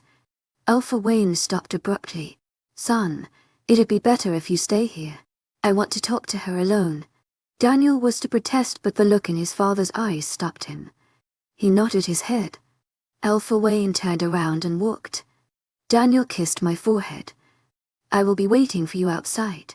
He me read in my ear before leaving. I was really curious to what Alpha Wayne wanted to talk about. I tried to look inside his brain, but that didn't help. Once I become Luna. Well, Sera, I have very important thing to say to you, he said once we were inside his office. He leaned against his desk, folding his arms over his chest. I nodded my head, slowly, feeling wary. No one in this pack should know that you are Daniel's mate. It will remain a secret. Chapter 35, Daddy Dearest Sera's P. Ovi. It was like a bucket of cold water slashed on my face in freezing winters. His words hit me with that force, almost making me stumble. That was not something I had planned. That was something never planned. What do you mean? I stuttered for the first time, because for the first time something had gone completely opposite the direction of my flow. For the first time something had happened I didn't expect. I mean to say that the truth of you being Daniel's mate will remain a secret. No one in the pack will know about it, Alpha Wayne said. I gave him a look of complete disbelief. He couldn't do that. Not after I've reached at this stage. Why? Enthusiasm in Dale's mate and rightful Luna of this pack. Why do you want to keep this a secret? I asked him in a calm voice, trying to control my anger and panic. This is not so happening. I know you are keeping secrets to Sera. I will not ask why are you keeping them, and you will not question me. I was beyond shocked. My jaw fell at his words and kept ringing in my ears for next few moments while I stood completely silent in front of me, wondering how on earth did this happen. But he can't possibly know what I am, can he? There is no way. I don't know what you are talking about. I shook my head slightly, playing dumb. No, he doesn't know that. Really? Am I not? He raised an eyebrow with a slight smirk on his face. All the respect I had for him reduced to nothing. Was he denying my rights because I was a vampire? Racist, told Alpha. You might have figured out what you are, Sera. He continued. You are just like your mother. My eyes grew wide as an unknown emotion occupied the consciousness of my senses. Enthusiasm. Mom, I haven't heard in a long time. Dave and I never talked about our parents. Now hearing about my mother from Alpha is like talking about the torn chapter from the book of my life, which I don't want to explore. But somewhere in my mind I do want to. I want to know about my mother. What happened to her? Where is she? We always believed on what we were told. Most of times I thought something was not true. There was very less talk of my mother. Most of pack members I knew talked about Dave's mother and how amazing was she. The history of my mother was almost non-existent. I was only told she died giving me birth. What do you mean? I asked, genuinely confused at his words. He just stared at me for a couple of minutes as I waited for him to explain. His eyes were gazing into mine as if he was trying to solve a puzzle mystery. My guard was down, and at that moment, I didn't care. And then he spoke. You are like your mother, Sera. She was not a complete werewolf, and you are also not a complete werewolf. She was not complete mate of your father. Dave's mother was Roger's mate. Your mother had a weak mating bond with Roger. It didn't help them stay happy. When Roger met Selena, Dave's mother, he realized that the mating bond was much stronger than what he shared with your mother. But he couldn't bring Selena when your mother was still in picture, and he couldn't leave her too. I listened carefully. How is that even possible? A werewolf cannot have two mates. These are very rare cases. You are safe. You two cannot be someone's true mate. You two can't form a strong mating bond with a werewolf. I was in this pack looking after you. I wanted to know who your mate was so I could warn him about you. But then I heard that you left with a rogue. After that, you were not the responsibility of this pack. My mind went back to that weird conversation I had with old Miles. Flashback. This line. He pointed the thin line. Is your mating bond with Daniel? He said as if telling a child about new thing. And this? He pointed at the other thick line. Is the usual werewolf bond. A strong one. Flashback ends. This is not possible. I shook my head. This is some lame theory. Daniel is my mate. He is just saying this because he doesn't want me to be the Luna of this pack. He doesn't want to show his son's true face to the rest of the pack. A werewolf change into a vampire is possible and my theory is not. Wayne raised his eyebrow and my breath hitched. He knows. I know. He smirked at me. And I also know what Blood Devil wants. My blood ran cold. The mention of his name was enough horror to make my heart beat fast. How does he know? Flashback in third person's P. Sera stood in front of the green-eyed majestic creature. His brown hairs were settled neatly on his forehead and his gaze was piercing. His attire was completely black with a silky cloak hanging from his shoulders without any folds. To my agent extraordinaire, Madeleine Nilben, heartfelt thanks for your unfailing patience, enthusiasm. You are a werewolf. You still smell like a werewolf. I guess your mating bond with your mate is the reason for then. Since he was an alpha.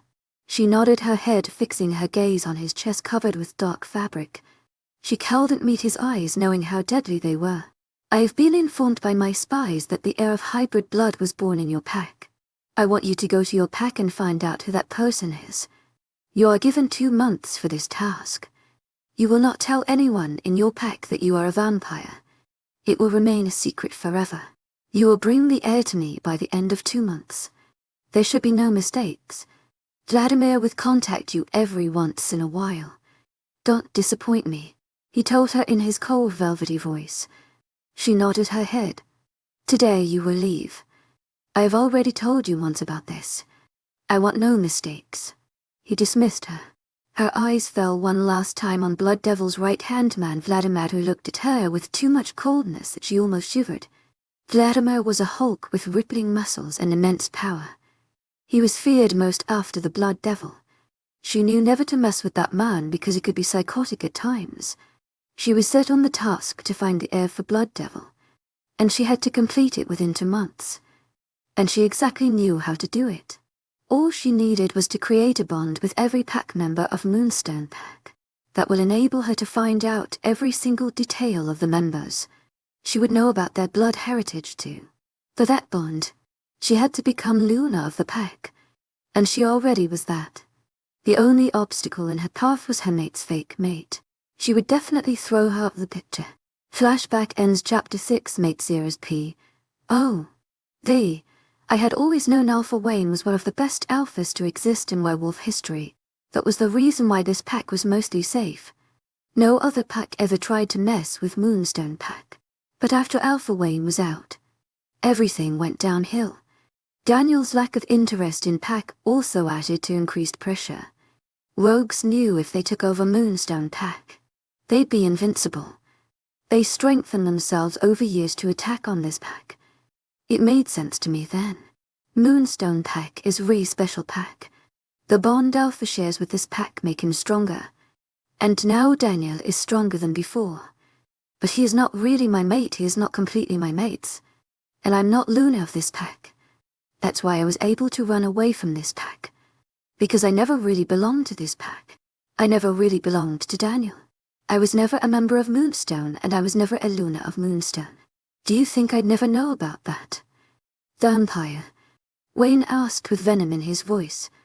All those years I just told my mind that Wayne was my alpha even though he was not. How could that be when I was not really from this pack? When Wayne broke alpha bond with pack, I never felt it. When Daniel formed alpha bond with pack, I never felt it.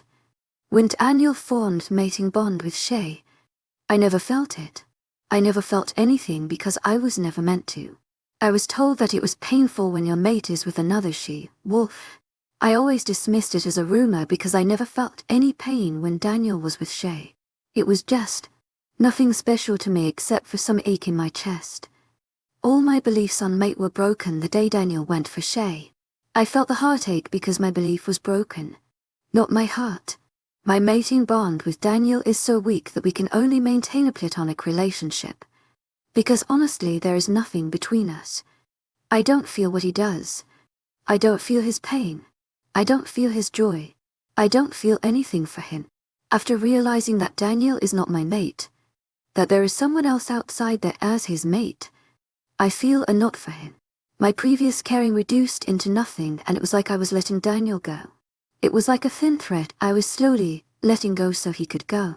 But I held it. No, I can't let Daniel go. No. I shook my head. If I let him go, things won't go as planned. But this revelation is already a shock. Nothing like I planned. This is the truth, Sera. Don't you see other werewolves with their mates around you? He started circling around me, his questions cornering my mind, making me doubt myself. They can't stay away from each other while you lived without Daniel for a year and grew stronger and stronger. But I was transitioned into a vampire. I argued, refusing to believe him while in mind everything had cleared. The only question remained was why. There was a werewolf, in a similar condition like you. She was bitten by a vampire only a couple of miles from her pack but was unable to survive. You know why? Because her body rejected the vampire fluids. It was like venom which killed her slowly and painfully. Her mate died only a week after that. Don't you see that the bond you share with Daniel can only make you care for him? You can never love him. You will never love him because of the hatred you have for him in your heart. You can never get over that. It is pretty obvious you can never claim to love him for what he did to you. Then what excuse will you make?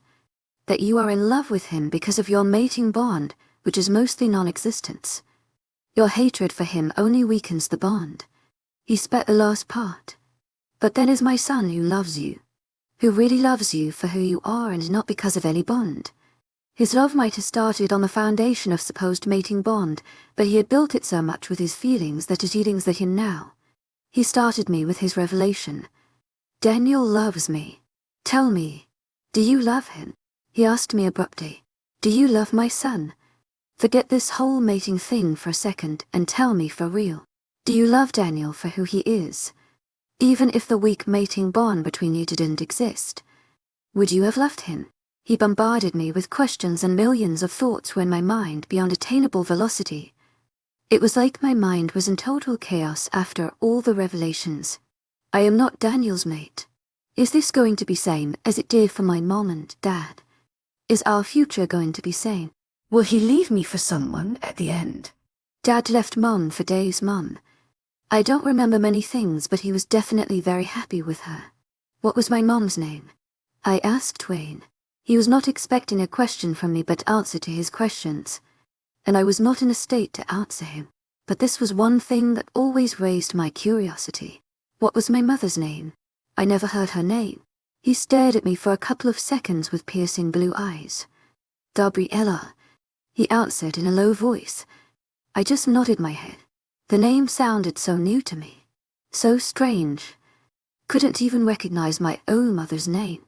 I rubbed my face with palms of my hands trying to think everything clearly. My plan practically failed. And the biggest flaw in my plan, lack of knowledge. I didn't know many things. My knowledge was limited. That's why they always say to listen to elders. I should have consulted one. Then it hit me. My eyes widened in realization. Wayne was alpha of this pack. Very intelligent alpha. You know what he wants. To my agent extraordinaire, Magdalene Nilben. Heartfelt thanks for your unfailing patience, enthusiasm. We both knew I was talking about Blood Devil. He nodded his head slowly with a frown. Do you know? I trailed off, but my question was clear for him without need of words. He knew I wanted to know about the heir. He smirked only in a fraction. He knew. Who was he? I took a step forward. He didn't move. Not even a single hair on his body showed any movement. This man knew too much. I will tell you that. At the right time. I narrowed my eyes at him, anger slowly bubbling. When will be the right time? I asked in a slow voice. He smirked at me. You will know that, Sera. For now I need you for something important. I was instantly suspicious about his intentions. He clearly wanted something from me. I had inkling that he wanted me to accept Daniel's rejection. Well, I'm not going to do that. At least not until he tells me who's the heir. What? I growled at him. I can only tell you that you know the person. You know the heir. He hinted, and my mind was reading all the possibilities. I had doubt about it. Someone I know. There are not many I know, but I can still write many names on a list. Which of them is the heir? But before that, he broke me out of my thoughts. Do you love Daniel? He asked again. For a moment there was silence that settled between us. I blinked at him a couple of times, digging into my memory. My every encounter with Daniel playing like a movie inside my head. I was invisible for him. Nothing more than his best friend's sister. When he found that I was his mate, he refused to believe it in front of everyone. The same day he formed a bond with Beta's daughter. He came every day to college to torture me with the sight of him with his new mate. I had to leave Pack to save myself from the hurt I felt. He humiliated me in the worst way possible. I was going to die. It was my own decision. Instead of fighting for him, I ran away. Instead of making him realize his mistake, I let him commit it. The mating bond between us was weak, and he was a teenage boy in love with the wrong girl. He may have done mistakes, but he never got a chance to improve them. He messed up so many things. And when I returned, he hugged me with so much longing. But then he rejected me without second thoughts. He made me feel unwanted and worthless by sticking with Shea and flaunting their relationship every chance he got. He wanted to get rid of me so badly that he put that bet. But then he kissed me. It was my second kiss and it felt good. He was caring after that. But he kissed Shea. He got jealous whenever Kyle talked with me.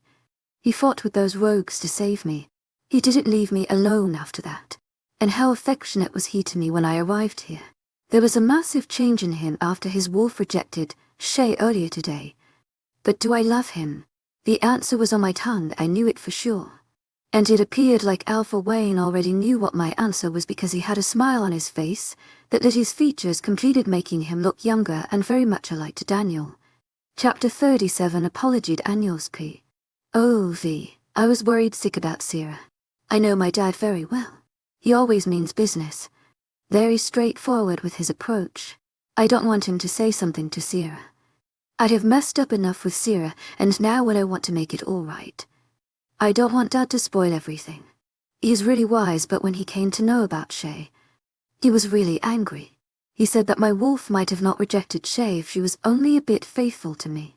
And when I told him that Sera was my mate, not only because of that bet, but I really wanted to, he was shocked.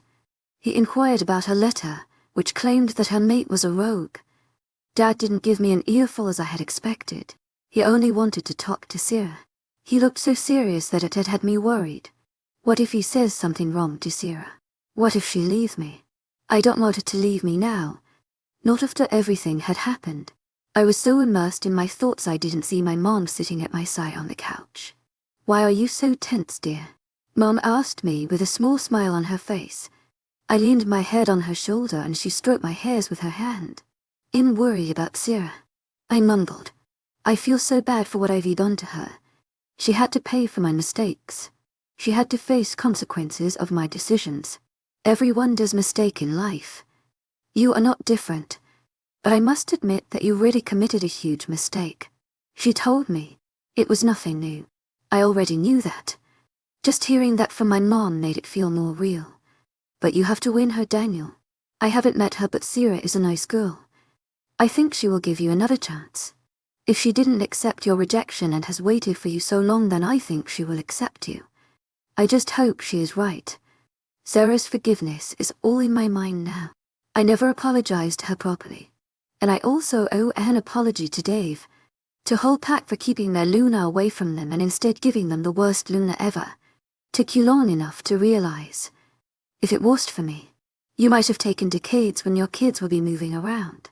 Considering Shea, I wonder if they would even be your kids. My wolf taunted me. I wanted to yell at him to shut up, but he was completely right.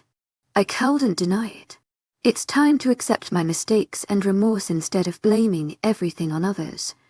I was pulled out of my thoughts when my stomach growled unexpectedly, reminding me that I haven't eaten anything all day. My mum chuckled. Why don't you eat something? She pulled away from me. I'm waiting for Sera and Dad. I want to have dinner with them. I told her. I was just expected Dad to talk to Sera after dinner and not before. I don't know what they're talking about. It's going to be okay, Daniel.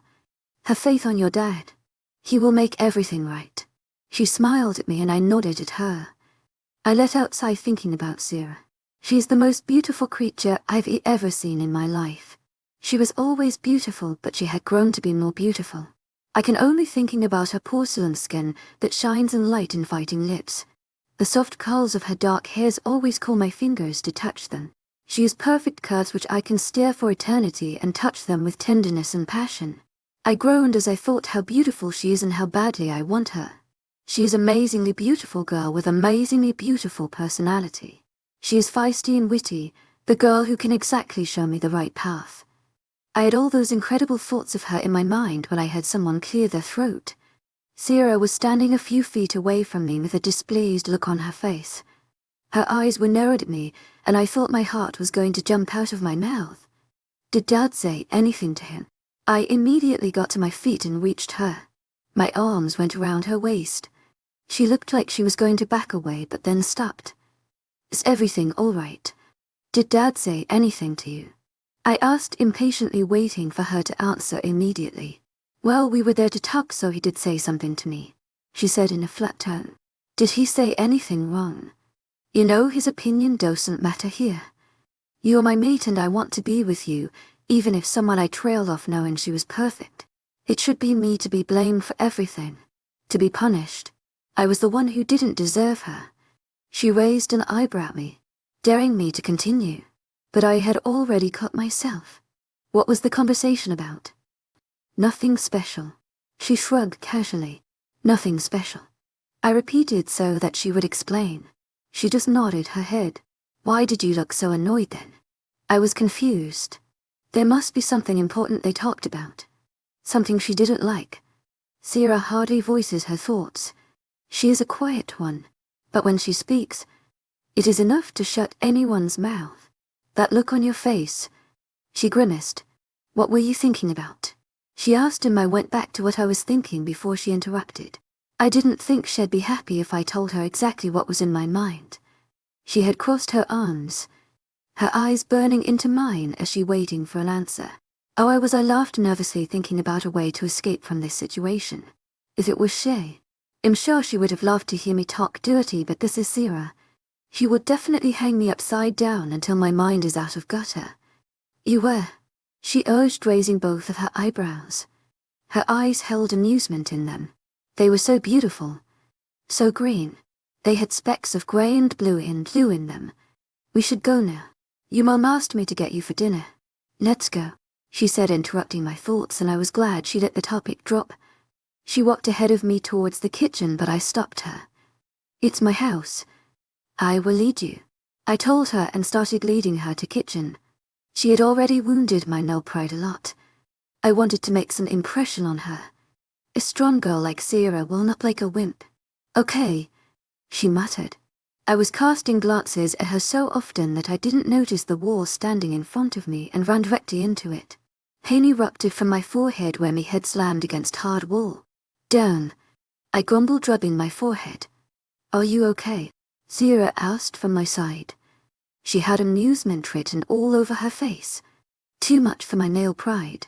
Yeah, I was just checking how strong this wall is, I said, patting the hard surface of wall, trying to ignore pain from my head. I need an ice pack, or by tomorrow I'd have a horn on my head. Oh, she said, and pursed her lips together in a thin line. And how strong is the wall? Her voice shook a little, and I knew she was trying to control her laughter. Stronger than my head, I muttered to myself. What was that? She asked, watching me through her long eyelashes.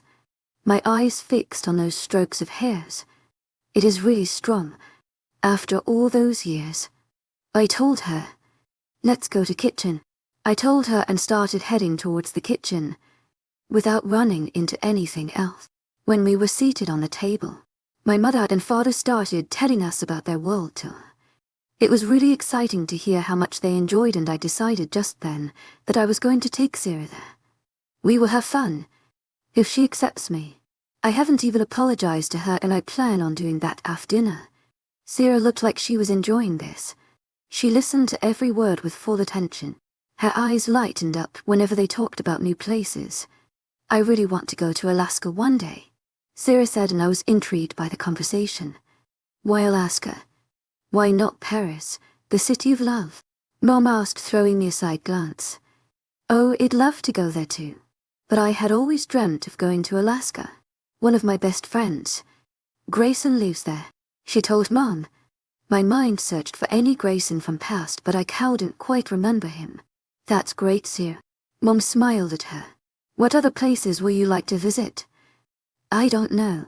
I never thought of traveling the world, but from hearing about your tour, I'd like to visit those places someday. At that moment I made promise to myself that I will show Sera around the world. We will travel together to different places. Daniel, Sera called, and my head immediately snapped to her. Yeah? I asked in a strange voice. It came out squeaky, like a girl. Mom and Dad chuckled while Sera smirked at me. I never told Dave I was visiting you. Will you mind link him and tell that I'm okay? And tell him that I'll be back home soon. Back home? Why don't you stay over? I asked her with a frown. I didn't want her to leave. She seemed taken aback by my request. She blinked a couple of times, and I was wondering what was she thinking about. Unwell, she trailed off. Yes, Sera. You should stay here. With your mate. My mom interjected. She looked really happy. Okay. She agreed in a small voice, and I beamed at her. She smiled at me. A smile that made my heart stop. When we were finished, my mother asked me to take a walk in the garden with Sera. I instantly agreed. It was the perfect opportunity to apologize to her. I just hope she forgives me. Do you like stars? I asked randomly in order to start a conversation with her. I didn't know what to say to her first. Yeah, I like staring at them, she said in a soft voice. A smile on her face. Why, because they are stars, she answered. I didn't know what she meant by that, but I could tell there was a meaning behind her words. I didn't want to appear as a guy who knew nothing, so I agreed with her. Silence again settled between us. Wind blew past us. Her hairs flew and their silky softness caressed my cheeks. She tried to tame her beautiful hairs by pulling them down, but it didn't help. She then folded them around her fingers and pulled them up in a bun. A strand of her hair fell on her cheek, and I couldn't stop myself from tucking it behind her ear. It was then I noticed how close we were. Her face was inches apart from mine. Her lips were so close that I could kiss them so easily. The temptation of kissing those red lips was so great that I couldn't control myself and leaned down to capture them. My lips made contact with soft skin of her cheek. My heart sank at the rejection, but I smiled, pulling away. You can't kiss away your problems, Daniel, she said in a stern tone, and I knew what she was going to say. I deserved every bit of it. I mumbled an apology. She narrowed her eyes at me, but she was not exactly looking at me. Her eyes were fixed on something behind me. I know you are, she said before I could turn around to see if something was there, but I guess there was nothing. She would have told me as there was. Give me a chance, I begged her with my eyes. You have to work for it. But just, I forgive you for what you did. Hope bubbled inside me at her words. Let's have a fresh start, I suggested. Maybe this can be a way to erase all the differences between us. She stayed quiet for a few moments, staring at my eyes. We can't have a new start, Daniel. You don't have a restore option in your life, she said in a quiet voice, and I watched her leaving me in the middle of garden and making her way inside the house. I guess I have messed up a big deal. I just hope she forgives me, even though I have not given her a proper apology yet. Chapter 38. More traitors. Sera's P. O.V. I hurried to the patio where I had seen someone spying on Daniel and I. When Daniel was talking to me, I had noticed that person watching us with curious eyes. I could feel negativity radiating from him. When I was at the spot, there was no one around. The place was completely empty, but I could smell vestiges of scent lingering in air, which was so awfully familiar. My eyes widened in shock. If he was the traitor of the pact, then shame on me. How could I not have noticed it before? How could I have been so clueless about it? Dang it, I wanted to kick the wall, but it'd break and I didn't want to inflict any damage to Daniel's lovely house. My anger spiked. My emotions had been out of control since past few days. Ever since Dave went missing. I have to gain control on myself. With a sigh, I decided to take a run in the woods. "Luna," I said to Daniel's mom. She was sitting on the couch with a tablet on her hand. Her head snapped in my direction. She smiled at me warmly. "To my agent extraordinaire, Madeline Nilben. Heartfelt thanks for your unfailing patience, enthusiasm." "Don't call me Luna. You are now Luna of this pack. Call me Daisy," she told me. This lady was really nice. I wondered how she could be Daniel's mother. He had inherited everything from his cunning father. "Okay, Daisy." I smiled at her. I never knew her name was Daisy. Now I think about it, I don't exactly know everything about this pack. "Come, sit here." She gestured me to sit beside her. I nodded and took the comfortable seat. "How are you feeling?" She started the conversation. I knew she wanted to say something to me, but she was waiting for the right moment to strike. "I'm feeling fine," I said in a quiet voice. "Do you like this house?" She gestured with her hands. My eyes followed movements of hurt and manicured hands. "Yes, this is a beautiful house. And what about people living here?" "They are great. Tell me about yourself. Who are your parents?" "My parents are Roger and Selena." I told her not wanting to say anything about my real mom because I knew she didn't know anything about her, and Alpha Wayne must have not told it to her for some reason.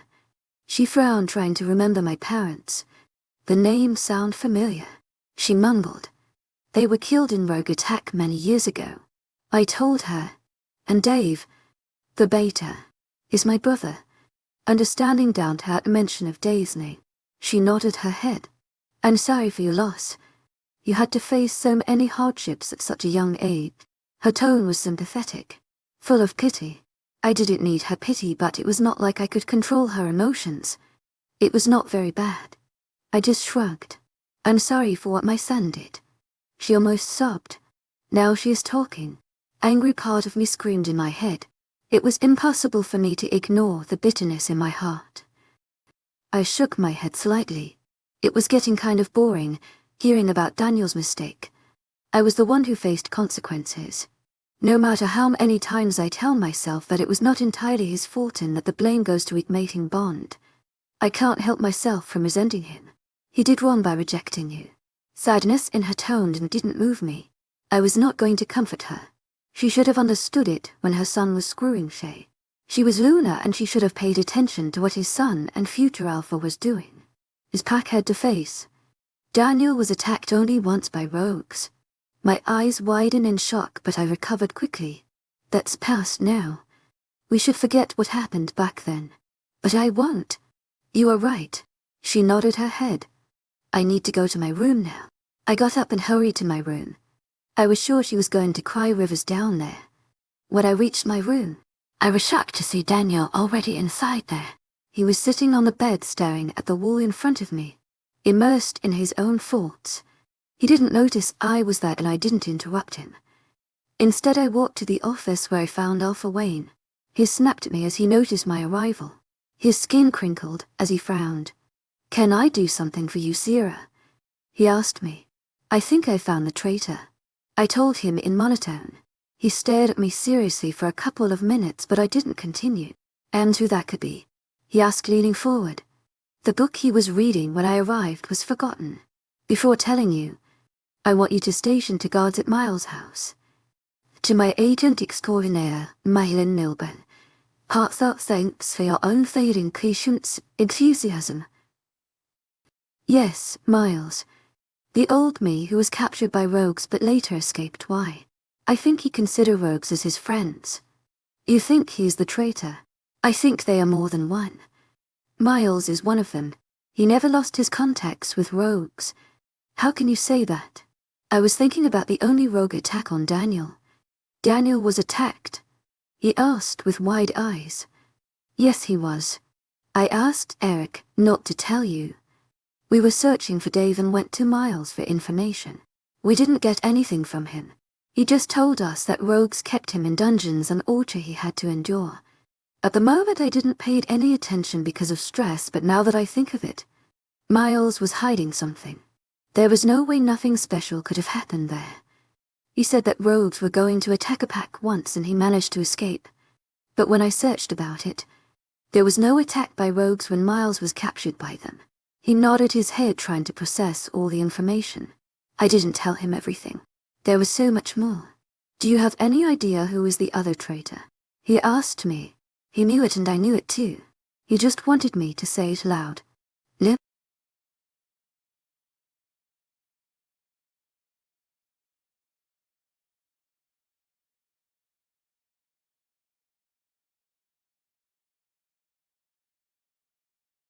I was once the hope of this pack, until I was betrayed. Now I must face my deepest fear. I've fallen in love with my enemy. Chapter 39, Almost Caught. Sera's P. Oh, the Alpha Wayne's gaze didn't waver from mine as those words left my mouth. He was sure it was Shea. Not a single trace of surprise was visible in his eyes, as if he knew the only Luna I would mean would be Shea. He smirked at me knowing I was testing him and his faith on his mate. If I was at his place and told that Alpha was the traitor, I could have a suspicion that it was Daniel. Right. Our bond is not enough strong. My faith on Daniel is not enough. After all, I don't love him. That's what I had told his father the other day. Now I think my decision is true. Where's she now? He asked me as if I was meant to know. I raised an eyebrow at him. I'm not her caretaker. She can burn in the depths of hell. But I was wondering where she could be.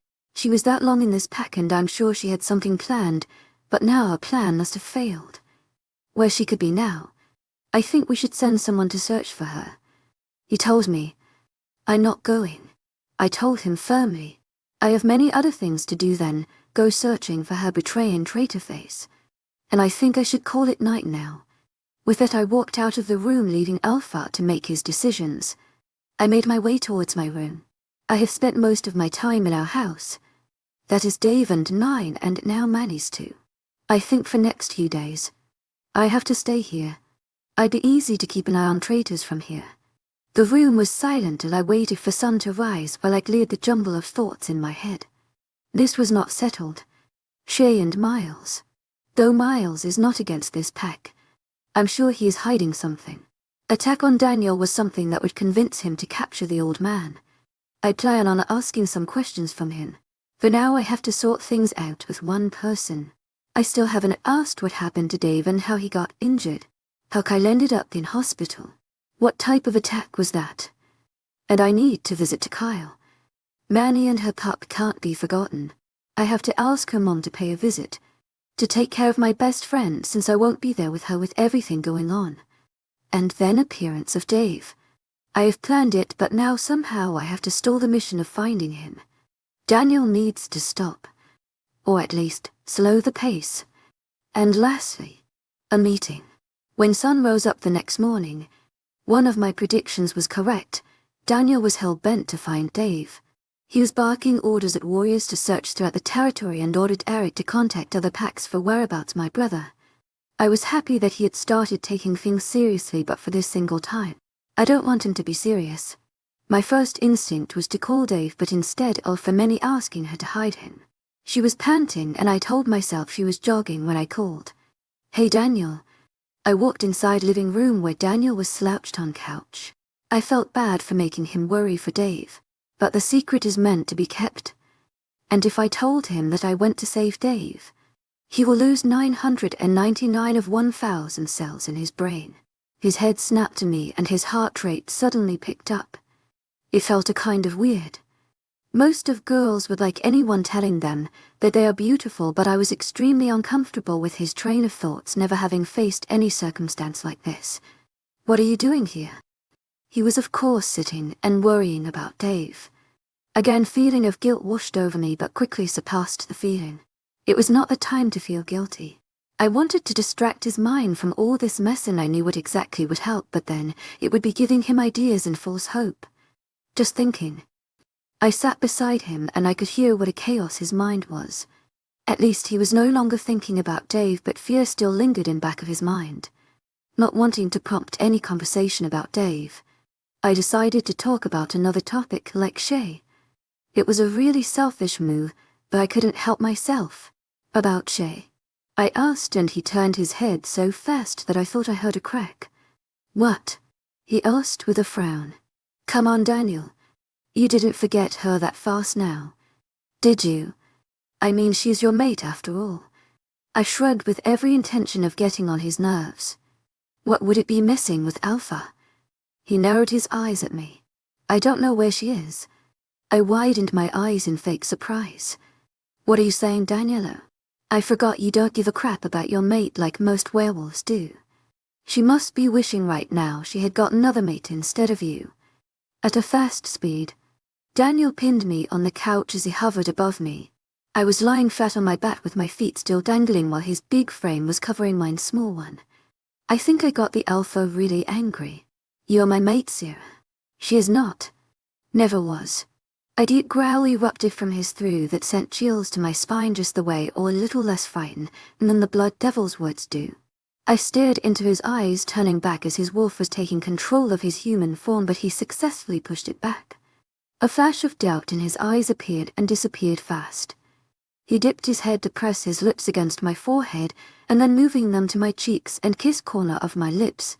I was expecting him to kiss my lips, but his lips went lower to my neck. My whole body tensed and I pushed him away with a force that threw him across the room, 10 feet away from the couch. His body slid against the floor and he came to a halt after his back struck the wall with a brutal force, making him wince. I sat up with wide eyes. That was not supposed to happen. I probably raised suspicion. He can't know I'm a vampire. It was not the time for him to know. Daniel, I mumbled and rushed to his side. I'm so sorry, Daniel. I didn't mean to. I helped him stand up, coaxing myself in my brain. But I didn't want him to mock me. No, I'm sorry. I shouldn't have done that. I murmured an apology with a look of hurt on his face. I slid my hands to his waist and hugged him. His froze, but he returned my hug. I don't know how that happened.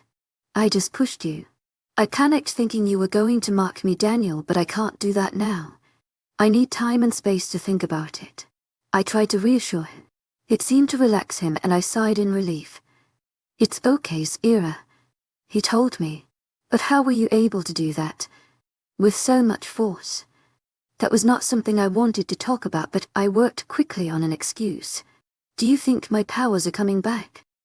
He stared at me for a few seconds with a surprised look on his face. He was actually contemplating my lie. It was sort of convincing though. Werewolves have strength. Can it be? He mumbled. I only think of one other reason for this. You've grown very weak. Like a paper that my slight push sent you flying across the room, but your muscles say otherwise. I think I should talk about it to Dad. Yeah, you should do that. I nodded my head. Alpha Wayne will not tell him that I'm a vampire. I can rely on him in that case though. I have to go to check on Manny. You stay here and talk to your dad. I will be back soon. I told him and headed towards the door. I will come with you. I groaned internally. I will be fine, Daniel. You don't need to. You are not going out there alone. It's dangerous. I will take Eric or Ethan with me. Don't worry, Daniel. You should focus on finding Dave instead. I used Dave's excuse to save Dave. He seemed reluctant but agreed. I only had to drag Ethan with me to car. Go and check on Kyle. I'm going to a pregnant she-wolf and believe me, you won't want to be there. I told him. He instantly understood my drift and grimaced, scurrying away. When he was gone, I ran toward my destination to talk to, hoping he was not sucking faces with Manny. He won't be taking that risk when I have already told Manny to hide him. When I reached there, I was happy that my prediction was right. Dave was nowhere to be seen. Even his scent was so faint. Manny was sitting on the couch knitting a sweater so carelessly that you could never guess she was not alone in the house. What are you doing? I asked her. She seemed startled at my entrance as she jumped on her seat with shock written on her face. I chuckled. It was a hilarious sight. You scared me, she whispered, placing a hand on her chest. I smirked at her. Where is Dave? I asked, looking around. In basement, she whispered. Call him. I ordered, and she raised an eyebrow at me. I rolled my eyes. Please call him my sweet friend. I corrected my sentence.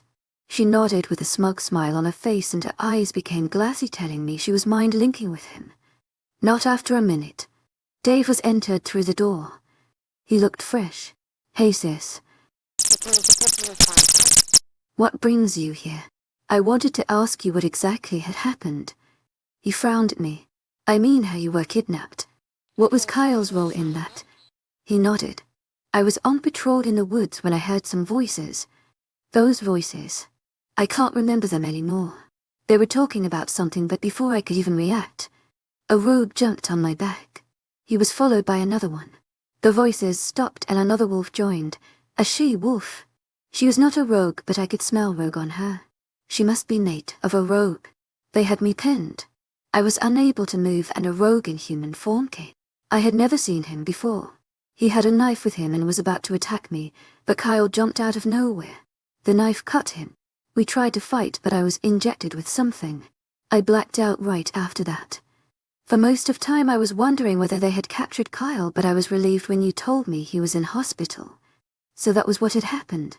Many things made sense to me then, and mine became clear. Now I know why he was staring at me and Daniel that day. Kyle had teamed up with Shea. But why? Chapter 40 Mistakes and Regret. Sera's POV. Hide yourself properly. Daniel is out looking for you. He seemed so tense. I told Dave while I was about to leave to complete a very important task ahead of me. Dave smiled with his eyes lighting up. I raised an eyebrow. I knew he was not that bad. Especially now that she's away. Dave said. That doesn't change the fact that he was a jerk. I argued. Daniel was not that good.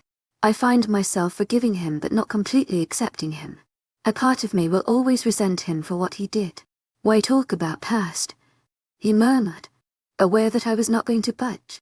His sudden inclination towards Daniel troubled me. You are taking his side. I narrowed my eyes at him. No, Sera. In just asking you to forget past and move on. You can't live with Daniel for the rest of your life if you continue to be like this. Like what? I spat at him. Unforgiving, he said without flinching. I have forgiven him. I told him flatly that you are not going to compromise. Something you used to do a year ago. He mumbled. The argument was getting heated. I didn't agree with Dave. Why should I compromise? That Sera died a year ago when he abandoned me. If he thinks that he can get the same girl, he is wrong. You can't live your life like this. I can and I will. I growled and left. How could Dave say that? He was not the one whose mate left and found another one. It was heartbreaking for me. We mate bond or not. Daniel was a jerk. I can't forget. When I reached the hospital, it was blanketed under silence. Kyle's room was not far away. When I entered, he was staring out of the window with a faraway look on his face. He didn't notice me enter. I stood leaning against wall waiting for him to look in my direction. I wondered why he did that. Blue Moon Pack was a strong pack. Did he want to take over Moonstone Pack and become stronger? But that was like stepping foot on fire. Accomplice with rogue and stabbing yourself with silver are the same things. Why would an intelligent and powerful Kyle do a mistake like that? He sighed and finally his eyes landed on me. They widened in surprise. To my agent extraordinaire, Madeline Nilben. Heartfelt thanks for your unfailing patience, enthusiasm. He smiled at me, which I returned with one of my own which didn't radiate any kind of happiness. Hey Kyle, how are you feeling now? I asked, walking to him and took a seat on chair. Better than before. I leaned back on the chair. So now you are good to give me some answers. I smiled at him. He smiled at me hesitantly and his eyes flashed with doubt and fear. He knew he was wrong. I'm sure he was expecting I was talking about any other thing. To my agent extraordinaire, Madeline Nilben. Heartfelt thanks for your unfailing patience, enthusiasm. Yeah. I want to know what exactly happened. I leaned forward, cocking my head to side, watching his reaction. After Daniel attacked me, I went to forest for a run. There I found some rogues attacking Dave. They were going to attack him with silver knife, but I came in between them and got injured instead. He pointed at his gash. And then they started attacking me. I was so weak. I didn't know what happened to Dave, but Daniel told me that he was kidnapped.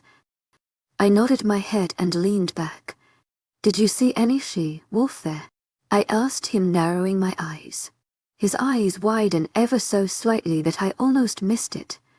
To my agent extraordinaire, Madeleine Noble. Heartfelt thanks for your unfailing patience, enthusiasm. He quickly recovered from shock. No, I didn't pay much attention. Why didn't you tell me that Daniel was your mate? He asked, fluently changing the topic. I'm not answerable to you. I spat at him. He seemed startled. His anger grew. Before he could say anything, I continued. You know what, Kyle? I have my version of story here. Let me put it like this. I stood up from chair and started walking around the room. You rushed out of my room to the woods where you met someone. Someone like Shea. I ignored how his eyes widened. By then you knew she was not Daniel's true mate. When you confronted her about this, you came to know that she was deceiving this pack and you joined her. Unfortunately, Dave was nearby, so you decided to play like a knight in shining armor and inflicted those wounds on you so that no one can point a finger at brave Alpha. I stopped and faced him. Am I right? I raised an eyebrow. He was looking at me with shock and fear. What I don't understand is, why would you do that? I asked and took my seat again. He stared at me for a couple of minutes. He had a conflicted look on his face. I read his expressions clearly. Don't lie to me, Kyle, I said darkly. He pursed his lips together. He very well knew that it was the end for him. With a sigh, he decided to tell me his intentions. I was not thinking straight. He lowered his eyes, fixing them on covers. I like you, Sera. I like you so much. I want you to be my mate. When Daniel told me that he was your mate, I thought that you will go to him and I will have no chance at all. I was angry, frustrated and desperate. I wanted you at every cost. You are perfect, beautiful, smart, wise, everything. I met Shea before. She knew that I was infatuated to you, so she offered me a favor to help her, but on a condition. She wanted me to kill Daniel and take over his pack. I didn't agree to her then, but when I ran to Forest that day, I met Shea again. She was with a rogue. She offered me again and I contemplated it. Dave was there and I panicked. I thought he heard everything and attacked him. He didn't know it was me, but when a rogue was to attack Dave with knife, I tried to save him because I knew how much you loved your brother. I got injured and then injected a sedative into his bloodstream. I didn't want him to tell you that I was behind all this. It was just I was not thinking straight. I realized my mistake when I woke up here in hospital. I wanted to tell you everything. Shea paid me a visit and she said that you will hate me if I ever told you that. I listened to her and didn't tell you anything. It was my fault that your brother is in danger. I'm really sorry. I will do everything to find him. Please forgive me, Sera. I nodded once he finished. All of that made sense to me. It was weird to hear that he did all of that for me. 2 apologies by to Alphys. One apologized for wanting me and other for not wanting me. I don't know with who will I end up with what I live alone for eternity. Not the time to think about this. I will forgive you on one condition, Kyle. His head snapped to my direction, eyes filled with hope. What? He asked, curious. You will leave this pack and never come here again. You will never go against this pack. I told him calmly. His face contorted hurt as the light in his eyes diminished to dull darkness. Kyle, this is only infatuation. You'll get over it. Don't forget that you will find your mate one day. I told him with a smile. But I want only you. He mumbled, pleading me with his eyes. This situation is same as a year ago with Daniel. He was in love with Shea and rejected me. But now when I've returned, he wants to be with me. Mating bond is so much stronger than this infatuation. Don't take decisions in haste, Kyle. Wait for her. She will definitely make your world happy. He didn't say anything because he knew there was no chance for him. He had completely lost. Not that this was his game to play. Okay. He nodded. I will leave today. With that, he sprang out of the bed, slightly wincing. I stood up startled. You are not completely healed. I tried to reach for him, but he stepped back. This pain is tolerable. I will just have to get away from an intolerable pain now. He smiled sadly at me. Stay here, don't follow me until I'm out of your reach, he instructed me.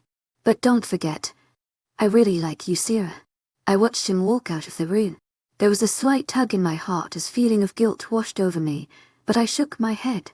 He will find his mate and then he will thank me. I sat on the chair with a sigh. At least one matter is settled. Kyle is gone. He will leave this territory. I will try not to miss him because he was fun to be with. I chuckled at the memory of how we made Daniel jealous on that trip in mall with Will. He's an amazing man. I just hope he finds an amazing mate. Best of luck, Kyle. Chapter 41, Crazy Old Man Sera's Key. O.V. To say the old man was not happy by my benevolence would be understatement of the year. He was glaring at me with dark-hooded eyes and I stared back at him coolly, not even slightly intimidated by his old self. When Miles was brought here on my orders, he was confused beyond limits. His confusion cleared when Alpha Wayne started blaming him. It was only the smug smile on my face that cleared all his bewilderment. Let me talk him alone, Alpha, I said calmly. Alpha Wayne seemed unsure but nodded anyway and walked out of room, his face still flushed with anger. I sat on the comfortable chair while Old Man was tied to his old wooden chair which would crash if he moved vigorously, which I was sure he was going to do, and I will be enjoying the view. Why are you doing this? He asked with an angry snarl on his face. I don't know. You tell me. I smiled at him. A sweet sick smile. He narrowed his eyes at me. I don't know what you are talking about. Release me this moment. To my agent extraordinaire, Madeline Nilben. Heartfelt thanks for your unfailing patience, enthusiasm. Can't do that. Alpha's orders. I shook my head and blinked my eyes innocently at him. He growled at me. You bit, an oath-swearing old man. Little innocent girl sitting in front of you. He clenched his jaw tightly. You know what I was thinking, Miles? I leaned back on my chair and shifted my eyes to see him. What? I was thinking that you are an old wolf. Not many of your age survive. Yet here you are. I could hear anger in his breath. The credit goes to your ability to see in things. You have this special power. I sat straight, looking dead into his eyes. So tell me, Miles, where is your brother? He seemed startled by my tone. Fear flashed in his eyes, but he was quick to recover. I don't have any brother, he argued. Heather. To my agent extraordinaire, Madeline Nilben. Heartfelt thanks for your unfailing patience, enthusiasm. No, so you were saying that you are the only child? I stared at him. Yes, everyone knows that I'm only child. Or maybe no one knows that you are not the only child. What's wrong with you? Don't shout, old man. I don't want you to put strain on your lungs and die. Not before getting my answers. What answers? You know, I was taking a casual run in the woods. A harmless run to freshen myself up. And you know what I saw there? I feigned enthusiasm. There was this palace in the middle of woods. It was heavily guarded by what I can call rogues. His eyes widened in surprise. I continued. There I met an old man. A very old man who was a rogue. And when I smelt his blood, it was exactly same as that of you. Isn't it interesting? He remained silent and pursed his lips together. I sat there staring at him for next 5 minutes with a smirk, letting him soak in all the information. Never in my life I could have thought that Miles could have a brother who was a rogue. When everything downed in, he looked at me. He growled at me and started shaking vigorously to loosen the ropes tying him down. The poor chair shook, and the next moment, there was a crack and his struggle died as the chair collapsed. He fell and I didn't take a second to slam my fist to the back of his head, successfully knocking him out. I walked out of the room, leaving unconscious Miles inside, and called Eric. To my agent extraordinaire, Madeline Nilben. Heartfelt thanks for your unfailing patience, enthusiasm. We are going to the woods. Get Wilson and Ethan with you. I spoke fast and hung up. Then I called Alpha Wayne. To my agent extraordinaire, Madeline Nilben. Heartfelt thanks for your unfailing patience, enthusiasm. I'm going to woods with Eric, Wilson and Ethan. It is important. He didn't take 2 seconds to give me green flag. Let's pay Miles' brother's second visit, I said to myself. I was standing at the opening of woods with Eric and Ethan, while Wilson had already headed inside. You 3 go inside. I will be here waiting for you. If you don't return in next 10 minutes, I'm going to call help. They nodded their head. Listen carefully, there's a house in the middle of these woods. More like cottage. There are guards everywhere. You have to be cautious. They all are rogues. They were surprised as I told them. First you will kill the guards away from cottage silently and then attack those in front. Wilson will go inside by window in 1st floor. You all are going to enter. Find the old man and don't kill him. They nodded again.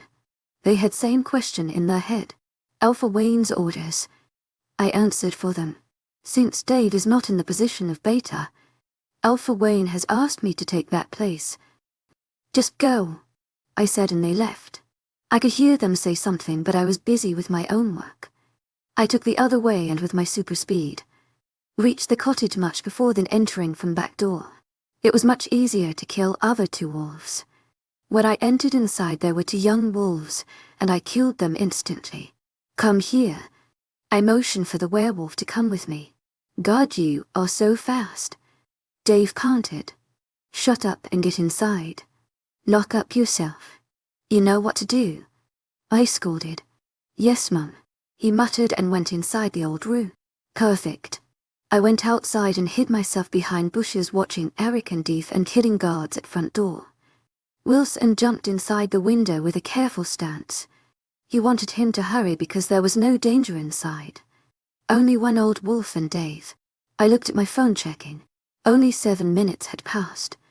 I had to reach them before they decided to head back to woods. When Eric and Ethan were inside, I jumped out of the bushes and followed them, waiting at door to head footsteps. After about half a minute, I heard them and opened the door to enter. Eric was standing in front of me, his eyes widened when they fell on me. What are you doing here? He asked in surprise. I was worried about you. Is everything all right? I asked, walking in without any care. My eyes searched for the old man. Yeah, but there is something really interesting, he said with fascination. I stopped and looked at him with a frown. Dave. He's here. He told me. I had to widen my eyes dramatically and open my mouth wide. To my agent extraordinaire, Madeleine Nelbe. Heartfelt thanks for your unfailing patience, enthusiasm. I squeaked. Was I overreacting? Maybe yes. Come here. He pulled me with him towards the large room where Dave was sitting on the couch, coughing. He looked like a prisoner or more like a beggar. When he saw me, he stood up with a small smile on his face. I wanted to laugh at his form because I knew he had done that to himself. I launched myself at him and hugged him tightly. He caught me returning my tight embrace with one of my own. He was squeezing me hard and I returned favor. We were fighting who could hug tighter. I didn't use all of my strength. I didn't save him to kill him. I missed you, I told him in a chopped voice. His eyes held amusement. I didn't, he said, and I scowled at him, punching his shoulder lightly. His 3 friends laughed in background. Are you okay? I asked with fake concern. My head is hurting. My legs feel lifeless and I feel so tired. He complained, taking his seat back on the couch. I rolled my eyes. Of course you'll feel tired after spending whole night with your mate. Everything will be fine, I told him in fake sympathy. I hope this is. How's Manny? And my pup? Healthy, I answered him, smiling slowly. I want to meet Manny, he said, standing up. Wilson came forward. Relax, mate. You need to rest for now. We will take you to Manny. You can spend plenty of time with her later. Don't exert yourself now. He can't live without Manny. I think we should search this house, I said to them. You stay here, I told Dave. And where is the old man? I had almost forgotten about him. Oh, Wilson chuckled nervously. I raised an eyebrow at him. I might have struck him on head too hard that he blacked out. He said sheepishly, werewolves. At least he's alive. Wait. I asked him. Maybe. He mumbled.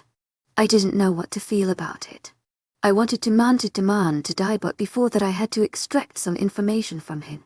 He exactly knew who was behind this mess. No problem.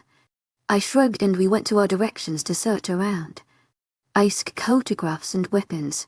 There was no surprise when I spotted a bag of weeds at a room full of weapons in basement. I was searching around. I found a room. A beautiful, very beautiful room with a king-sized bed at center covered with blood-red sheet. I was shocked to see that room in basement. There was a bathroom attached to it. To my agent extraordinaire, Madeleine Nobel, heartfelt thanks for your unfailing patience, enthusiasm. There was a lavish shower endowed with best technology. It looked extremely beautiful. There were 3 walls and fourth one was a mirror. It was clean and beautiful. Returning to the room, I searched in nightstand finding silk lingerie and boxes with other supply telling me what that room was for. Disgusted, I walked out of it with a sour face. When I closed the door behind me, Wilson was standing there with a smirk on his face. Don't say a word. I instructed him. He nodded with amusement written all over his face. To my agent extraordinaire, Madeleine Nobel, heartfelt thanks for your unfailing patience, enthusiasm. To my agent extraordinaire, Madeleine Nobel, heartfelt thanks for your unfailing patience, enthusiasm. I heard Ethan shout. What happened? Has someone attacked us? My senses went in alarm. Wilson rushed upstairs and I followed him. I wanted to use my vampire speed, but decided against it and instead maintained a pace slower than him. Dave was already heading towards a room and we ran him. Eric was heading down the stairs quickly. We all entered a room, a study room, and found Ethan standing behind the desk. What happened?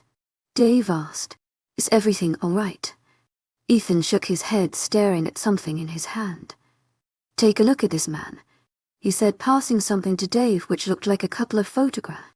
They passed it over and was the last one to receive the photograph. It was Shea, but she was not alone. There was a man standing at her side who had an arm on her shoulder. They were both smiling at the camera. In next one, they were kissing each other. He was a bulky man with tan skin and long blonde hairs tied at back of his head. The man was rather handsome. He looked like Hulk. Daniel was nothing as compared to this man. Who is he? I asked, perplexed. Cain, Dave answered with a troubled look on his face. Chapter 42, More Secrets Revealed, Sera's POV. Who is Cain? I had heard that name before. Maybe swarming in someone's memory, but I didn't remember it anymore.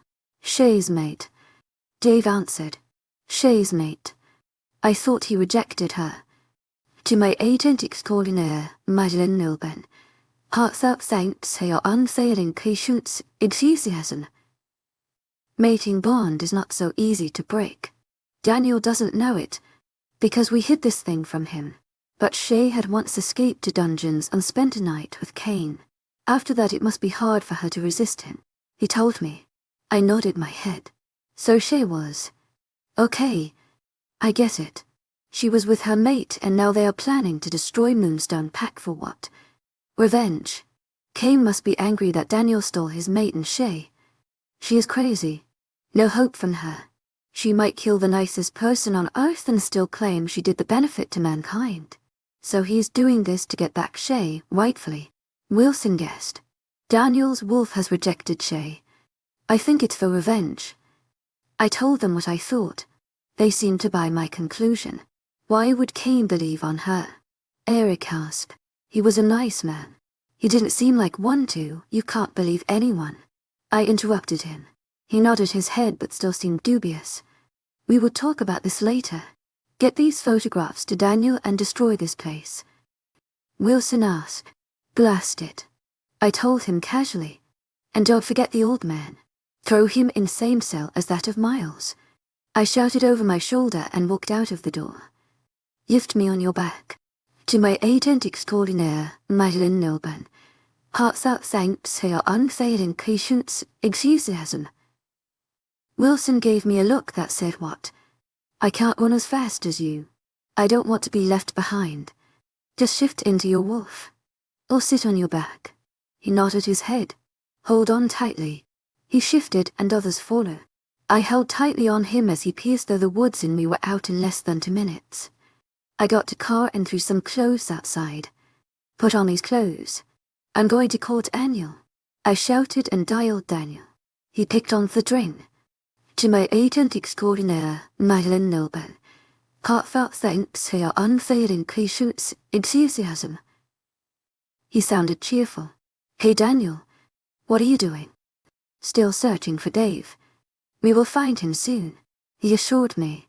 I rolled my eyes. We found Dave. Don't worry. And he's completely fine. I told him. He didn't say anything for a few seconds. I turned around to look at boys. Dave had put on jeans. I called him. He walked to me. Talk to him, I said to Daniel and handed over the phone to Dave. I went inside the car and watched 3 really hot wolves putting on shirts. They had maintained themselves properly. All of them were well endowed with muscles and looked incredibly hot. A growl sounded in my head and I jerked on my seat. My heart thumped inside my chest. I placed a hand on my chest and looked around, but there was no one. Maybe that was just my imagination. I sighed and closed my eyes, leaning back on the seat. I closed my eyes and let my head fall inside, relaxing myself from adrenaline rush. When I opened my eyes, I gasped. There were green eyes glaring back into mine. The only thing separating us was the windshield. My jaw dropped and eyes widened in shock. I could hear every beat of my heart inside my head. Bloody devil, I stammered. He narrowed his beautiful eyes at me. I stared at his perfect face. His pale skin looked so soft and my fingers itched to touch him. But I was not a fool to commit a mistake like that. He will kill me. He didn't say a word and disappeared, as if he was never there. A voice interrupted me. I shook my head to clear my thoughts. I didn't get out of car because I was still terrified. My heart was still pounding. What? I shouted shakily from inside the car. Look at this. There are dead rogues here. Wilson shouted. I didn't get out of the car. When they noticed this, they returned to the car. Won't you take a look at that? There are more than 20 rogues dead. Most of their heads are detached from the bodies. Eric said, still outside.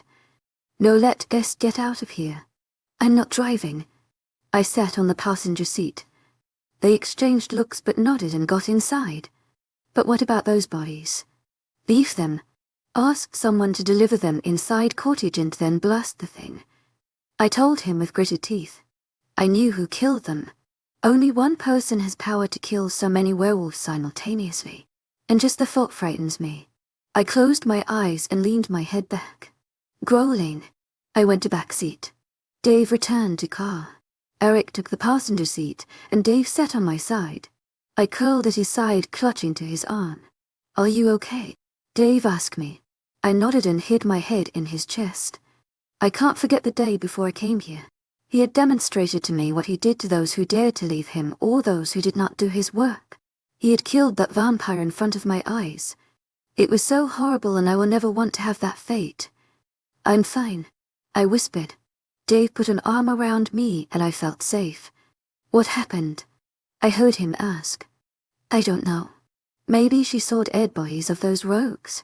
It was a really disgusting sight. Whoever killed them was really brutal.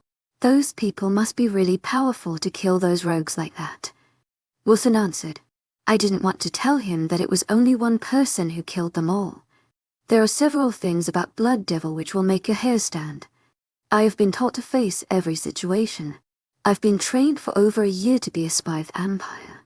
I'm taught to fight and escape according situations. I have to use my mind first before acting on anything. But presence of Blood Devil is intimidating. I can't forget those green eyes. They are beautiful, but the coldness inside them makes you feel cold inside. His gloved hands burn everything they touch. Everyone fears him. In all the realms his name is name of devil. That's why he is called Blood Devil and not Vampire King. Werewolf King and Blood Devil are not in best terms, but Werewolf King knows not to mess with the dangerous bloodsucker. Not many people know about existence of Vampire King and Werewolf King. I came to know about it from Blood Devil before he sent me to find the heir. He clearly said that I don't have to be caught by Werewolf King or I will be disowned from Vampire Kingdom and whole blame of the deceit will be on my shoulders while Blood Devil will drink his favorite blood group. I've never seen Werewolf King, I don't want to. For now I have to find that heir. But I'm stalling it because I don't want to know now. I fear if it's Dave or Manny, I will not be able to say the name to High and Mighty King. He will kill my loved ones and I can't allow that to happen.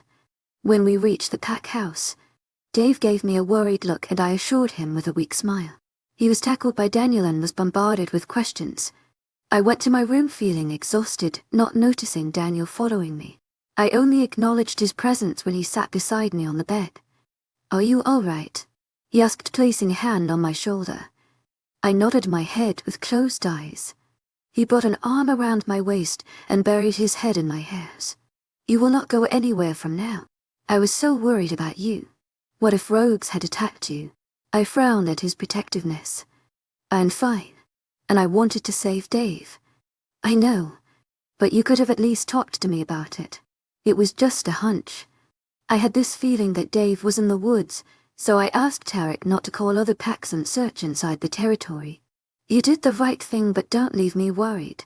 After Dave I thought I would lose you too." He pulled away looking into my eyes. "But instead you got Dave back. No loss." I smiled at him. His eyes dipped down to my lips and before I knew, he was kissing me. It was a soft, slow kiss, but I didn't respond with images of Blood Devil still fresh inside my brain. Daniel pulled away. He left the room. I didn't miss hurt flashing in his eyes. It made me feel guilty, but not too much. I just hope Dave talks to him about that cane die. And now I have to see Miles and his whatever brother is there. I hope the old man doesn't die of elevated blood pressure because I'm so tempted to kill him. Brothers were catching up, not by hugging each other but by pouncing at each other. Gods had to pry them apart before they killed each other, and I was watching the drama without popcorns. "Hey Miles, won't you introduce me to your brother?" I asked, standing outside the cell. Their heads snapped in my direction. Miles glared at me. "Shut up. It's your fault," his brother said. "Not my fault," Miles argued. "Of course it was your fault. You didn't hide your tracks carefully or I'd not have been caught." "I was careful. It was your fault." "How was it my fault? I didn't do anything wrong, so it was your fault." "It was your fault." "Shut up," I shouted and both silenced. "Shame on you old men, fighting like 5-year-olds. I shook my head. They glared at me, and FYI mister, I trailed off. "Hudson," Miles' brother offered. "Mr. Hudson, I must say I came to know about Miles from you actually. I could have never guessed Miles was in this if your rogues had not kidnapped Dave. I had not gone to follow him and not smelt your blood. Your scent was familiar to that of Miles. A rogue and a member of Moonstone pack. That's how Miles was caught." "Sir," I gave him the explanation. His cheeks reddened and I smirked. "So let's start friends." I leaned to Wall. "Tell me about yourself." "We are brothers. Hudson is my elder brother. He was thrown out of the pack many years ago after assaulting a girl. He became a rogue. He wanted revenge on Alpha and then the pack was attacked. I was kidnapped. Or should I say we conspired together. Our plan was to kill Daniel, but that didn't happen. That which came to save him." Miles started. "That? Yeah. She was different. She was a part of this pack. When rogues were going to kidnap Daniel, she killed all of them single-handedly. She was not just a werewolf. She was something more. She killed all of my men. Hudson told me. Our plan failed. Pack is gone away by then and they were stronger. It was impossible to stand against them. We had to cease the attacks and mission altogether. Alpha Wayne had grown to be a strong alpha and we knew we couldn't destroy the pack." I nodded my head, soaking in all the information. "So it started years ago. The feud was with Alpha Wayne and not Daniel. I wonder if he knows about it. So why did you start attacking the pack again?" I asked him. "I wanted to take revenge. The fire never died, and my anger was fueled when I came to know that Daniel had mated with my son's mate." Hudson growled. I was shocked. "Kane is your son?" I asked, even though I knew the answer yes. He's my son. He had always waited for his mate, but when he found her, she was already with son of my enemy. So we planned to take revenge on Moonstone Pack for taking away our happiness. Later, Shea teamed up with us. Mating bond can't be resisted that easily. With Luna of the Packet's side, it was easier to destroy it. Everything was going fine until you barged in. He spat at me. I just shrugged, not taking any offense. What is about your powers? I asked Miles. Your ability to see another person or whatever it is. I'm a psychic. A werewolf psychic. Just like humans have. Miles told me and I nodded in my head. So that explains it. You two were always against this pack. This poison was fed years ago, showing its effects in present. I comprehended. So what was your reaction when Shea was rejected by Daniel? It was a big shock to our plans. We had thought that she will strengthen bond with the pack members and destroy them eventually. We expected her to keep Osborne away from the pack. She had to destroy Daniel completely by drowning him in alcohol. Everything was going fine. But it all ended on that bastard's birthday. Hudson growled. I winced at his language, even though I have heard worse in werewolf world. Vampire Kingdom is stricter at the use of seer words. So what did you do with her? I ordered my wolves to kill her, but my son, my own son, came for her to fence her. That worthless girl. Hudson started coughing. I shook my head in dismay. So what are you planning now? I was going to contact other rogues. My own son left him and he took away several other wolves of mine. Most of them were killed, but there are other rogues in forest and they will come to destroy this pack and save me. I didn't bother to tell him that he didn't have anyone in his army. They all were dead. And I was such a fool to go in woods with my only Wilson. To my agent extraordinaire, Madeline Nilben, heartfelt thanks for your unfailing enthusiasm. Ethan and Dave. He had a backup plan. There were many rogues. We could have been seriously outnumbered and captured. If it wasn't for Blood Devil, we could have been killed. He must be thinking I'm useless. At least I didn't receive any call from Vladimir about this yet. Most of the information was revealed. But there was one question. Do you know what was the lady who saved Daniel? No. But she was different. Her kind was different. Her blood was royal. And if she was mated to a werewolf, the heir of the royal blood was born in this pack. Miles said. My ears perked up. And that's what I'm searching. You know who is the heir? I asked, trying to sound not so curious now. I wanted to, but it was not easy. A child doesn't show many signs. But as they grow up, changes occur. How can you find out that one had royal blood? If they are grown up? I don't know. I didn't search about it more. I was disappointed, and it was hard not to show it on my face, but Miles and Hudson were too busy looking for a way out that they didn't pay any attention. Sorry to lock up you guys. But you both are not getting out. I told them with a smirk. Before you go, let me tell you that I was the one to kill your parents. They were really useless, sacrificing their lives to save the pack.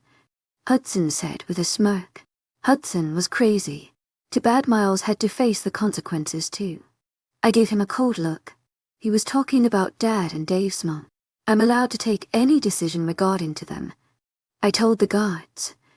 These two old men should be dead in the next 5 minutes. Hudson and Miles tensed and shouted profanities at me as I walked out. Their voices died with them within the next 5 minutes. My phone started ringing as I made my way towards my room. I'm glad I didn't encounter with Daniel. I was too exhausted to bear his trouble. The screen flashed and no number. Confused, I slid my finger to green sign and pressed the gadget to my ear. Hello. I was expecting Vladimir to shout at me, but instead I heard a feminine voice. Luna, she said, Luna, with so much disgust. I was not surprised by her jealous act, but I was surprised she bothered to call me. From what I inferred from Hudson, she must be enjoying with her mate. Shea, nice to hear from you, I said sarcastically. I know, and it will be better when you hear from your mate, she said in a sickening sweet tone. I frowned and used my vampire speed to get to Daniel's room. All worse scenarios running inside my head. The room was empty. I'm sending you my location. Come and save your alpha. Luna, she spat the last word. I threw my phone against the wall in anger. Chapter 43, Saving Mate. Daniel's P. Oh, V. I wanted to see Sera. Something felt wrong. My sixth sense told me that there is a trouble coming ahead. My first instinct was to search for Sera. She was nowhere to be found. My feet carried me to her room, but then they changed their direction towards the dungeons. I wondered what was Sera doing there. Maybe she was in trouble. That place is not for common people. Sera don't have her powers. She can't be at that place. It's not safe for her. The thought of any danger on her made my pace go fast. I was running towards my destination, towards Sera. I was too engrossed in my own thoughts that I didn't notice a large wolf heading in my direction. I only felt the impact of something slamming hard to my side and pinning me to ground. Before I could react, there was a pinch in my arm. Last thing I saw before darkness took over me was sinister face Shea. Water was splashed all on me. The cold liquid drenched me completely. It was hard for me to breathe. I took a large gulp of water that burnt my lungs. When I opened my eyes, there was water all around me. Then I realized that I was underwater. I collected myself and flowed my arms and legs, pushing myself up. When I surfaced, I recognized the place. It was the same lake I had visited several times in past. It always looked so beautiful, but tonight it was a deadly place. What was I doing here? I didn't feel any connection to my wolf, as if we had been separated. Perplexed, I looked around. I didn't remember coming to the lake and then taking a dip in water. Something felt terribly wrong. Laughter echoed in the woods. A male and a female laughter. Startled, I looked for the source of sound. At the bank stood Shea with a cruel smile on her lips. The man had his arm on her shoulder. I had seen him before, but my brain refused to form a name. He seemed awfully familiar. Suddenly all those memories rushed to my head. I went to search for Sera and then someone attacked me. They injected something in my bloodstream and I blacked out. But I saw Shea. She was the one who did that tattoo, and I assume with the help of her companion. He was undoubtedly a rogue. But how did Shea know him? She was Luna, but she never took any interest in pack business. All she ever wanted was shopping and hanging out with her friends. Her mate was the only rogue she might know. My eyes widened. He was her mate. What was his name again? Kane. I mouthed the words. He smirked at me, knowing I recognized him. Sera's POV with the speed I was running with. I was glad I didn't slam with any tree. Daniel was in danger, and fault is mine. How could I have forgotten Shea? She's Shea after all. I was standing alone in the dark forest. Nipping wind didn't have any effect on me. I looked around for any signs of living beings. There was swishing of wind and insect orchestra playing in background. My every step was like drum beat. Night sky was clear, was twinkling bright, but there was no sign of moon. It was new moon. Is that she? A mole voice asked, and I snapped head in the direction of sound. Two figures were standing near the tree. The male one leaned against it while female was clinging to his arm. Shea's mate looked like a gangster with his piercings and tattoos. He looked nowhere around the guy I saw in those photographs. He was different. So different. He had that wild look in his eyes that startled me. They were same eyes as that in photograph, except this pair had sinister glint in them. It was not enough to scare me, though. Shea looked no better. She'd had new lip ring and eyebrow ring. She was wearing leather jeans and a corset. Her hairs were in a bob cut. If I hadn't smelt her blood, I could have never recognized that she was Shea. Her eyes were crazy, and I knew she most definitely had lost her mind. Finally here, she was chewing on her chewing gum. My concern was Daniel. I couldn't see him anywhere. Even his scent was not in the air. Where had they kept him? Where's Daniel? I asked her coldly. She chuckled bitterly. Too eager to find your mate. She snarled at me. Don't worry, he's not dead yet. She had paused for dramatic effect, and I almost rolled my eyes at her childishness. She should stop watching crappy shows and instead spend her precious time watching spiritual shows. Be serious, Sera. I scolded myself. You think it's funny? I could have said yes if she didn't have that mad look in her eyes. She had lost her mind. She was a psycho. It was so clearly visible. No, tell me, where's Daniel? I pressed, successfully distracting her from the coming fight. Let us show you your mate. She smirked at me heavily. Cain was next to me in a second. The mutt grabbed my hairs, his hand, and tugged at them. I winced in pain, and I could have sworn I heard a very familiar growl that made me freeze. But I couldn't think about it more because I was being dragged by my hairs. I thought he was going to pull my hairs off my head. I wanted to snap his neck, but decided against it. I had to save Daniel first. I walked with him, even though my pace matched his. He kept on pulling at my hairs and it hurt. Shea was walking ahead, swaying her dislocated hips, and her mate was watching her like the hungry wolf he was. The forest was dark and I found the same path. I had come here. It was the lake. Why were we going there? I noticed fire at some distance. My first thought was they were camping there, but when I took closer look by my vampire vision, I saw Daniel hanging upside down. A tree and fire was blazing under him. I was brought to a halt by angry tug on my hairs and then thrown on ground carelessly. I slid good 3 feet before friction stopped me. Dust flew and painted my face in brown. But I was still shocked about Daniel's situation. The mutt again tugged at my hair so that I was forced to look ahead, a few feet away where Daniel was hanging above his death. There was dried blood on his clothes, and his face was bruised. They must have tortured him before testing famous vampire technique on him. I'm a vampire, but even I won't do that. Look at him, Cain growled at my face in his ugly voice. Look at your mate. Do you want to watch him die or you want to save him? I wanted to look at him, but I couldn't because he was still holding my hairs. I will save him, I said through gritted teeth. My eyes fixed on Daniel. Cain laughed darkly. Shea joined him. Love is a fickle thing, Sera. Even after what he did to you, you still want him. Shea taunted her. I smirked at her. I'm like your mate after all. Even after you were marked by another wolf and you willingly threw yourself to him. This pathetic lover still wants you. That earned me a slap on my face. I was so going to kill her. Don't you dare to say that. I like Cain. At least I didn't reject him as Daniel rejected you. And being the leech you are, you didn't accept his rejection, so you are pathetic here and not him. She snarled at me. I decided not to say anything against her. I will show her the right place after I saved Daniel. Leave him alone. She smirked at me. I wanted to slap that smirk off her face. Worse than she slapped me, but I restrained myself. Well, you can do that. Go save him. Before he dies. She simply allowed me. She must be thinking I was a human and I won't be able to do that. Well, she was wrong. Cain left me after pushing my head in dirt and went to her side. I stood on my feet and looked at Daniel. There was no problem with the task. If Daniel's life was not in danger, I could have been less pressurized. My memories went back to all those times when I wanted to kill Daniel, for the pain he had given me while having fun himself. At that moment I realized that I didn't want him to die and that I'd do anything to save him. I would give my life to save him. Was I in love? I didn't know answer about that, neither I intended to find out because everything was going to end. And Shea's rotten games were the first in line. I gave Shea a cold look, who smirked at me. The girl never plays fair, and I knew something was wrong with this game too. But she didn't know that I was a vampire.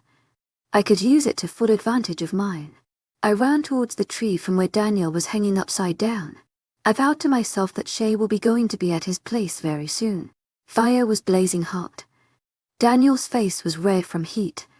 His body was getting hotter and hotter with every passing second. My hands clenched at my sides as I thought of a way to save him. I climbed up the tree with ease, not wanting to see Shea's astonished reaction. I untied the rope around his feet and caught him before he fell in furnace. My balance quavered because he was really heavy. With great difficulty, I lifted him with his feet. He was like conscious dead weight in my hands. After reaching the limit I could drag him up to, I forced my hands to throw him up like a heavy bull. I could only manage to hold his thighs before he could fall. I was sure I was going to save him. If he was not that heavy, it could have been easy for me. Tree started shaking and I had to hold the nearest branch to keep myself up. By the time Daniel was almost slipping from my sweaty hands, hot air had gone to my head, watering my eyes. Everything was blurry, but I was able to make out Cain shaking the tree vigorously. I couldn't go down and kill him as I wanted to because Daniel's life was still in my hands. But there was nothing much I could do. Also, the branch was not enough strong to accommodate both of our weights for long. With the shaking still continued, I tried to keep my hold on Daniel. A selfish part buried deep inside my head asked me to leave him to die after what he had done to me. Another part of me said that I cared for him too much to kill him like that, and I couldn't do it. And then I smelt it, the hope. Dave's scent mingled in air and I knew he was near. Only if I could hold him for a little longer. There was a sudden hard jerk as Cain struck the tree hand and I lost Daniel. Time stopped for me as I watched Daniel falling down to his death slowly. He couldn't die. And he didn't. Dave jumped over the fire in his wolf form and Daniel fell on his back, making me smile in relief. That was all I saw before there was a snap on the branch that was holding my weight and I felt myself falling down. Only there was no wolf to save me from fire. Chapter 40 for accepting the fate Sera's P.O.V. I was falling towards my end. If it was water instead of fire, I could have been grateful, but no, it was fire. Vampires are not great fans of fire, and I'm one of them. This is going to be my end. Heat was increasing and the distance between life and death was decreasing. I was passing a bridge that would end everything for me at once. At least I managed to save this pack from rogues. Daniel will find his mate and he will be happy. Dave and Manny will be together. I know everyone is here, so they will most surely kill Shea and Cain. I just wish I was there to see the victory. This is end of my life now. Someone growled and I opened my eyes to find myself standing in fire. There was a bubble around it that prevented fire from entering inside and hurting me. I was standing erect, gazing in dark green orbs. My eyes almost watered at the thought that I was alive. Blood Devil had his hands on my back to hold my weight because I felt weak on my knees. I am still alive. I wondered incredulously. There was not even a single burn on my skin and fire was angry around the bubble, still holding to me. I walked out of fire. I followed him, clinging to his torso as if it was my lifeline. And truly he was. That was the second time I was so close to death, and it was the second time he saved me. I'm forever indebted to him. I owe him my life. And that's the reason that I'm always ready to do anything for him. When we were out of the blazing fire, the bubble around us disappeared. I lost hold on him and he too vanished from my side. I looked around and noticed that we had got out of the opposite side, where no one could see us. A wail of cry drew my attention. Manny was fighting in Dave's arms, crying out my name with her tear-stained cheeks. I had almost forgotten how it was for them. Stressing was not good for pregnant Manny, so I walked over to them and stopped when I was in line of their sight. Wilson was first to see me. Sera, he whispered with wide eyes. I smiled weakly at him because I was actually really tired and Cain's assault on my hairs had given me a headache. My eyes searched for him. I was going to rip every single hair from his ugly head. But all I had to see was a dead wolf who smelt Cain. To my agent extraordinaire, Madeleine Nilben, heartfelt thanks for your unfailing patience, enthusiasm. Manny shouted, running to me. She tackled me, but I didn't fall down. It was really difficult for me to maintain my balance and to blast outs of energy from my body. I didn't want anything to happen to Manny and her pup. To my agent extraordinaire, Madeleine Nilben, heartfelt thanks for your unfailing patience, enthusiasm. Dave's voice interrupted. I smiled at him. Manny was holding tight to me. Seeing that she was not going to leave me any time soon, Dave hugged both of us. Don't do that again. His voice broke as he spoke. I only nodded. I was so scared, Manny said in a weak voice. She wiped her tears and pulled away. Dave followed. I'm fine, I told them. Manny slapped my arm. I gave her a look of disbelief. She was being too affectionate not a second ago, and suddenly she switched in Hulk mode. How could you try to handle this all alone? You should have waited for everyone to come. But you have to do everything alone. You have to show your bravery even if it costs your life. You stupid girl. Manny yelled at me. I smiled at her. She hit my arm again. What are you smiling at?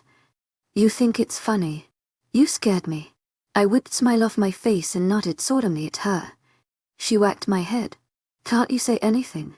After you pulled a stunt like that, you have nothing to say. I took a step away from her and stood behind Dave. In the vampire Annie.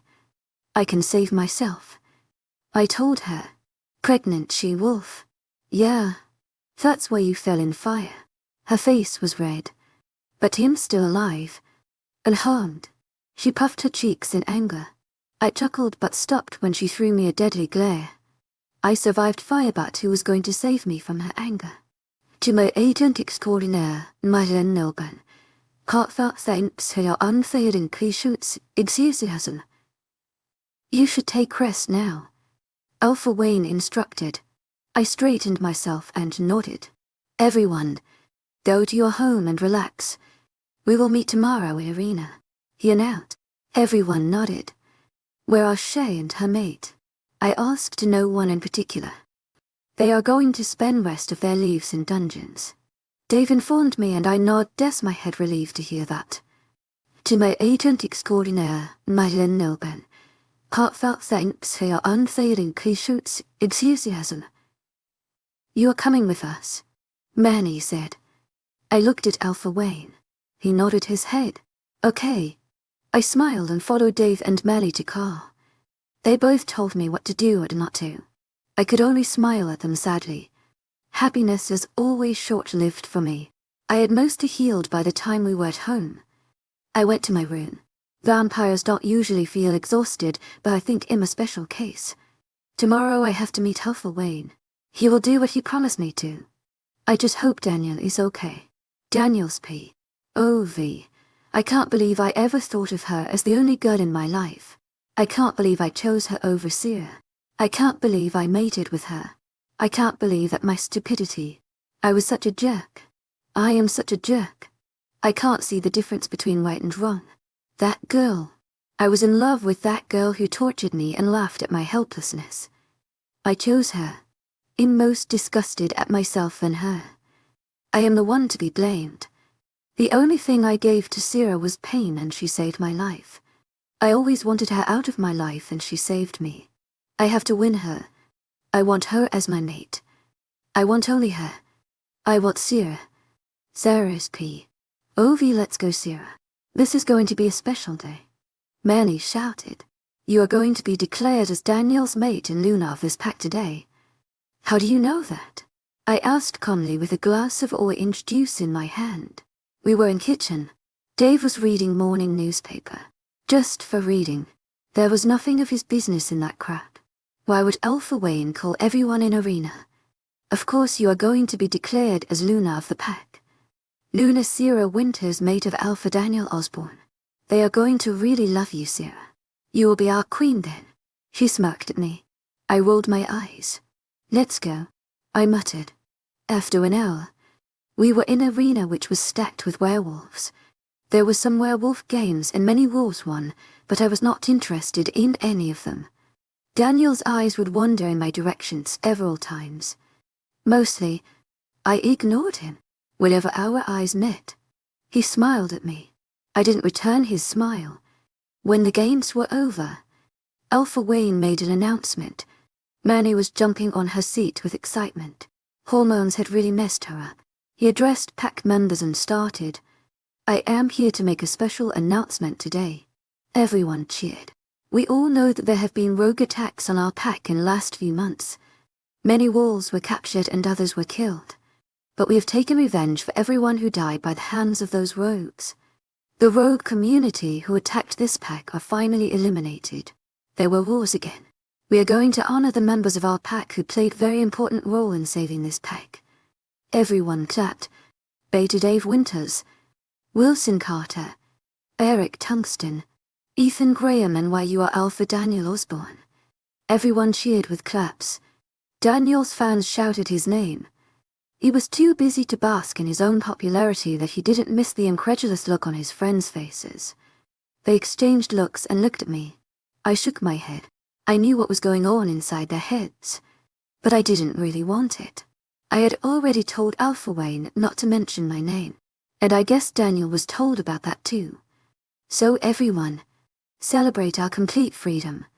Alpha Wayne shouted, and everyone was ushered away from podium. This time, Daniel was really confused. We were in a room which included Dave, Manny, Daniel, Alpha Wayne and me. Dad, I thought you were going to announce that Sera is my mate. Daniel winced. I guess he was not aware of my wishes then. She is not, Alpha Wayne said flatly. He was startled, and so were Dave and Manny. What? But Dad, Daniel, we should talk while Alpha Wayne explained this to Dave and Manny. I interrupted him. But, let's go. He nodded and followed me out of the room. To my agent extraordinaire, Madeleine Nilben, heartfelt thanks for your unfailing patience, enthusiasm. I turned around to face him. Listen, Anya. It's time to finally accept it. I told him. Accept what? He asked, confused. I licked my lower lip, ready to say it. His eyes dipped to my lips and eyes darkened. Listen to me carefully, Daniel, because I'm going to say it only once. He just stared at me. I, Sera Winters, accept your rejection. I told him. I could do that since he never accepted me after rejection. His eyes widened. It was like a thump, and Daniel winced. There was a slight pain in my heart, but it was almost unappeasable. To my agent extraordinaire, Madeleine Nilben, heartfelt thanks for your unfailing patience, enthusiasm. He pleaded with his eyes. No, Daniel. I'm leaving. I told him. And you will find another mate who will keep you happy. We are just not meant to be together. No, Sera. Don't do this to me. He pleaded. I don't love you, Daniel. And I will never love you. Though I forgive for what you did, I said, and started walking away from him. Sera, he cried out, but I didn't stop. My feet carried me to the room. When I entered, Manny was in tears, and Dave looked like he couldn't contain it any longer. To my agent extraordinaire, Madeleine Nilben, heartfelt thanks for your unfailing patience, enthusiasm. Daniel called from behind me. I entered the room, leaving it on Alpha Wayne to handle them. You are leaving, Manny said with a broken voice. I nodded at her. Why? Because I have someone else to live for. Someone I love. I looked at Daniel when I said the last sentence. It was a complete lie, but I had to say it or else they won't let me leave. I couldn't tell them the truth, because then they'd think I'm stepping on thorns. And I was. Daniel's face broke as I said that. Sera, don't do this, he pleaded. Tears from his eyes escaped. Son, you will find another mate. And if Sera is happy with a vampire, she can stay with him. Alpha Wayne told Daniel. Vampire? Daniel asked, bemused. Yes, Sera is a vampire. And she has found a vampire she wants to be with, he told Daniel. It was then I noticed that my scent didn't change. I smelt exactly what I smelt before. Or a little different, but I most definitely didn't smell like a vampire. But she is my mate. She is not. She just accepted your rejection, and your mate with her was not enough strong. You two could have never lasted long. No. You loved Shea, but eventually you left her. You will leave Sera to one day when you find your mate. Your fate is now woven with another female. Sera is not longer a part of your life, no. Daniel shouted, startling all of us. She is mine. Only mine. With those words, he ran out of the room. Silence filled the room as our eyes were still on the door. Are you lying again? Dave asked again. I frowned at him. What? Last time you left a letter saying you have found your mate and he was a rogue. But there was no rogue. I remember that letter. It was a lie. A complete lie which I left thinking they won't search for about me. This time, I'm not. Even though I was lying. I don't believe you. I want to meet him, Dave said. What? It's not possible. My eyes widened. Why, he narrowed his eyes at me. Because he is a vampire. If werewolves smell him, he will be dead. I can't risk his life. I want to meet him. Out of the territory, he argued. You will be dead then. I want to meet him. That can't happen. I at least want to talk to him. Call him now. I never thought my brother could be that prying. He can smell suspicion in air now. To my agent extraordinaire, Madeleine Nilben, Heartfelt thanks for your unfailing patience, enthusiasm. It was the same person who saved you from fire, Alpha Wayne said.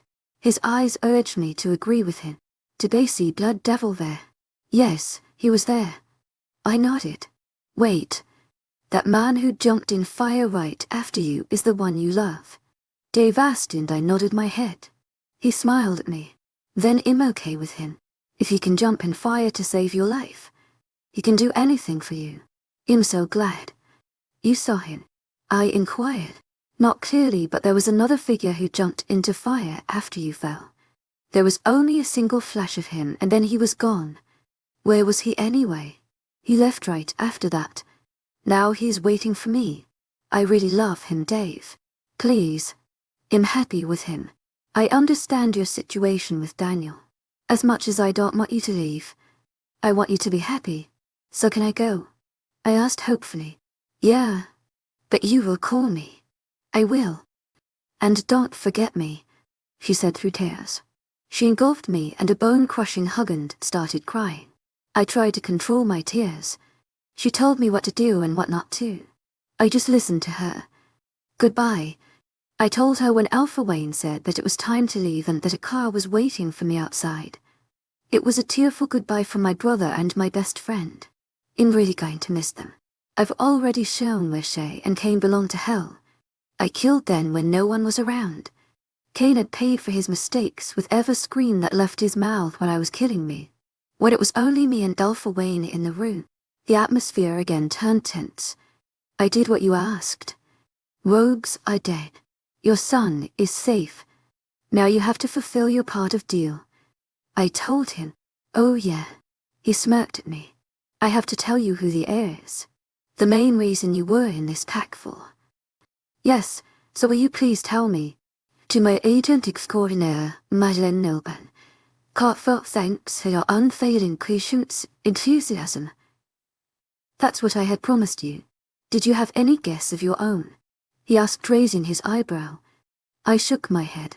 Whole pack was my suspicion. I didn't know who exactly was the person I came searching for in this pack. Shame, Sera.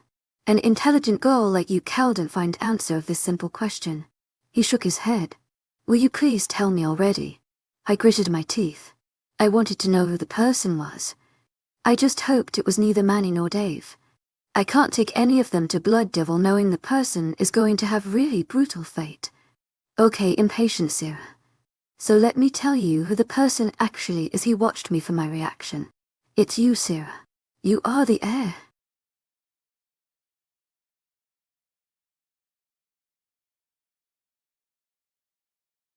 I was banished from the vampire kingdom by Blood Devil.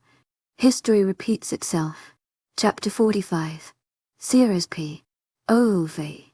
I was standing at the same place I was a year ago. And what a coincidence. Today is my birthday, but it can be my death day also. My heart was thumping inside my chest and my head was a jumbled mess of all dreadful thoughts. I had to take deep breaths after every 30 seconds. Relax, Sera. It's going to be fine. I whispered to myself. Who are you talking to? Vladimir asked bluntly. He was no longer going to deliver my messages to Blood Devil, so I was no longer scared of him. I'm talking to God. People like you can't understand that. He narrowed his eyes at me. Say that to Blood Devil. I just mentally flipped him off. Found something like that is not allowed in the vampire kingdom. A place away from human civilization, but keeping in mind every clean detail of manners from humans. We werewolves were better. We talked and ate like apes. Here you feel like a disciplined instructor is sitting on your head. Blood Devil is coming, Vladimir announced. There was no one in the courtroom. It was me. Him and the high and mighty was coming. There was thumpage of his hard boots against rocky surface. The only source of darkness were candles on a chandelier hanging from ceiling. From the dark silk curtains, Blood Devil made his appearance wearing his signature dark attire. He had dark leather pants paired with cowboy boots and a long jacket. Under that jacket he had something I never saw. There was a black cape which followed him like tail. His lean figure was well hugged in those clothes. He was not skinny but neither bulky. He was average man, and I have no idea about muscles because he is always fully clothed. His hands are always covered in black gloves. The only parts of his body visible are his handsome face, dark hairs and portion of neck. The rest of him is always hidden mysteriously under blanket of clothes. "You are finally back," he said in a smooth velvety voice. I nodded my head slowly, not looking in his eyes. "Did you find the heir?" He asked the most dreadful question. I had made my decision. I knew what I was going to say to him. "No," I answered calmly. Chapter 46. History repeats itself. Sera's POV. What are the consequences of my actions? It's the question I often ask myself. I told Blood Devil that I didn't find the heir. I lied to him in a hope that he will spare my life. My assumption was that he was searching for the heir to kill her, or simply me. But in the end, I had the same problem. What was I expecting for Blood Devil to say when I returned with nothing in my hands? It was not him sweeping off my feet and making me his loving princess. Neither did I expect him to kill me. After all, he was the one to transform me into a vampire, his third vampire. But I clearly hadn't expected him to banish me from the vampire kingdom. History repeated itself. I'm alone again. But there are many differences. I was rejected by a handsome werewolf back then. I'm rejected by a handsome vampire now. I was broken then, and I have nothing to say about my present condition, but honestly I don't feel special. Blood Devil is an incredibly handsome vampire and of course I'm attracted to him. I have this big crush on him, but he threw me out of the place. He exiled me. That's not what he said, but his words were like, "Your now is your failure. I don't want to see your face again. Leave this kingdom by night, and do not return until you have the heir with you." Technically I can always return because I'm the heir, but Blood Devil doesn't know that.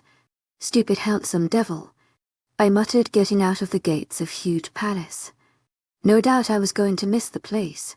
It had been my home ever since that jerk of mate ridiculed me. It was only fun to throw it back on his face. Not really, but I can't deny that my soul feels satiated. Vampires don't have souls, but I'm the famous heir. I guess I still have my soul. Several eyes turned to my direction as I walked with my bag sliding behind me. I was a walking monument for them. They just cowled and take their eyes off me. Some had sympathy, but most had disgust written their hateful gaze. And desperate vampire ladies were giving me smirks of victory. I was the only female turned into vampire by Blood Devil. In short, I can say BD because Blood Devil is mouthful. I had this advantage to make all females jealous. I was special. BD always took care of me. He personally attended my training sessions. He had me by his side in courts. So their jealousy towards me was only reasonable, and my attraction towards him was too. But everything has turned upside down now. Blood Devil hates me and I want to cry.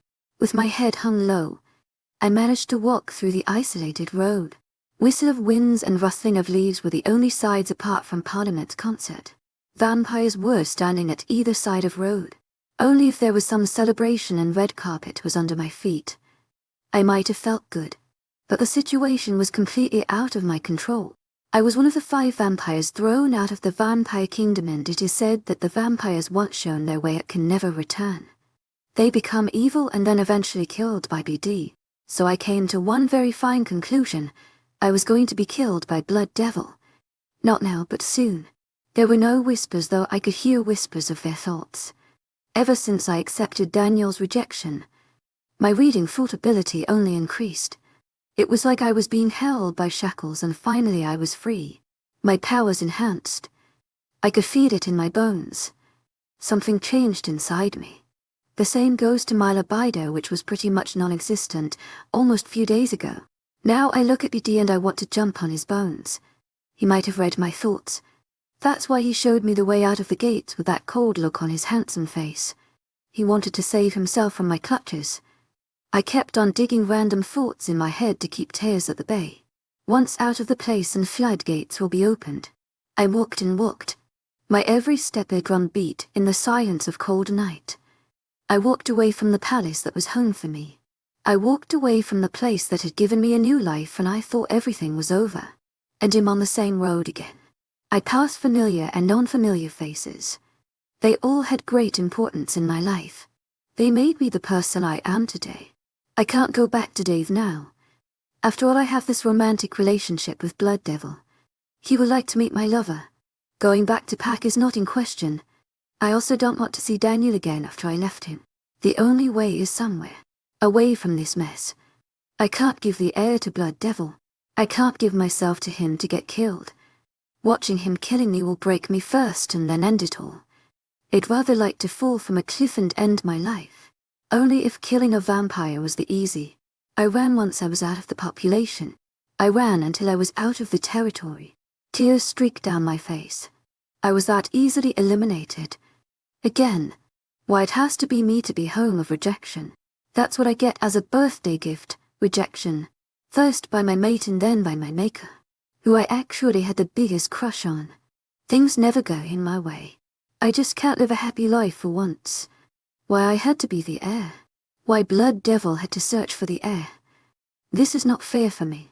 I can't just see everyone killing my happiness because of something I never did. I sat down under the trees staring at the night sky. I wish things were normal for once. I wish I had life as other werewolf for vampires. I wish I was not like this. What is that this heir does? What makes me different? My odor.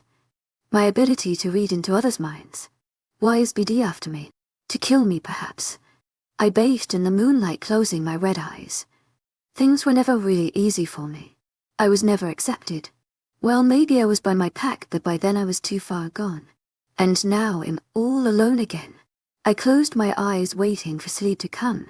It's not a necessity, but I want to sleep. Don't give up. You can still live a normal life. Leave everything behind.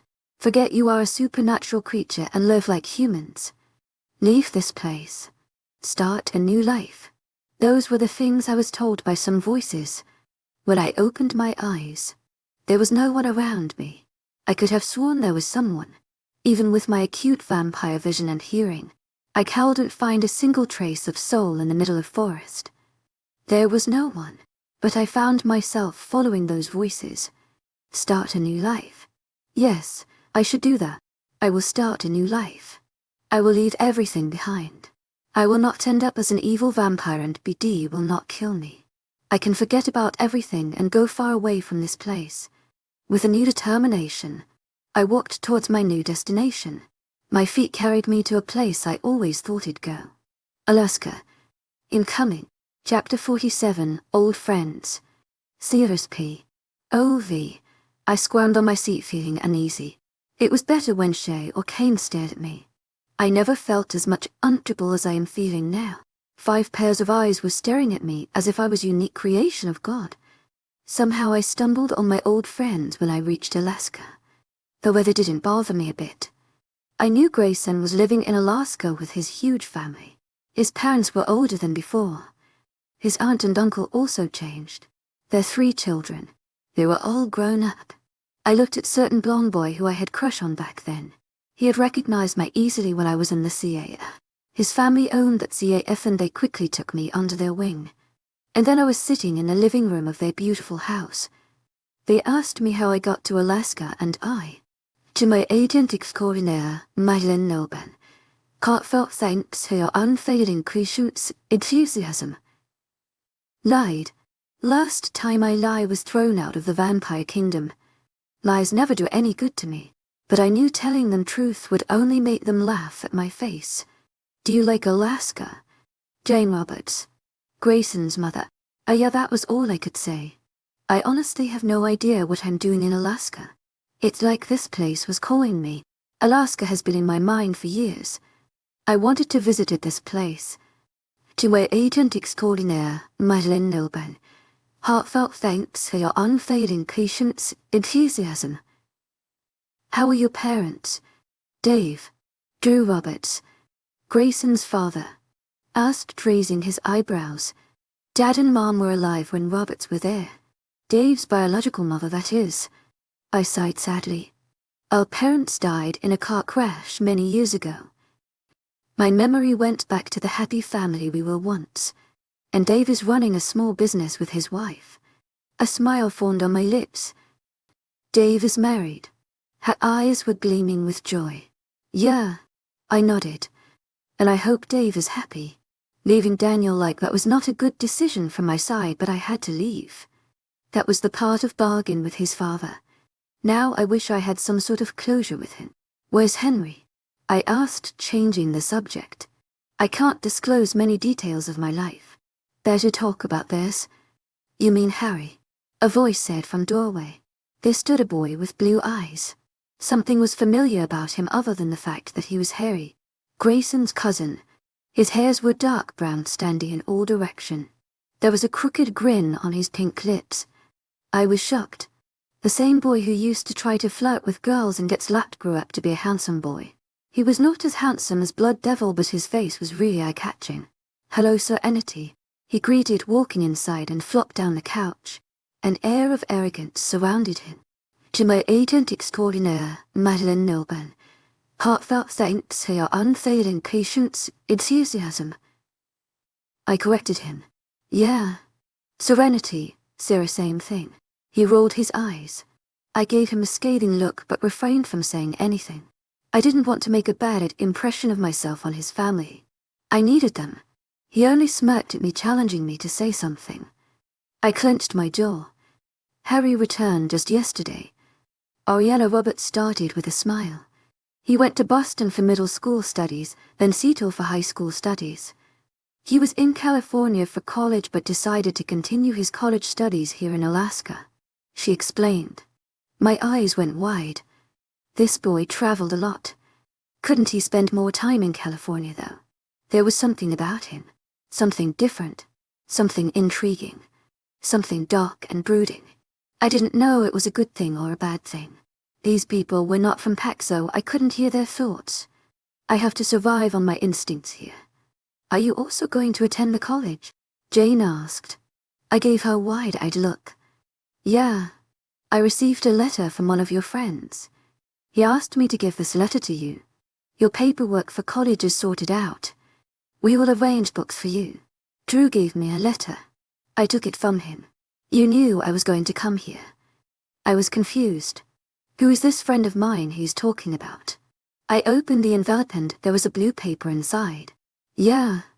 Ben Daniel. Your friend told us via phone. He mailed us these documents. My eyes widened at the few words written on it. Take care of yourself. And don't leave that place.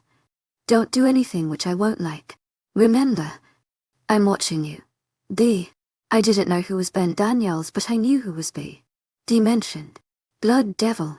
I bit my lower lip in panic. To my agent extraordinaire, Madeline Nilban. Heartfelt thanks for your unfailing patience, enthusiasm. Are you okay? Grayson asked, placing hand in my shoulder. You look pale. Yeah, I'm okay. I kept my voice calm and looked down at the sheet of paper. It's only jet lag. Oh, sweetie. You are tired. Let me show you your room. Ariana told me. I nodded and followed her as she told me about the house. But I was hardly listening her. Blood Devil knew where I was. He even enrolled me in a college. Was he going to kill me after educating me? But why would he put me in this family? If he wanted to kill me, he would do it very easily. Does he like to play cat and mouse with his victims? I shivered at the thought. Ariana helped me on the bed and told me my whole stuff was already placed in the room. The stuff Boris Daniel sent for me. My breath hitched in my throat. I feared Blood Devil. I really fear him. He made me a vampire. He is the owner of my new life. And he can take it away from me. You think too much. I'm not going to kill you anytime soon. Relax and sleep. This place is your home now, and you are not leaving it. A smooth said in my head. My eyes dropped and I felt myself drifting into darkness. My life can never be normal. I jump from one problem and land into another. I have to brace this new life in Alaska. Chapter 48, in the college series P. O.V. I never thought a day would come when I'll be attending college with my kindergarten mates outside. I pulled the strap of the bag over my right shoulder and walked like a queen with my footmen or whatever they are on my side. The idea of Harry being my footman was appealing, though. If that happens, I kick him on the face saying my foot slipped. Grayson was nicer than Harry. I guess nothing has changed over years. Harry is still the villain and Grayson is still the hero. Grayson was handsome. He had sandy blonde hairs and hazel eyes on his beautifully tanned skin. Harry looked like he hadn't seen sun in ages. It's not California here. The big brother had driven us to school with Harry on shotgun while I settled for back seat of their Aston Martin. I liked the car. Daniel had one of this kind, but I never looked at interior. To my agent extraordinaire, Madeleine Nilben, heartfelt thanks for your unfailing patience, enthusiasm. You have same course as Harry. Your all classes are with him. I'll see you around somewhere. Grayson told me and walked away, hurriedly leaving me with Henry the Great. When I looked at him, he was already staring at me with a creepy smirk on his face. There was an intensity in his blue eyes that fixed me on the spot. To my agent extraordinaire, Madeleine Nilben, heartfelt thanks for your unfailing patience, enthusiasm. I blinked, shocked. What? Staring at someone. He replied as a matter of fact. Don't worry though. Girls stare at me. I'm used to it, so I won't find it very rude. You can stare all you want. True to his words, girls were staring at him as if he was a piece of candy without any shame. He didn't even seem to be bothered by that as we made our way to somewhere. I was staring because I think I've seen you somewhere. Not those years ago, but in past couple of years. I really felt that. But when I was staring at him, I was thinking about nothing of the sort. Sure you were, he said carelessly. I guess I didn't sound as convincing as I was planning. There were whispers in background that didn't go unheard by my sensitive vampire ears. Look at him. He's so hot. He is that hush-up Grayson's cousin. Right. I'll take this boy to my home. Who's this girl at his side? Man, she is hot. I called dibs on her. Are they two together? Please don't let them be. If I was by, I would screw both of them. I hope he is not straight. He's got all bad boy vibes on him. I really want her. And I will get her. I tuned them out. I guess both of us are receiving equal attentions. But seriously, how dare someone call dibs on me? I'm not anyone's property. Crazy horny boys. Harry came to halt suddenly. I took an extra step forward and stopped. This is my locker, he pointed out. Where is yours? My locker. He rolled his eyes. Where are those sheets Grayson gave you? Look at them. I pulled my bag open and fished out the pages from binder, inspecting them. Harry looked at it over my shoulder. You have to be kidding me, he muttered under his breath. I read the number next to his locker and it matched the numbers on the sheet. There was a password written. When I tried, my locker opened. Great. We are neighbors now.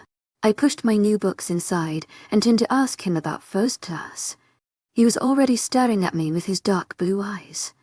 Let's go, he said before I could utter a word.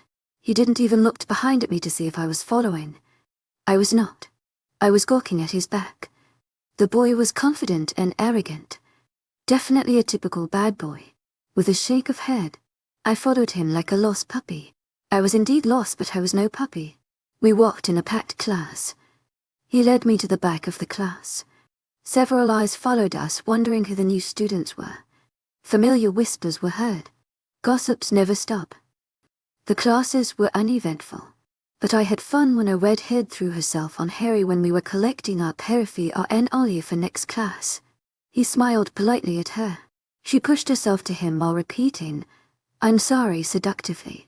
Some girls are just so desperate. It's a shame.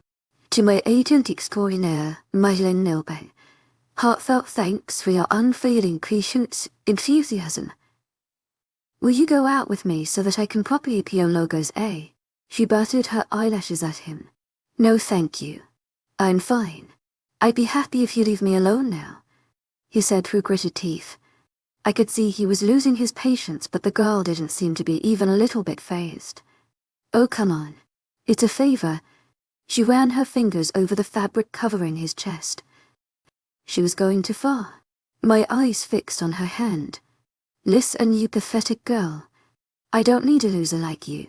Go apologize to a homeless man sitting on a street. I'm sure he will like your favor. Girls like you deserve to be there, and not in an institutions meant for studies, he said in a dangerous voice. His eyes were cold and dark as she shrank under his gaze. She recoiled and hurried away from him as if he was on fire. My eyes connected with his swirling electric blue eyes. They were no longer cold but clouded with something which I could closely relate to anger but was not quite sure. "We have another class to attend.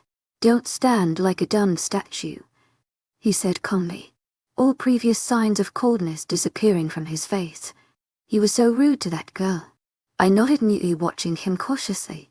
He was like an effing time bomb. I looked at the girl at the far corner. She was standing with her friends, chuckling nervously. We walked past her and I heard her whispering to her friends. "He is a freak." It made my blood boil. From my experience from high school, I knew what these rumors did what to you. And I knew what Shea did to me. Harry had an inscrutable look on his face. He was staring forward. He didn't hear her, but that doesn't mean she didn't say anything. I stopped and he gave me a confused look. "I'll follow you in a minute. Forgot something in the locker." "You go. I'll find you," I told him. He nodded, continuing on his way. I walked to the same girl who was giggling with her group of friends. "You should make sure a boy is interested before trying to sleep with someone. I mean, look at you. He can get any girl he wants. When you threw yourself at him, I was worried you were going to force yourself at him," I said with a smirk. Her face turned red. The girls at her side watched speechless. How it felt when your pathetic attempts were rejected by him. "Cool girl." I gave her fake sympathy and walked away feeling satisfied. She was fuming with anger. I knew it. But she can't even touch my hair. I'm a vampire. I'll always win and she'll always lose.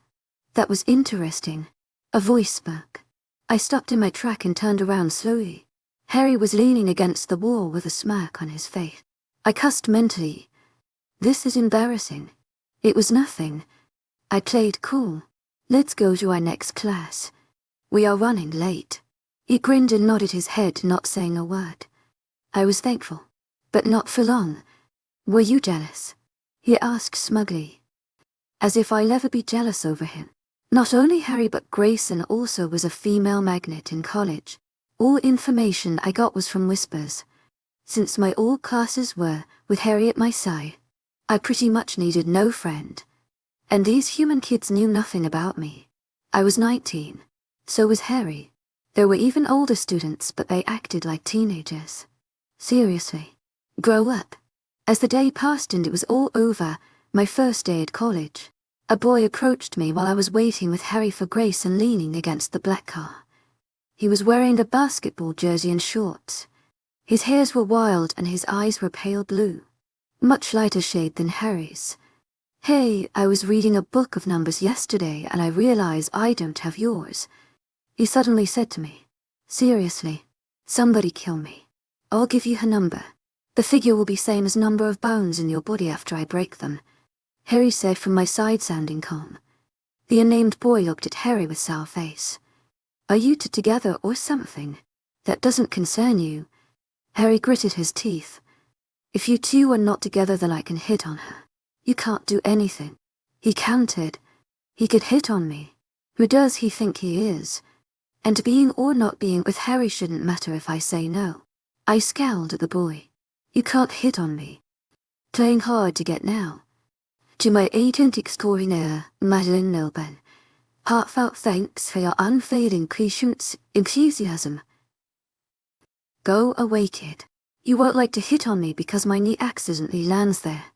I pointed at his manhood. "And believe me, it's not pretty." I raised my eyebrow in challenge. His face paled as if remembering something. Why am I not surprised? From nowhere, his confidence returned and he gave me a cocky grin that didn't look good on him.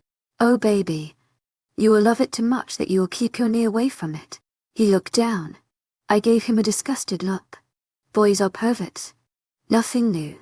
"Garrett, come here," someone shouted, and the boy signaled one finger for 1 minute. "If you are not interested, I will make you interested. Don't think I will give up that easily. I'm pretty persuasive." He said the last part as if he was going to lose his voice. I gave him a flat look and he jogged away. "He'll come back," Harry said from my side. "I know," I replied, shrugging. "Where's Grayson?" "Making out with Brittany Frey." I turned to look at him. "What?" "That's truth." You don't believe me? I turned away from him and picked Grayson's scent in air which led to a car across parking lot. My ears spiked up to pick up sound. And Harry was correct. How do you know her name? The whole day he was with me, and it was first day of us. He just texted me. What did he say? Going to make out with Brittany Frey. No, he showed me his phone. It was an Apple iPhone, pretty expensive. Doing homework with Brittany Frey. Wait for 15 minutes. Grayson Roberts, how did you know they are making out? I am a boy and his cousin. I know homework doesn't exactly mean homework to him. So you do it too? I inquired. What? Homework with Brittany Frey? No way. She is that pathetic witch. The one you bullied. He told me with a smirk. I puffed out my cheeks. Okay. I should have not done that. I should have let her call him names. Then I would watch from afar him being bullied. It's almost 15 minutes. Where is he? In her car. He will return in 10 minutes. But the text said 15 minutes. I argued. He doesn't think with his brain. He gets carried away easily. My face scrunched up in disgust. He chuckled. What? Your hero is a player. Nice choice. He's not my hero. How does he know? To my agent extraordinaire, Madeleine Nilben. Heartfelt thanks for your unfailing patience, enthusiasm. Grayson was my hero, but in past when he used to save me from Harry's torment. I was a child back then. Stories of heroes fascinated me. You sure? There was a hint of amusement in his tone. I gave him a bored look. You're boring me. Will this happen every day? With Grayson? Yes, he nodded. And what about you? But I can assure you that I am not like him. Girls are too pathetic for my liking. To my agent extraordinaire, Madeleine Nilben. Heartfelt thanks for your unfailing patience, enthusiasm. You heard me. Girls are pathetic. Brittany Frey. A very fresh example. I was also there. I don't remember this girl kissing your feet. I countered, pointing at myself. He chuckled at me. You'll be begging me one day, Sir Ality. In your dreams, Henry. That's present situation. I gave him another look of disgust. Hey guys. I hope I didn't make you wait for long. Grayson said, coming towards us. Only half an hour, Grayson. Harry said sarcastically. The older cousin flipped a bird and hopped in driver's seat with a grin on his face. I got into back seat and Harry followed me. I gave him a quizzical look. I'm not going to sit beside him, he said with finality. I rolled my eyes and looked out of window. There were dark woods in background. It was beautiful. The temperature was down. A scenery change is always good. We passed tall, strong trees. The road was smooth. I wish I could go there. In those woods. Well, I will go there to explore them.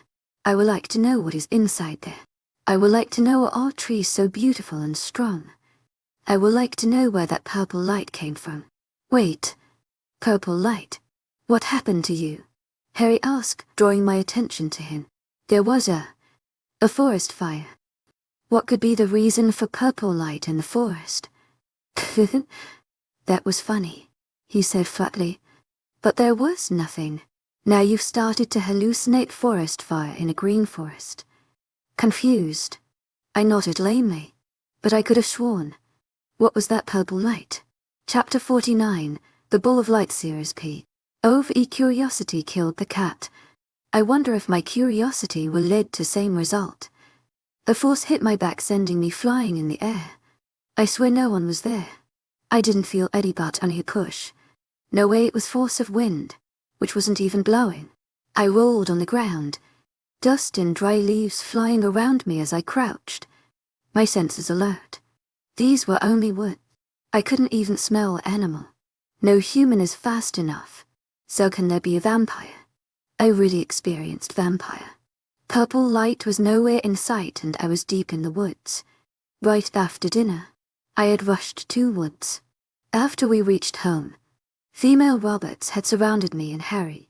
We were bombarded with questions. Only after dinner did I get away to sneak out.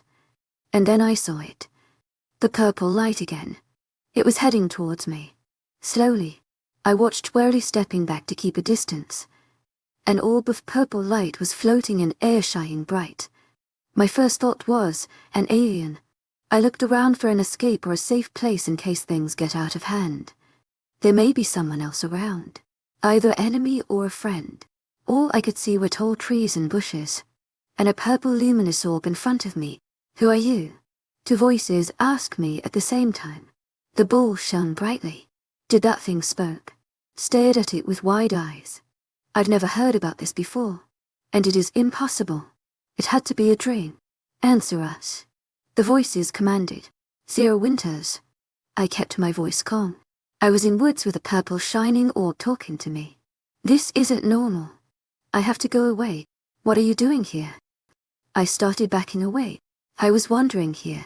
Something moved to my right and I turned at last minute to find a vine coiling around my. I grunted, pulling away. They came around my legs, lifted me off the ground. I thrashed violently to get rid of them. What's happening? Leave them me. I chucked out as the green ropes constricted my airway. If I was human, my ribs would have collapsed. Don't lie. They shouted. The sound was deafening. An unbearable pain almost blinded me. It felt like someone was squeezing my brain.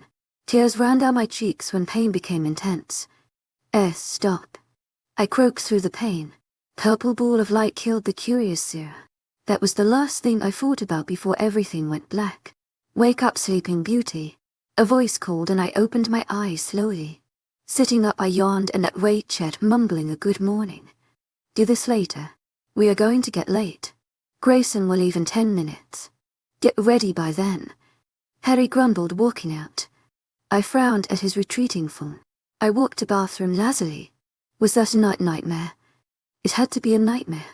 I looked down at my clothes. I was in night suit. I don't even remember changing into one. After getting ready in record 8 minutes, I rushes to the car saying bye to Roberts. Just leave her.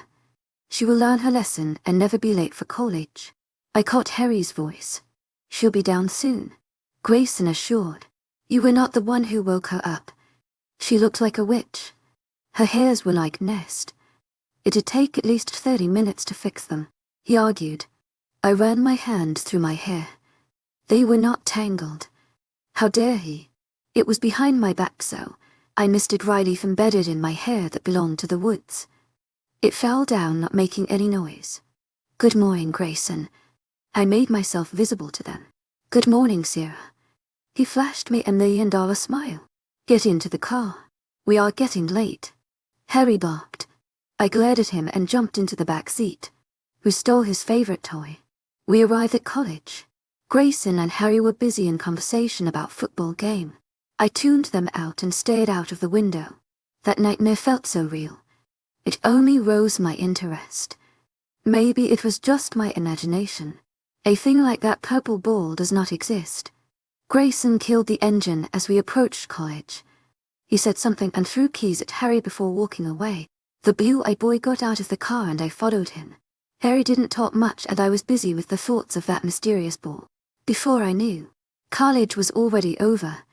We made our way to the car. Harry got in driver's seat. Where is Grayson? I asked him. He's taking ride with his girlfriend. Harry replied. Girlfriend? I asked, confused, opening the door of passenger seat. Brittany Frey. He replied. Brittany Frey. The same girl who was flirting with Harry yesterday is Grayson's girlfriend today. Wow, he chuckled at my surprise. You won't be able to bully her now. Grayson is now her hero.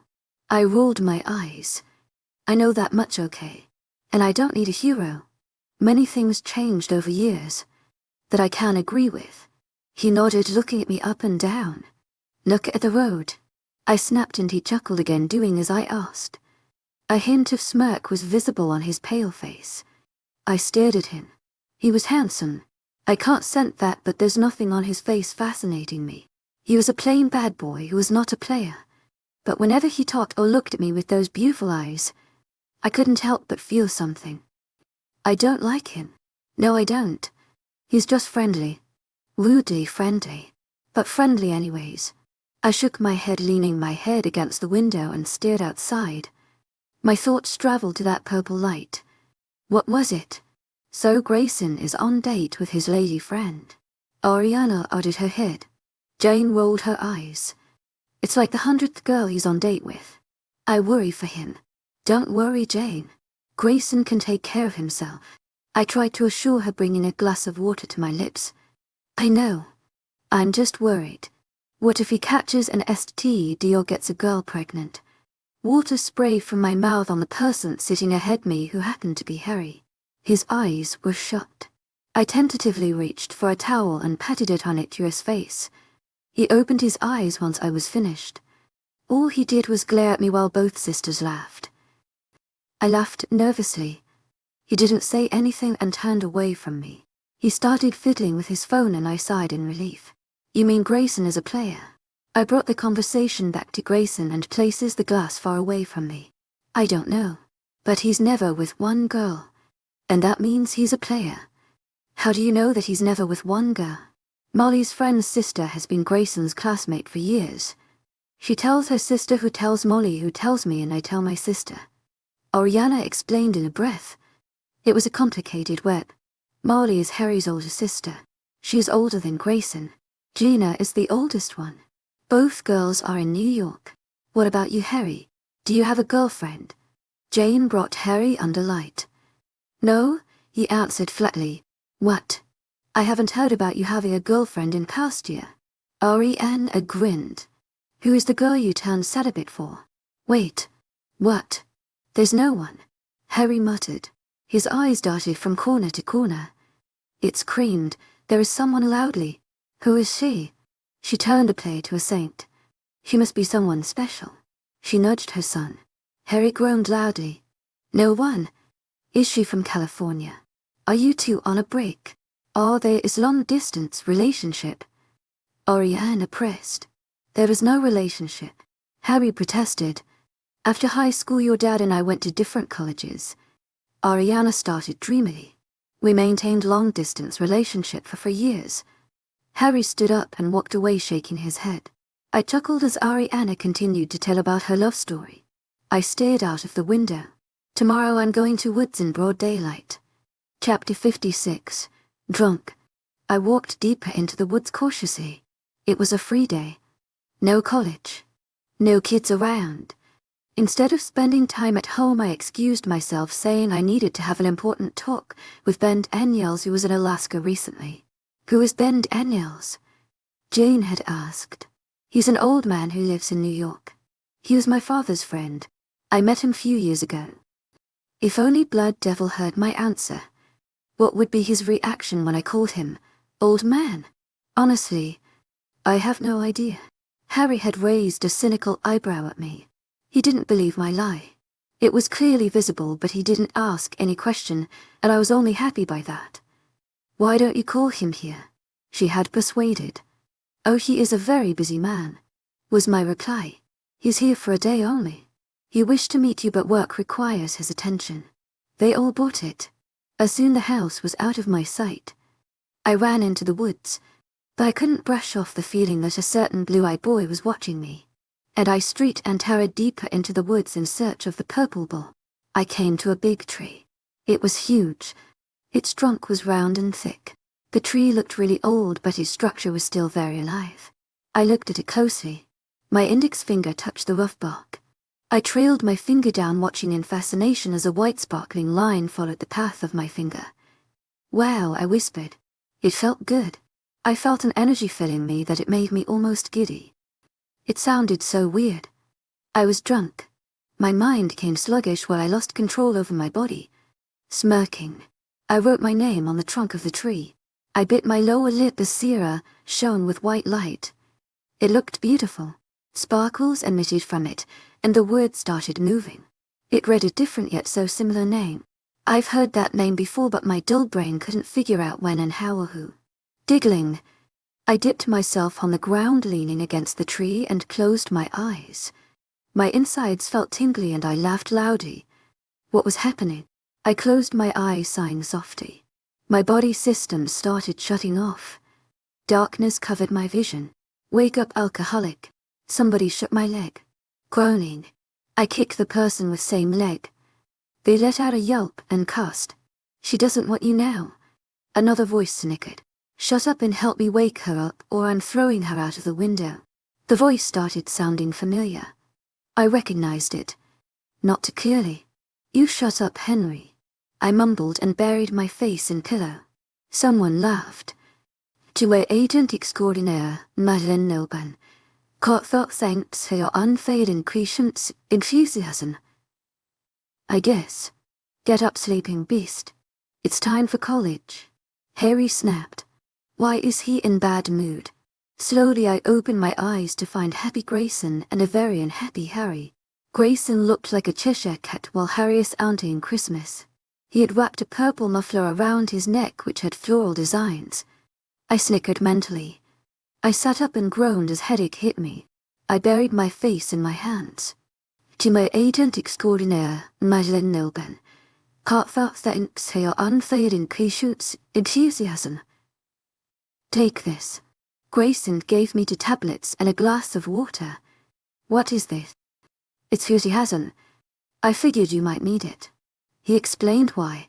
I said, swallowing tablets and washing them down with water. You were drunk, he replied, shrugging. Drunk is putting it lightly. You were wasted. Completely wasted. Harry piped in. Wasted. I don't remember getting drunk. Pick. I've never had a glass of beer in my hand. What are they talking about? And then my eyes widened. Winds. Tree. Feeling giddy and then all blank. You remember now.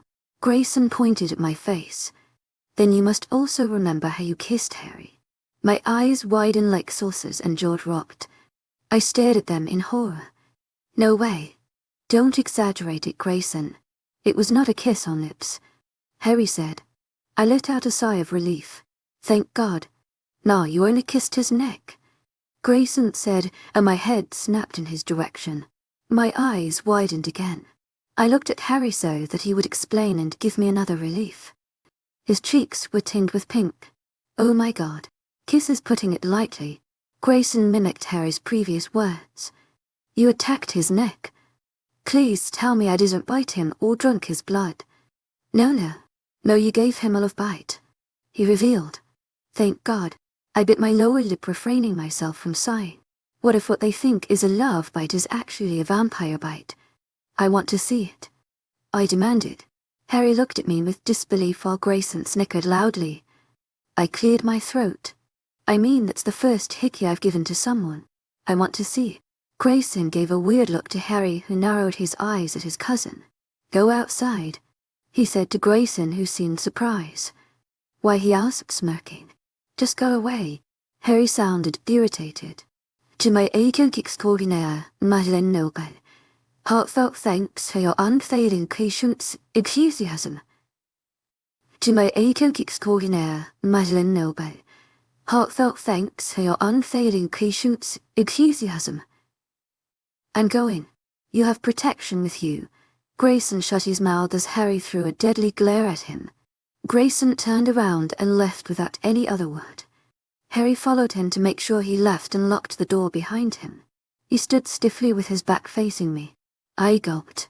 I'm alone in a room with Harry with me. Oh God. Harry turned around.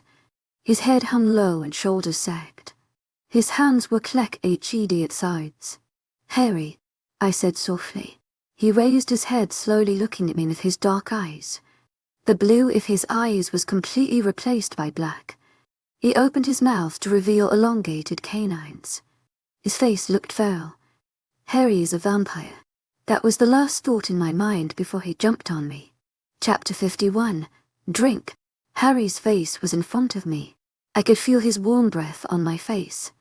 Then my gaze traveled to his fangs and I was hypnotized by them. They were beautiful. And he drank blood. I squirmed as that thought struck my head. I was on a bed with a vampire. I was scared, but not scared of him, but my raging hormones. How could I feel something like that? A vampire was looming over me. Sure, he whispered, freezing me. I couldn't move a limb. How could he do that? His one hand moved and the muffler around his neck went flying in the air, exposing his lean white neck. There were 2 red spots on his neck and purple skin surrounded that. I watched in wonder. I did that. Yes, you did. he whispered. Now fix it. It was an order, but I didn't move. How do I fix it? I'm not a doctor. Lick it. I removed my gaze from his neck to his eyes. His handsome face was only centimeters away from mine. I shook my head. To my agent extraordinaire, Mylan Nilban, heartfelt thanks for your unfailing patience, enthusiasm. He started in a sweet yet threatening voice. Lick it now, I will show it to everyone. You want your dark secret out? And no. I stuttered and leaned forward to his neck. My senses filled with his familiar scent. It was alluring. I brought my lips to his bruised skin and blew out a breath. His body stiffened. I places my lips on punctured skin, kissing it lightly. My heart thudded widely inside my chest. Just lick it, he commanded in a strained voice. I planted another kiss on the uneven skin. Darting out my tongue, I caressed his cold skin. He let out a strangled sound, but it didn't stop me. I licked the skin until it was no longer bruised. I pulled away, looking into his black eyes. There was no blue left in them. He smirked at me. It's only fair if I also give you my bite, he whispered before burying his face in my neck. He kissed at my neck and I let out a gasp. My eyes widened. He slowly licked my skin and a strange sensation surged through my body. And then I felt it. His teeth plunged into my neck, resulting into an intense pain.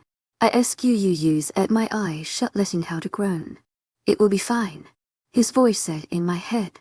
And then I felt something very strange. The pain turned to pleasure as he sucked. I tilted my neck to give him better access. Oh God. My eyes rolled to the back of my head at the sensation. It felt good. Incredibly great. Something was building inside me. It was strong and powerful. How can he do that? Even Daniel never made me feel something like this. And he was my mate. Was Harry my vampire mate? His teeth retraced and he licked my skin, healing it with soft magical strokes. I gripped the sheets tightly in my hands. Stupid girl. You shouldn't have touched that tree so soon. He murmured against my neck in a very familiar voice that did not belong to Harry. He's not Harry. He pulled away from me and looked into my eyes. The green of his eyes matched mine. Sleep. My eyes dropped as I felt something caress my lips before all went black. Chapter 50 To Cat's Prey. I opened my eyes as sunlight hit my face. Groaning, I sat in my bed looking around. What had happened? Memories came back to me in flashes, and all of them led me to blush. He was Blood Devil. I'm completely sure about it. And what on earth was I thinking? What was that tree? What was wrong with Harry? Was Harry Blood Devil? There were so many questions that it was giving me a headache. Someone knocked at the door. Come in. It opened to reveal Harry, and my face burned as those images flashed in my mind. It's time for dinner, Sera. Let's go down, he informed me. A very familiar smirk was on his face. From the wicked gleam in his eyes, I knew that he was Blood Devil. I wonder how will that smirk look on Blood Devil's face. He chuckled as if reading my thoughts. Did you really think I'd let you go away just like that? He asked with a sickening sweet voice that made me cringe. He wasn't speaking in Harry's voice. He was speaking in his own smooth, velvety voice. The day I turned you, your fate was connected to mine. You can't go away from me, Sera. I won't let you. His voice but a whisper. I hung on every single word he said. But unfortunately I have some business to attend.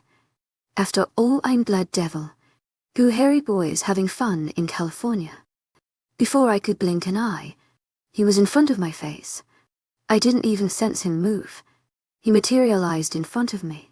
His vampiric face was inches away from mine. But remember, I'll come back to you. With those final words, he strolled out, leaving me completely as to undead. I sat there with my heart beating frantically, and I knew for sure that it was fear. I've been living with Blood Devil for past week and I didn't even know. He was too smart and too strong. I can never be a match to his power. Harry left hugging his all family members. He was going back to California for a few days to attend his friend's wedding. Ariana and Jane even cried. I watched him warily from distance. But he didn't leave me alone. He wrapped his arms around me. A jolt of electricity made me shiver. He chuckled in my ear. Don't dare to leave this place. He started whispering. I'll find you anywhere you go, so don't waste your energy. Don't forget I'm always watching you. He dug his fingers of one hand in my back and other hand pulled at my hair. His unmatchable strength made me clench my jaw so as to avoid any pained wail in front of Robert's. He pulled away and looked down at me with cold, calculating eyes I was used to in Vampire Kingdom. It made my bones chill. See you soon. Serenity, he said and walked away near the cab. I watched as the vehicle disappeared from my view. His words echoed in my head. See you soon. Serenity, serenity, serenity. My eyes widened. It was the same name on that tree in forest. I had written Sera, but it had changed to Serenity. Unknowns P. O.V. I think that vampire is the easiest way to get what you want, the bald man suggested. He was roughly of my age.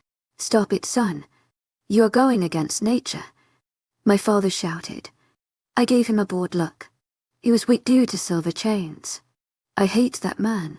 He is responsible for my pain. Guards. Plaster a duct tape on his mouth. Just shut him up. I told a guard. He nodded and complied. I ignored my father's cry and background. He's going to be a problem. You should end his game at once. Lord spoke again. I shook my head. He can't die yet. I will show my success to him and then he will see what I have. Then he will understand to keep his nose on his face and not poke it into others' business. This is not going to be easy. I know. And I knew. Get ready. We are leaving to Vampire Kingdom at early hours. I will not let them survive together. Both the heirs and their rituals or whatever it is. This game is mine. And I'm going to win it. Chapter 53 Royal Blood Series P. Oh, I tried to memorize my way to the same old tree. And I felt it. Something inside me was pulling me towards the it, as if there was a string attached to me, dragging me towards the power waiting there to find something to unleash it. And I knew that the something was me. And I saw them again. The tree and the purple orb. I hid myself behind another tree and peeked from side. The purple ball rounded the tree, leaving a trail of purple light behind it like a laser before turning into sparkling glitters floating in air. The atmosphere was serene and calm. Trees bathed with purple glow. It was the most beautiful thing I had seen in my life. I was bewitched, completely unable to remove my eyes from it. I didn't even blink. Nothing made sense to me except for the fact that the scene playing in front of me was something so beautiful, yet there was immense power behind the beauty. A power that was 1,000 steps ahead of nuclear power. It was unnatural, just like me. I felt connected to it instantly. The purple ball elongated and split into 2 balls. It was like witnessing binary fission, but not under microscope. I blinked at 2 new balls and neither of them were purple in color. One was orange and other was blue. They spun around each other for a minute and then stopped suddenly. My eyes almost bulged as both the orbs elongated again, but this time to a human form. And slowly the light faded. The orange orb revealed a very beautiful fairy. She was wrapped in white clothes. The blue orb transformed into a man who could be very well described as a Greek god. They emitted power. Beautiful and lethal. They were glowing. The trees and bushes looked incredibly beautiful, glowing orange and blue. Glitters of white floated in air, shining bright. I was mesmerized by the view. Never in my life had I seen someone so beautiful. Then my eyes met purple orbs.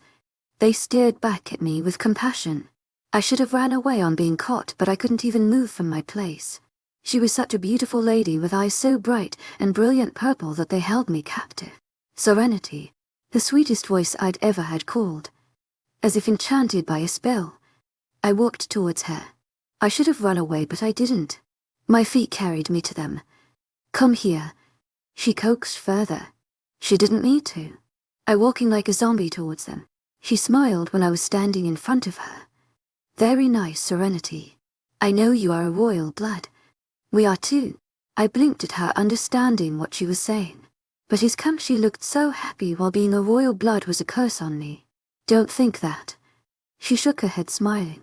It's not a curse. Being a royal blood means having powers no one has. It means you have tendency to control this world. You can make it a peaceful place to live. The man said in his deep baritone. And we will teach you how to use your powers. To channel eyes even, the lady said, "Come here." She whispered, "Don't worry. When you are with us, no human will look out for you. They will forget you." I nodded. She held out her hand. It looked soft and smooth. I slipped my hand in hers and she gently pulled me to the tree. Chapter 54, 7 months. 7 months later, Daniel's P. This earth is for us. I started the long-written speech. Instead of reading out these stupid lines to these equally stupid creatures, I would have forced them to do my bidding. But it seems these vampires are not going to use oppression rule. Humans, werewolves, vampires and witches. It's not a place for those royal blood heirs. They should be destroyed. They are powerful because they have sucked powers of our ancestors. The royal bloods used to rule all creatures, and their rule was brutal. They only cared about themselves and gaining power. Their hunger was power. Our ancestors came together and stood against the royal bloods and killed them. They all worked for freedom of every kind present here. They sacrificed their lives for us. And now, those royal bloods are back again. They are again on this earth to rule over us. Before they start their rule over us, we have to kill them. We have to kill those royal blood heirs. We won't let the blood of our ancestors go wasted. History will repeat itself and those royal bloods will die again. The crowd of 510 roared after me. Supernatural creatures are endangered species on Earth. There were vampires and werewolves. Some humans and witches were there. The place was full of vengeful creatures. They were ready to take their revenge against the royal blood heirs. And they were my keys to find Sera and that other heir she ran off with. In going to find both of them, then I will have Sera all to myself and I will kill the other heir in front of her eyes. She will regret ever leaving me. And these royal blood heirs are Sera Winters and Benjamin Daniels, Vladimir said. And let Screed display pictures of my beautiful Sera and that ugly blood devil, the famous king of the vampire kingdom. Angry glint in eyes of those vampires was visible. A wave of disbelief and betrayal swam through them, but the roar of vengeance was stronger than their loyalty for their ruler. I smirked to myself. These creatures are so Navi. They easily believed the cooked-up story and immediately believed that royal bloods are a threat to their kinds. Even I don't know the whole truth about royal bloods. But they are powerful creatures, extremely powerful, and I feel proud of my Sera for being so powerful. We want them dead. Someone shouted in the crowd. We will kill them. Another voice followed and soon the whole crowd was shouting what they would like to do with Sera and Benjamin Daniels.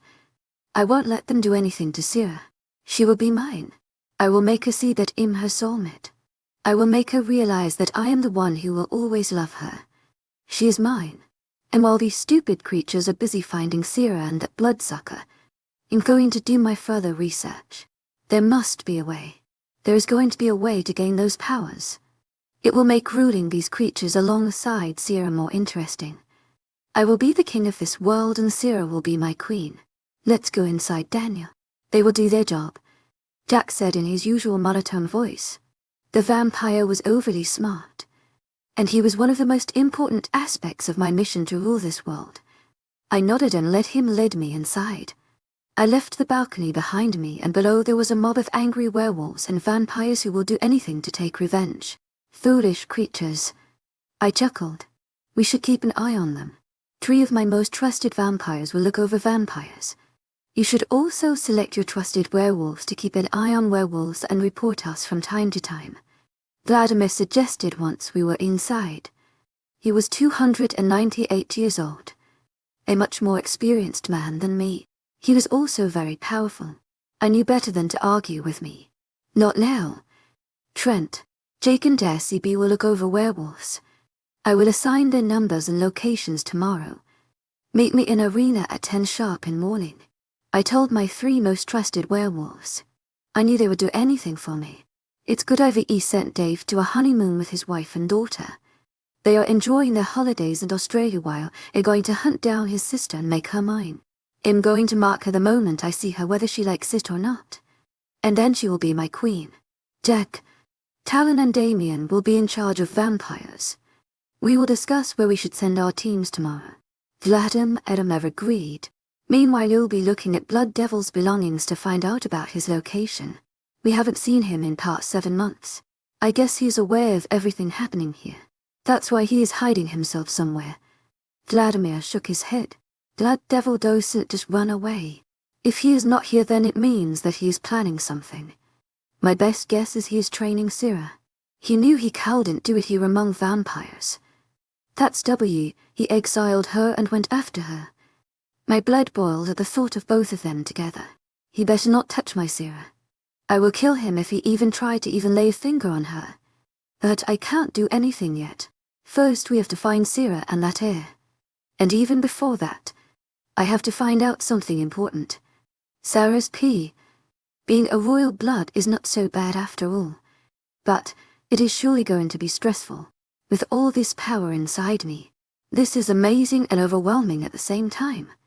I've never felt this powerful in my whole life. I could feel as if whole world was under my feet.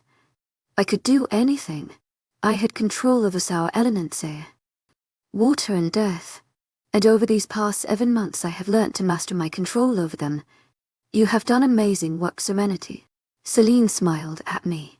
I had never thought the beautiful lady who emerged out of orange light would be a royal blood just like me, and then she would be my... We have taught you whatever we know. Now it's time for you to find your mate.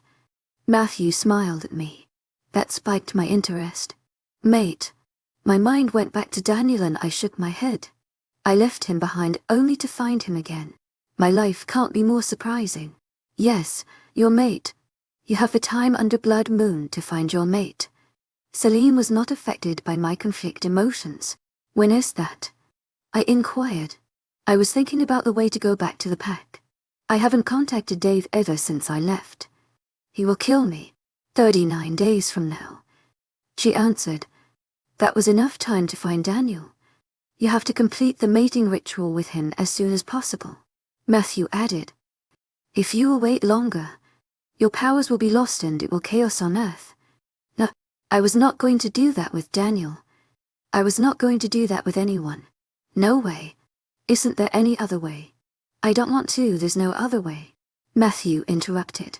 You have to find your mate or doomsday is not far away. The future of this Earth is in your hands right now, Serenity. Okay. I answered, not wasting time to think much about it. I trusted Celine and Matthew more than I trusted anyone. But going back to Daniel was nauseating. Be quick, dear. And take care of myself. If you need our help, call out for us. Celine placed her hand on my shoulder in a motherly gesture. We will meet again when you find your mate. Come back here with him. I will. Celine. I nodded. We will see you again, dear. Now off you go. Find your mate. Matthew ordered me softly and I nodded again. I was going back again. The place calls me back every time I try to leave it. Maybe the bond with the back was stronger than I knew. But I have to find Daniel now. My mate.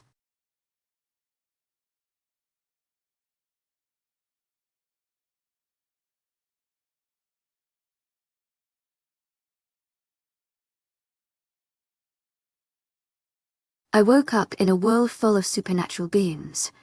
But I don't remember who I am. Chapter 55, Home Sweet Home Daniel's P. Oh, I rubbed my eyes with heels of my hands in order to make sure that it was all true. My heart thudded inside my chest as I met her eyes again. Those bright green eyes were so captivating that I couldn't remove my gaze from them. Yes, Sera. I whispered. She was leaning against the window of my bedroom dressed in all black. Her beautiful black hair were falling on her shoulders and lips looked naturally red. I wondered how someone could be so beautiful. And it pleased me to know that someone so beautiful was my mate. Hi, Daniel. She returned in a calm melodic voice. The urge of being near to her took over, and walked to her, enveloping her in a tight hug. The connection I had always felt towards her intensified at the contact. She wrapped her arms around me, feeling it too. I've missed you. I mumbled at her hair. Me too, she replied, and those words made my heart jump with joy. I pulled away, staring into her moss green eyes, and lowered my head to claim her lips. Her soft lips moved against mine in a slow pace. I wanted more of her. So much more. Her wet tongue caressed my bottom lip and I opened my mouth to allow her entry. I pulled her closer to me. Her weight settled on me. She tilted her head for better access. I followed her as she led the kiss. She bit my lower lips teasingly. To my agent extraordinaire, Madeleine Nobel, heartfelt thanks for your unfailing patience, enthusiasm. I moaned. Her lips left mine. I felt the loss instantly. For God's sake, can you stop taking her name while I'm kissing you? A whinny voice completely different from Sera's said. I opened my eyes to find a blonde straddling me. Reality hit me with a force that left me speechless. Sera is not here. After amazing last night, I thought I would take care of you when you wake up at the morning. I kiss you and you moan that royal blood's name. She narrowed her eyes at me. You want her. You have told everyone that she is evil and you want her. This is disgusting. How could you want some vile creature like her? I didn't even think once before snapping her neck and pulling it off her body with my bare hands. I threw her headless limbed body across the room. How dare she insult Sera like that? I kill anyone who said a bad thing about my lovely Sera. She is going to be their queen. They better respect her, or I will kill every single one of those creatures. But first I have to dispose this dirty creature's body. Sera's pee. Ovi, what do you mean they're searching for me? I asked Dave quietly. I had returned to the pack in search of Daniel, but he was not there. Dave gave me rather astonishing news. Wilson told me the full details. Everyone in Among Supernatural World knows I'm a royal blood, and so is Blood Devil. And that bastard had sent me to the pack to find a royal blood, and I couldn't find one. He banished me from Vampire Kingdom. He knew I was a royal blood. He always knew. He had fooled me. To my agent extraordinaire, Madeleine Nobel, heartfelt thanks for your unfailing patience, enthusiasm. That's why he called me Serenity, just like Celine and Matthew. Did he know I was a royal blood when he met me first time? He did, didn't he? I still don't know why he sent me back to the pack. And I most definitely don't know why he imposed Harry.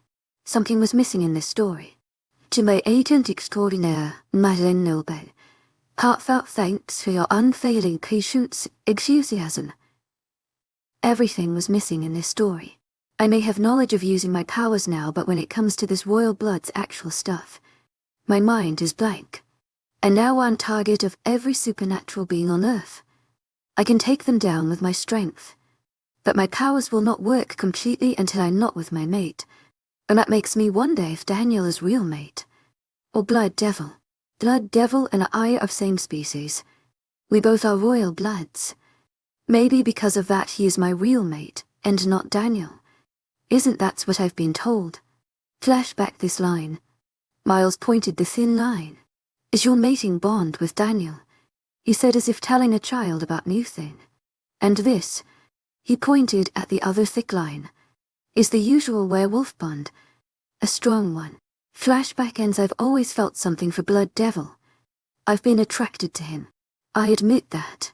But there was a spark with Daniel too. This is so much confusing. What is happening here? I squeezed my eyes shut and pushed all these thoughts aside. I had to concentrate on the matter in hand now. Every single creature is after me, and I can't take them down single-handedly. First I have to find my mate.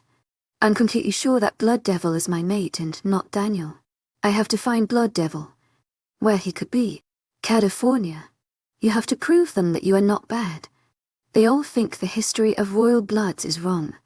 But something is amiss here. And I found about that from Alpha Wayne. Dave told me. Where's Alpha Wayne? I asked incredulously. He is in hospital. He answered rather hesitantly. Hospital. I was surprised. Hospital. He was injected with silver to the point that he almost died. Luckily he was found by Ethan and we transferred him to hospital. On his way he told me about a book. After reading it I think false information is spread. It doesn't explain much though. Alpha Wayne narrowly escaped, but he's been in coma since then. I guess he knows more. Wilson replied, Dang it. He's in coma. We have to do something to get him out of coma. I gritted my teeth. And I knew how to do that. I am a royal blood after all. We have been trying with no success. It's been months. Alpha is not waking and doctors predict he won't ever wake up from this state. Then I have to go inside his brain. I said simply. Go inside his brain. Dave frowned. I'm a royal blood. I can do anything. I smirked up at him. There was a slight twitch in his lips. Let's see then. Soon Wilson and Ethan left us alone. Dave is alpha of the Moonstone pack now. Daniel has passed the mantle to his shoulders. Wilson is the beta. Unhappy that the pack is in good hands now. But Daniel is up to something. He's teamed up with Vladimir. And the combination is not good. In fact, it is evil. I have a feeling that something ominous is going to happen in near future. Very ominous. So, where's Manny? I asked Dave. He smiled fondly at the mention of his mate. She is fine. Heavily pregnant. In next month I'll be a father. That's amazing. I whispered. I hope everything is fine by next month, and after that, I want my nephew or niece to live in a happy environment. Again that bad feeling gnawed my gut. I've not told her about anything going around. He told me. I understood why he hadn't. I nodded at him. She will take too much stress if I tell her anything, and I don't want that. You're doing it right, Dave. Stress is not good for Manny right now. She misses you. I smiled, knowing it was completely true. I was a bad friend for leaving her like that. I miss her too, I admitted. And that's why I'm going to meet her. Dave beamed at me.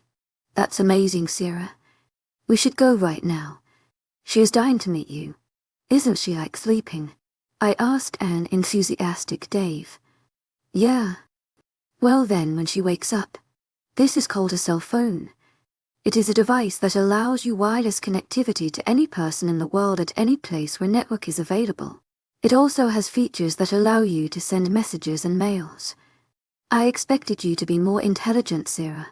Why didn't you contact me? Have you any idea how much I missed you? I broke 3 phones in frustration of waiting for your calls, but they never came. How could you be so cruel? Manny went from sarcastic to emotional in seconds. Tears started streaming down her face. Manny, Dave placed a confronting hand on her shoulder. You go away. I don't want to talk to you. Why didn't you contact her? You knew how much I missed her, but you made no efforts to get in touch with her. She is my best friend. You have any idea how painful is it to be away from your best friend? I guess more painful than being away from your sister, Dave muttered under his breath. She narrowed her eyes at him, her tears stopping. What did you say? She sneered. His eyes widened. I was saying that it is certainly very painful. Very painful. You are right, Manny. She nodded and started sobbing again. I gently rubbed her back as she leaned on me. She was 8 months pregnant.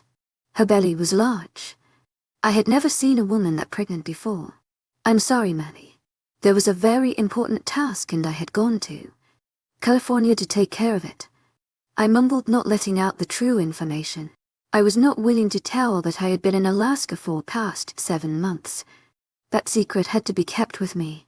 I wish you had called. She almost cried. I lost my phone and all contacts in it. I had to lie to her. The less she knew, the safer she was. And besides, I had a certain someone taking care of me. I whispered in a playful tone. And that someone had almost killed me. And let's not forget the way he kissed. Bit and licked my neck. I felt heat growing inside me at the thought. To my agent extraordinaire, Madeline Nilbe, heartfelt thanks for your unfailing patience, enthusiasm. She sounded elated. Wasn't she crying like, a second ago? Who was he? The same vampire who saved you. I nodded hesitantly, not looking into her eyes. I had never thought I would have to talk about this to my pregnant best friend. It felt so awkward. What's his name? Harry, I whispered. No way was I going to say blood devil. It would scare my best friend.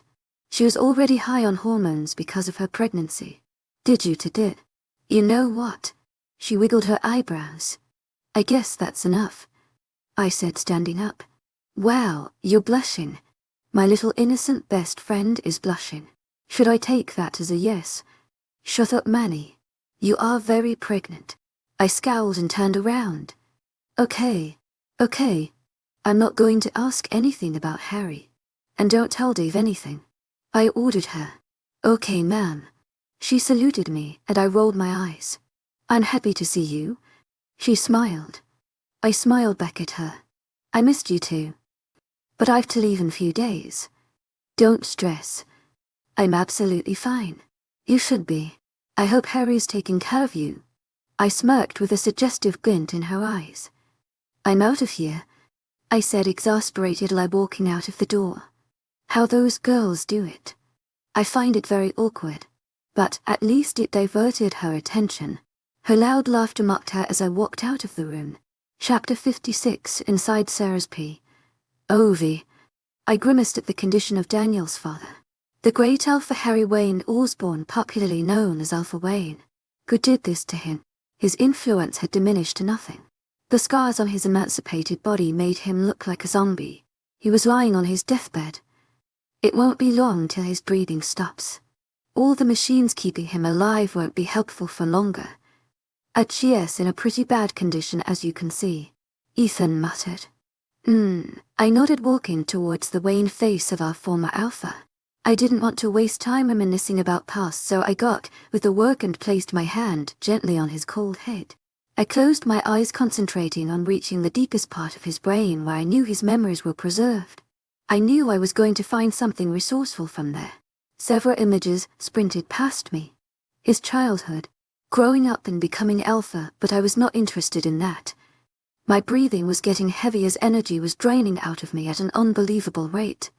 I didn't give up because I knew I was nearing it. I saw a young Alpha Wayne and a young Miles shaking hands and talking. They were discussing something about a blue book of supernatural history. Miles fished out a book that looked heavier than my encyclopedia. Its cover was thick black with curvy shiny designs. It was flipped open. Royal bloods are born to keep everything on this earth under control, Miles said. They are very rare species, but more powerful than all the species combined. The Blue Book of Origin of Earth describes their existence. Where is this book? Alpha Wayne asked. I don't know. This book might solve my problem. Miles pointed at the book in front of him. I know, and I'm going to read it. I hope to find the mystery behind royal blood soon, but I think they are not of any threat of werewolves. But we can't take any risks. It's my pack and my beta. I want his mate to be useful to us and not harmful. Gabriella is different. I feel like she is destined too. I couldn't hear anything more as everything went black around me. My head was throbbing. It felt like someone was hammering nails in my skull. I couldn't even move a single muscle in my body. It hurt so much. Worse than the day I was transformed into a vampire by Blood Devil. Serenity. A soft voice called. It sounded very much like Selena's. You can't use your powers freely like that until you mate. While training you were with us. The place had essence of royal blood in it that enhanced your powers. But outside, it will become difficult for you to use them. They will consume a great part of your energy. Unless you mate, you have to refrain from using them. The pain disappeared as soon as Selena's voice faded away. I slowly opened my eyes, adjusting to the sharp glare of light. Groaning, I covered my eyes with my hands. It's too bright, I complained in a groggy voice. The light dimmed around me. Jarvis, Sera, you are finally awake. I heard Dave's voice. I was so worried about you. I opened my eyes and the blurry face of my brother appeared. I slowly opened them and blinked at him. How long? My throat scratching. He fetched a glass of water for me. I drank greedily from it. 27 hours. You've been out for 27 hours. I was so scared. You just passed out all of a sudden. It was my fault, nothing much. I said vaguely. I didn't want to tell him my weakness. I didn't want to tell anyone my weakness. Are you okay? He asked with concern. Yeah, I'm fine. I nodded. I found out something interesting. Come on, Sera. Not now. I almost lost you. Dave chided. You'll completely lose me if those hounds find me since I'm a royal blood. I said bluntly. This is so messed up. He growled, frustrated. I know. Now I have to read that book Alpha Wayne told you about. I told him urgently. I think you should take rest. I'm a royal blood. I don't need rest. And I can't waste time. I need to find that book. He nodded his head slowly. To my agent extraordinaire, Madeline Nogan, heartfelt thanks for your unfailing patience, enthusiasm. Yeah, can I use you something? To my agent extraordinaire, Madeline Nogan, heartfelt thanks for your unfailing patience, enthusiasm. The man who saved you from fire, his blood devil. Right. I nodded my head, staying quiet. He didn't ask something more and walked out of the room. I have to find Blood Devil. I don't know where he is. With the search going on, I doubt he'll be in Vampire Kingdom. Can he be in California? And I have to find that blue book of Origin of Earth. There's so much to do and the fear of being caught. I can't even use my powers. This all is getting so irritating now. Time is slipping away. Before someone finds me, I have to find Blood Devil and the blue book. Daniel's P.O.V. I'm getting frustrated each day. Girls are helping me to satisfy my needs, but I still need Sera. I want her. I want to be with her in my bed and by my side always. She is so beautiful with her shining green eyes and angelic smile. She is smart, and I miss her so much. I want her back. Daniel. A voice called, breaking the train of my thoughts. Trent was standing on the door. I knew from his stats that he still hadn't found Sera, but I desperately wished he had. There's not information about Sera, he said with a sigh. Ethan said that she hasn't come to visit her brother yet. It's been 2 weeks and still there are no signs of Sera. But there's a good news. To my agent extraordinaire, Madeline Noble, heartfelt thanks for your unfailing patience, enthusiasm. What? I asked curiously.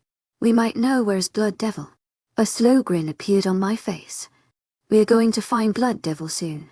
And when we do, I'll kill him. I'll shred him into little pieces for taking Sera away from me. Where is he? California. Chapter 57. Dave is going to kill me. The next time I see him, he'll lock me up in a dungeon and starve me to death. Now my brother won't do that. But he will imprison me for sure. That's what he had promised. If you try to escape, then I will lock you up in the prison and never let you out. So I didn't listen to him and sneaked out at the middle of night. I was going to California to find Blood Devil. Something told me he was there.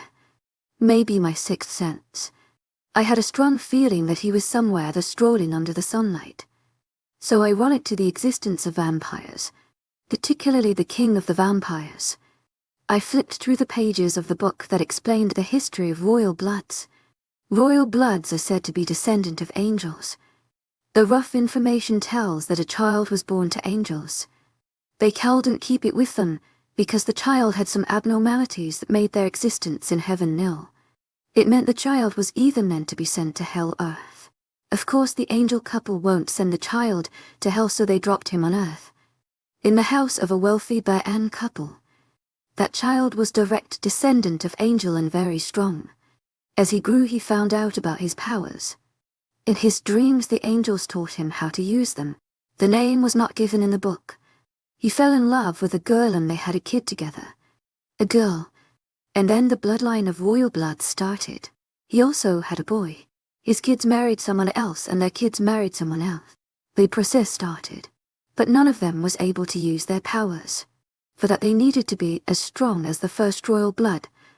And it was impossible because all of the descendants had only half part of their genes as royal blood part. There are many royal bloods on Earth, but they can use their powers to a small extent only. There are only 2 royal bloods in a generation who can use these complete powers. And these 2 royal bloods are mates. Their blood mixes to form a strong bond that enhances their powers. If they are royal bloods and not mates, then they won't be able to use their powers. It reminded me of Celine and Matthew. They must be mates. That's why they can use their powers. And I can use them only to a certain extent, else I will faint. So I can use to a great extent if I find my mate. And my mate needs to be a royal blood. Blood Devil is a royal blood, but he might or might not be my mate. And Daniel is my mate, but he is not a royal blood. This is so messed up. Can Daniel be a royal blood? There is a possibility that he can be. He never used his powers. He never tried to. That doesn't mean he doesn't have them at all. I have to find out if Daniel is my mate or not. And for that I have to confirm that I'm not Blood Devil's mate, and for that I have to find Blood Devil. What if I'm not his mate? He sent me to find the royal blood even though he knew I was one. Still he sent me to find one. Searching for his mate because he knew I was not the one. Someone else is his mate. That thought made my heart clench in my chest. I felt something like that after a long time. I closed my eyes and tried to something else now. Blood Devil can't have another mate. After what happened in that room in Alaska, no way. I can't bear thinking about it. But isn't that what fate throws in my face, heartache? When it comes to love, my luck is as good as bad luck. Daniel left me for Shea. He was my mate. He was supposed to love me unconditionally, but he chose someone else over me. To make the matters worse, it had to be Shea. Was she better than me? I don't love Blood Devil. I can't love him. But if he's my mate, then I don't know what I will do. Will we mate? He froze in my cheeks at the thought. If I want to use my powers, then I need to mate with him. But if he's not my mate? I slumped back on my seat. This is not getting me anywhere. I need to keep my mind clear. First I have to find out who is exactly my mate. Daniel or Blood Devil. If it's Daniel, then I'll forget the Blood Devil and never think about him again. If it's Blood Devil, I still don't know what will be his reaction. Will he like to be my mate, or will he reject me? That thought of being rejected made my heart shrink. I have to think positive or my mind will explode before I find either of the two men. I hope Daniel returns from his exile soon. Where does this man go when he is needed most? University of California. I have to find that university and search for Blood Devil. How difficult it will be. I have to look for Harry Roberts. How will I find the boy though? Will the technique of seduction work? Thank you so much. I smirked up at the lean boy with tangled hair. He looked so nervous as I leaned forward, chuckling to myself. I pulled back and gave him a flying kiss before heading towards the address. I finally found out where Harry was. Now the question is he really Blood Devil? The last time I saw D was when he had possessed Harry, or when he was Harry. This is turning more confusing the more I think about it, so I shut my mind up and knocked on the door of the apartment. It was a nice building. I, for sure, knew that D could afford it easily. And a college student might. That all depends upon circumstances. When there was no response from the other side, without thinking as I had told myself earlier to do, I pushed the door with a little more force that it broke from its lock broke. I barged inside and my eyes almost bulged at the scene in front of me. Harry had a girl under him wearing his shirt while he was wearing only boxers. They both were indulged in a heavy make-out session. My heart constricted at the sight. With a hanging mouth, I tried to control the hurt and building rage inside me. Don't let him be Blood Devil. Please. I begged my fate. But fate always has the cruel way of showing what life is. And it has always been cruel to me. What can be different this time? They were sniffing for the royal bloods, but there was not a trace of them. It would have been easier if they exactly knew where that bloody royal blood was. He would squeeze the bastard with his bare hands. And where was that mutt Petro who told them that he had seen Blood Devil in California? He was supposed to meet them, but there was not even a single sign of him. He looked around carefully and sniffed in the air. Something was different in this air. His sensations grew as a smirk played on his lips. A vampire had been in that place. The place mostly had buildings and houses, mostly to let apartments for college students.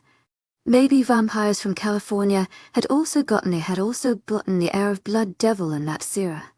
Sera, she was the most beautiful girl he had ever seen.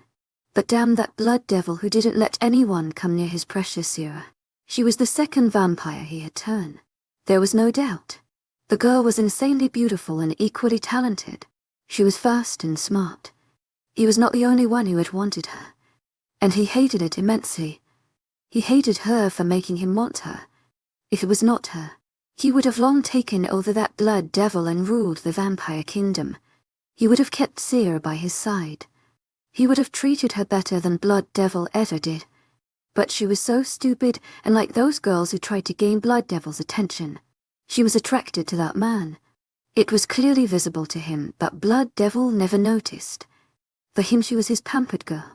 The only girl he ever turned into a vampire. What if she was the only female turned by Blavel? He was the only male turned by him. and he will show Blood Devil that he was far way to better than anyone. And Sera, she will be his. At every cost.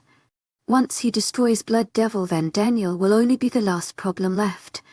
And he can kill that mutt with a snap of his finger. Sir, we found the werewolf. He is ready to lead us to Blood Devil. His man said. Vladimir smirked heavily. Let's go then. Chapter 58. Hello mate, Sera's P. Ovi, surely my eyes were not deceiving me. As much as I wanted to go there and rip him off her, I couldn't do that. My feet were glued to my place as I witnessed Harry kissing her neck. He had kissed my neck the same way. I gritted and turned away, not wanting to witness the sight further. As soon as I turned around, my eyes met dark green orbs staring back at me. I stood there blanking, slowly moving my eyes over the handsome face. They moved lower to take in his three-piece Armani suit and polished shoes. I could see my face in those shoes. And it was blank. It was a moment of triumph. I had schooled my expressions properly. My eyes traveled up to meet those green orbs again. They were so intense, and I held the stare bravely. His face was few inches away from me. He came nearer. I felt his warmth radiating in waves. My hands itched to reach out and touch him, but I willed them to stay at the place. A moan sounded in the air, distracting me from my thoughts. Those green orbs shifted off my face and looked at the couple busy on the couch. He looked back at me, not saying anything. Are you there, or are you here? I asked quietly, pointing behind me. He stared at me, unblinkingly for a couple of seconds. His eyes lowered to my lips and traveled back to my eyes. What do you think? His breath fell on my face as he spoke. Before I could answer, his face turned and his expressions became sharp and alert. I knew something was wrong. His face said it all. Something was so terribly wrong. I wanted to groan out of frustration. We are not going to be interrupted. To my agent extraordinaire, Madeleine Nilben. Heartfelt thanks for your unfailing patience, enthusiasm. Without saying anything, he pulled my hand and I closed my eyes, completely trusting. He could get me out of there. The air whooshed past me and my hair flew.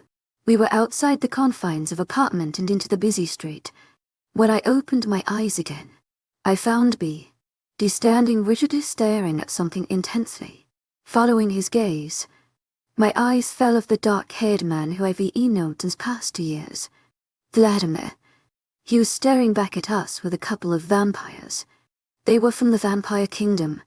His eyes met mine and I was to take a step forward to head in his direction, but D blocked my way with his large frame. I looked at the back of his head quizzically.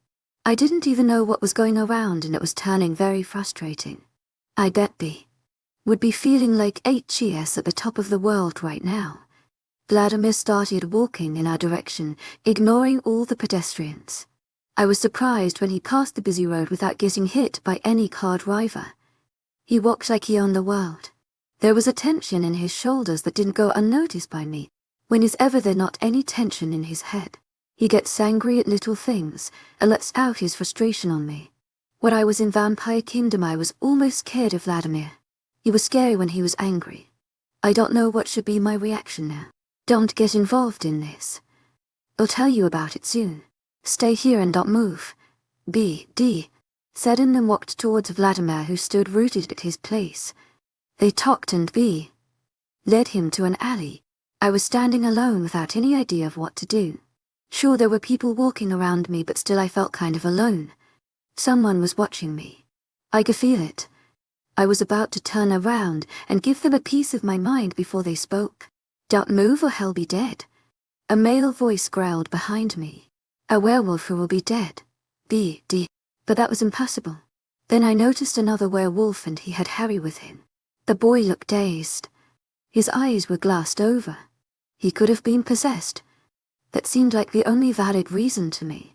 I don't think werewolves can do that, unless they have a witch or wizard supporting them. Who are you? I asked the tanned-skin werewolf.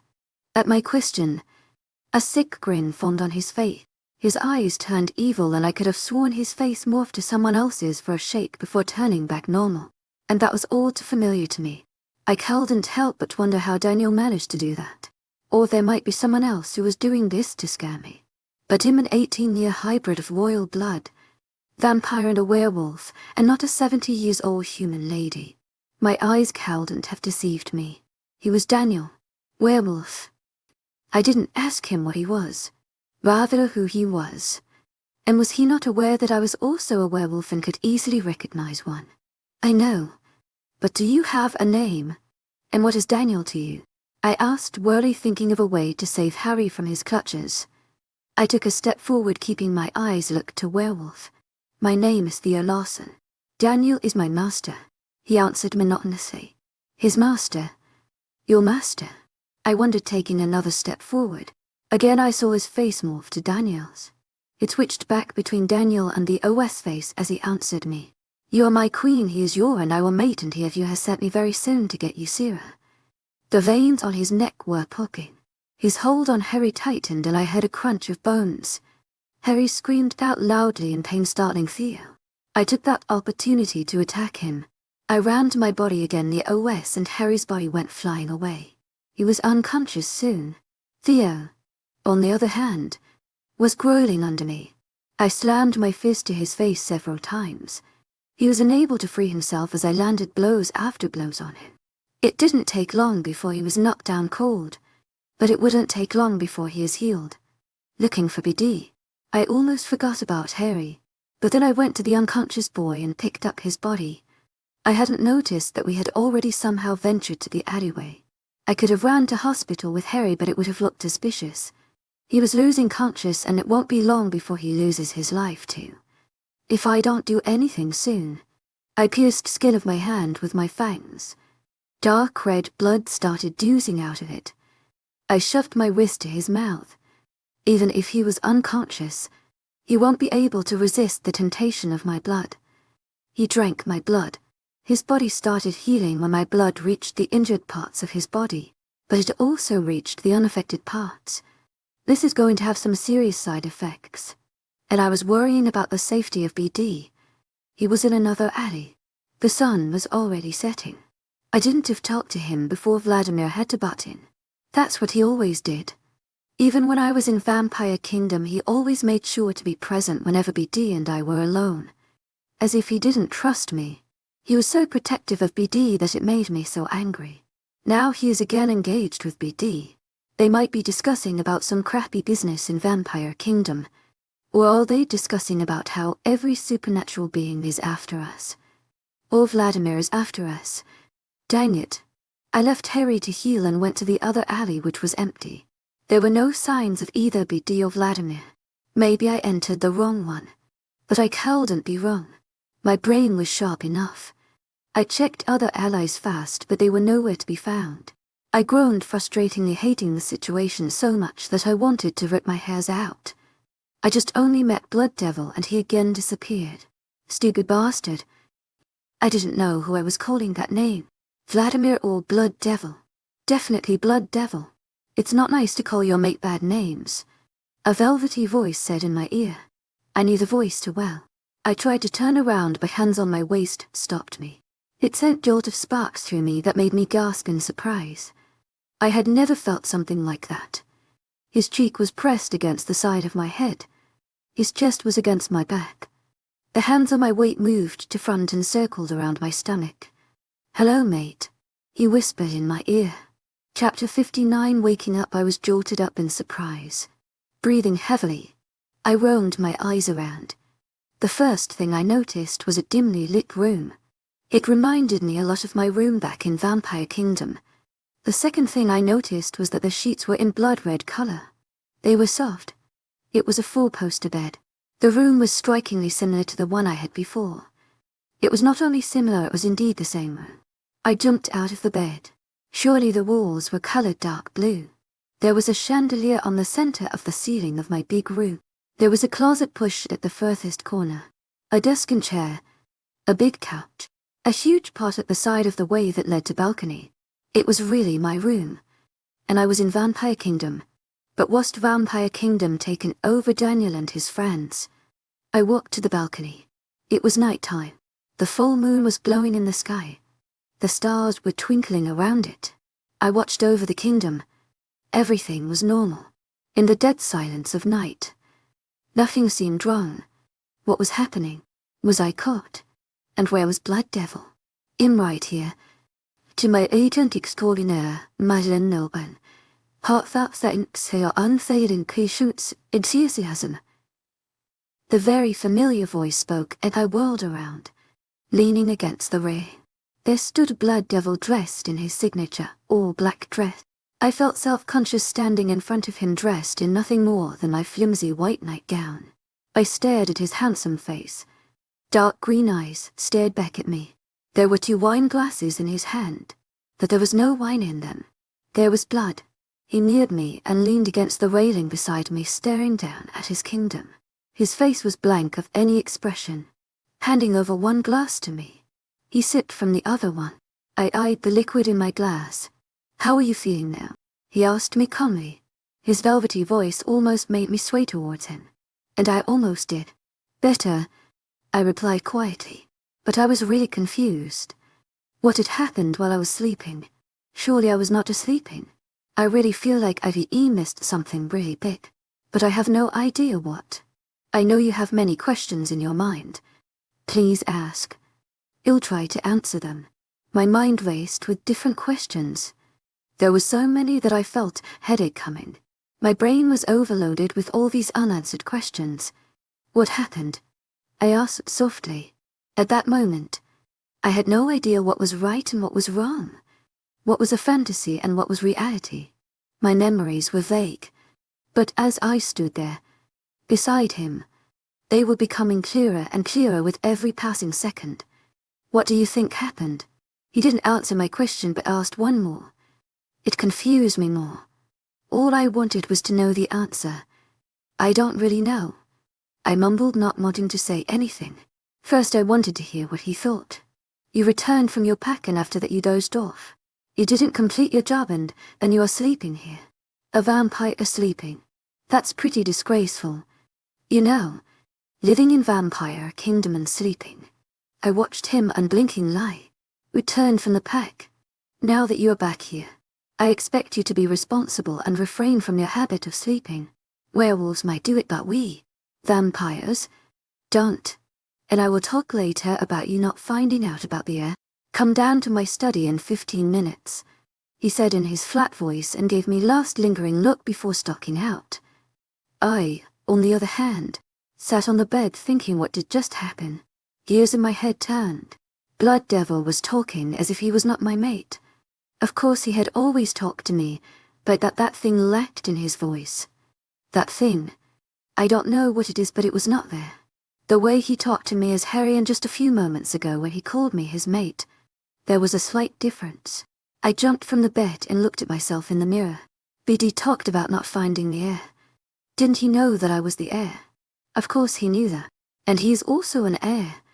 Celine and Matthew told me. Not only heir, but he was my mate. What the freaking hell is going on here? My eyes were bloodshot. My skin was pale. I touched my neck where I was bitten by Harry or BD but didn't feel anything at all. The skin was soft and clear. No signs of puncture wounds. As if they had never happened. My mind stopped. Never happened. That didn't happen. But how is that even possible? I remember that time so clearly. No, it can't be possible. I was banished from the Vampire Kingdom. But here I am back again. In the Vampire Kingdom. And then I went to Alaska and met my childhood friend's family. Then I came to know that Harry was actually BD and real Harry was in California. And then there were Celine and Matthew who taught me something for a long time. 7 months. And I don't remember anything. But that doesn't explain how I remembered Daniel's plans. How do I remember Daniel wanting to kill BD because he wanted me? It was pretty absurd. And how on earth he came to know that I and BD were heir? Oh right, that book. And his father. And Vladimir wanting me. Me Vladimir. That was something impossible. It was like I was reading his thoughts when he thought that he wanted me. But even the idea of that is impossible. Only that simple thing proves that all of it was some sort of nightmare. But how can a nightmare can reveal so much? Were any of these things even real? I want them to be real. I was with Blood Devil. So much has happened, then why is Blood Devil acting like nothing had happened at all? Is he playing another game with me? I looked at myself and I was dressed in a dark top, leather jeans and a leather jacket. The same attire I wore when I returned from the pack. I remember it clearly because I wanted to wear good enough clothes in case B decided to kill me when he came to know that I was not going to tell him about Heir. No, I didn't want to die wearing something good, but I wanted to wear something that would help me to run away easily. I pressed my fingers to my head. Headache was taking surface. If I thought about it much, then my mind was going to explode. What was the bloody year? Was it still 2016 or was it 2017? I reached for my cell phone. That bloody thing was going to explain this mess for me. The gadget lit up and only added more to my confusion by flashing 2016 on the screen.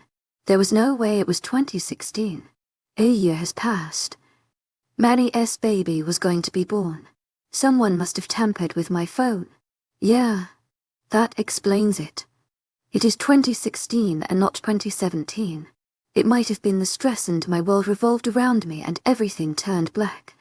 Blood Devil smirked at the werewolf standing in front of him. The creature had guts. He had to admit, "We want you to hand over that girl to us." The werewolf made his voice firm, as if Blood Devil was going to concede by his request. It was not actually a request, but that's how Blood Devil saw it as. A request. He always saw it as a request because no one could ever demand from him. "What gives you the idea that I will hand over her to you?" Blood Devil said in his cool voice. He didn't let on whether he was going angry or pleased. It was never possible to know. But Vladimir had studied his features over the years and he knew that Blood Devil was slightly angry but mostly curious. The Werewolf King demands a presence. Even Vladimir knew that the werewolf was lying. The way his heart rate palpitated with that statement. It was only obvious. To deal with a vampire is not easy. To lie to a vampire is impossible. And if one lies to a vampire, it is very apparent that vampire if the person is lying.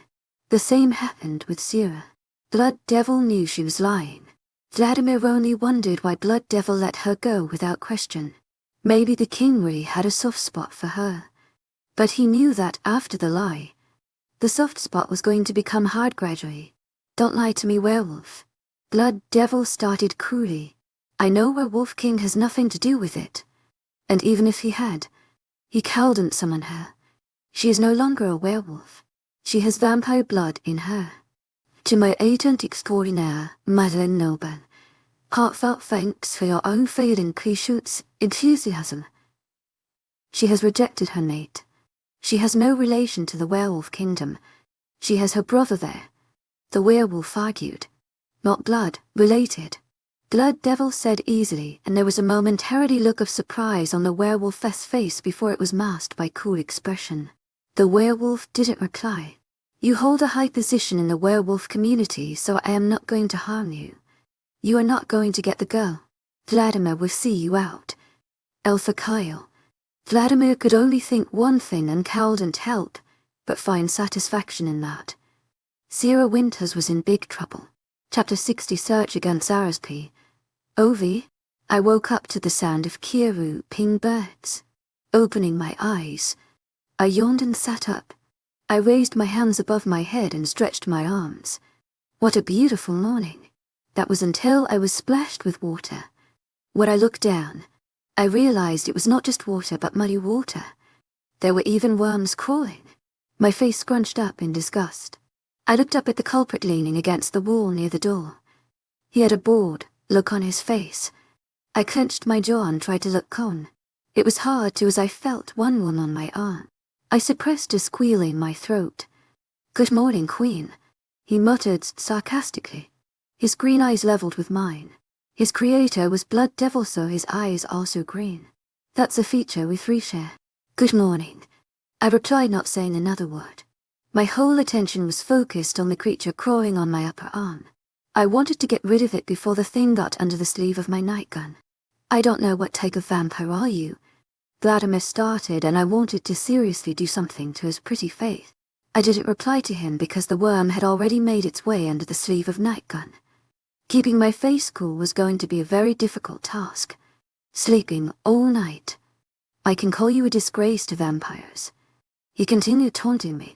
My eyes narrowed his words. Before I could say something smart back to him, The presence of worm became more noticeable as it moved to the sensitive part of my arm. The squeal that left my mouth made him smirk. He knew the worm was making me uncomfortable. He knew it. Then, without giving me another glance, he walked outside. The look on his face was one of triumph. I jumped out of my bed and threw away my clothes. That left me in my underclothes. I grimaced at my now-ruined bed. Cursing Vladimir inside my head, I stomped towards the bathroom angrily. That man always makes me angry. He frightens me at the same time. He frustrates me to a point that I want to hurt him real bad. But I can't do that, else he will kill me. These all emotions sum up to an intense hatred. The hatred that is meant to reside inside, and not to come out at any cost. Vladimir is dear to BD. He is the first vampire BD made. Second is Sera Winters. That's me. It's an honor to be transformed into a vampire by BD. I'm glad I'm graced with it. And Vladimir should have his share of praise too. As much as I hate him, I can't deny he is extremely good at whatever he does. He's an amazing fighter. Much better than me. And I'm one of the best fighters in the kingdom. But I doubt he can be better than BD. To my extraordinaire, my Nilben. Hearts out thanks for your unfailing patience, enthusiasm. My eyes longed to see him again. I bathed thoroughly, still feeling those worms crawling up on me. I dressed in a shirt and a pair of dark skinny jeans. I pulled a grey vest over my dark shirt and stepped out of my room. I looked left and right in the corridor, something I always do. I made my way towards the kitchen. Only a few humans and I ate food. Rest fed on blood from slaves. I was glad I was still eating food and not drinking blood. Maybe my royal blood genes are responsible for it. But they will also be responsible for my death once BD realizes that I am the heir. Especially when he comes to know that I lied to me. He will roast me alive. But something in my gut tells me he won't do that to me. Sure, he will get angry, but he won't kill me. Right. The disgrace to vampires is having human breakfast. What a disgrace. The taunting voice of Vladimir greeted me as usual. I closed my eyes and counted to 10. I don't know why he hates me so much. The stupid man has nothing better to do, so he always has fun teasing me. And what are you doing here? Having cravings in the morning? I asked him calmly. I can never let him know how much he irritates me. You are the one, his weird cravings. He eyed my food with disgust. BD has summoned both of us. Don't waste time now. Finish your food quick and come to his study in 5 minutes. Not a second more. He ordered me and then made his way out of the kitchen casually. I glared at his back and then went back to eat my toasted bagels. I had a quick breakfast and rushed to the office. Vladimir was already standing outside the door, which told me that I was not late. Save by a second. Vladimir muttered and I smiled sarcastically at him. He gave me a cold look and entered without knocking. I followed behind him. Blood devils, study looked ancient. He was sitting on a leather chair and his eyes were on a paper in his hands. There was a large mahogany desk. Everything on it was in place. There was even ink pot and feather. But most importantly, there was another ink pot with designer phoenix and a fountain pen with similar designs. I knew for sure that it had cost him a fortune. The thing looked really beautiful. If I looked beyond its beauty, there would be a stack of dollars that would be enough to buy me a car. I am a vampire. I won't need a car, but I sure want a car. A disgrace to vampires. I could hear Vladimir's voice in my head. He has always called me that. I gave him a sideways glaze. He was not looking at me. When I looked back at Blood Devil, his green eyes were focused on me. I almost shuddered at the intensity of his gaze. Your Highness, he greeted and followed his suit. BD didn't move his gaze from mine. He didn't even look at Vladimir. I could feel irritation radiating from Vladimir. I was scared. Did he know about my lie? If he did, then I was dead. He was going to chop me into little pieces. He would give me a very painful death. I need you to do a job for me. He started in his typical style. Straight to work. I've got an information implying the royal blood heir might be in the territory of the Blue Moon Pack. I sighed in relief. Blue Moon Pack? Why does the name sound so familiar? Wait, isn't it Kyle's pack? Alpha Kyle will be present there for your arrival. You both leave in an hour. Pack all the things you want to carry. Talon will take you to the territory of the pack. He told us. Talon is the BDS driver. Even though the vampire doesn't need car, he likes to have it. Reluctantly, we both had to agree. I didn't have the nerve to protest. I remember Kyle so clearly. He was the same alpha who helped in training Moonstone pack. And he was also the same alpha who told me that he liked me. Now I have to go to that pack. Face that alpha. Stay there for God knows how long. It will be really awkward. I just hope he had found his mate. The situation won't be difficult for me to handle then. The awkwardness will not be there. BD dismissed us, and we made our way to our rooms. My room was across Vladimir's. We both were important vampires because we were the only vampires turned by BD. We were among the best. That's why he is giving us this job of finding royal blood heirs. If he is giving this job to us, then it must be really important. I wish it was no, and BD was not very adamant to find the heir. I want to talk him out of it, but I don't have the courage. He makes me really nervous. He is intimidating and so handsome. I can only think of kissing him. For some reason, ever since I've woken up, my thoughts are really in riots. Very sinful images of BD and me are flashing in my brain. Biting and sucking my neck. It feels so real, but it is not. I know I've never been in that place. I've always felt this infatuation with BD, but it was never as strong as it is now. I froze and stepped aside when I saw a mass of black barreling towards me. The dark red hair flipped as the girl ran past me. My hair flew as the air whizzed.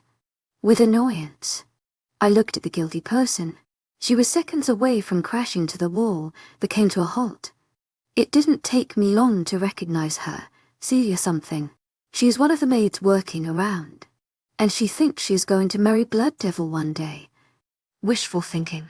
There are several vampires who think that they can have Blood Devil and become the queen of the vampire kingdom. No one was happy when I came to Vampire Kingdom. I mean no female vampire. I was the only vampire Blood Devil ever. This made them extremely jealous.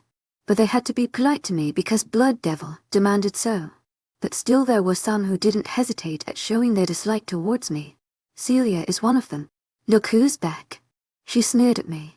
Her blood-red painted lips curled in displeasure at me. Like any normal female vampire. She was very beautiful. She was a very beautiful vampire. At one point, she was Blood Devil's mistress. I don't know when though. It was before I came. The thought makes me sick in the stomach. Thanks for the warm welcome, I retorted sarcastically. When she first bullied me, I never said anything back and tolerated her jabs. But not now. Before I went back to the pack, I used to hide from her. But not now. Now I feel more powerful than before. Maybe the knowledge that there's something different in my blood is doing this, making me all confident. And rejecting Daniel has also made me more confident of myself. I can't let anyone run over me. Shea had done it once. I won't let anyone else do it again. She smirked and her dark grey eyes glinted cruelly at me. You know, I took care of Blood Devil when you were not here. She told me and I narrowed my eyes at her. I spent almost every day and night with him. You kept him starved for a whole year. I quenched his thirst into months when you were away. I didn't like to think about it. There was a pain in my chest that erupted when she spoke. Her words stabbed right to my heart. Uncomfortable feelings settled in my chest. The last time I had felt it was when Daniel had told me that I was not his mate.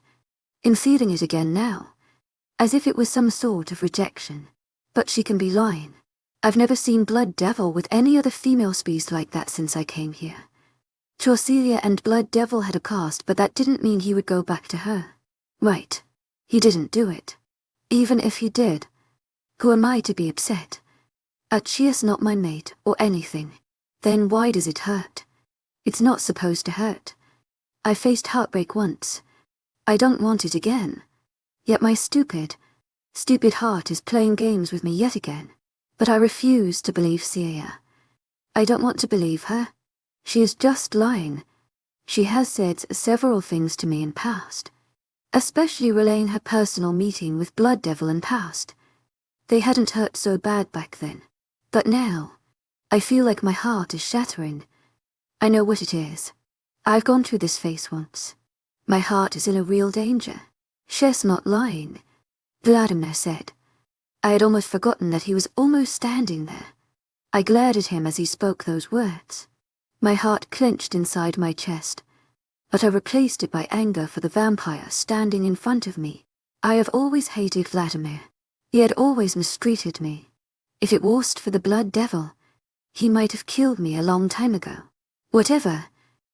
It's not like I care. Right, Vladimir said sarcastically. I clenched my jaw and stomped away from them. My anger was spiking. If I had stood there any second longer, I could have snapped both of their necks. At least see Elias. Vladimir would have put a tough fight and might have snapped my neck instead. Chapter 61 Blue Moon's Era's P. OV Blue Moon Pack is the biggest pack. It has the most trained wolves. The territory is the largest. I don't know why I am even telling you this. You probably know everything about it. Vladimir told me in a bored tone. He was driving the blue Mustang and heading towards the Blue Moon territory. I was on the passenger seat. Why do we always go to a werewolf territory to find the heir? I wondered out loud. I don't know. I've been to 5 packs before in search of the heir. I was surprised by his answer, and I had thought that my search in my pack was the first one. Blood Devil has been searching for the heir before I even met him, which means that this must be really, really important to him. If he comes to know that I am the heir, then he will not let me live. I closed my eyes and prayed to God to save me. Blood Devil is really going to kill me. He makes my heart race, for all the reasons. I don't know what he will do when he will find out. I hope he will never find out about this. If he does, then my world will end. It'll be completely ruined. I wish I was not the heir. I wouldn't have gotten in so much trouble if I was not. Staring out of the window, I watched the trees sprinting past as I collected the same parts of my brain. Lie has a way to make one feel like this. It instills a fear so deep that you will feel it everywhere you go until the truth comes out. This feeling is so bad. I want to get rid of it. That means telling BD the truth. But if he comes to know that I lied to him, then he will give me a more painful death. How easy it is to make up stories for little kids. But when a lie is told to someone stronger, it turns out to be a big sin. This lie has the potential to wipe out the smile off my face. I can't even think clearly because my brain is clouded with all the possibilities of what will happen when the truth is revealed. It's all negative thinking. But how can I think of something positive happening when it is sure that something bad is going to happen? By lying, IVE just made it worse. The distance disappeared as we drove to Blue Moon Pack's territory. The werewolf scent was growing stronger and stronger. I became alert of the situation. What made me more nervous was the inevitable meeting with Kyle. I really hope he has found his mate. Or he has moved on from me in some way. I can't get in these troubles of heart again. It's the first time in working together with Vladimir on something. There's also a possibility that he will find out about my truth. He is smart. Way too smart for my liking. What happens when he finds out that I'm the heir? He will tell BD for sure. What will I do then? I can't just let him go and spill my secret. See what I said? Once you lie, you throw yourself in this web of possibilities and there is no way of coming out of it without any damage. Now I just can't thinking about what can happen. We entered the civilization. No wolves attacked us. It means Kyle must have already informed his pack about our arrival. The place was normal. It looked like Moonstone pack, but the werewolf scent was strong, which means that the wolves in the pack are really strong warriors. Do you know where are we going? I asked Vladimir. No. I'm just driving with you because I like to. He muttered sarcastically. I threw him a glare. He never gives me a straight answer. I knew you love me, I retorted. In your dreams. He threw back. I bit my tongue. There was no use of arguing with him. A conversation with Vladimir means elevating your blood pressure. I don't need that right now. I have to face Kyle and his pack. I wonder if he had told his friends about his feelings for me. Vladimir stopped the car in front of large iron gates. They must weigh tons. A werewolf approached us. He talked with Vladimir and the gates were opened. It revealed a humongous pack house. I don't know what to call it. It was so large. The 5-story building was covered in large glass panes. How had I not seen it before? The thing couldn't be missed by a myopic eye. And I have vampiric eyes. A disgrace to vampires. I heard that annoying voice of Vladimir again in my head through a glare at him. He was looking straight ahead as he drove slowly. He sensed my gaze on him and gave a questioning look on my glare. I huffed and looked away from him. Weird, he muttered under his breath. I refused to say anything, going back to assessing the wonderful building. The red and blue colors could be seen where glass was missing. Surrounding the building was acres of land. We are here, Vladimir announced. To our agent extraordinaire, mythical. Heartfelt thanks for your unfailing patience, enthusiasm. I inquired. Hell. What was I expecting? A direct answer from him. That's never going to happen. He stopped the car and I saw several werewolves standing there. I recognized Jason, the beta of the pack, standing among them. When he made eye contact with me, I smiled at him and he smiled back. He also recognized me. I had thought he would have forgotten me. Blood and Etina parked the car and I got out of it. I walked to Jason. He was the only one I knew. I wondered where others were. Hello, Beta Jason. I greeted him cheerfully. Spending the car ride with Vladimir was suffocating. The change in person is a relief. Sera Winters, I never thought I would see you again, he said with a smile. You remember me? How could I not? The most beautiful girl I've ever seen. Still without a mate? I shocked. And who is he? He looked over my shoulder. I followed his gaze to find Vladimir coming out of the car and heading towards us. His pale skin made him odd one out among us. I think I should exclude myself considering my own skin is pale. Vladimir, I answered casually. I know. But who is he to you? Don't you think He is a bit too pale for being a werewolf? He asked me. I gave him a questioning look. Vladimir was not a werewolf. Neither was I. We were vampires. Who told him that Vladimir was a werewolf? And does he still think that I am a werewolf? I never told him the truth. He had already left by the time it was out. Yeah, he is pale. All thanks to a plastic surgery. He misbehaved with a female werewolf once and she damaged his face with wolfsbane. He didn't want to carry those scars, so a plastic surgery was performed and he was given a very pale skin. I made up the story. Vladimir glared at me. He had heard my conversation with Jason. Jason wanted to say something more but stopped as Vladimir approached us. He pasted a smile on his face and held out a hand for Jason. Hello, my name is Vladimir Summers. He introduced himself. That was the first time I heard his last name. What a great coincidence. He is a Summers and I am a Winters. To my agent extraordinaire, mythical. Heartfelt thanks for your unfailing patience, enthusiasm. Though he should be the one named Winters because he is always so cold. In Jason, beta of the Blue Moon Pack, Jason said, I was informed about your arrival. We are glad you are here. Jason doesn't know we are vampires. He thinks we are werewolves. How can he think so? What lies were told to him? I want to meet the Alpha, Vladimir said directly. To my agent extraordinaire, mythical. Heartfelt thanks for your unfailing patience, enthusiasm. He's always so rude. Sure, sir. Please follow me. Alpha is inside. That was the moment we're at the worst. I was going to meet Kyle again. When we walked into Kyle's office, I wanted to take a U-turn and run away.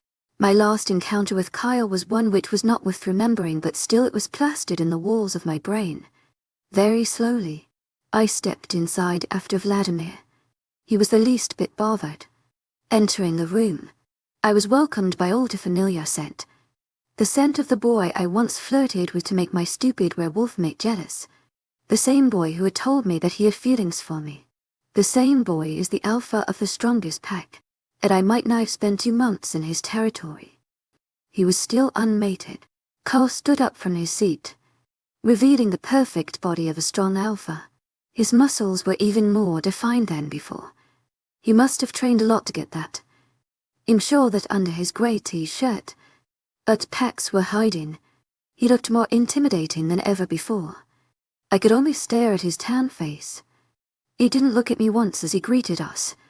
His eyes were only on Vladimir, even if they flickered somewhere else. He never met mine. There was no doubt that he was avoiding me. I let it be that way. Vladimir and I sat on a comfortable leather couch and he did too. Jason was still standing there behind Kyle, his arms crossed over his chest. When he looked at me, I didn't know what he was thinking, but there were several questions at his eyes that he decided not to ask then. I was informed of your arrival. Vladimir. Kyle spoke to him. How is Alpha Johnson? I was puzzled. Enthusiasm in my head. I wanted to kill Vladimir for keeping me in dark about these matters. He could have told me something in the car ride. He didn't even inform me that we were to pose as werewolves. And now there is Alpha Johnson also. I was slightly pissed. My question is, who's Alpha Johnson? He's doing well. Vladimir replied. He was happy that you invited us. So we were invited. I'm glad that you graced us with your presence. The tone Kyle used was not that of a highly pleased person. Neither it was of an alpha who took it as an opportunity to improve the relations between two packs. I couldn't compare it with one of the alpha who was going to kill another pack. He sounded so different yet so same at the same time. There was something wrong. But what? But we were told that you were to visit with your mate. Jason piped in. Vladimir was to visit with his mate. He never told me he had a mate. The poor soul. Yes, he said cheerfully. Let me introduce you my mate. Sera Winters.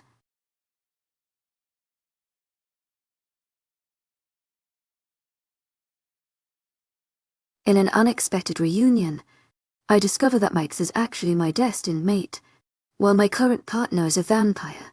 Chapter 60 to mated Sera's P. I sat frozen at my place. Even the smile on my face was frozen. I didn't even look at Vladimir. My eyes were locked to Kyle's.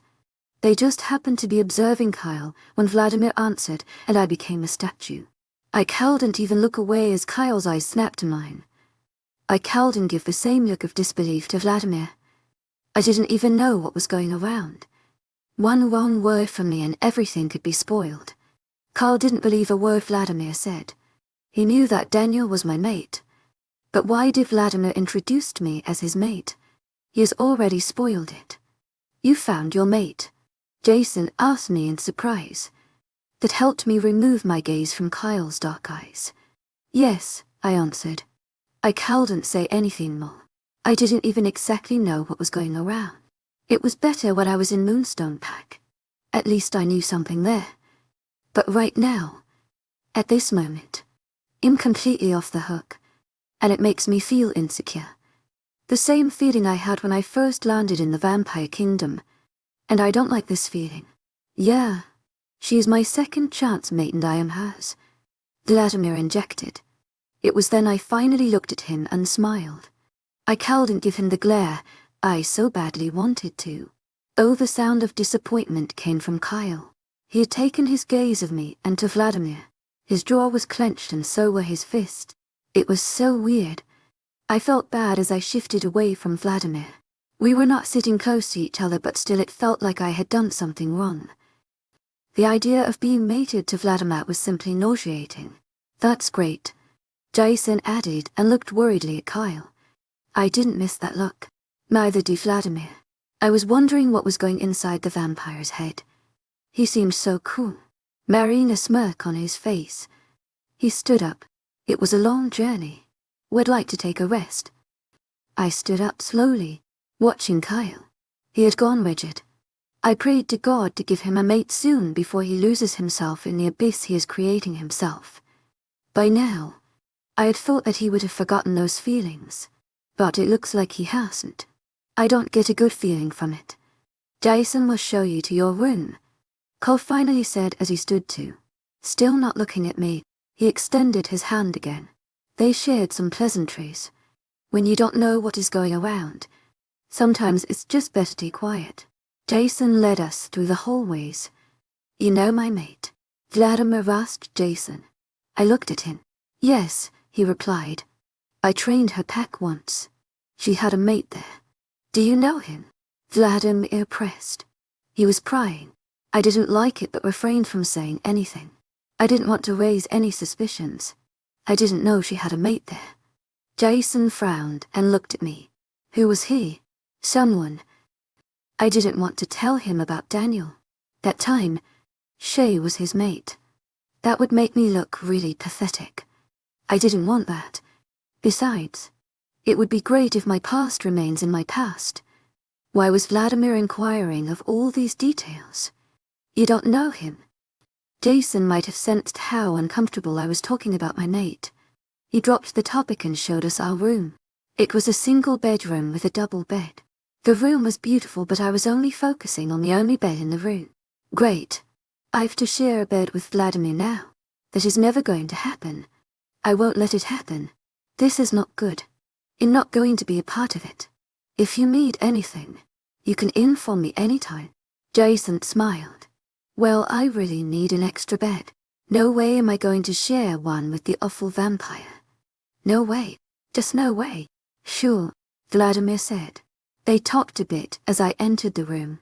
I sat on the bed and watched the door as it closed behind Vladimir. He looked at me and smirked. "It was not my plan," he informed me. "Blood Devil planned it, and you are enjoying it." I raised an eyebrow. "Enjoying watching your awkwardness with the alpha?" "Hell yeah." I scowled at him and then fell back on the bed, facing the ceiling. "I can't place him in this place pretending to be your—" I didn't even complete the sentence and a hand was already covering my mouth. It was then I noticed that his skin was not cold. It was mild warm, just like mine. Hovering over me, he glared hard. I raised my left hand to push him away and send him flying across the room, but he caught my hand and pressed it against the mattress. Only a second later, the door swung open to reveal Alpha Kyle standing on the doorway. I could have greeted him if Vladimir's hand was not on my face. But I didn't even realize how bad the scene looked like. With my face heating up in anger, I tried to sit up and only ended up shoving my face very close to Vladimir's. It might have appeared as if I was going to kiss him. I didn't even get a chance to shove away Vladimir and sit up. Cole quickly apologized under his breath and left, closing the door behind him. Vladimir didn't even look at the door. He was still staring at me. His green-colored eyes held so much amusement in them. He was clearly enjoying this. He was not going to make my stay in Blue Moon Pack easy. I pushed him off me with a force that he hit the wall just beside the door. A loud thump was heard. I expected him to bounce off and fall down, but he was quick to catch himself and stood on his 2 feet. He narrowed his eyes at me.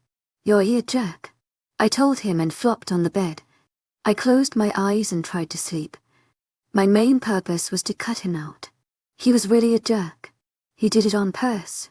It made me so angry. How dare he? It was clear he used me to piss off Kyle. I didn't like the expression on Kyle's face when he saw me with Vladimir. He already thinks that Vladimir my mate. Now he has to see it also. I've had a history with heartbreak. It almost took my life. The worst experience of my life. I don't want a repeat of it with anyone. But I can't control every situation, especially those concerning Vladimir.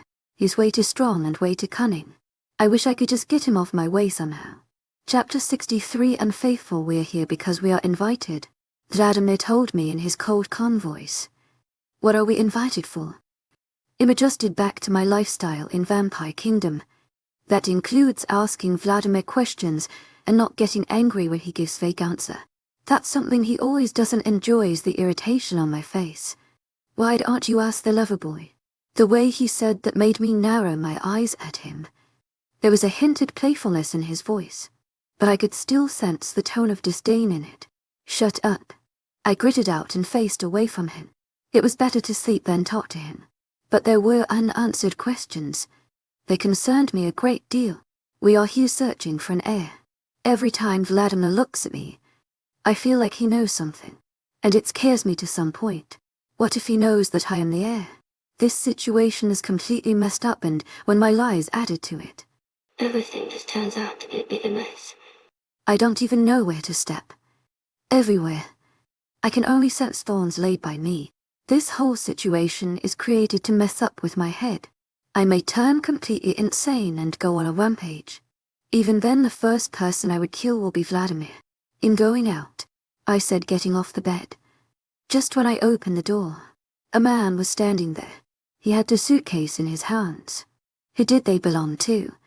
He greeted me, and Vladimir came from behind me. He let the man in. When we were back alone, I frowned at the suitcase.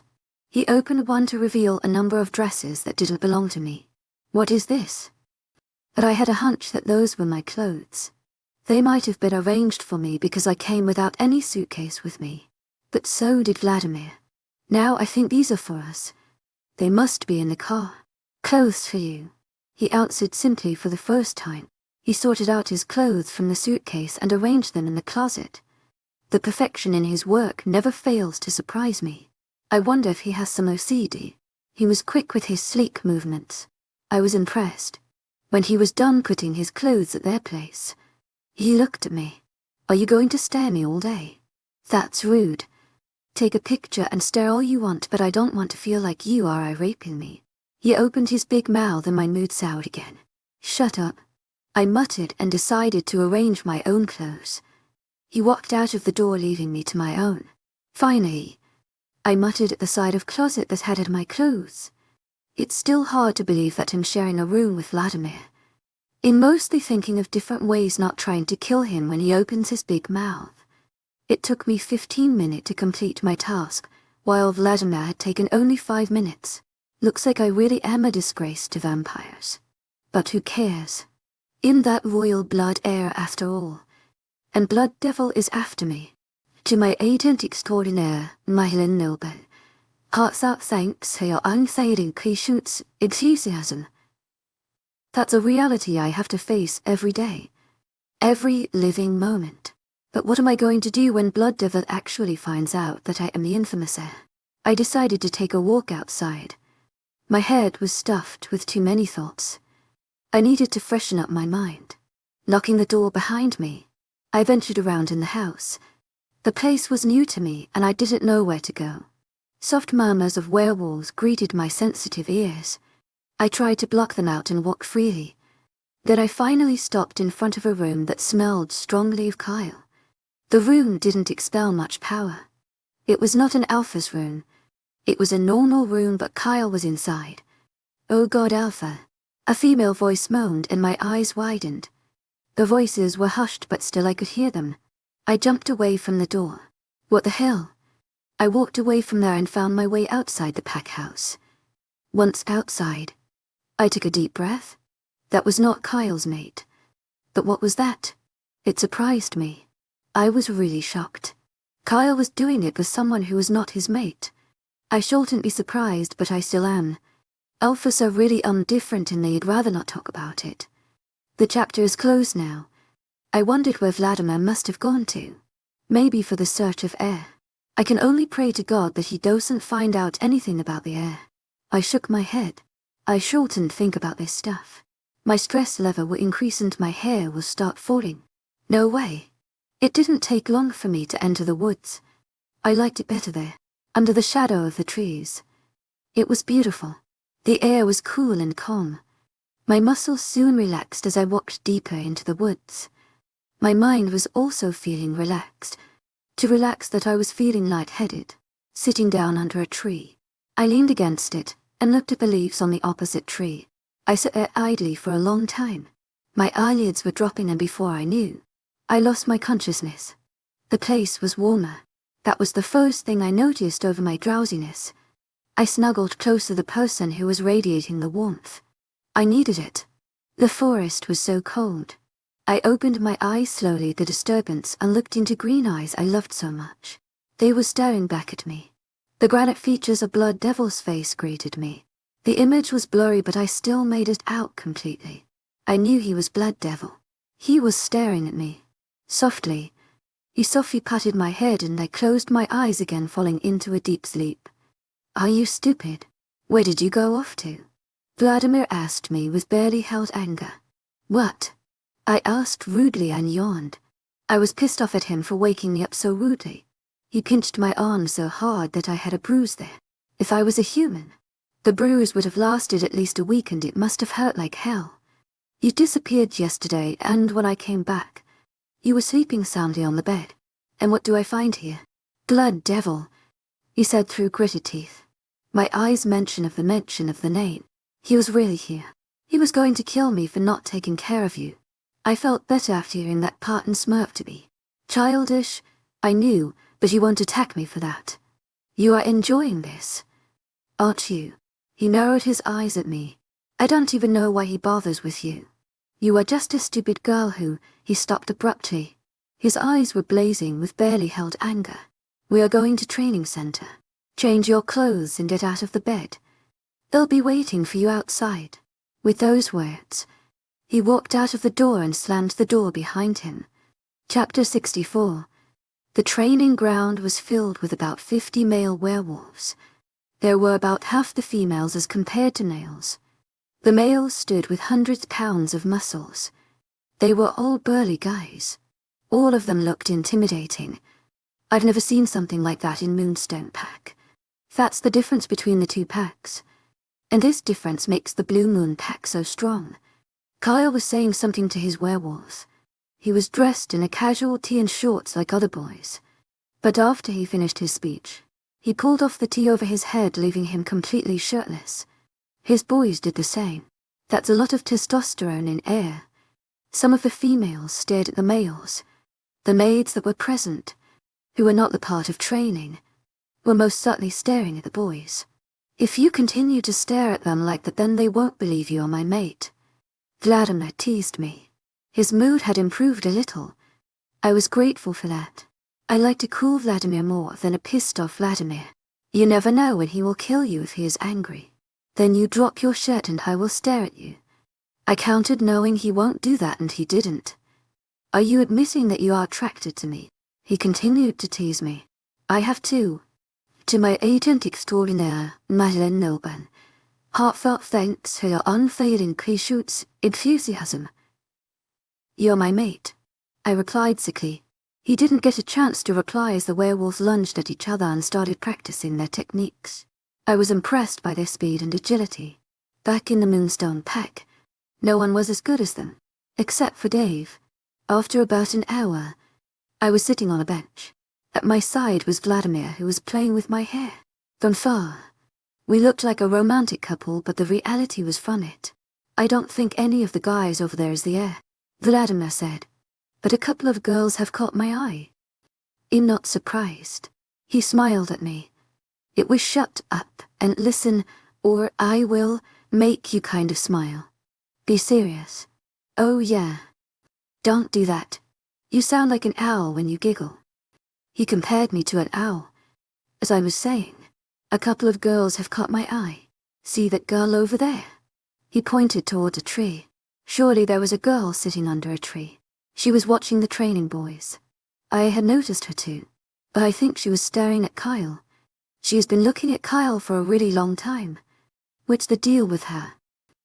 Something is different in her. I had a feeling that there was something really fishy. I had to talk to Kyle for it. And then there's another girl. She is training over there. She has been fighting continuously and she isn't even sweating. He pointed out that I looked at the said girl. I didn't notice her before. How did she even escape from my eyes? Maybe because I was too busy wondering about the other girl.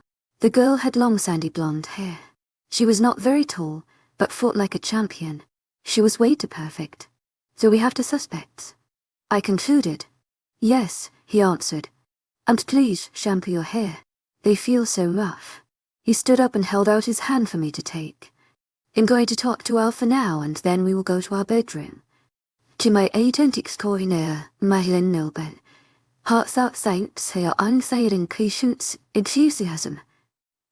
There is no way he's going to have a normal talk with me. Every time, he just finds a way to insult me. After he left, I sat there for a long time observing the trainees. They were really good. I wondered what my brother was doing. I haven't seen him in a week. I haven't even called him. What is Manny doing? She is pregnant. I'm going to be an ant. I don't know how to react to that. A small baby. Looks like you are enjoying your time here, a deep voice said. I looked at Kyle standing in front of me. He was wearing a t-shirt and he didn't smell. He must have bathed. He looked good, with his arms crossed over chest. He was staring down at me with a teasing smirk on his face. What are you smiling at? He asked, sitting beside me. The spot that was previously occupied by Vladimir. Just something. He cocked his head to side. You won't tell me. It's nothing, I murmured and looked at the girl who was now staring at us. When she noticed that I was looking back at her, her eyes widened and she hastily looked away. Kyle, can I ask you something? Yes, you can ask me anything. Did you find your mate? All I received in answer was his silence. His face was completely expressionless when I looked at him. Surprise and resentment was clear in his eyes. No, I didn't, he answered, and I nodded, not probing further. But you found another mate, he said after a few moments of silence. Yeah, I did, I answered sickly but made sure not to show the obvious truth in my voice. A cheer's lucky, Kyle said. He is. I goaded. He is the luckiest person in the world. Kyle was silent again. After I rejected Daniel, I never thought I would find someone as amazing as Vladimir. Ever since he has entered my life, everything has changed. I love him so much. I continued. That's something you can feel for your mate only. Your mate is the center of your universe. You will realize this, Kyle. When you will find your mate, you will realize that she is where your world belongs. If you try to fit in somewhere else, it will only make you feel lonely. But I can't make myself love someone. Kyle spoke. I knew that you wouldn't accept Daniel as your mate after what he did to you. And I was waiting for you to come to me. I wanted to be your world. I wanted to show you that you can always lean on me. But now you've got a mate who is a vampire. I tensed at his knowledge. So he knew Vladimir is a vampire. Does he also know that I am a vampire too? Does Vladimir knows that Kyle knows the truth, or was he the one to tell him that? I called Vladimir millions of names. I sat there not knowing what to say, so I stayed quiet. Even if you are a vampire, I still love you. I've never stopped loving you. Why can't you see it's era? His voice rose as he spoke. The girl again looked at us and frowned. She slowly stood up with a water bottle in her hand and walked in our direction. Are you sure about that? I asked calmly. Yes, I'm sure that I love you, Sera. I've loved you and I will always love you. Only you. His voice sounded so desperate. What about your mate? I don't care about my mate. All I care about is you. I just want you, not her. Why don't you understand, Sera? I can never love her the way I love you. I don't want my mate. A thud was heard that broke the tension between Kyle and me. Behind Kyle, the girl was standing with her mouth open. Her eyes were big and glossed over. Kyle's own eyes wide, and then he turned to look at her. At that moment, I was completely sure that she was his mate. Chapter 65, Destiny. She said and looked around. She blinked eyes several times and turned around. She bolted out of there. Kyle stood up abruptly but didn't go after her. His eyes followed her as she disappeared in the wood. She's your mate. I broke the silence that had settled. Kyle slowly turned to look at me. He lowered his head. Yes, she is. He admitted, knowing I had figured it out, that there was no hiding the fact. So you rejected her or something? My voice was cool. Yes, I did. He nodded. But I did it for you. I stood up and stepped towards him. That's what Daniel did to me. To my agent extraordinaire, my Lindelben. Hartsaat thanks her unfailing patience, enthusiasm. He wanted Shea and rejected me. Just like you rejected your mate. I pursed my lips together. What's with alpha males and rejecting their mates? I asked rhetorically. Kyle stayed quiet. You're just like Daniel. You know. His eyes blazed when I said that. He had never liked Daniel. A comparison was a blow to his ego. He left his mate for Shea and you left your mate for Sera. Even the names rhyme. There's a difference. You've nothing like Shea. You were better than her. That doesn't matter because you are exactly like Daniel. The man I hate. The man you hate. I narrowed my eyes at him. So tell me, Kyle, do you hate yourself too? Are you planning on rejecting her? I interrupted him. No, he denied. Daniel and I were never meant to be together. The way it happened was pitiful, but it made me what I am today. I only wish the same for your mate. She would get a new life. A new mate. I said the last part with extra stress. His whole body turned rigid. That was the reaction I was expecting from him. Werewolves are possessive. Alphas are the most possessive ones. Daniel was somehow an exception in that sector though. After what you said, I'm sure she is not going to return. Out there she will either find a mate or become a victim to an unmated horny wolf. What do you think will happen to her? I raised an eyebrow. Kyle's eyes turned black. His wolf had taken complete control over him. He growled at me before shifting into his midnight blue wolf. I hadn't expected that he would do that so soon. He was really quick with anger coursing in his veins, and he didn't like what I said might happen to his mate. I was pinned down by a large wolf over me and his sharp canines were bared to me. I think you should look for that girl. I shouted, but his wolf didn't hear me. His wolf must be really angry at me. And add to that fact I was the one stopping Kyle from being with his mate. Kyle's feelings for me to be precise, but his wolf didn't understand that. The wolf went for my neck, but I managed to wrestle away from it by my strength. I kicked it in the gut and the wolf flew a few feet away from me. He was ready to lunge at me again. If he did that again, I was seriously going to break his bones. But that didn't come to it. As Kyle jumped, he was pushed away by a body slamming to his side. That body belonged to Vladimir. He stood in front of me and made a growling sound in his throat that sounded exactly like a werewolf's. I didn't know how he managed to do that, but the sound surely made me shiver. Stay away from my mate, Vladimir commanded. The wolf's eyes flicked a dark brown color and he turned around and ran into the woods. The training area was engulfed in silence. The only moment I noticed was Jason heading towards in lightning speed. He was followed by other wolves. They all surrounded us in a circle. And from the expressions on their faces, they were not pleased with me. Or Vladimir. We have to lock you down in the dungeons, Jason said in a defensive tone. Destiny's key. Oh, I didn't know where I was going. I just ran with all my might. I had enough. Kai has already hurt me so much and he keeps on hurting me. When he returned from that Moonstone pack, I saw him for the first time after my 17th birthday. I didn't change into my wolf because I hadn't even touched my mate before. But that I finally met him.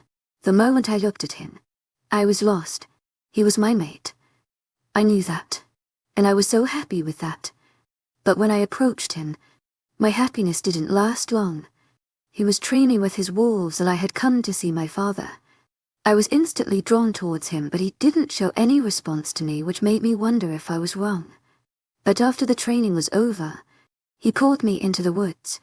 The sparks that shot in my arm when his skin touched my skin was so ecstatic. But again, he seemed so unresponsive. You're my mate, I told him. He didn't say anything and continued to stare down at me with a hard look on his face. The coldness in his eyes made me shiver. I wondered what was wrong with him. Are you okay? I asked in concern, and indifferent and aerials ran in my head. Did he not want me as his mate? He was the alpha and several Shea wolves wanted him. He had been with a couple of beautiful wolves in the past. But after a werewolf finds their mate, everything changes for them. I don't want you as my mate, he said harshly, and my fears were confirmed. My lower lip trembled and my wolf cried out in pain. I can't reject you, Destiny Lewis, as my mate. That was the worst day of my life. I had never really thought of my mate, but that didn't mean I didn't want a nice mate. My world had crumbled in front of my eyes, but I didn't want to give up. Carl was a good alpha and he had the potential to be a very good mate also. I had faith in him, so I decided to stay around him and took job as pack housemaid. It worked fine. I was near Kyle, but my happiness didn't last long. Kyle ignored me. I had accepted that. Maybe the idea of someone else in his life scared him. He had always led the pack alone. His parents were killed when he was young. He had his own demons. He never let me in. But he did let those girls inside his room. In his bed. And it hurt a lot. To hear them doing those things. To wash those sheets. To go inside that room. To watch those girls talking about how good he is. It all hurt a lot. How could he do that to me? I don't know how I coped it well all. But still I did. I wanted him to see me as his mate. And today he claims that he doesn't want me. He loves that new girl. His words pierce straight through my heart. I don't care about my mate. All I care about is you. I just want you, not her. Why don't you understand, Sera? I can never love her the way I love you. I don't want my mate. His words were ringing in my head over and over again. I didn't want to hear them, but those voices won't just stop. I wanted to go away, to numb the pain. It was all too much. So much for my poor heart. I was so lost in my thoughts that I didn't notice the movement from my side. A huge grey wolf lunged at me. Chapter 66, Sera's P. Over your so such a jerk. I could call you many names, but I fear God. I gave Vladimir a look of pure disgust. What? It was not my fault that you had bewitched Kyle. He shrugged innocently. But you made him jealous by sitting near me. You sent him to me. You were the one who made me think about his mate. That's why you talked to me about her, didn't you? I pointed my finger at him. You knew if you probed the topic I would be tempted to talk about it to Kyle. Then you sent him to me. And, of course, I asked Kyle about his mate. He lunged at me and now I'm in this dungeon because you had to play your stupid mind games. He leaned against the wall of his cell while I was sitting cross-legged in my cell. We were given adjacent cells. That's good because I might have killed him if we're put together in one cell. It's impressive that you surmised all of this. I glared at him. And what did that achieve? Entertainment. He raised an eyebrow and I gave him a dirty look. He rolled his eyes. Come on. You have to admit. It was a fun part for me. Especially your expressions when Wolf Kyle jumped at you. I'm glad you were entertained. He didn't say anything after that. I, on the other hand, was pondering why he did that. Knowing Vladimir, he doesn't do anything without any purpose.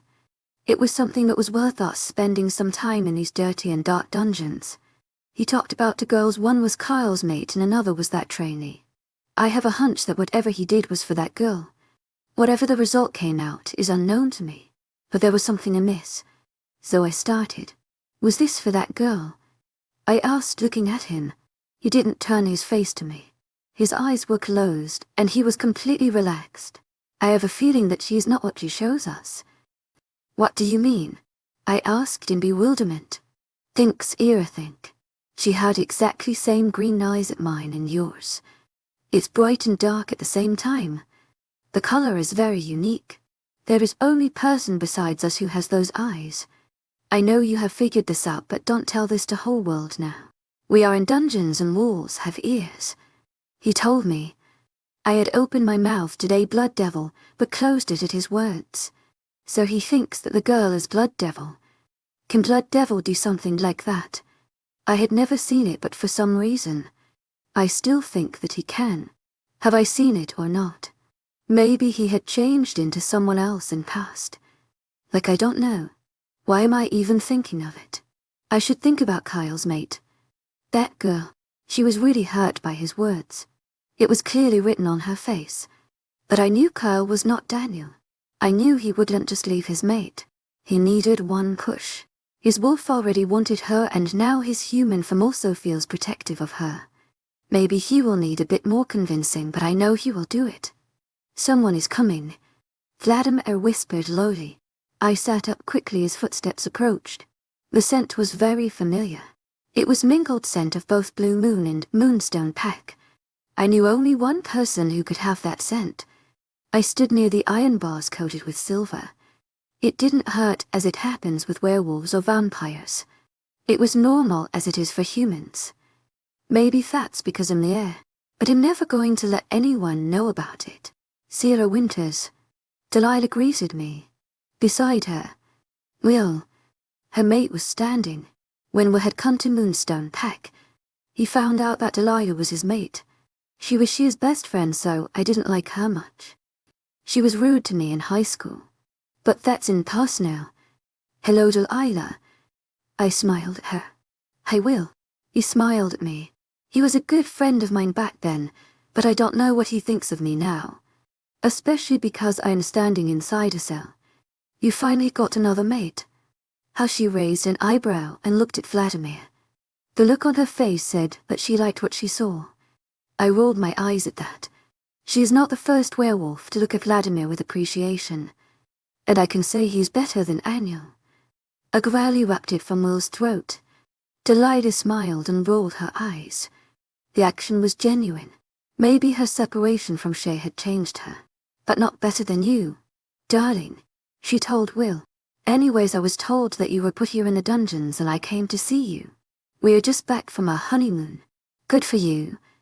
To my agent extraordinaire, Mylan Nilben. Hearts out saints, her unfailing patience, enthusiasm. Why are you saying it like that? She smirked. Did you go for honeymoon with your mate? There is no mark on your neck. Maybe you haven't. But if you ask me, I can put you in his cell and you both can have your honeymoon here. I tried not to gag on her words. It was impossibly hard to keep my expressions cool as those nauseating words came out of her mouth. Delilah was said in a warning tone. I was just kidding. She defended herself. Anyways, I'm going to visit my parents and thought of giving you one last visit before I leave. I'll see you in a few months. To my agent extraordinaire, Madeleine Nilben. Heartfelt thanks for your unfailing patience, enthusiasm. And you'll say hi to Daniel for you. And, Delilah, let's go. We are already late.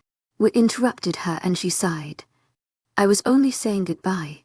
So goodbye, Sera and her mate, she said and walked away. Will stayed behind. When she was out of hearing distance, Will looked at me. You know how she is, he said sheepishly. I understand. I waved my hand. And I also apologize for keep you here. But we can't let you go until Carl returns. This place is not that bad. He chuckled. I have to go now. Goodbye, Sera, and take care of yourself, but I know you don't do that, so Mr. Vladimir. Please take care of her. She is the best. You're lucky you got her as your mate, he told Vladimir, who gave a fake smile to Will as he walked away. I stood in silence waiting for Vladimir's insult.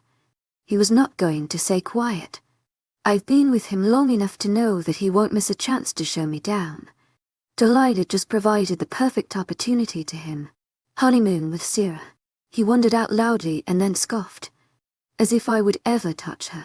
He said as if the idea disgusted me. The feeling is mutual. I spat at him and went back to my previous spot before Delilah had come. I will never like to be touched by you. He opened his mouth to say something but was stopped by a commotion. I looked at Vladimir to see his reaction. He was looking in the direction of noise. The shadows appeared in the dimly lit corridor. There was a hustle and then 2 guards came in first. A strong scent hit me. My eyes widened. Is this the 2 guards were holding arms of a body? Other 2 guards were holding the legs. To my agent extraordinaire, Madeleine Nilben. Heartfelt thanks for your unfailing patience, enthusiasm. Another werewolf entered the room. He was wearing only shorts. His mouth was set in a hard line. I looked at the breathing unconscious werewolf, wondering what he had done. He was carried to the cell opposite to Vladimir's and dropped unceremoniously. I and Vladimir, both were standing near the bars watching the scene. Without a single glance at us, the guards and that werewolf left. I looked at the person completely horrified as he stirred slightly. Slowly, he opened his eyes and blinked them several times to adjust with the light. He groaned and rolled over, shoving his naked butt in the air. My eyes widened even further as I noticed for the first time that he was completely naked. I looked away immediately and my gaze landed on Vladimir, who was observing the new prisoner with squinted eyes. To my agent extraordinaire, Madeleine Nilben. Heartfelt thanks for your unfailing patience, enthusiasm. Vladimir said calmly. Isn't he your mate? Chapter 67 just great. Can you shut your mouth, for once? Vladimir said in an annoyed tone. You are the one who has shut your mouth. I scolded him. Who asked you to tell him that you're my mate? I thought it would be fun to see your reaction. I didn't know you had this crazy creature as your mate. This is getting really annoying now. That's what you get for trying to be smart. Vladimir ignored me. Where's Kyle anyways? We've been locked in here for a day now. I don't like to be treated like this. What are you doing here? I asked Daniel, still not looking in his direction. I've never seen a naked man be fun too. You are mine, Sera. Mine only. Oh, yes, not going to talk about anything else. Vladimir muttered.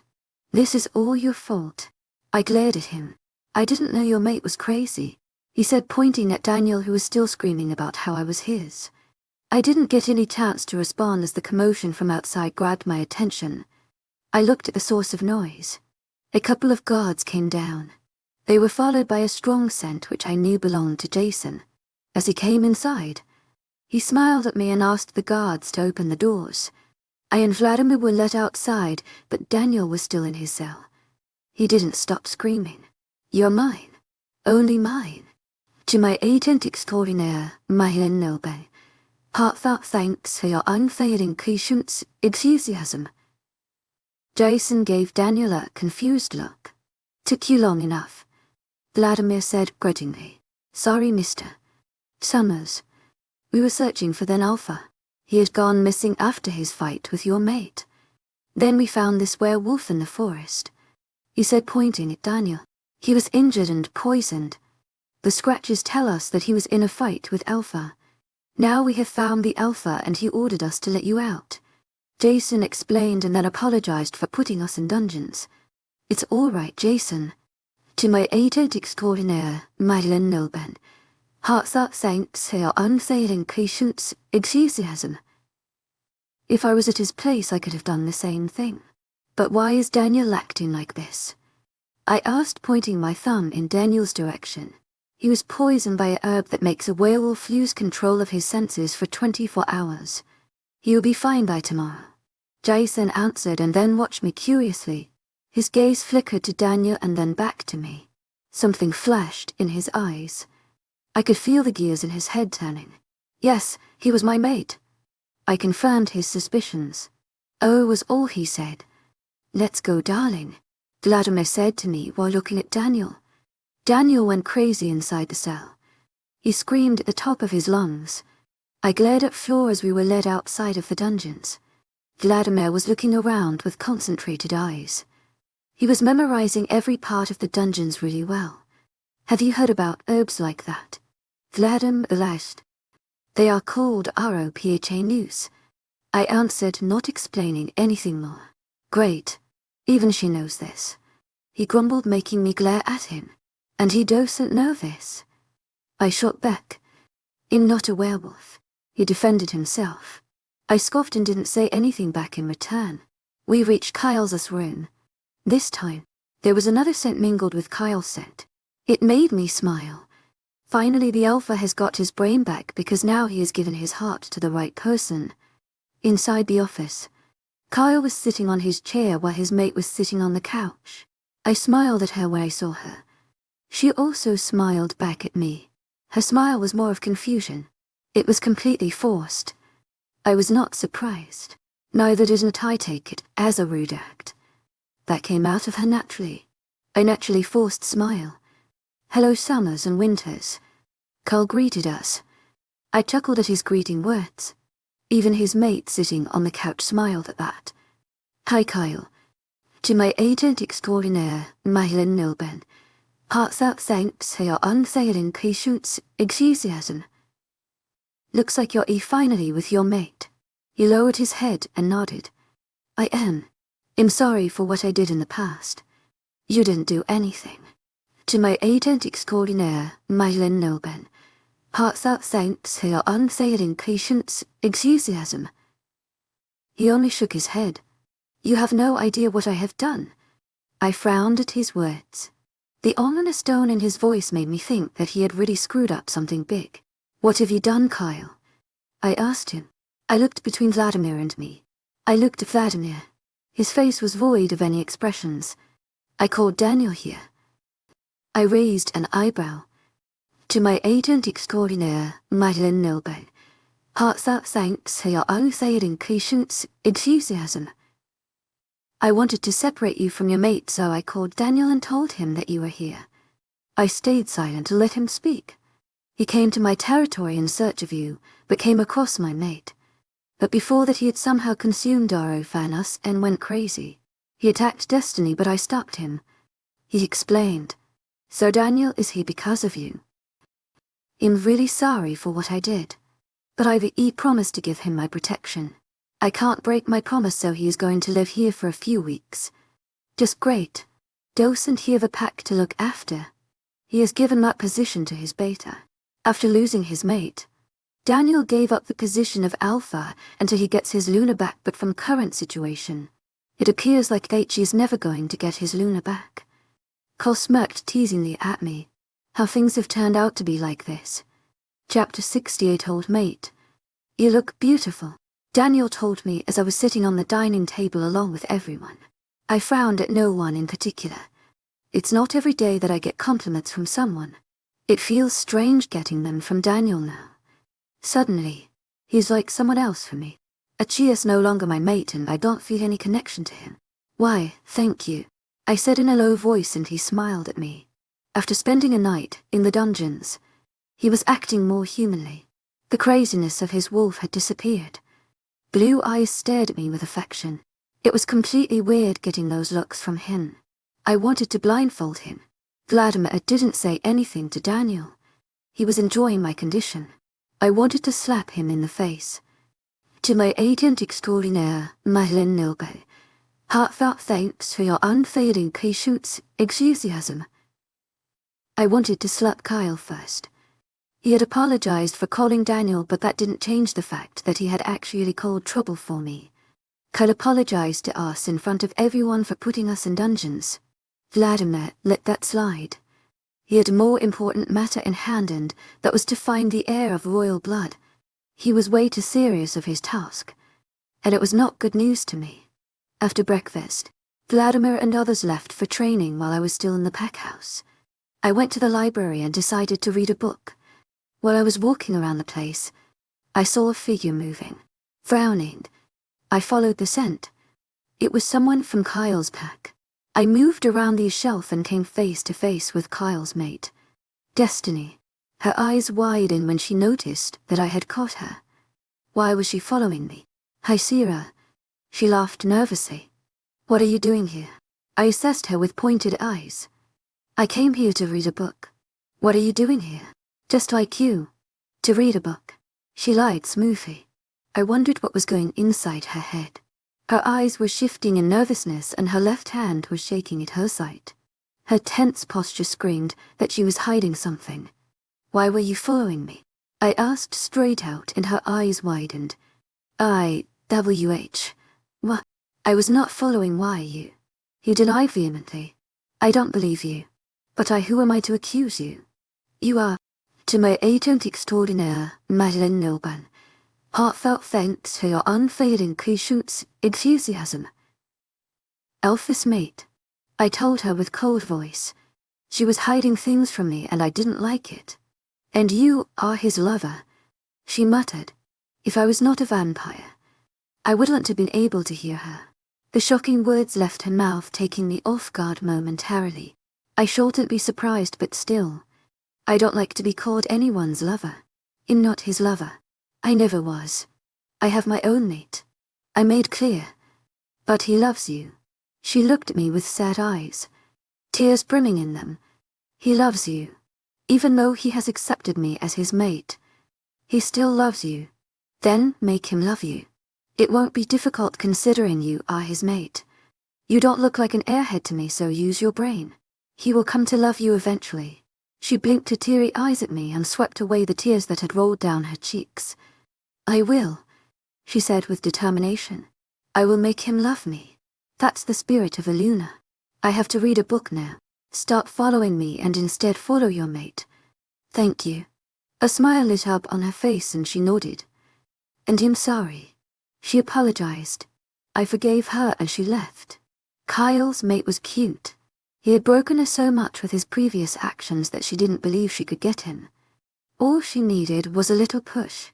I searched around the library for a book. It was huge and I loved moving around. It's been a long time since I've last read a book. That might be around the time when I was still in high school. Crushing on Daniel. But that's past. Now I've moved on. Daniel is a history who tries to become my present also. But my feelings for him are surely historical. I picked a book and started reading it. It was some ancient story about how werewolves come to find their mates. I had only read a couple of pages when another scent hit me. It was Daniel. I was sitting on the chair when two hands we placed on my eyes. It felt so weird and I was uncomfortable. But the thing was, is he stupid? Can't he understand that I don't want to be with him? Over the time, it has got annoying. Daniel, what are you doing? I asked, calmly closing the book. He let go of my face but then trailed his index finger along my cheek. Enjoying a little time with my mate. He whispered in my ear and then kissed just below it. My body shuddered in disgust. I could feel his smirk against my skin. This is getting out of hand now. I abruptly stood up from the chair and glared at him. He only smirked at me. What the hell are you doing? Stay away from me, Daniel. And you are not my mate. My mate is Vladimir. I told him through gritted teeth. How dare he touch me? My mate is Vladimir. That leaves a bitter taste in my mouth. His smirk fell and he narrowed his eyes at me. Taking a few steps towards me, he stopped only when there was distance of a feet between us. I refused to back down and he refused to stop. I placed my hand on his chest to stop him from moving forward. He shivered at the touch. I felt confused. Did he still feel the bond? The rejection should have worked but looks like it didn't. Not in his case. Daniel, leave. I gritted out. But I don't want to. If I leave this place, I will do it with you, he said huskily and then suddenly pushed me to bookshelf. I could have stopped him but just then I heard a movement that caught my attention of him. His body was pressed against mine and I didn't like it at all. But if I push him away now then he will come back. There needs to be other way. Be quick. I weakly tried to push Daniel away but his hands caught my wrist and pinned them above my head. Leave me. Just then the door of the library burst open and Vladimir walked in. He took in the scene and looked surprised when he caught sight of me struggling in Daniel's arm. Vladimir, help. On hearing Vladimir's name, Daniel stepped away from me and growled while my so-called mate looked confused. Then he raised his eyebrows at me, as if saying, "What did you do this time?" Daniel's wolf was in control. The next moment, he was shifting into his wolf and attacking Vladimir. Vladimir was quick enough to get out of his way. Daniel slipped and slammed against the wall with a loud thud. I heard several footsteps heading in our direction. The help was coming. Daniel's wolf stood up in its paws and growled at Vladimir, flashing razor-sharp teeth dripping with saliva. Something was wrong with the picture. I knew that. Do werewolves salivate this much? It's like a wolf having rabies. There was another thing I noticed. The color of Daniel's eyes. There was a red tint to them. He jumped on Vladimir again, who rolled out of his way. Daniel smashed against a shelf of books and it fell. The sound was so loud that my ears were ringing.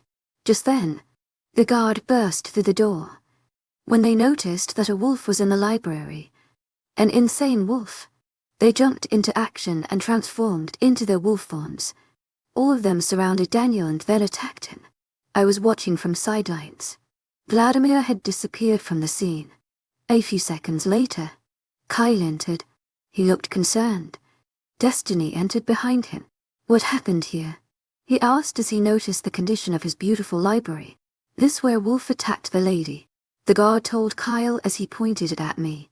Chapter 16 Scene Secrets. That was yesterday when Daniel had attacked me unexpectedly. Vladimir pretended to be oblivious to all of this. He didn't show any interest in Daniel. Rather, Vladimir was ignorant of Daniel's presence. He evaded every chance that would land him within 5 feet distance from Daniel. That included me because Daniel was following me around like a lost puppy. It drove me crazy, but I didn't know how to shake him off. Daniel's eyes had turned red yesterday. I wonder how that was possible. Enthusiasm, in the past. I might have read something about that bite, but I was not quite sure.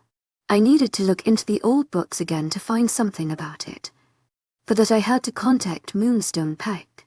"Hello, Dave," I murmured into the phone. "To my agent extraordinaire, Madeline Nilban. Heartfelt thanks for your unfailing patience, enthusiasm." His shocked voice asked me. I could imagine his wide eyes and open mouth. "Yeah. You called. You finally called after 3 weeks." He asked in half-mocking tone. I rolled my eyes. "Yeah, I did. Let me guess. You need something. You are right. That's so rude of you, Sera. You could have at least lied and said you missed your only brother. But no, you have to hurt my feelings. Stop being so dramatic, brother. You should have been born as a girl." "What? No, why? You act like a girl." "I don't. If I did, Manny won't be pregnant," he protested. I chuckled at his words. "You're so gross, Dave. So how's your vampire?" He asked me and I froze for a moment. Vampire. Of course Dave knows this. What I had left. Alpha Wayne told Daniel about that also. But right now, Daniel is acting as if he doesn't know that I'm a vampire. "Hello. To my agent extraordinaire, Madeline Nilban. Heartfelt thanks for your unfailing patience, enthusiasm." "Are you there?" Dave's voice pulled me out of my thoughts. Gosh, how could I have been so careless? There's definitely something wrong with Daniel. Besides, he had red eyes yesterday. That makes me wonder if he really is Daniel or not. "Dave, where is Daniel?" "Daniel, that jerk. He left after a week after you did. Didn't say anything and just disappeared. Alpha Wayne had to give me the position of Alpha because there were no traces of him," he explained. "Why are you asking about him?" "I just, do you know about Taro Pha News? If it mixes with werewolf blood, then he goes crazy and starts attacking everyone around him. Why are you asking about it? Dave, please, do one thing for me. Find about all the medicines and drugs that are made by using Acrop Hanus. If necessary, search in the books of black magic also. I need to find about it. Why? Do it as soon as possible. I need to go right now." I hung up and sat on the bed. I've been too careless in past few days. The fear of being caught by Blood Devil weighed too much on me that I have forgotten to use my brain. I have to do something. I have to do something soon and find out what exactly happened to Daniel. After that I will focus on steering away Vladimir from finding out the heir. "Hello, Sera." Daniel greeted me while I was taking a stroll in the garden. I mentally groaned in annoyance. "Hi," I muttered grudgingly under my breath. "What are you doing outside?" he asked me. "Counting stars," I answered sarcastically. "But it's still afternoon." "Yeah. Did you hit your head or something and you are seeing stars now?" he asked with a suggestive tone that made me frown. "Come here. I will make it good for you." He pulled at my arm so that I was pressed against him and caressed my face. I felt uncomfortable under his touch. It didn't feel like Daniel at all. It felt all too wrong, as if something very evil was looming over me, ready to pounce at any time. I squirmed in his grip, but he held me tight to him. My eyes widened in surprise. How had he grown so strong? I couldn't even push him away. He was never this strong before. What had suddenly changed him? He smelt like Daniel.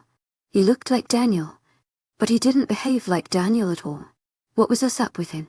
"Leave me alone," I gritted out. "But I don't want to leave you alone. What I want is a kiss." His eyes turned red again when he said that. Then his face was leaning in. "What the hell is going on here?" A booming voice interrupted. It was Kyle. Daniel pulled away from me, his eyes back to their blue color. Beside Kyle, Vladimir was standing with a frown. I glared at him. "Sorry, Kyle. I was just talking to my mate," Daniel said, raising his hands up. "Didn't look like talking to me." Cole glared at Daniel. "If you do that again, I will be throwing you out of here." Daniel only smirked and apologized once again before leaving. I really need to talk to Dave. The more time I spend with Daniel, the more I see that he is not the same Daniel I knew. He is a different person. Around everyone, He acts like Daniel, but when he is alone with me, he shows his all-new sadistic side that confuses and even scares me. Are you all right, Sera? Kyle asked me as he came to my side. Concern was evident in his voice. I nodded my head and then looked at Vladimir, who was staring in the direction in which Daniel went. In going to my room, I muttered and walked past Vladimir to the room given to us. That man is going to be such a problem to me. This way, it won't take everyone long to realize that we are not mates. Why are you looking at me like that? You're making me feel uncomfortable. Vladimir roused as I sat on the bed and glaring him removing his clothes. Don't get it wrong. My eyes were only on his face. You are a crappy mate, I stated flatly. I've got a crappy mate, he retorted. I ignored his comment. Werewolves are possessive creatures. They don't like it when any other male wolf interacts with their mate. But you don't say even a single word as Daniel flirts openly with me. Jealousy and possessiveness are vital signs of a werewolf male. Firstly, you look so pale. Secondly, you can't transform into wolf form. Thirdly, you don't act like a possessive werewolf. You don't have any werewolf quality in you. I moved in front of him. This way your cover will be blown up and their werewolves will kill you. I will be killed too, I whispered through gritted teeth in front of his face. I can't be killed, Vladimir said. His breath and my face, and I stepped back. I know, but revealing your identity will cause a big problem. That won't happen, he said with conviction. His eyes were blank and I didn't know what he was thinking. We were staring at each other for a couple of minutes until my phone rang. I pulled the phone out of my pocket. It was Dave. Vladimir scrutinized my phone with narrowed eyes. I answered the call. Hey, Sera Winters. Manny's voice came from the phone. She must have shouted into it because the sound was so loud. I pulled the phone away from my ear and winced. That was unexpected. Vladimir raised an eyebrow at me. His sensitive ears had everything Manny was saying. Most of it was her babbling and calling me a horrible friend for not contacting her soon. After that she started crying. I could hear Dave trying to soothe her. Pregnant she, wolf is dynamite. She just proved it. I walked out of the room and Vladimir didn't bother to follow me. I went to the garden. It was night time. Jason saw me from afar and waved his hand. I waved back and pointed to my phone indicating I was talking on it. He nodded his head and then started conversing with boys surrounding him. Is she all right now? I asked Dave, who said she had fallen asleep. She had called to scold me then. I found out about the red eyes you were talking about. There are various medicines that use ROPHA news. What surprised me the most was its use in black magic. You should hear this one. What is it? ROPHA used with some secret herb. Once injected in a werewolf. That werewolf can be controlled by someone who is specialized in telepathy. This is a top-secret technique and was developed several centuries ago by a vampire called Blood Devil. My heart stopped momentarily hearing that name from Dave. He used to control werewolves with it and use them to find something. I was silent. This is related to Blood Devil. That means Daniel is being controlled by Blood Devil. He must have specialized in telepathy. I don't find that part hard to believe. And to find something, could it be he was trying to find the heir? And Sera, you won't believe. The person who gave me this information about black magic is Alpha Wayne. That man is really knowledgeable. Chapter 70 Ex-Mate vs. Mate. Life turns miserable when there are more questions than answers. I needed to know how exactly the poison used on Daniel works. He is controlled by someone, but it doesn't always appear as if he is always in that condition. There is a greater possibility that Blood Devil is involved in this somehow. Why would he even bother with Daniel to begin with? And there is one more suspect, Kyle. I believe he is also involved. He was the one who had told Daniel about my whereabouts, and after that Daniel fell into this mess. Besides, Kyle knows that we are vampires. That means Blood Devil also knows that Kyle is informed about this. There is a possibility that it was actually Blood Devil who had concocted this plan. A part of me refuses to believe, but a big part of me still believes. I think I might like Blood Devil, but I've already been deceived by Daniel once. And Kyle, who claimed that he liked me also, did the same in some way. When it comes to love, I've started becoming wary now. It is a strong feeling that can be manipulated by the wrong person to produce very dear-tasting results. Right now I have to focus on Daniel. But even before that, I have to find out what Alpha Wayne knows about Blood Devil because it seems he knows way too much. The question is how I will even get out of this place. If I go to Moonstone Pack, Vladimir will become suspicious. I can come with an excuse though. Manny's pregnancy will work in my favor. There was a knock at the door and I was pulled out of my thoughts. I opened the door and found him there. He had an apologetic look on his face. I only stared at him, waiting for him to speak. "Hi, Sera," he greeted hesitantly. Yes. I kept my voice devoid of any emotions. From the looks of it, he was really confused. His eyes were shifting in discomfort and confusion.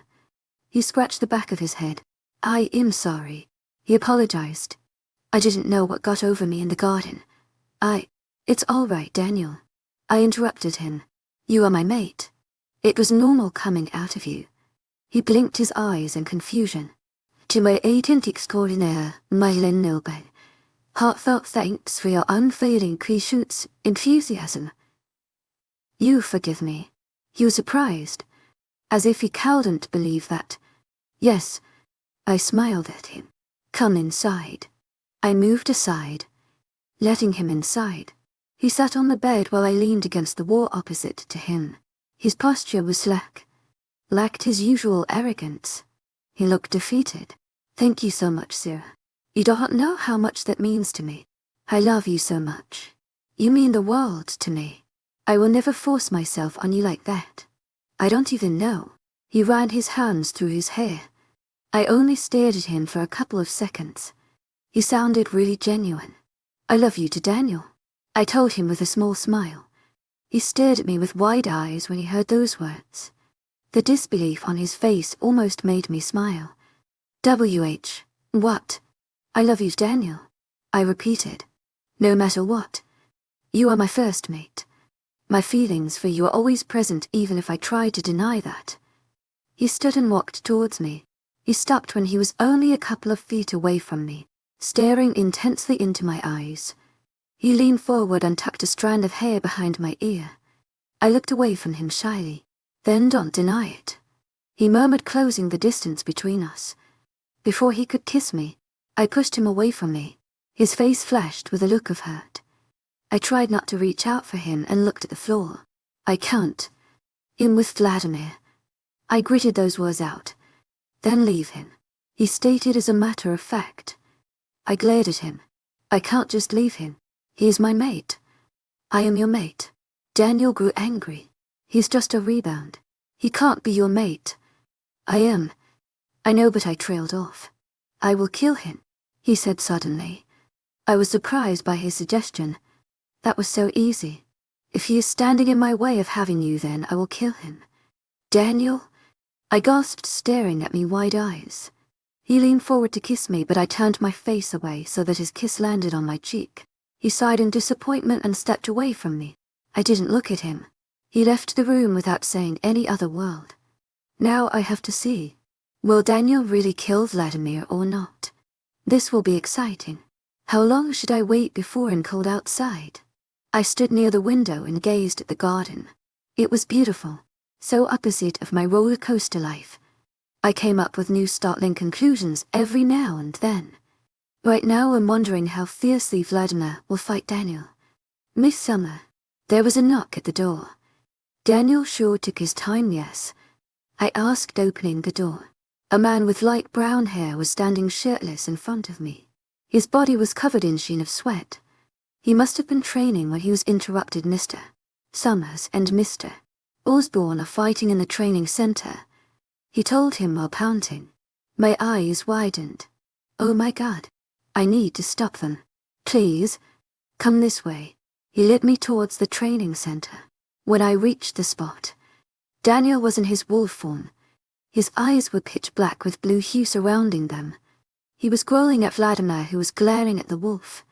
When I entered the scene, Vladimir's eyes met mine coldly before they went back to Daniel. The air smelled like a mixture of blood and dust. Both parties were injured, but no one was going to give up. Daniel pounced on Vladimir, who moved out of the way in the last second. Vladimir is one of the best fighters I know. Daniel doesn't even stand a chance against him.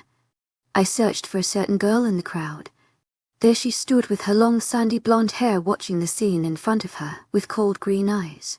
She must have sensed my gaze on her as she finally looked at me. The moment our eyes met, I could feel power bubbling inside me. It was weird. She looked away from me and back to the fighting wolves. "Kyle."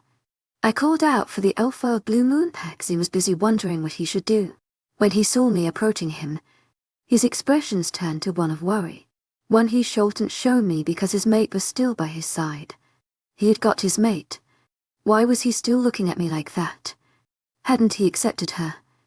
To my agent extraordinaire, Mythical Noble, heartfelt thanks for your unfading patience, enthusiasm. "Stop, Daniel," I pleaded with him. He watched me with a frown before nodding his head and ordering his wolves to interfere in the fight. Several werewolves shifted and jumped on an uncontrolled Daniel who was growling. Vladimir withdrew himself from the fight. I hurriedly rushed to his side. "Vladimir!" I cried out and jumped on him. We both fell on the ground with a thud with him underneath me, but he quickly pinned my wrists to the ground, glaring down at me. "What's wrong with you, mate? Everyone's watching us," I told him, and he lowered, hiding his head to the crook of my neck. He stayed like that for a few seconds while I was crushing under his weight. He was purposefully shoving his whole weight on me. I pulled my hands from his grip and wrapped my arms around him. It was all for a show. I didn't want the other wolves to know that we were not werewolves. It would create a lot of trouble. "I think this is enough. Get off me now," I told him gently while shoving my fingers here. He finally pulled away from me and looked down at me. His face was not as terrific as before, his eyes still were. He rolled over and stood up. It was then I noticed his torn shirt. There were several scratch marks and blood was pouring out of the wound at the sides. He pulled me and scooped me in his arm, taking me by surprise. "Vladimir," I protested, holding on to him. My senses were alert and he carried me. "What are you doing?" "Be quiet," I commanded. I was taken aback by his act. What was he even doing? The fight went on as I had expected. The girl turned out to be who I had expected, but I was surely not expecting this.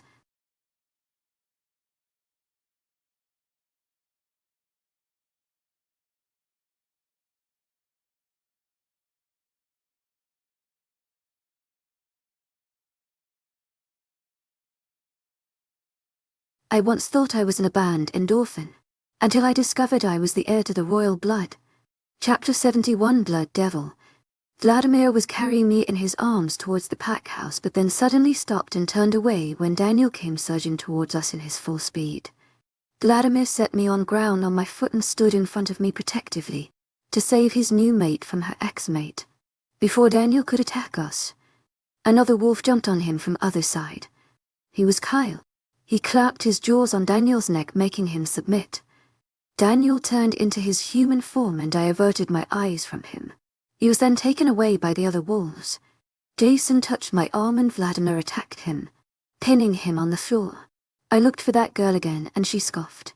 She walked away from the scene, disappeared in the heads of werewolves. I looked back at Vladimir and placed my hand on his shoulder and pulled him away from Jason using my vampiric strength. I looked into his angry green eyes and cupped his face. They were all watching us. I hugged him to me. He didn't return my hug but scooped me in his arms again. He carried me to outroom and shut the door behind him. "Why don't you put a leash on him?" Vladimir gritted out. His fangs were on display as he pinned me against the wall. His wounds were healing quickly, but he was very pissed. "I can't control his actions," I gritted out. "What was so wrong with him?" "To me it seems you do. He always attacks me when his scent is on you. To my agent extraordinaire, Mythical Noble, heartfelt thanks for your unfailing patience, enthusiasm." I didn't, don't lie to me. He kept his voice lower, but I knew he wanted to shout at me. "I saw you. You were looking at someone else while your mate was attacking me. You did it on purpose, didn't you?" He's way too smart. I should have known he would figure it out somehow. "Vladimir, I was trying to search for that heir. I told him finally. He narrowed his eyes at me. Spill. He pressed his body to mine. I didn't want to get in any fight with him. I think that the girl you were talking about previously is the heir. I told him. What? He knew who I was talking about. That girl. She is the heir. He then released me. I had figured that part out. So what now? We should take her to the Blood Devil. I told him calmly. I don't know about that. What if she is not the one? There's no way we both can be wrong about this, huh? Before that, I need to take Daniel to the Moonstone pack. I told him. His head whipped in my direction as I said that. He looked at me sharply with bright green eyes. Listen, Daniel is interfering with our work here. Besides, I need to visit my brother and his pregnant mate. Blood Devil won't allow it. He denied. We don't have to ask him. His eyes turned cold when I said that. Besides, once we hand him over that girl, he won't care where I go. And I'm really planning to go back to the pack. You mean your old pack? Yes, my old pack. I nodded my head. Why do you want to go there? Don't forget you are a vampire. Daniel will accept me even if I'm a vampire. Besides, I'm not doing it because I loved Daniel or anything. I'm doing it for my brother. What do you mean? Dave is not the original beta. It will be a lot of pressure on him. Besides, Manny is Luna and she's pregnant. I don't want her worrying over the pack or me during her pregnancy. That's why I need to go back. I don't think that is a good idea. But it needs to be done. I love my family more than anything. I don't want them to be in any kind of trouble. And what if Blood Devil doesn't agree? I'm sure Shea will keep him busy. To my agent extraordinaire, Madeleine Nobel, heartfelt thanks for your unfailing patience, enthusiasm. Yeah. Didn't you tell me that she is always around to keep his bed warm? I think she will be a great distraction if you convince her to do so. I'm sure she won't mind. And I'm sure Blood Devil won't mind too. He accessed me with his steel eyes. His whole form was tense. Why do you want me to convince her? He asked her in a low, dangerous voice. You can do it better. You have a way with your words. I told him with a shrug. Don't you think Blood Devil will be able to see through it? He will kill me. He was the one who made you into a vampire. I don't think he will kill you, but he sure will punish me. He will skin me. I grimaced. I don't like the picture. You don't like it. But that will be my future. No one's P.O.V. She has grown smarter than before. The girl with sandy blonde hair looked at the book in Kyle's office. I had never expected this from her. What do you mean? Kyle asked her with a frown. The fight outside had settled.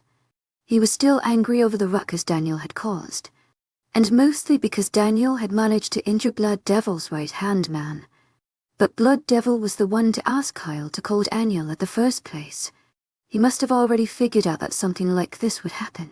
Besides, the Vampire King looked exceptionally calm in his female form. Kyle felt guilty deceiving Sera like that. But he had no other choice. To my agent extraordinaire, Madeleine Nobel, heartfelt thanks for your unfailing patience, enthusiasm. He was doing this also that he could win Sera, but now HES doing this so that he can keep Destiny safe. She had planned this all. I don't know when she figured out this much. The girl spoke leaning against the wall with a smirk on her face. I must admit, I'm impressed. What are you talking about? Kyle was confused. You don't need to know the details. Make sure Daniel is locked in the dungeons. His purpose is served for now. He should remain down there until we need him again. Why do you need Daniel for all this? That's something I can't tell you now. Sera's I'm sure he won't do that. I sat close to Vladimir.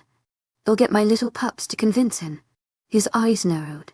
What are you talking about? I wonder whether a vampire and a werewolf can mate.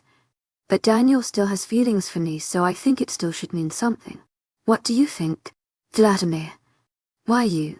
He gritted with blazing eyes. Or maybe you can overthrow Blood Devil or something.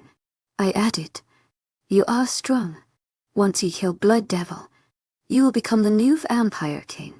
I'm sure you won't get any punishment then. I knew I was playing with fire, but I had to make sure. Just to make sure. He didn't let me think more as he pinned me down the bed. You have developed a bad habit of talking too much. Sera Winters. I growled at me. His fangs were on display that told me he was really angry. This could be the last day of my life. Did I say something wrong? Blood devil, I asked with a smirk. Chapter 70 to reveal. From Daniel's fight with Vladimir, I wanted to draw out 2 things. My original suspicion was that the girl was actually Blood Devil, and my second suspicion was that Daniel was son of the Werewolf King. I still don't know whether Daniel is a Werewolf King or, but I found out something very interesting instead. The person who was beside me as Vladimir was Blood Devil all along, and that girl with sandy blonde hair, she was none other than Vladimir. The cold look in her eyes had told me everything. It was the same way Vladimir used to look at me back in Vampire Kingdom. I knew that look too well. I must say, both of them actually had me completely fooled. I was stupid to think that Blood Devil would never know I was the heir. He knew it from the start. Otherwise, why I would be the one he turned into a vampire after Vladimir. For a vampire as old as him, he should have transformed as many vampires as he wanted to strengthen his power. But he had only 2.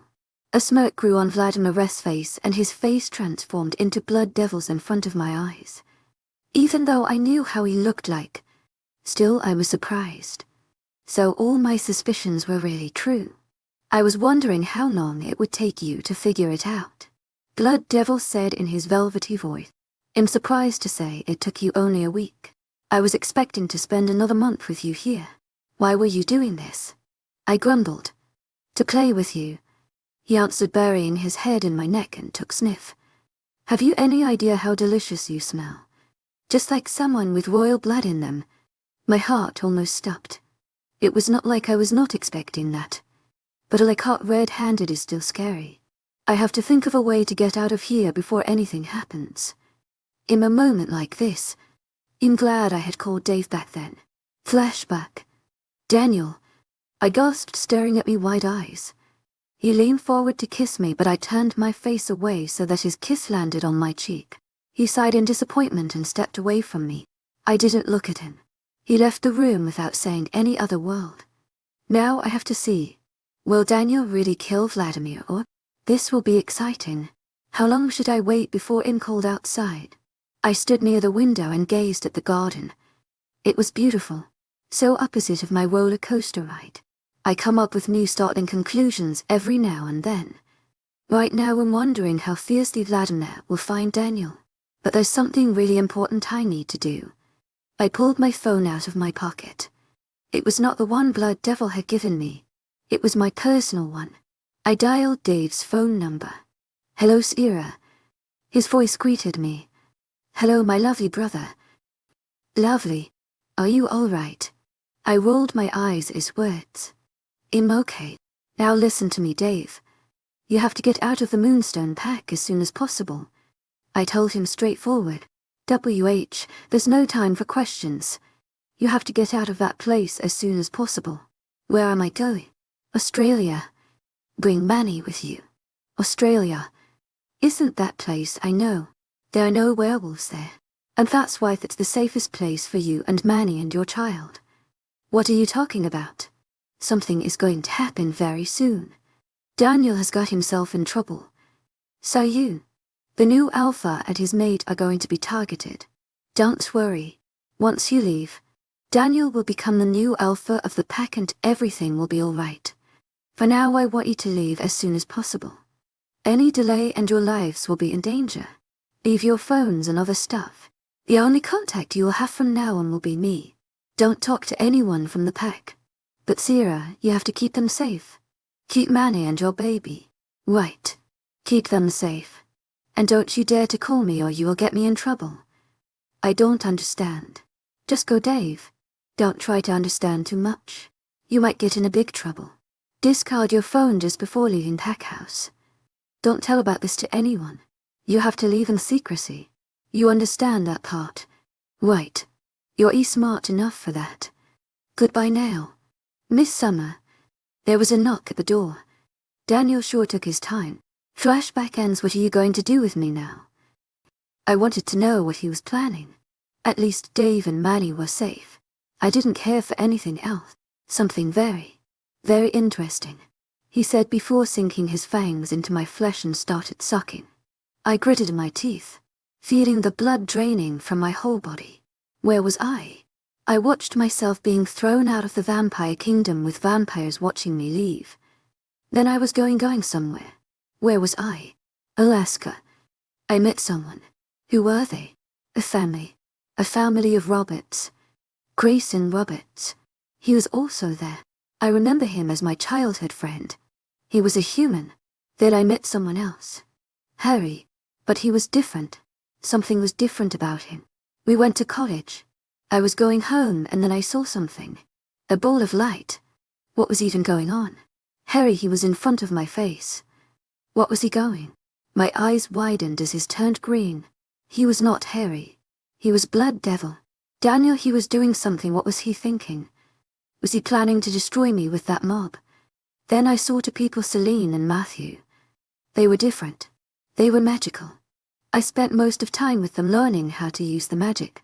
They told me I had to find my mate. Who was my mate though? Was it Blood Devil? Yes, it was Blood Devil. Dave, I met him. I met Daniel's bedridden father. And I found that book. I went in the search of my mate. Blood Devil. Where was he? There he is. I finally met him. But we were attacked. I killed them. And then Blood Devil hugged me from behind. Hello, mate. He whispered in my ear. I woke up with a jolt. What was all that? I had experienced it all, didn't I? I knew all of that had happened. But what I do not know is how had that happened. I can't seem to fit it anywhere. After the last part, I had directly woken up in my room in the Vampire Kingdom. Wait, where am I right now? The place didn't look like my room. It looked like a dungeon. I was not on my soft bed but instead tied to a chair. You're finally awake. Blood Devil's voice fell on my ears. He was standing a few feet in front of me in his dark attire of Vampire King. What? I was really confused. All those memories had hit me like a truck. I didn't even know what was going on around me. You must be really confused. He muttered and then he was right in front of my face, his hand on the arms of the chair. Let me explain it all for you. Chapter 73 Truth, tell me, Sera. What do you want to know? He asked with a smirk on his face. He took a chair from the other side of the room in the blink of an eye, setting it in front of me. He sat on it, staring right into my eyes. Something was so different about him, so weird about him. Who are you? I asked after remaining silent for about a minute. I am Blood Devil. My real name is, I think you know it already, Benjamin Daniel. I remembered it from that dream. It didn't feel like a dream. After I recalled that dream, I suspect there is something more to it. That dream that was just not a dream. Right. You are right, he said simply. It was a world created by me that was shown in your dream. A world created by you. An ideal world where you would simply fall in love with me without much efforts from my side. That was unsuccessful though. When you woke up, your affection for me was not as much as I had wanted. I gave him a confused look. There is one thing I will tell you. I'm sure it will really surprise you. I've been with you for 1 year and 2 months, not as Blood Devils, but as Vladimir Summers. What? Blood Devil was Vladimir. Let me get this straight. After I had been turned into a vampire, the person I thought was Vladimir was actually Blood Devil. But who was the Vampire King then? Was it Vladimir, who was actually Blood Devil, or was it Blood Devil who was what? This is confusing. I am the Vampire King and I have many enemies too. You see, I'm not very popular. I had bitten several humans and other supernatural creatures to expand my army. I wanted to make as much vampires as possible. But you see, I have only 2. Every wonder why. Everyone here says that in my entire history, I only have vampires. And that's true. Though I tried to make many, but my venom was too much for them and they died. There were hundreds of them who died. Humans. Werewolves. I didn't make any exception. After several hundred years, I gave up thinking that I could transform anyone into a vampire with my venom. So I had started injecting my venom into them only to watch them dying in pain, as you had already felt. I remembered that excruciating pain I had felt when he had bitten me. That was so horrible. I wanted to die. It was slow and really, really painful. It sickens me to think that he was doing something for his enjoyment. A few years ago, I came across a warlock. A weak, pathetic warlock who was on the verge of dying. I thought of prolonging his death. I sat there, watching him thrashing around in pain, waiting for his death. I was surprised when he didn't die. I was very much surprised when he woke up as a vampire. Not only that, his eyes had also changed from blue to green. Wait, is he talking about Vladimir? But Vladimir is Blood Devil. So does that mean that Blood Devil is Vladimir? My hopes went up again.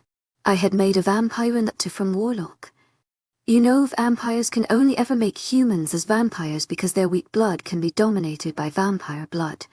But the chances of survival of those vampires are very less. But I was able to turn a warlock into a vampire. That vampire was powerful and smelt different. I thought I had created a new species. I tried to bite more warlocks and witches, but they all died. I wondered why there was only one creature I could turn into a vampire. And then I came across a werewolf. What was his name? A Harry Wayne Osborne. My eyebrows shot up. Daniel's father. He told me a very interesting thing. Let me tell you something. He reached behind his back and fished out a notebook. These are his notes. His researches. It tells all about certain species known as the Royal Bloods. My eyes widened and he chuckled at my reaction. I'll give you a summary. He opened the notebook and started reading. The Royal Bloods are special supernatural creatures that are capable of enduring the blood of 3 supreme races, vampires, werewolves and witches. They are originally born in one of these races. When infused with the blood of another race, they acquire the qualities of that race and become more powerful. The first royal blood is a boy born to strongest trace on the 100th lunar eclipse. The second royal blood is a girl born to the strongest trace on the 100th solar eclipse. New royal bloods will be born after another 100 eclipses. Now I remember the day I was born was actually a solar eclipse. It was just another day. I had never paid any attention to it. Blood Devil then looked at me. When you were born, werewolves were the strongest traces. It has always been either werewolf or witches. The numbers of vampires were reduced over the years because now humans have become weak due to pollution, all that crap. Their blood can't endure vampire blood. Also, the quality of their blood is also affected. On the other hand, warlocks and werewolves became stronger. If this goes on, vampires will become extinct one day. I am the Vampire King and I cannot allow that to happen. So I was wondering, who is the other royal blood? I asked, interrupting him. He looked a little displeased by that. It's Vladimir. The original Vladimir. The one who has been posing as the Blood Devil since last year. Why did you? I didn't need to voice out the whole question. To my agent extraordinaire, Madeleine Noben, heartfelt thanks for your unfailing enthusiasm. I wanted you to fall in love with Blood Devil. But why? That's something I can't tell you right now. Did you know I had royal blood before you changed me into a vampire? I didn't know exactly, but I had my suspicions. That night I was going to another werewolf pack in search for the royal blood. I only happened to stumble across you. Our meeting that day was a mere coincidence. Why do you think that I will fall in love with him? It's natural to fool someone from same species. He answered vaguely. If you knew I was royal blood then why did you send me to my pack to search myself? I wanted you to find out that you were the royal blood. I wanted to test your loyalty. You betrayed me though. My mission to make you fall for me was falling apart when you decided to lie to me. Why did you bring all between all this? That was his choice. He came to me, told me that Werewolf King wanted you. I was not surprised. To my agent extraordinaire, Madeleine Noben, heartfelt thanks for your unfailing enthusiasm. You were his son's mate. I knew it. I knew it. Even though that werewolf wanted you to himself. When I decided to go with you too, his plan failed. That's when he called your mate. My mate. What I think of Daniel. I think of the time back in Moonstone and Blue Moon Pack. I wanted to ask another question. Why did you save me? He knew what I was asking about. He saved me when I was still in Moonstone Pack. He was the one who had saved me from fire that day. He saved me in Blue Moon Pack also.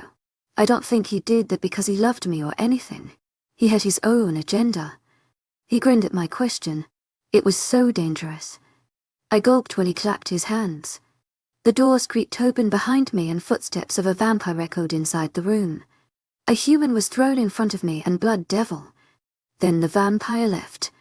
The human looked around with wide eyes. His hands were tied behind his back. He was scared. The boy looked around 15 or 16 years. His mouth was sealed with a duct tape. You have to change this human into a vampire. Blood devil told me. My eyes widened. What? He stood up and pulled the human with his hand. He brought the boy near my face. Come on. Bite him. He ordered me. I turned my face away. No way. I won't do that. I have fangs but I never used them to pierce into someone's flesh. I won't do that. Do it. He screamed but I still refused. If you don't do it, I'll rip this boy's body into little pieces. I will torture him and give him a slow painful death in front of your eyes. My heart thumped loudly inside my chest. No, no. No, no. Well then, Blood Devil said and twisted that boy's finger. It bent to an odd angle as the crack was heard. The boy's muffled screams echoed in the room. I wanted to just shut my ears. To my agent extraordinaire, Madeline Nilban. Heartfelt thanks for your unfailing patience, enthusiasm. Look at him. Blood Devil taunted. Look how he is crying. Does it hurt? But a boy. He was psychotic. This is his true default. Now that I think about it, this behavior won't come as a surprise from previous Vladimir. That is original Blood Devil. He always had it in him. The psychotic look in his eyes. The sadism. But where does the Blood Devil, the original Vladimir, fit into this? Are you doing it, Sera, or should I break another bone? Blood Devil said. The boy thrashed violently. He was trying to escape and at the same time trying not to move his broken finger. I nodded reluctantly. Good girl. When I bit into the flesh of that boy, I really wanted to throw up. I didn't know how to inject my venom in him, but I could feel something was shifting from me to that boy. When I pulled away, the boy thrashed in pain. His broken finger was already hurting. I had given him more pain. Blood Devil threw the boy on the floor and watched him with cunning eyes. That boy was just a human. I had felt immense pain even though I was werewolf. I didn't know what will happen to him. Will he even survive? I closed my eyes, shut and tried to break the chains. Nothing happened. They must be laced with some spell. This should not happen to me right now. For some reason, I know where this is going. Blood Devil is using me. He wants me to change humans into vampires. But there are still so many questions that are unanswered. I have to expect this human dies. It is a cruel thing, but if he doesn't die and becomes a vampire, then more humans will be subjected to the same fate. They will become vampires. The vampires who need human blood to survive.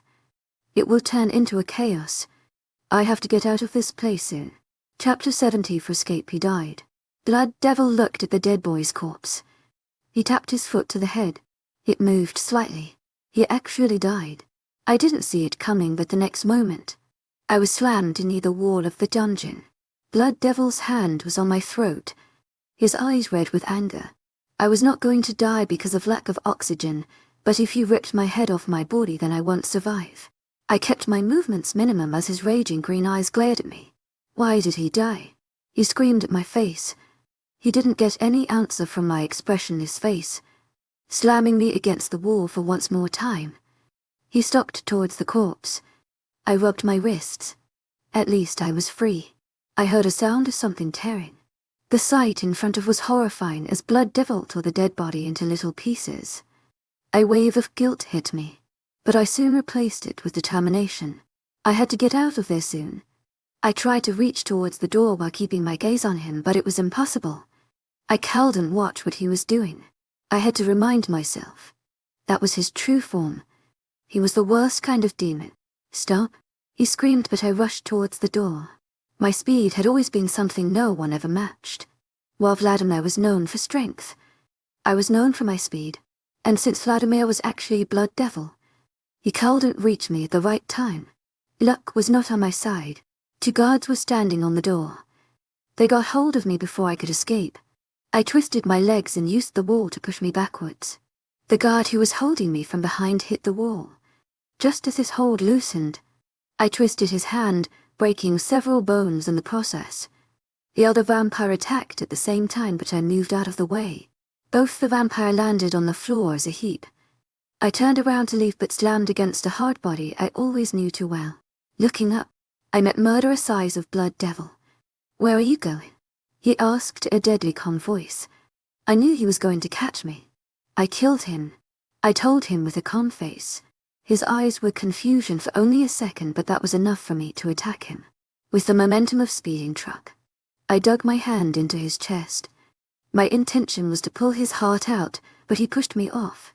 My body flew in the air for a couple of seconds before slamming against the wall. He was still very strong. There was no way I was going to win even if I fought him, so I decided it was better to run away as he struggled with the pain of wound in his chest. The moment Blood Devil had shoved that boy in front of me, I had made this plan. I had injected way too much venom inside him in a very short time. There was no way he was going to survive that quantity. I don't know if I can turn humans into vampire, but excessive amount of my venom can sure kill them. I knew Blood Devil was going to lose his cool. To my agent extraordinaire, Madeleine Nilban, heartfelt thanks for your unfailing patience, enthusiasm. He had waited so long for this moment. I knew if I told him that I killed that boy on purpose, he would get even angrier. Blood Devil was not in good condition. His dark red blood was spilled on my clothes. It looked like rotten blood of a carcass. So ugly. There was someone I needed to find, and for that I really had to follow my instincts. As I ran towards the castle of Vampire King, 5 vampires stood in front of me. They were blocking my way. "Sorry, we can't allow you to go inside," one of them said. I didn't have time. Blood Devil would heal soon. The world was near his chest, but he was after all of the vampire kingdom, the strongest vampire. I had caught him off guard during a rabid moment. He won't be fooled twice. But I need to go. I attacked the vampire who tried to stop me. I had always wanted to settle fights with talk. But right now, I can't do that. I have to be quick. I have to find that vampire. That one vampire. After defeating those vampires, I entered the castle. More vampires were on my heels. I was going to be in a very, very big trouble if I got caught, so I can't let myself slack. I had to run at my fastest speed. I made my way to the kitchen where maids were busy cooking. There was a fire extinguisher on the wall. Before anyone could react, I immersed the whole room with the gas. Carbon dioxide, not a favorite gas of vampires. That gave me time to steal some gasoline and a lighter from the storage. I could sense they were very near to me. I had planned this all out when that boy was thrashing on the ground in pain. The pain I caused. But I can't think of that right now. Opening the cap of the bottle, I spilled the gasoline around the castle. I tried to cover as much area as possible in short time. I knew he was going to come really soon. I sensed his presence before it saw him. He appeared from the crowd, dressed in black attire of Blood Devil. His face was similar to that of the monsters, but they were 2 different people. I lit the matchstick and threw it towards the gasoline-covered floor. He was fast, very fast. He caught the matchstick before it could meet with floor and at the same time pinned me to the wall. He was glaring down at me. I got the same feeling again. The shivers I get whenever he is around. His green eyes that entice me. "What are you doing?"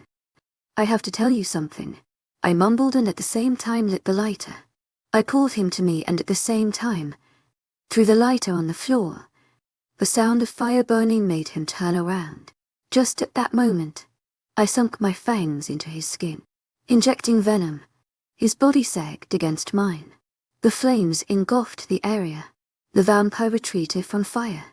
They are the wild beast. They hate fire, and the fire that was engulfing the whole building was becoming more uncontrollable. I won't be on the good list of these vampires for a long time. Kicking the unconscious body, I ran out of the castle as everyone was too busy trying to extinguish the fire. It won't take them long to put off the fire, but I will be long gone by then. There was one thought that was swirling inside my head, a voice that kept on shouting, I killed him. I killed an innocent boy. Chapter 75. Once again you're finally awake, I murmured, looking at Blood Devil's face. His green eyes peered at me. He didn't take more than a second to pin me down the bed with him hovering over me. What the hell did you do? He growled at me. He didn't look like a man who was unconscious a few minutes ago. His eyes looked deadly as he glared down at me. I didn't bring you here to sleep with you, I muttered, not very much interested in fighting with him. We were in a motel room that I had rented in hurry. We were far from the vampire kingdom and near to the human civilization. And can you change your face back to your original one? His confused eyes looked at me and then narrowed. What are you talking about? He gritted out. No need to keep that face on. Blood Devil has already told me everything. I told him. His eyes flashed with surprise before turning cold and calm. His face was right in front of mine. For some reason, I didn't mind it. In Blue Moon Pack, I was nearly in the same condition with Vladimir, the original Blood Devil. That was annoying. Now I think, whenever I had looked at Vladimir's face, it had always been the original Blood Devil. Tu es agent extraordinaire, my noble. Heartfelt thanks for your unfailing patience, enthusiasm. When I saw Blood Devil the first time, he had showed me his original face. When I had seen him the last time, he had his original face. The man was really good with deceiving. But right now, I have to deal with this Blood Devil in front of me. That is, the original Vladimir. Both these men confused the hell out of me. What did he tell you? He narrowed his eyes at me. Do you know who the royal blood heir is? I asked him instead. It was almost unapateable, but I managed to see a flicker of uncertainty in his eyes. You know what, I know who the original royal blood is, I said, taunting lie. And right now I'm looking at him. What are you talking about? He narrowed his eyes at me. But he knew I was correct in telling you what I know. You are the royal blood heir, aren't you? Vladimir Summers. I raised an eyebrow at him. Who told you that? He was not really good at hiding things. I just told you. And I exactly know. You smell different. Your eyes are different. They are not the dark color of the Blood Devils. Your eyes have a mixed hue of gold in them. Your skin is not as cold as it should be. Besides, you sleep at night. These characteristics don't match up to that of a vampire. I've never really seen him sleeping. I only said that because I also sleep. I didn't know why I was even saying all that stuff. We were sailing on the same boat. How did you? He wondered, staring at me. I know. Blood Devil told me. He told me everything. I murmured. His face was so close to mine. His grip had loosened. I could easily throw him away, but I didn't want to. His smell was really nice. I stared into his eyes. I had pointed out all the possibilities of how he was different than a normal vampire. He must have noticed those differences in me also, especially when we were so close to each other. He is going to use you. Do you know that? I asked him. He didn't say anything and only stared at me. The gears in his head were turning. He continued to stare at me. I always wondered. He spoke out of blue. That's why you were so different. No girl had ever interested me in the past as much as you do. The first day I looked at you, saw me as someone I was not. You respected me. That was something I never deserved. I was a coward. He suddenly lifted himself off me. It was me who changed Blood Devil's face to mine and my face to his. I was a witch, so I knew all these kinds of stuff. I excelled in magic. I had downed the identity of the Blood Devil, my creator. A long time ago, he saved my life. I owed him my life. So I went with his plan. To fool everyone. Soon he told me about royal bloods. He asked me to search for the heir. I was back in my true form and went in search of the heir. The most shocking thing was, I found out who was the heir. And it was me. I was going to tell him that I was the royal blood heir he was searching for, but then I met a newborn vampire. She was unconscious, brought to the castle by the blood devil. I knew he was going to kill me as soon as he found out that I was the heir, but I didn't want to die. Not after seeing the face of the girl. I don't know what compelled me to lie to him. He sighed miserably. He believed me. I went back to take my position as the blood devil and he became Vladimir. It went on for a long time. The guilt of lying to my creator was weighing down on me. But whenever I looked at this girl, everything would just disappear. I wanted to just look at her forever. I didn't want to die. Then the girl was sent back to her pack. I feared she would go back to her mate. I waited for long and then I couldn't control myself. I went in search of her. They wanted to kill her. I could read it in their auras. So I killed all of them. But this girl can't just keep herself from danger. He chuckled. She jumped right into the fire to save her bastard mate. So I had to save her again. She is such a troublesome girl. And now she knows my secret. My heart warmed at his words. My head was spinning from what he had told me. So Blood Devil had sent Vladimir to search for the heir too. But by that time, Blood Devil had already known that Vladimir was the heir. So that means he was trying to do something. Was he trying to test our loyalties? If it is that case, then we both have failed miserably. Are you talking about me? I asked after a few moments of silence. The girl. He looked at me. The sight of Blood Devil's face almost made me flinch. Yes, he answered. Can you change a face back? I can't stand that face. I pointed at him, straightforward as ever. He smirked and his face transformed to that of Vladimir's. He was the guy who had always been in front of me in Blood Devil's physique. But this is the real him. For the first time in a long time, I felt happiness. Ever since I had been rejected by Daniel, these feelings were completely lost to me. But now, I feel happy again after hearing that from him. It is really good. There are still many secrets between us. We are going to discuss them. But just for this moment, I want to admit to myself that this is where I belong. Not with Daniel, not with that crafty blood devil, but with Vladimir. The name that always left bad taste in my mouth now leaves a completely new, unique flavor. Now that I know the reality, I have to focus. But before that, there are still many things I need to tell him. Chapter 76 Caught. What if I tell you there are not one but two royal blood heirs? I said, leaning against the bed. Vladimir gave me a confused look. Blood Devil's face was no longer in front of me, so I was relieved. What are you talking about? He asked with a frown. I rolled my eyes. He seems to say that really often. Does he even know anything? There are two royal blood heirs. I told him about what I had found from my own research. I have to remember that he is completely clueless. So you mean to say that we both are royal bloods? He raised an eyebrow. Yes, that's what Blood Devil had told me. I nodded my head. He must have been planning it ever since he found out about the royal bloods. He was intending to find out both the heirs. Now he is both of them. But the sad thing is, both of us betrayed him. Don't you think that is a bad thing? He asked, lowering his voice. I don't think so. I told him. He wants to destroy the world by using us.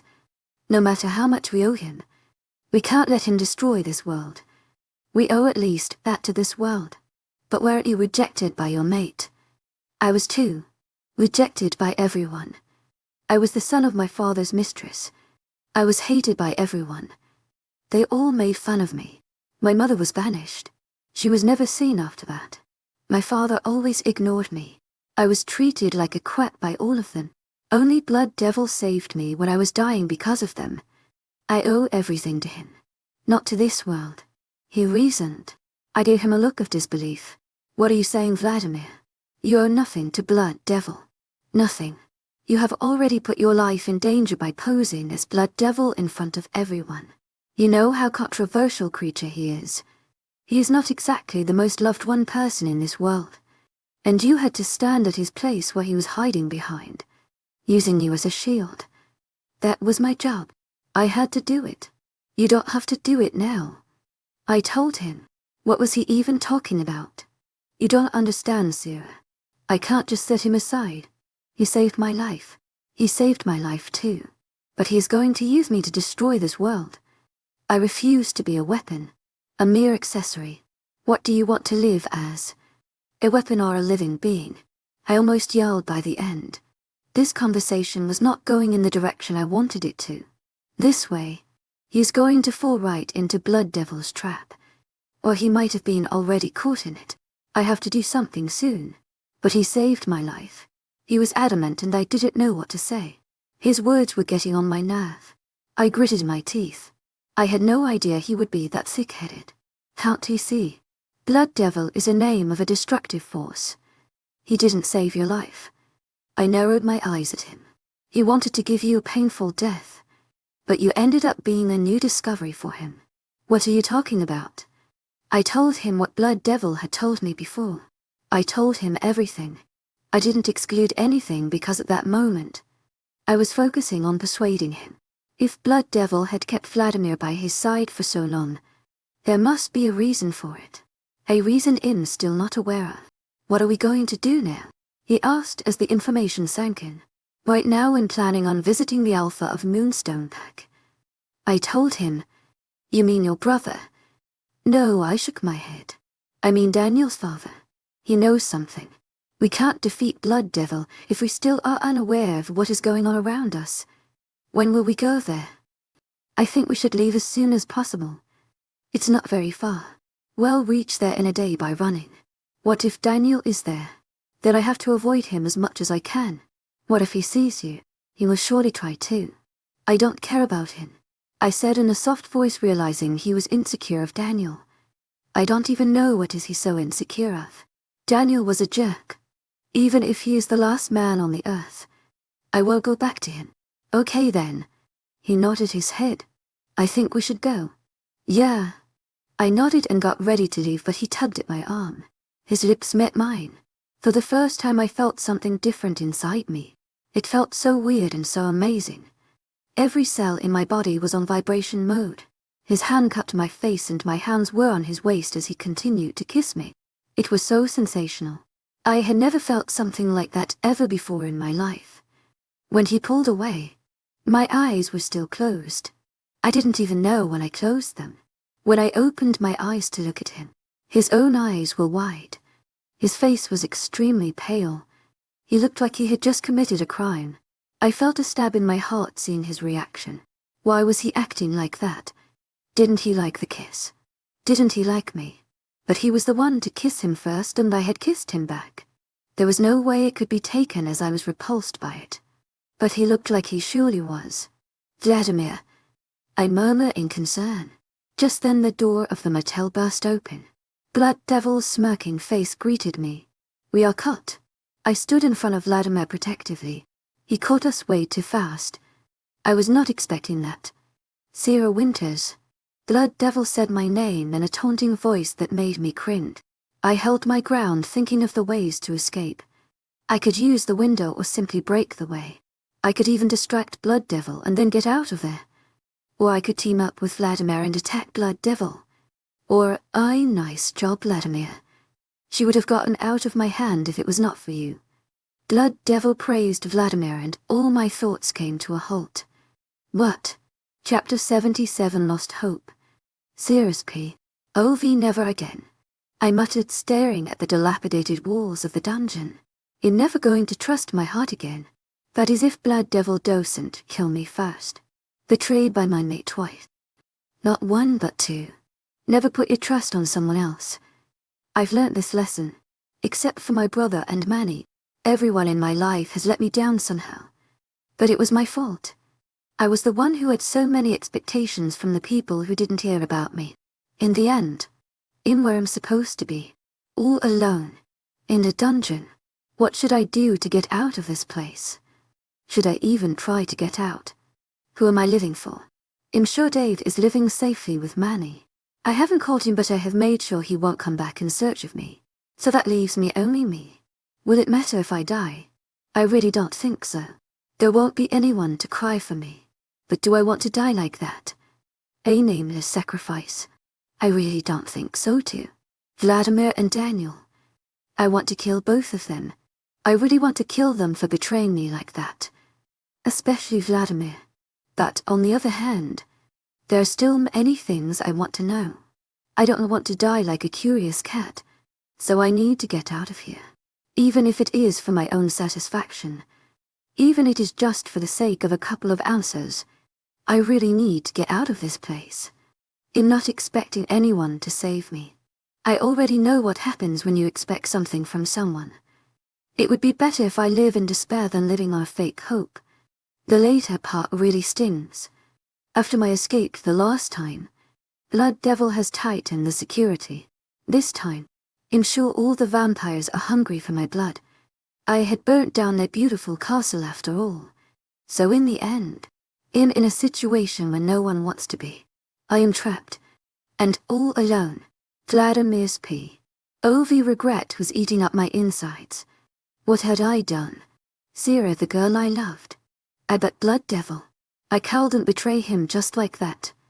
He was the one to save my life when I was at the brink of death. Not Sera. And now I've pushed her to her death. Blood Devil is not going to forgive her. I know that for sure. He is going to make her pay. He is going to make her every breath a pain until she herself rips her heart out. That mere thought made me feel guilty all over again. I want to save her. I really want to save her. That kiss with Sera, it was my first kiss. I had never felt something so strong in my life. Whenever I thought of that kiss, I wanted to kiss her once again. I wanted to envelop her in my arms and protect her from Blood Devil. Why was I having feelings like that? Vladimir, can I come inside? Celia entered my room. I started at her form as she placed my clothes on the bed and then started to arrange them in the closet. To my agent extraordinaire, Madeleine Nilben, heartfelt thanks for your unfailing patience, enthusiasm. Right. What if I kiss Sera? Will I feel the same I felt with Sera? Maybe it was just that kiss messing up with my emotions. I walked towards Celia. If I kiss her and get the same feelings I got from Sera, then it will mean that those were the effects of a kiss. There is nothing more to it. I need to prove it. I was close to Celia. So very close. She was bending down to pick her clothes and I was right behind her. Suddenly she turned around and I readied myself to kiss her. Her dull reddish-brown eyes looked at me in surprise. Reddish-brown eyes. I stepped away from her while shaking my head. What am I thinking? I can never feel anything for any other girl. The feelings I have for Sera are so much more. Vladimir. Celia spoke my name seductively. I know she has slept with Blood Devil before when he was still posing as me. I ignored her and sat on my bed. Leave the room. I ordered firmly. What? I said leave the room. I repeated. Are you serious? Yes, I am. Now leave. Whatever. Your loss. She walked out of the room. I was a bit thankful to her. When I was posing as Blood Devil, she won't leave my side no matter how much I rejected her. Looks like status attracts the girls like her the most. But Sera, she came for me. She kidnapped me. That thought made me chuckle.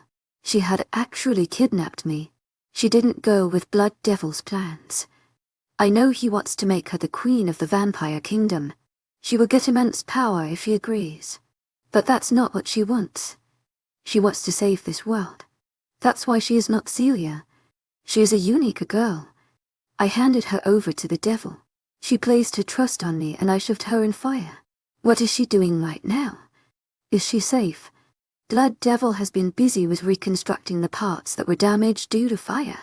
Once he is over with that, he will go right back to Sera. And I'm sure, this time, HE's not going to hold back. I'm powerless right now. I don't know how we'll even save Sera. Blood Devil is too strong. But I can't sit back a coward and let her suffer for my mistakes. I've always felt gratitude for Blood Devil, but my feelings for Sera are much stronger than that. I need to do something to save Sera. I have to get out of this vampire kingdom safely with Sera. Her life is already in danger. I don't want to do something that will put her in further danger, though. Third person's P. Oh, Blood Devil was inspecting the progress in the ballroom. That girl had damaged his castle really bad. No one died. Not that he actually cared if someone did. But he had to admit, that girl was smarter than he gave her credit for. Not only did she manage to escape from him, she also kidnapped that good, for-or-nothing Vladimir. The fool handed over his own mate to Blood Devil in silver platter. Even after she had told him the truth, he still chose Blood Devil over Sera. That was something Blood Devil really liked. He had initially planned to make Sera his queen, but the plan needed to be changed. After Vladimir had betrayed her, she won't care for him at all. Blood Devil had originally planned to blackmail her to be by his side for the safety of her mate. But now, she would be the first one willing to kill Vladimir. Blood Devil is planning into sweet-talking her once, but he doubts if his plans would be successful. She is surely going to refuse him. In the end, he will have no choice but to kill her. At least he will have one royal blood by his side, and that would be enough. A monk came running towards Blood Devil and stopped a few feet away, before kneeling down. Your Majesty, Mr. Summers is not in his room. He is nowhere in the kingdom. Chapter 78 New Game. 1 month later. It's been 1 month since I've been locked up in this damn dungeon and all my energy has run out. I'm hungry because I haven't eaten anything in 1 month. Neither did I get even a single drop of water. It's not normal for werewolves to live that long without food and water. Must be because I am a royal blood. That's why I'm alive. I don't know what Blood Devil is planning to do. He didn't come to visit me again. I've been locked up in this dungeon with nothing more than 2 guards who are always outside. They change places sometimes. All they find is a girl sitting inside the dungeon who has lost all hope. Rubbing my hands on my face, I tried to compose myself. All I've done is sitting and sleeping and pacing back and forth in this dungeon. My life is over. That most humiliating thing. I even smell because I haven't taken a shower in 1 month. Surely I don't sweat, but that doesn't make it any better. Besides, my skin has turned cold like vampires and I am craving blood. This has never happened before. I don't crave blood, but ever since I've eaten that boy, I want it. Thinking about that boy, I still feel the guilt. I killed him because I wanted to escape. I've sunk that low. But he was a human and I'm a vampire or whatever I am. It's normal for one species to kill the other for survival. Humans even do it for fun, killing the other species for their necessities or their pleasure. I don't see what wrong did I do. And there again, trying to justify my actions. I had looked into the eyes of that boy. He wanted to live and I killed him. I killed someone who wanted to live. And that's what I hate the most. That's why I feel the guilt. Why am I feeling like this? Maybe because it makes me forget about Vladimir. That deceiving mate of mine. Now I look how much my life has changed. First my parents were gone. Then my mate rejected me. The person who saved my life used me for his own advantage. What am I? What is the purpose of my life? Am I having identity crisis in a situation like this? But what else is there to do except for waiting? All I can do is self-reflection without a mirror. A dungeon is the best place for that. I wonder what Blood Devil is doing. I'm sure he won't be sitting idle for 1 month. God knows what's going on outside. I was leaning against the wall, sitting on the dirty floor, and then I heard footsteps I knew too well. So he has finally decided to grace me with presents. Hello, my little devil. I didn't even look at Blood Devil when he addressed me with the nickname he had invented. You are really skulking, aren't you? He was only greeted by my silence. I didn't want to show him my anger. I wanted to show him my sadness. You don't look happy. Is it because you're locked up here? He taunted. Or is it because your mate betrayed you? I gave him a sideways look when he mentioned that and clenched my fists. I know where this talk is going. Using a broken heart to his advantage. So typical of Blood Devil. I mean the previous Vladimir. I know him. Not very well. But enough to infer his next taunt. He is going to dig up my whole family history now. And that's what he did. Your mother was such a smart woman. She only wanted to bring a royal blood to this world. That's why she was with that wolf. After you were born, she abandoned you. After all, you had no more purpose for her. She had to give you birth. She did it and then disappeared from your life. He continued to babble about what had happened in my whole life. I kept my face straight and listened to all this information. He had clearly researched me or something. That's why he knew almost everything. Your mother left you. Your father was killed. Your brother used you for his own safety. Your mate rejected you. Don't you think you are always treated as nothing more than a pawn in their games? I finally decided to look at him with blank eyes. His green eyes twinkled in satisfaction. He got some reaction from me. But you can stop all of this. You can stop being used as a pawn by everyone. I cocked my head to the side, watching him curiously.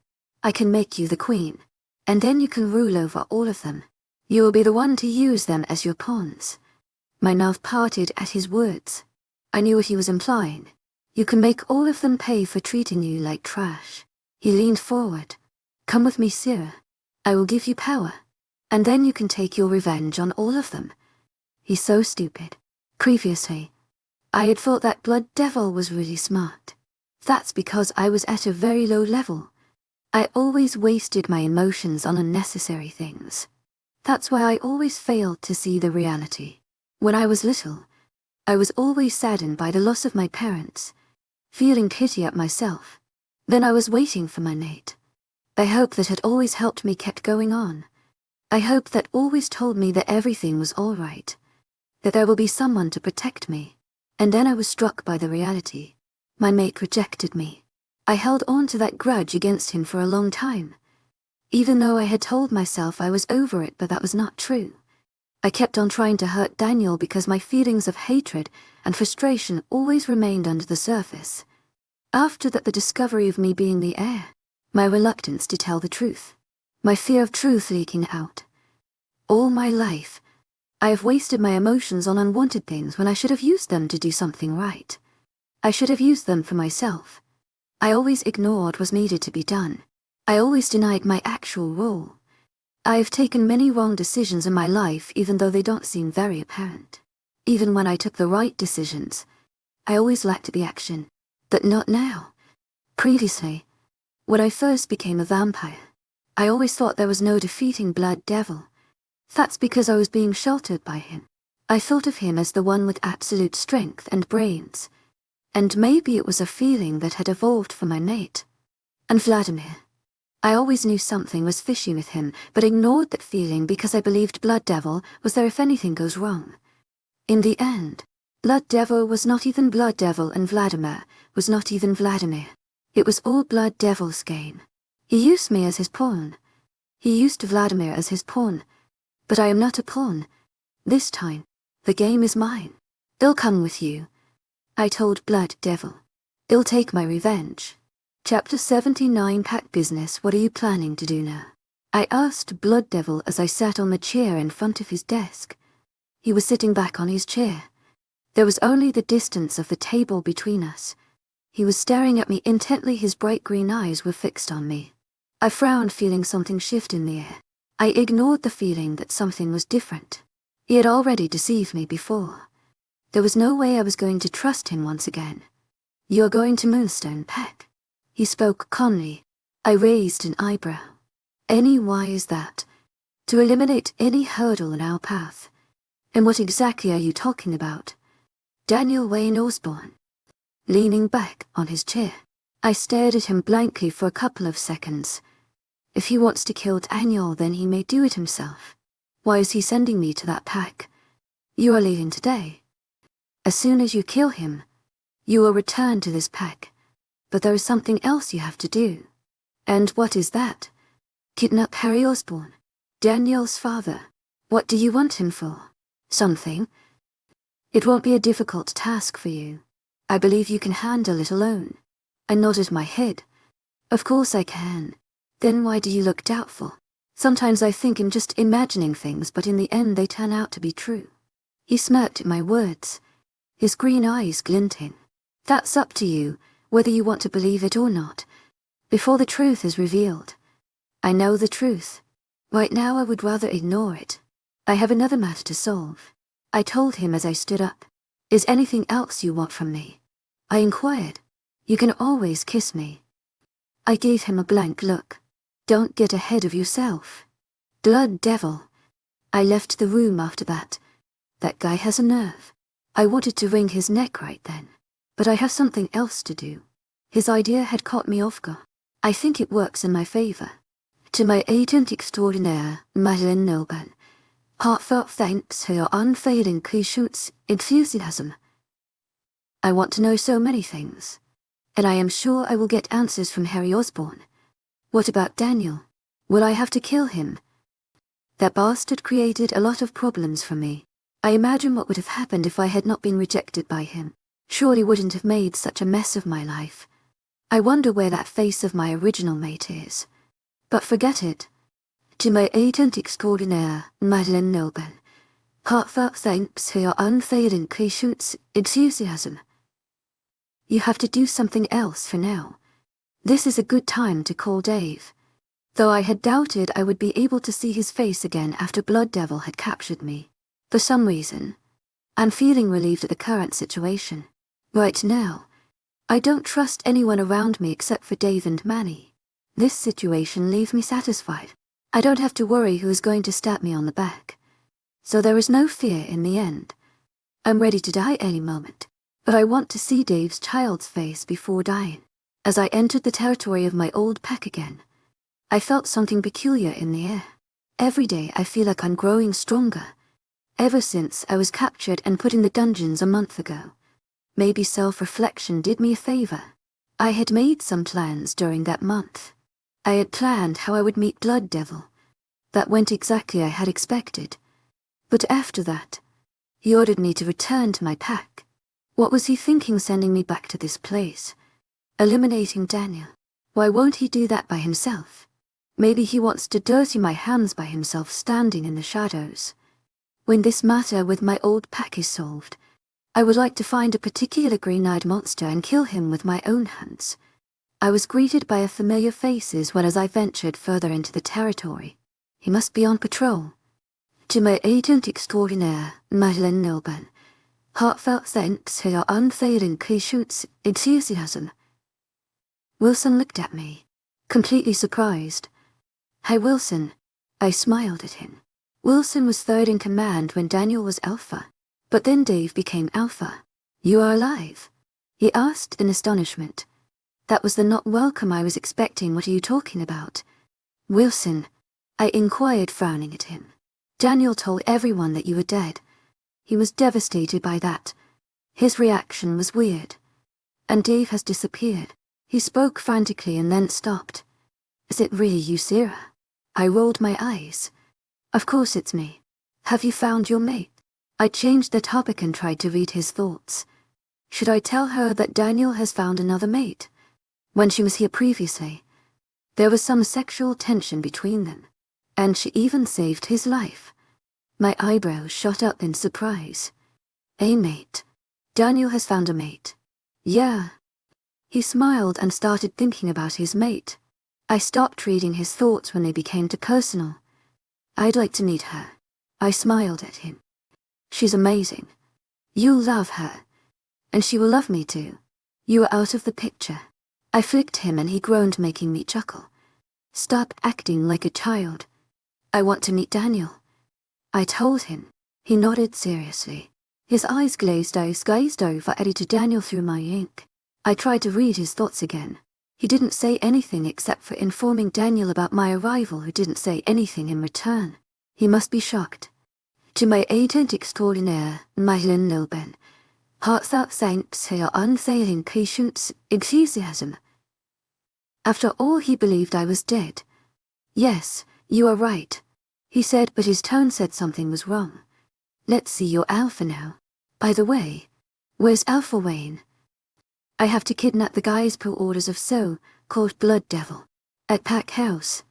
I haven't seen him in several days. He had stopped interacting to anyone except for his mate. Why? Wilson shrugged. I don't know. Daniel is pretty worried about him. But he has got an excellent mate now. She's nothing like Shea. I think that is the real bond between the mates. They are chosen for you. Nothing works out if you choose someone else, Wilson said with a smile. He's one of those who knows that Shea was not Daniel's real mate. But he doesn't know that I was Daniel's mate. What's Daniel's new mate like? He flashed me a bright smile. You will see.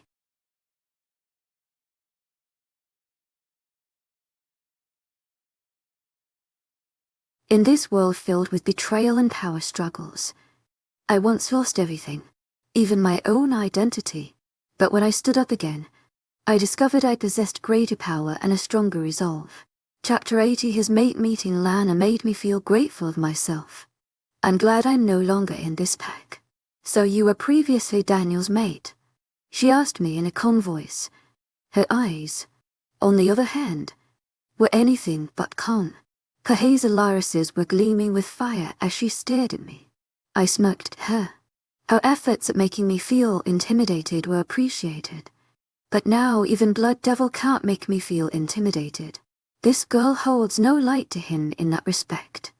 So in the end, I was at ease. Yeah, something like that. And why were you calling my mate yours? She gritted her teeth on sensing I wasn't least but scared by her angry gaze. I have no idea. He's not my mate. I wonder if Daniel has told her about Shea. I gave him a sideways glance. He was sitting beside his mate nervously. Nana's growl brought my attention back to her. She was an alpha female. Daniel had got a very nice mate. I have to admit that. She's the right choice for him. Now I understand what Wilson meant by chosen mate. She didn't have any mark on her neck. I wonder how long it had been since they both have been together. I peeped into Daniel's brain and found it hadn't been more than a week. After returning from Blue Moon Pack, he was kept under Alpha Wayne's command until he met his mate. Looks like his father already knew who his mate was. That old man knows so many things. But don't worry, I have no interest in him. I tried to reassure her. I'm not here for him. I need to talk to his father. Lana narrowed her eyes at me. Her dirty blonde hair fell on her eyes. She tucked them behind her ear, keeping untrusting eyes on me the whole time. Are you telling me that you are okay with your mate being with someone else? She baited. Jealousy is an evil thing. It makes you say things you don't want to. She just called Daniel my mate. Are you giving me an offer? I retorted. Are you taking it? What if I take it? Daniel threw me a dark glare. He held her hand in a tight grip to cool her down. I think Daniel was never meant to lead a pack. The position was for his mate, an alpha female. I won't give him to you. She spoke protectively. Daniel looked at his mate with loving and admiring eyes. She won't give him to me. When I look back, I never really fought for Daniel when he decided to be with Shea. Maybe because he was not really my mate. Relax. I'm not going to take him. Now I realized what was different in the air of this pack. It was the presence of Daniel's mate. The atmosphere of the pack was positive. Hey Daniel, I asked him, now that Dave is not here, who is the beta of this pack? No one. I've sent parties to search for him and his mate. I hope they are okay. They are okay, I told him. I talked to him before coming here. He's going to return with Manny and their baby boy. Daniel's eyes shot up in surprise. Baby boy. I may not know. I grinned. I had called Dave before entering the territory and he had given me that news. That's good. Congratulations. He looked at Lana with a smile. She returned his gaze with same emotions. With Shea he was totally blind. With me, he only looked his past. But with Lana he looks at his future. I think you both are planning something sane. I injected, breaking their eyes contact. WH. What? Lana stuttered. Her cheeks turned red. Unhappy for you. I spoke truthfully. When had I entered the territory of this pack? My mind was filled with all negative feelings as a result of spending a month in that dungeon. Once outside, I feel much better. Thanks. Daniel smiled at me. Lana looked surprised. Why are you looking at me like that? I asked, raising an eyebrow. I thought you were some kind of bitch or something, Lana. Daniel scolded. But you are nice. She admitted, ignoring her mate. Thanks. To my agent extraordinaire, Mylan Nilban. Heartfelt thanks for your unfailing patience, enthusiasm. But I'm here for your father, Daniel. Where is he? Daniel's face dropped at that. He seemed sad. He was about to open his mouth, but then his eyes glazed over. I immediately peeped into his mind as his expressions changed. I'm coming right away, he says back to someone through the link. I missed the first half of conversion. What happened? Nana asked softly. She must have sensed his tension too. Dad collapsed. He's taken to hospital. What did the doctor say? Lana asked Daniel as the doctor left. Dad is okay. He had a cardiac arrest. Daniel explained how while I made my way into the room where his father was resting. Alpha Wayne falling ill in such a situation will create problems for me in kidnapping him. As I entered the room, Luna was sitting beside her mate. Her one face was lost of any hope.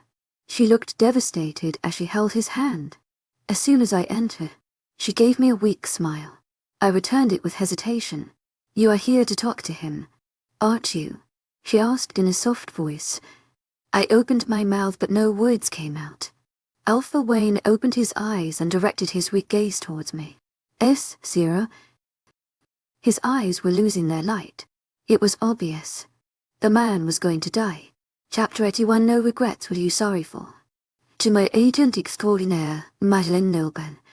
Heartfelt thanks for your unfailing patience, enthusiasm. I asked, standing near the foot of the bed. Alpha Wayne broke his gaze from me and stared at the ceiling. I was curious to what he had to say. He was dying. His heartbeat was fading away slowly, but I wanted him to tell me everything before he took his last breath. The grief for power is dangerous. That's what my grandmother used to say, and that's what my father refused to listen. His vague words only spiked my interest. Luna was still holding his hand and squeezing it lightly. Her presence was enough indication that she knew everything Alpha was going to tell me. My father always talked about the immense power the royal bloods contain. They are blessed with a power no one can conquer. They were the protectors of the earth to maintain the balance between natural and supernatural. My father was obsessed with the idea of so much power that he didn't care about anything. He neglected my mother and me to search that power. But he was not successful. Out of billions of people in this world, it was impossible to find out who was the one with royal blood. One day he came across the royal blood. She was a girl named Gabriella. My lips parted at the mention of my biological mother's name. He was planning to make her his mate against her wishes, but my mother interfered. My mother was killed by that man in front of my eyes. His mate squeezed his hand as his eyes clouded with tears. All I ever wanted was a family, but my father's greed for power destroyed that all. Everything crumbled in front of my eyes as Gabriella killed my father. He was always strong, and to see him being killed by a girl of my age was shocking. The family I had wished for was destroyed. I remember that day clearly. My father was dead and my mother was dead. Only Gabriella and I were in that room, sitting at the corner. I allowed Gabriella stay with us after that. I made her my friend after that. You see, my father never shared his plans of royal blood with anyone in his pack. Not even the Beta. So when Beta took over the pack after my father was killed, he didn't dispose of Gabriella. The incident was dismissed as a name of rogue attack, as no one could believe a 10-year-old girl like Gabriella could do something like that. She was made a part of the pack. After that, I committed the biggest mistake of my life. I discovered my father's secret research and decided to carry on his plan, as a tribute to both my parents' deaths. It was around the same time I came across Blood Devil. He took away my research, but I had already completed my plan by then. He then shifted his eyes to me. I asked a witch to cast a spell on you and Daniel to make you to believe that you two were mates. You both were very young then. I did that to make my son powerful, but he refused to accept you as his mate. He was never happy after that, and I realized that I had committed a big mistake. I always wished for a happy family and destroyed my own family once again. I was no different than my father. I am such a bastard. I listened to him silently as he spoke. It all made sense to me then. That must be the reason why I never felt any connection with Daniel. He must be as confused as me in this whole ordeal. I'm really sorry, Sera. What I did to your mother was unforgivable. What I did to your father was unforgivable. I had planned everything so that they would stick together. I had created the situation so that they would end up conceiving you. It was all my fault. I sighed, letting the information sink in. I feel like a test subject. So much has happened in past few months that everything sounds believable now. I'm not going to think about it. I told him, I'm just tired of all these stories. Maintain the balance. I don't understand all that crap. I don't even know what power you talk about. Blood Devil told me some different stuff. If he was going to say something in the last few moments of his life, better tell me about something helpful. Blood Devil is destructive. His mind focused on the negative use of the power. I couldn't agree more. And that power, it is in you. That power is inside you. You just need to believe in your mate. He smiled at me. Wrinkles appeared on his skin. I stayed quiet. I wanted to curse that mate of mine, but I decided not to. The last thing a dying old man needs to see is a frustrated girl swearing. Will you ever forgive me? To my agent extraordinaire, Madeleine Nilben. Heartfelt thanks for your unfailing patience, enthusiasm. His voice was weak. I blinked a couple of times. I forgive you, Alpha. Now I can die in peace. He seemed content. Peaceful death comes to those who repent for their mistakes while still being alive. I guess he deserves it. You should see your son and his true mate before that. Teach him the life lessons you ignored. That must be helpful for him. He chuckled and I walked out of the room. I didn't talk to Luna. There was no need to. Daniel, your father wants to see you. I told him once I exited the room. He was leaning against the wall where his mate comforted him. You too, Lana. If you feel guilty about me or anything, Daniel, I forgive you. He frowned at me. I don't feel guilty or anything. I remember clearly that you tried to cause me as much pain as I caused you. Go to hell, I muttered under my breath. I'm so happy he is not my mate. It's up to Lana now. I looked at her. She was scouting a blank look on her face. Take care of him. I smiled at her. Only you are capable of doing that. To my agent extraordinaire, Madeleine Nilben. Heartfelt thanks for your unfailing patience, enthusiasm. I'm not comfortable with you talking to my mate about that stuff. Daniel injected and I grimaced. Just shut up and go see your father. And I forgive you. Remember those words in case you realize your mistake. Lana chuckled and then smiled at me. She pulled Daniel inside the room where his father was resting. As they entered the room, I decided to leave the place. I don't want to be an intruder in their family. When I was a part of this pack, I would have craved this to a family. But now, I don't even know what I want. I wonder if I was born to die alone, because if I die at this instant, I'd have no regrets. I closed my eyes while facing the sky with a smile on my lips. Vladimir's face flashed in front of my eyes. I almost jumped back and started. No regrets. There won't be no regrets unless I talk to that man. Just one talk is all I need. Then I remembered. I came to this pack for two purposes: to kidnap Alpha Wayne and to eliminate Daniel. I can't kidnap a dying man. And Daniel, I don't want to kill him. He has finally found his happiness. I don't want to kill him and make Lana happy. At one point, I wanted to kill him, but now, I don't want to do anything with him. Love or hate, I have nothing for him now. So why even waste time? I'm not going to kidnap Harry Wayne Osborn. I'm not going to eliminate Daniel. What will Blood Devil do? Third person's P. Ovi, I sent to keep your eyes on Sera. Didn't I? Blood Devil spoke in a threatening voice. I, the man stuttered. Where the hell did she run off to? Chapter ready to happy endings, you took your time. I complained as Dave jumped out of the car and hugged me. I hugged him back with a smile. Manny, too, stepped out of the car with a small baby in her arms.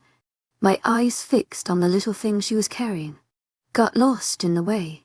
You should give directions properly when a place like this isn't exactly popular. He pointed at the old inn behind me.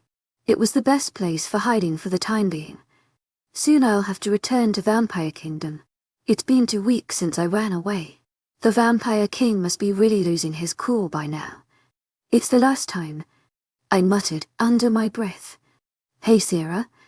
Manny excitedly hugged me after passing over her baby boy to Dave. She was glowing. Her eyes were sparkling. It was just the beginning of motherhood. From her face, it looked like she was loving it. How are you? To my agent extraordinaire, Madeleine Nilben. Heartfelt thanks for your unfailing patience, enthusiasm, I asked after pulling away from her. I'm great. Feeling awesome. Her broad smile was the evidence of how she felt. I was glad that she was happy. And what about the baby? I peeked at her baby who was snuggled comfortably in his father's arms. He is good too. Right now. He's sleeping. She pouted. The journey must have tried him. He sleeps all the time. When he is not sleeping, he mumbles something and smiles.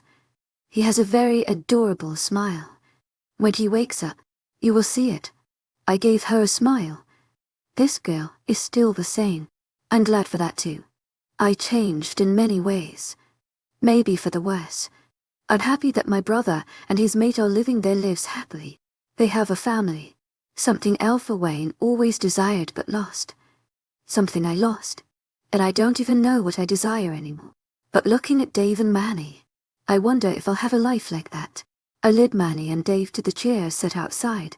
It was comfortable and provided beautiful view of the flowers. The inn owner, an old lady named Grace, had grown them in the memory of her late husband. When I had accidentally stumbled on this inn, I was surprised at my luck. On the top of that, Grace was very nice. I felt really comfortable, really secure, around her. What are you doing here? To my agent extraordinaire, Madeline Milburn, heartfelt thanks for your unfailing patience, enthusiasm. Dave inquired, looking around. I'm on a vacation. And where is your mate? His question made me freeze momentarily. Vladimir. The mention of my deceitful mate made me nauseous. I always had a bad luck with mates. He's waiting for me. I answered. It was not a lie. I knew for sure that he was waiting for me.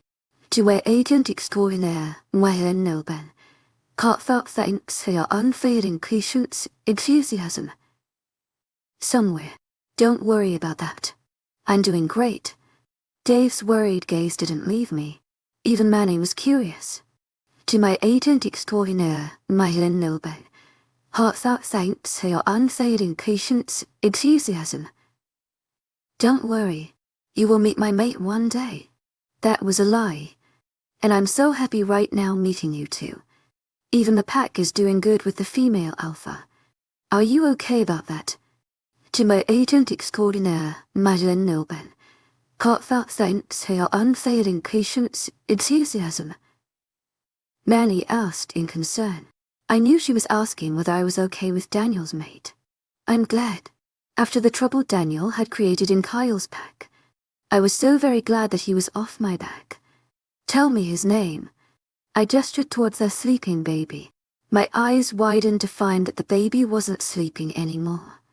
He was staring at me with his green eyes. He had inherited those eyes from Dave. His name was Caden. I looked back at Caden. He was staring at me with his big green eyes. He blinked slowly and opened his small toothless mouth. His thin lips smacked shut and he pouted his lips. His eyes closed when he did that. I was in awe at the actions of the little kid. It was so bewitching. Hey, little one. I whispered, leaning forward. Something stirred inside of me as I looked at that little life. Caden squeaked and threw his hands forward. Those tiny little hands grasped my finger that hanging in front of him. He wrapped fingers of both the hands around my index finger and pulled it towards his open mouth. I slowly pulled my hand away and caressed his soft cheek. He moved his head in order to get his mouth on my finger. I chuckled at his tries. Don't try to suck at your Aunt Sera's finger. Manny reprimanded her baby softly. Caden looked at his mother and let out a delighted squeak. He threw his hands in the air.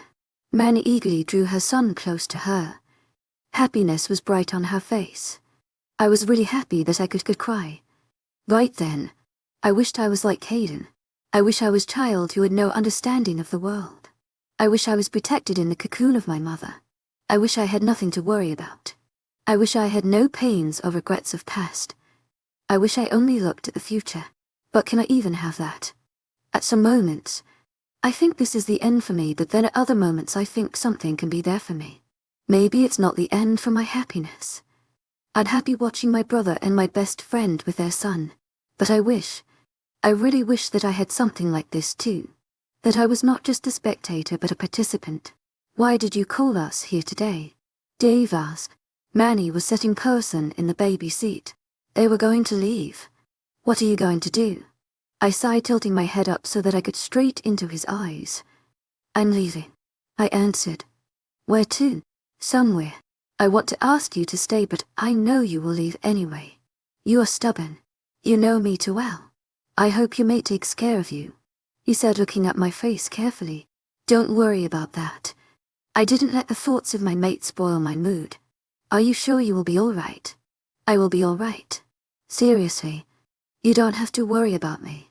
After all, I am a royal blood. Royal blood? Dave sounded bewildered.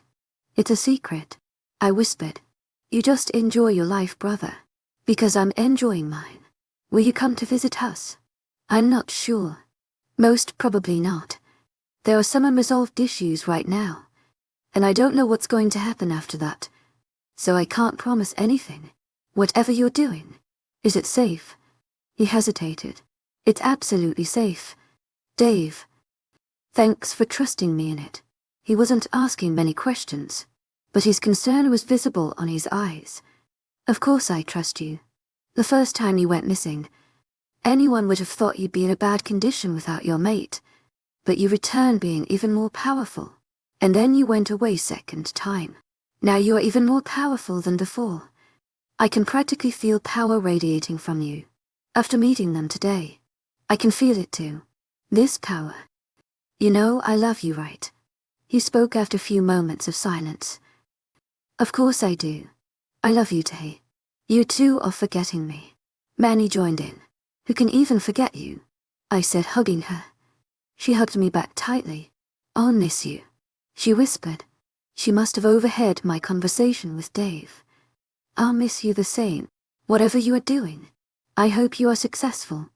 I never fail, I joked, pulling away from her. It's my goodbye to my past. Now I have to look to my future too. For that I need to return to that place. Vampire King. I hope you will be happy to see me. Third person, the old lady stared at the girl who was staring at the barren road. Beautiful, colorful flowers were adding to her beauty.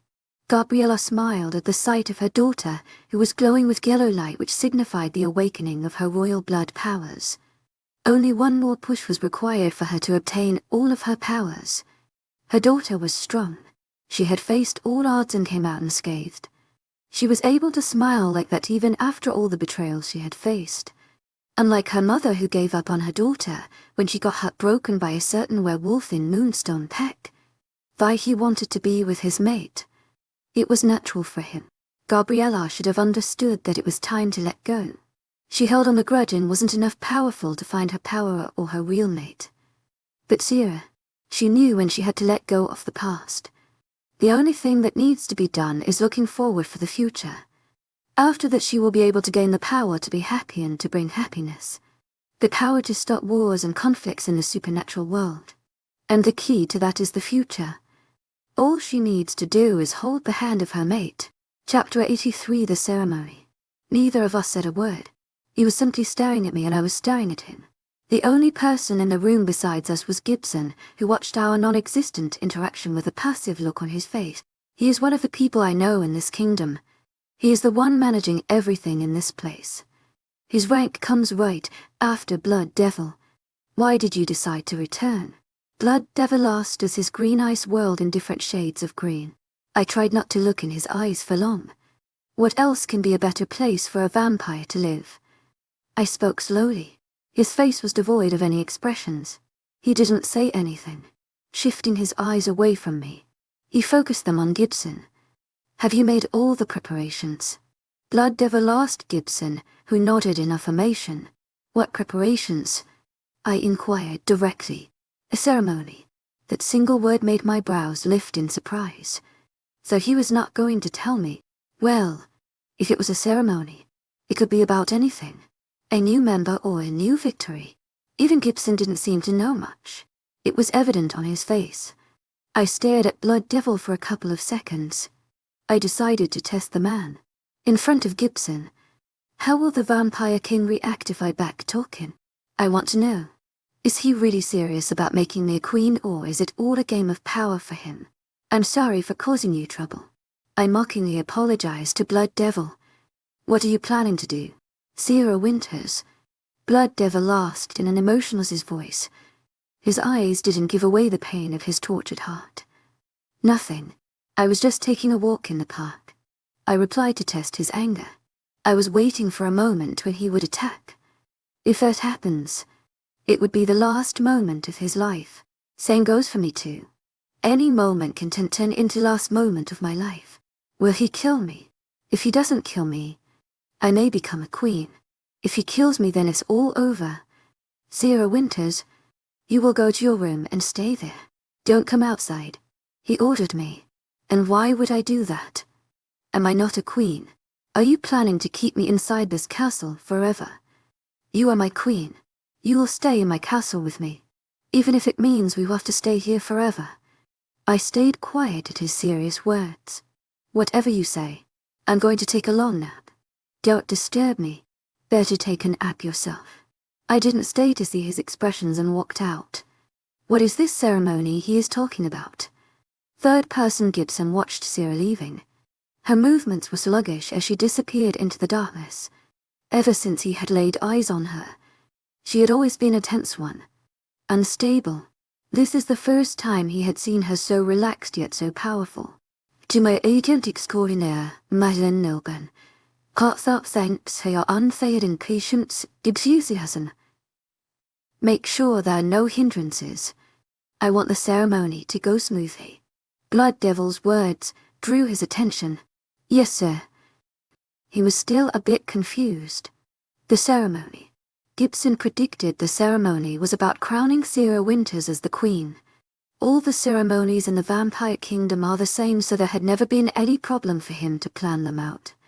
He didn't know what he should think of Sera becoming a queen. She had grown much powerful since the day she had arrived. She would make a powerful queen. But her attitude with Blood Devil was quite troubling. If things get out of hand and if Blood Devil ends up killing Sera one day, that it will create a huge stir in the kingdom. Sir, this ceremony will be held in a week. Do you think Miss Winters will stay here? She might run off again. Gibson expressed his concerns. If it comes to hindrances, Sera's disappearance will be the biggest one. I'm sure Sera will not leave. Not now. Blood Devil told him. That will be great. The crowning will happen without any problems, Gibson assured. Blood Devil chuckled. This is not a crowning ceremony, but I'm planning that would happen too. Gibson was confused. It's an execution ceremony, Blood Devil told him with a smirk. Gibson kept his face expressionless, but he was surprised. An execution ceremony. Who was going to be executed? Just then, a new vampire entered the room. Your Majesty, you summoned me. The girl spoke. Gibson wondered what Celia was doing there. Why would Blood Devil summon her? An execution and crowning too. What was going to happen? Gibson could only think of two things, and it was not a ceremony for Sera's crowning as the queen. It was an execution ceremony. But who was going to be crowned and who was going to be executed? Chapter 80 for Climax Series P. Ovi, do you know where Celia is? I heard one of the maids whispering to each other. I don't know. I haven't seen that girl since last week. The ceremony is today and she's not even here. Blood Devil will get angry. But for her to disappear like that is unusual. She's always trying to be around Blood Devil. It's not normal for vampires to leave the kingdom. Though they have freedom to do what they want, they still prefer to stay here. Celia's disappearance raises many questions because she doesn't sound like a type who would run away on her own. She disappeared the same day Sera came. Don't you think it sounds fishy? Yes, I think Sera has to do something with this. I stiffened. What are these maids saying? Are they even serious? I remember clearly the last time I saw Celia. It was after I was going to my room. The Vampire King had ordered me to stay inside my room. I was going to follow his orders for the time being. And on my way, I met Celia. Guess who wants to talk to me? She smirked. It's Blood Devil. I only gave her a flat look and prepared to leave, but she interrupted me once again. Maybe he is bored with your constant presence around him, she continued. Her eyes turned into slits as she glared at me. Listen, Sera. I want you to stay away from Blood Devil. He's mine. I only raised an eyebrow at her. You know, he slept with me a month ago. He gave me everything, but then you created a ruckus a month ago and messed up everything. Now that everything is going back to normal, I want you to stay out of the way. I scoffed at her words, as if I would listen to what you say. Those were the final words I said to her. So the last person she saw was not me but Blood Devil. I did nothing more than sleeping in last week. Being holed up in that room was not a problem for me. Today is the ceremony of God knows what. But I have a premonition that this ceremony is for the addition of some new vampires in the vampire kingdom. But now I don't think it is like that. Neither do I think I'm going to be crowned as the vampire queen today. If that was the case, I would have been informed about it. I am completely in dark. Just a few hours, and after that I will not hold back.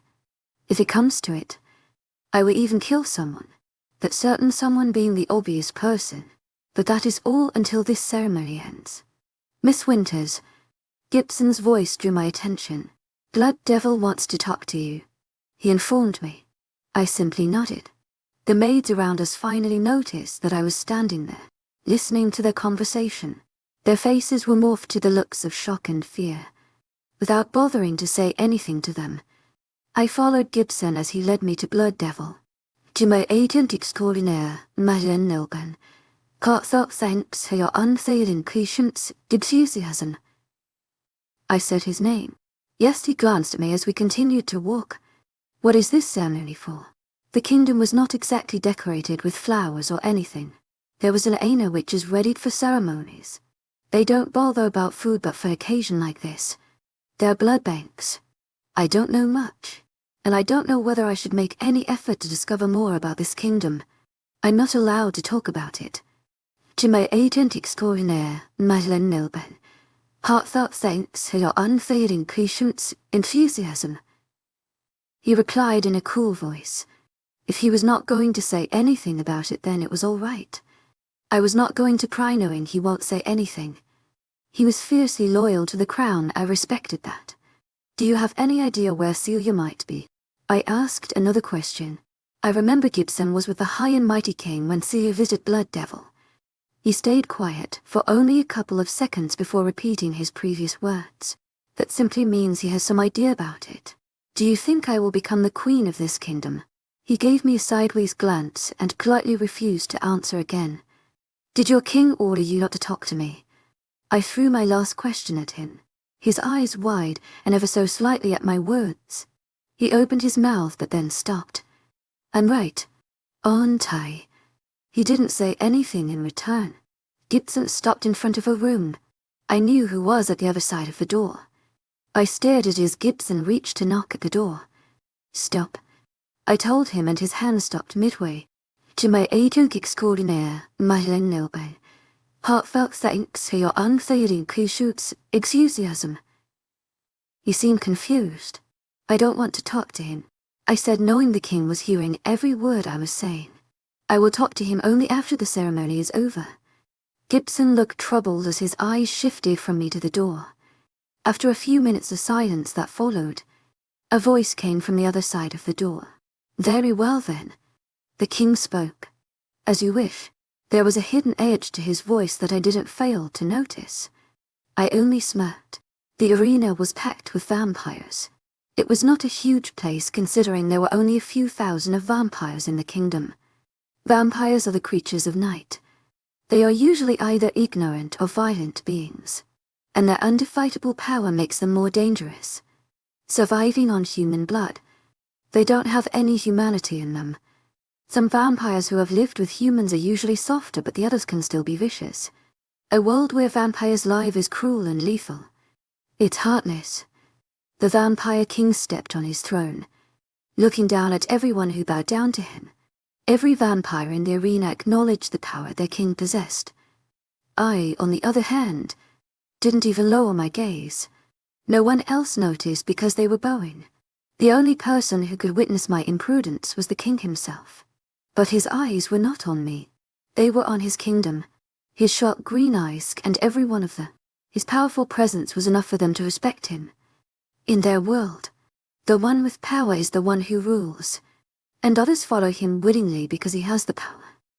Everyone in this world, not only vampires, werewolves and humans or any other creature, all of them follow the one with power.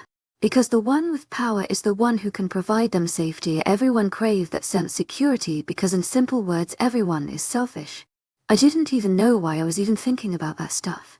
But I just wondered what the world would be like if no one was selfish. If Alpha Wayne's father was not selfish, what would my world be like? If Daniel was not selfish, if Blood Devil was not selfish, how different my life would be. Blood Devil sat on his throne wordlessly. I stood on one side of him while Gibson was standing on the other side. A guard was standing behind me with a wooden stake in his hand. When I looked closely, the top of the stake was burning with almost invisible blue fire. Undoubtedly, it was some kind of spell. When I looked at the other side, a guard was standing there too with a similar stake. When I focused my gaze on it, its top was coated with fire too. Gibson stepped forward, started to speak as every vampire turned their attention to him. I frowned down at the king who was scouting an unreadable expression on his face. These would mistake. They could easily kill a vampire. I've been to a couple of ceremonies before, but I've never seen these. This man, who was closest to our king, tried to kill him in the forest but was defeated by the hands of our invincible king. Gibson said, and my eyebrows shot up. The crowd cheered. To my agent extraordinaire, Madeleine Noble, heartfelt thanks for your unfailing patience, enthusiasm. What exactly happened? Our king. Gibson started babbling something in the praise of his king again, but my gaze was looking from the door from where the person who is to be executed would enter. Today, Gibson started, is the execution ceremony of Vladimir Summers. Third person. The arena was filled with murmurs as Gibson said the name of the person to be executed. Everyone has only ever known of Vladimir as Blood Devil's most trusted associate, but the same man going to be executed before everyone.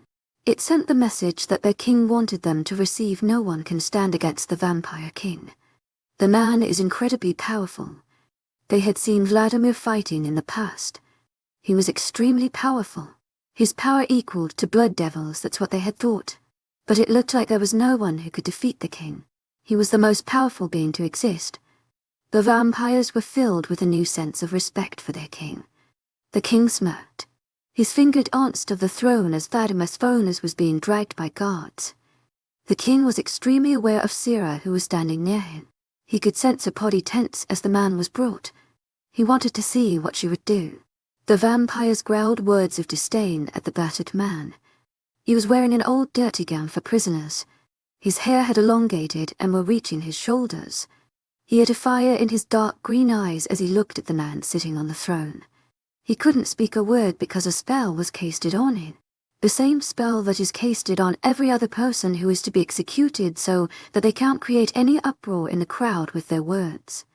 But he didn't need any words. All he needed was a dagger and Celia. He already had a dagger and now he had to trust Celia. He couldn't actually trust her, but he had no other choice. His eyes moved to Sera, who was looking at him with a frown. He didn't have the time to think about her. He was going to be burnt to death. That's how the vampires were executed. Beheading someone would also work, or a wooden stake to the heart would do the job too. But burning someone to death was most common. A tradition started by Blood Devil a long time ago. As he was brought near to the platform created for his execution, a female scream was heard as a girl jumped into the arena. Where did she appear from? No one had any idea. She just appeared to emerge out of thin as everyone's attention was focused on Vladimir's from being brought to his death. When everyone looked at the girl who had disrupted the ceremony being caught and killed by a guard, they didn't see the person who was sentenced to death killing the guards and rolling towards the throne at a lightning speed, but a pair of eyes were directly on him, the man sitting on the throne and the girl to his right. Sera's eyes widened as she watched Vladimir's from dodging the stun guards and making his way to the king in a speed so fast that even her eyes found hard to follow. But still she noticed a shiny object in his hand, a dagger. Sera knew without any doubt that he was going for the person sitting on the throne. She didn't know if the vampire king had seen the man approaching him. Her heart thudded inside her chest. A burst of energy channeled inside her and she reached for the wooden stake in the hands of the vampire behind her. As Vladimir stood directly in front of his target and moved his hand to plunge the dagger in the heart of the person he wanted to kill, Sera stepped forward. Her stake pierced right through Vladimir's heart. His body sagged forward as the dagger fell from his hand. His head landed on Sera's shoulder as she supported his weight. Life was slowly draining out of him. "You are a bastard, but still I need to thank you," she whispered in his ear. "Goodbye, Blood Devil." Those were her final words to him as she pushed him away. Blood Devil was airborne as he watched Sera and a man wearing his face standing behind her. Both of them deceived him. The most powerful vampire. Even he was going to die. And he was glad. For the first time, he really needed to die, but by the hands of the vampires he had created. Though they were not actually vampires, they were the royal bloods, and they had defeated him. He tried to create an imbalance in the supernatural world, and he was killed by them. They were doing their job. The royal bloods have finally taken over. Everyone watched with wide eyes as Vladimir's body fell down from the podium and was quickly consumed by the blue flame. Sera stared down at the man who had brought a big change in her life. He had made her realize that the world was cruel and that it needed to be saved from beings like him. Behind her, she felt her mate's presence. He pressed his body to hers and lowered his mouth to her ear. "Well done. To my agent extraordinaire, Madame Noble. Heartfelt thanks for your unfailing patience, enthusiasm." He breathed out. Chapter 85, the end flashback. "I didn't expect you to run away like that." Blood Devil smirked as he saw Vladimir near the boundaries of the vampire kingdom. It appeared like Vladimir had found out that Sera was his mate and he wanted her. Blood Devil thought it was better to dispose him off. Vladimir had never shown any skills like Sera. The warlock was nothing more than a puppet for him to play his role, but Blood Devil knew that after knowing about his mate, Vladimir would not sit quiet. He would try to get her back at every cost. Besides, Vladimir carried some secrets of Vampire Kingdom that only a king should have knowledge of. No matter how Blood Devil looked at it, Vladimir was a near hindrance in his path. The way Blood Devil had left in the search of Vladimir, everyone in the Vampire Kingdom must already be thinking that Vladimir had done something wrong. He will just make up a story and tell them that Vladimir tried to betray him. If he gave Vladimir a painful death, the vampires in the kingdom will fear their king. No one will stand against him, especially not when he would name Sera as his queen. He was going to have Sera at every cost. Killing Vladimir would work to his advantage in that case too. Sera will have no mate to turn to. "I'm going to rescue Sera from your clutches," Vladimir growled. His green orbs brightened as he glared at Blood Devil. "What are you saying, Vladimir? Have you forgotten? You handed her over to me." Vladimir clenched his hands at that. Blood Devil smirked, knowing he had hit a nerve. Before Vladimir could perceive any movement, Blood Devil had already launched himself on Vladimir and threw him against a tree. Vladimir's body hit the tree with a force that shook it. He could feel pain exploding from his back as his backbone broke and he fell down with a thud. Dried leaves crunched under his fingers as the broken bones healed again. But he was lifted off the ground and pinned to the tree by Blood Devil's hand. "You know what? I will kill you now. I will break every single bone of your body." Blood Devil shoved Vladimir down and twisted his arm backwards. The crack of bones breaking made Blood Devil smirk. Vladimir bit back the scream that threatened to be released. When his arm was released, he was unable to move it. Rolling over, he managed to somehow let the arm heal, but before he could even move, his knee was bent in an odd angle as Blood Devil forced his foot down on the joint. Yet not a cry came out of Vladimir's lips. "And then I will show your corpse to Sera." Vladimir's body froze as he heard Sera's name from Blood Devil's lips. Her face popped in his eyes in that kiss. His lips still tingled.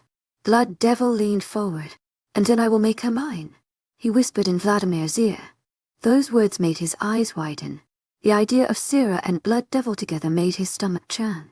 "I will have her in every way possible. She will be mine. She will bear my children the strongest trace." Vladimir squirmed under Blood Devil, his eyes swirling with different colors. He was trying to control his anger that was leaking out. Say, Sera wouldn't never do that. Vladimir choked out. Blood Devil laughed ironically at that. It doesn't matter what she wants. What matters is what I want. And I get what I want you. If she doesn't accept willingly, then I will not wait for her. I'm not her mate or anything. She will be a children breeder. And I may use her for my own fun too. You will not be there to see it. You will not be there to save her. Vladimir's blood boiled. He felt a sudden surge of energy within him. Blood Devil could also feel it. Something had changed inside Vladimir. His bones were back to their position within a second, and he was standing on his feet. His eyes had turned brightest of green as he lunged at Blood Devil, who didn't get any time to react as a knife was plunged into his gut. The knife won't have affected him, if it was not laced with something.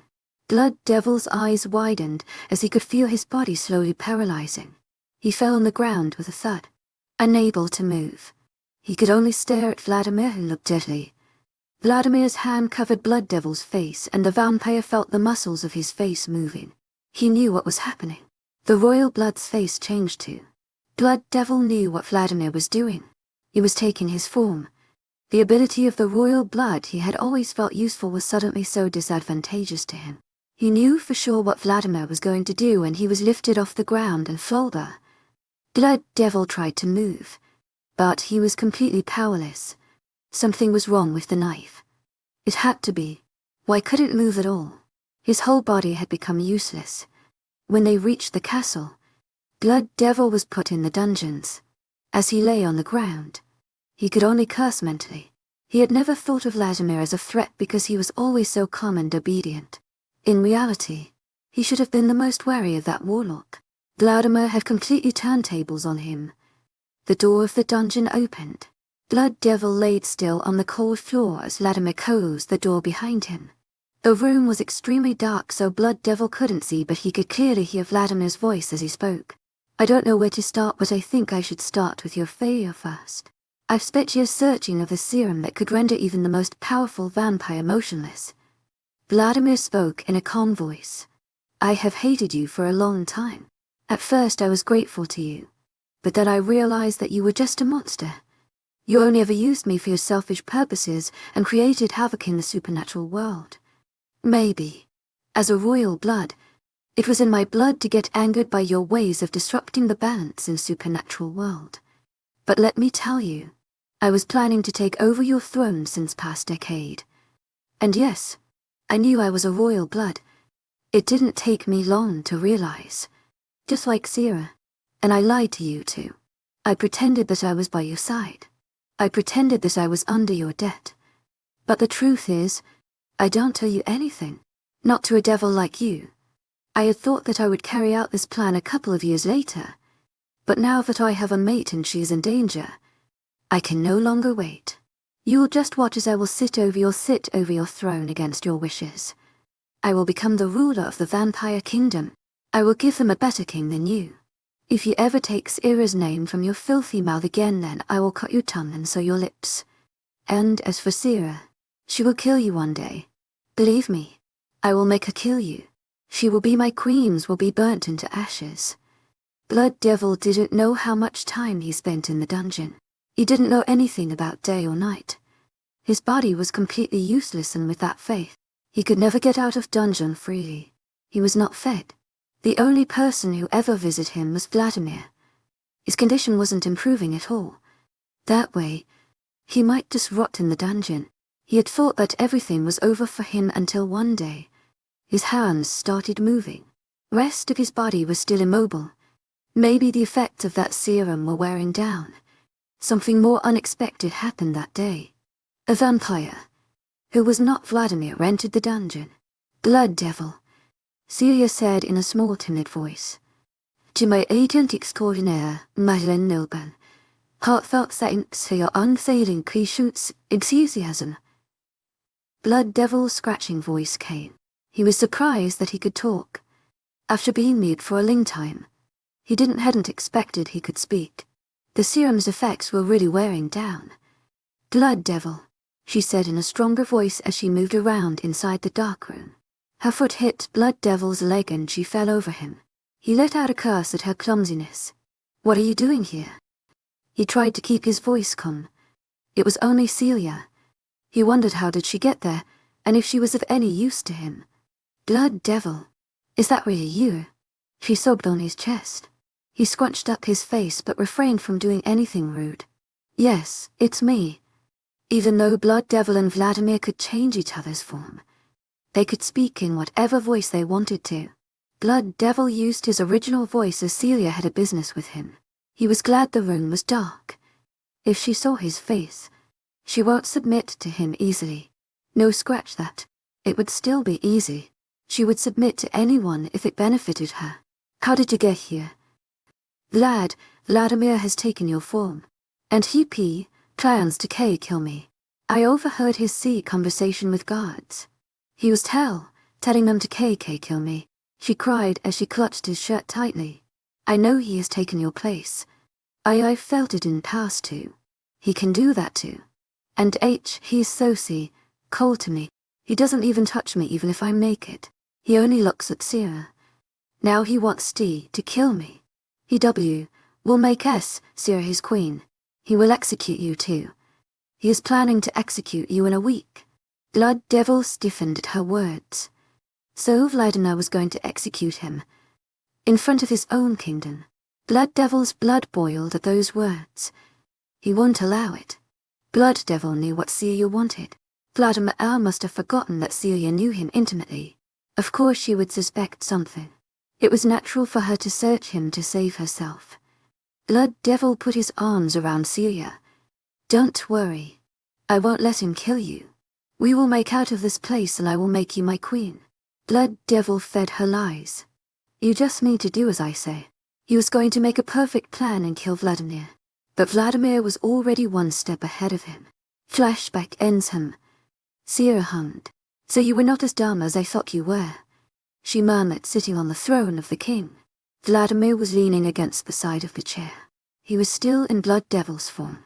Sera was wearing both his long black cape and crown. She looked like a true queen. As she listened to Vladimir's story, she was almost impressed. "Why did you include Shea in this mess? You could have simply executed him." She didn't say the name, but he knew she was talking about Blood Devil. She knew Blood Devil personally, if you get what I mean. One day, she might have suspected that something was different. Also, she might have been envious of you and posed a danger. She was a loose end. It was better to get rid of her. Then why not kill her personally? Why did you make her part of Blood Devil's plan? "Because I wanted you to kill him, no matter what he said or did. I knew he wanted you not only for his plans, but he wanted you for you. As your mate, I could not allow that." Sera was surprised by his words. But she didn't believe for a moment the Blood Devil had any interest in her except for my royal blood abilities. Right. But Vladimir was acting all possessive now. It irked her. "Not allowed that. Weren't you the one who handed me over to him?" She said those cutting words calmly. The main reason why she started hating this man. Because he betrayed her. Vladimir aside. "At that time I was planning to use you for my own purpose." He spoke honestly, making her scoff. "I didn't believe you were my mate. But when you kissed me I couldn't deny it. All my plans burnt down to ashes after that. I wanted to wait for a month or two before killing Blood Devil, and still I didn't know if I would be successful. But after I realized that you were my mate, I had to speed up my plan and make sure it was successful. Are you saying that you did it for me?" He became silent and turned to look down at her. They stared at each other's eyes. "I went out of the castle knowing Blood Devil would surely kill me if I failed because I wanted to keep you safe. I was failing, but when he said that he would do that to you," his green orbs swirled with different shades and anger, "I wanted to break every single bone on his body." "I understand." She interrupted before he got even angrier, remembering that. Silence fell upon them. She thought about everything he had said. He was not that grateful to Blood Devil. He didn't betray his mate. He wanted to protect her. But still she couldn't come to trust him. "It's better if I leave this place," she thought. "When did you realize that it was me?" Vladimir asked her, breaking the silence. "When did you realize that I had realized?" She fired a question instead. Vladimir smirked. He turned around and placed his arm on backrest of throne while he lowered his face in front of hers. She refused to look at him. A question for a question, but I want the answer first. With his other hand, Vladimir tucked few strands of hair behind her hair. His hand caressed her cheek. His eyes observed her emotionless face as she looked away from him. Enthusiasm, in the dungeon. I knew it was you. After talking with you, I realized it was you and not Blood Devil. That didn't take you long. So saw me, and minutes after you realized that it was me. Yes, her answer came in a monotone. And how did you notice it was me? His face grew even closer as he moved her face so they were looking at each other. Was it the way my presence affected you? He whispered. His hand left her face and gently trained downwards. Or was it the way your heartbeat increased around me? His index finger was above her chest. Her heart was thudding under his fingertip. She pushed him away and stood up. You were being too touchy all of a sudden, she grumbled. Her heart was still beating irregularly. I've always wanted to touch you but refrained myself.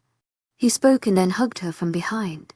Now that I'm free, I'm not going to hold back anymore.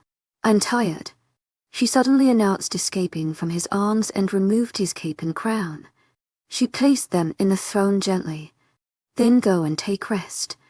I have a matter to settle first, he told her. She didn't even look at him twice as she left, but she could feel his eyes on her. Her heart was still beating too fast. Sera was leaning against the window frame as she stared at the moon. It was so serene. The night sky reminded her of the night when she had left the pack. At that time she had taken some essentials and ran away from the mate she had thought would be her everything. But in the end she only got betrayed by him. She was unwanted back then. But that's how her life had been. What if I run away again? She thought, looking down. It won't hurt if she jumped down. She could easily escape the place in the dark of night. Don't even think about it. A voice spoke behind her. She was surprised to see Vladimir in Blood Devil's form standing in her room. I didn't even sense your arrival, she said in disappointment. For a supernatural creature, it was not usual to be that careless. That's because you don't see me as a threat. Due to the shadows that fell on his face, she couldn't see his face, but she was able to sense his smirk as if she could hear it in his voice. She didn't say anything to that, but instead asked another question. What are you doing here? Isn't it normal for mates to share a room? What? We are going to live in same bedroom. The hell you're talking about? She was exasperated. He crossed the room in the blink of an eye and stood in front of her. His hands were in the windowsill at the either side of her. His face was level to hers. The moonlight streaming from the window made him look extremely handsome, just like the day she was turned into a vampire. I won't want you to escape this place. I need you to be by my side. Sera's heart did a somersault inside her chest. Her heartbeat increased. Hearing those words from her mate, it was like a first experience. I'm not going anywhere. Her voice lowered as she said that. But still I need to be with you. I want to look at your beautiful face. I want to see my reflection in your eyes. I want to hold you in my arms. I want to feel your warmth all the time. Even that doesn't sound satisfactory enough to me. His eyes were passionate and dense on her. She froze at her place. He lowered his forehead to her shoulder and breathed in her scent. I need you so much. You have no idea. He gripped the windowsill tightly with his fingers that they cracked under his hold. To my agent extraordinaire, Madeleine Nilban. Heartfelt thanks for your unfailing patience, enthusiasm. So don't leave me. Don't even think of leaving me. Because I will never let you go. She didn't say anything. Her whole body was buzzing. She tried to speak, but no words came out of her mouth. She had no idea what to say. Sure, she had always wanted to be loved by her mate. But then she got Daniel and her dreams were broken. After she said some very hurtful words to him very easily. But now, she doesn't know what to say. She felt elated as words, but at the same time it was awkward since she had no words to say. Are you going to live as Blood Devil for the rest of your life? She asked him finally. It was the only thing that came into her mind. Was he going to live as Blood Devil? His body vibrated slightly as he chuckled. He lifted at her and stared into her eyes. I will live you want me to live. She averted her gaze from him. He was being so lovey, de all of sudden. She was not used to it. Seriously, what type of mate had she got? She didn't know. But she was happy.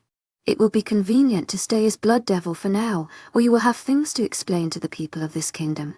She tried to change the topic. She was waiting for him to remove his arms. But I think you should stop calling me Blood Devil all the time. It's mouthful. You should give me another name. She was surprised at those words. He wanted her to give him a name. Before she could feel anything, she felt warm lips pressing against hers. It was a quick kiss that left her shocked.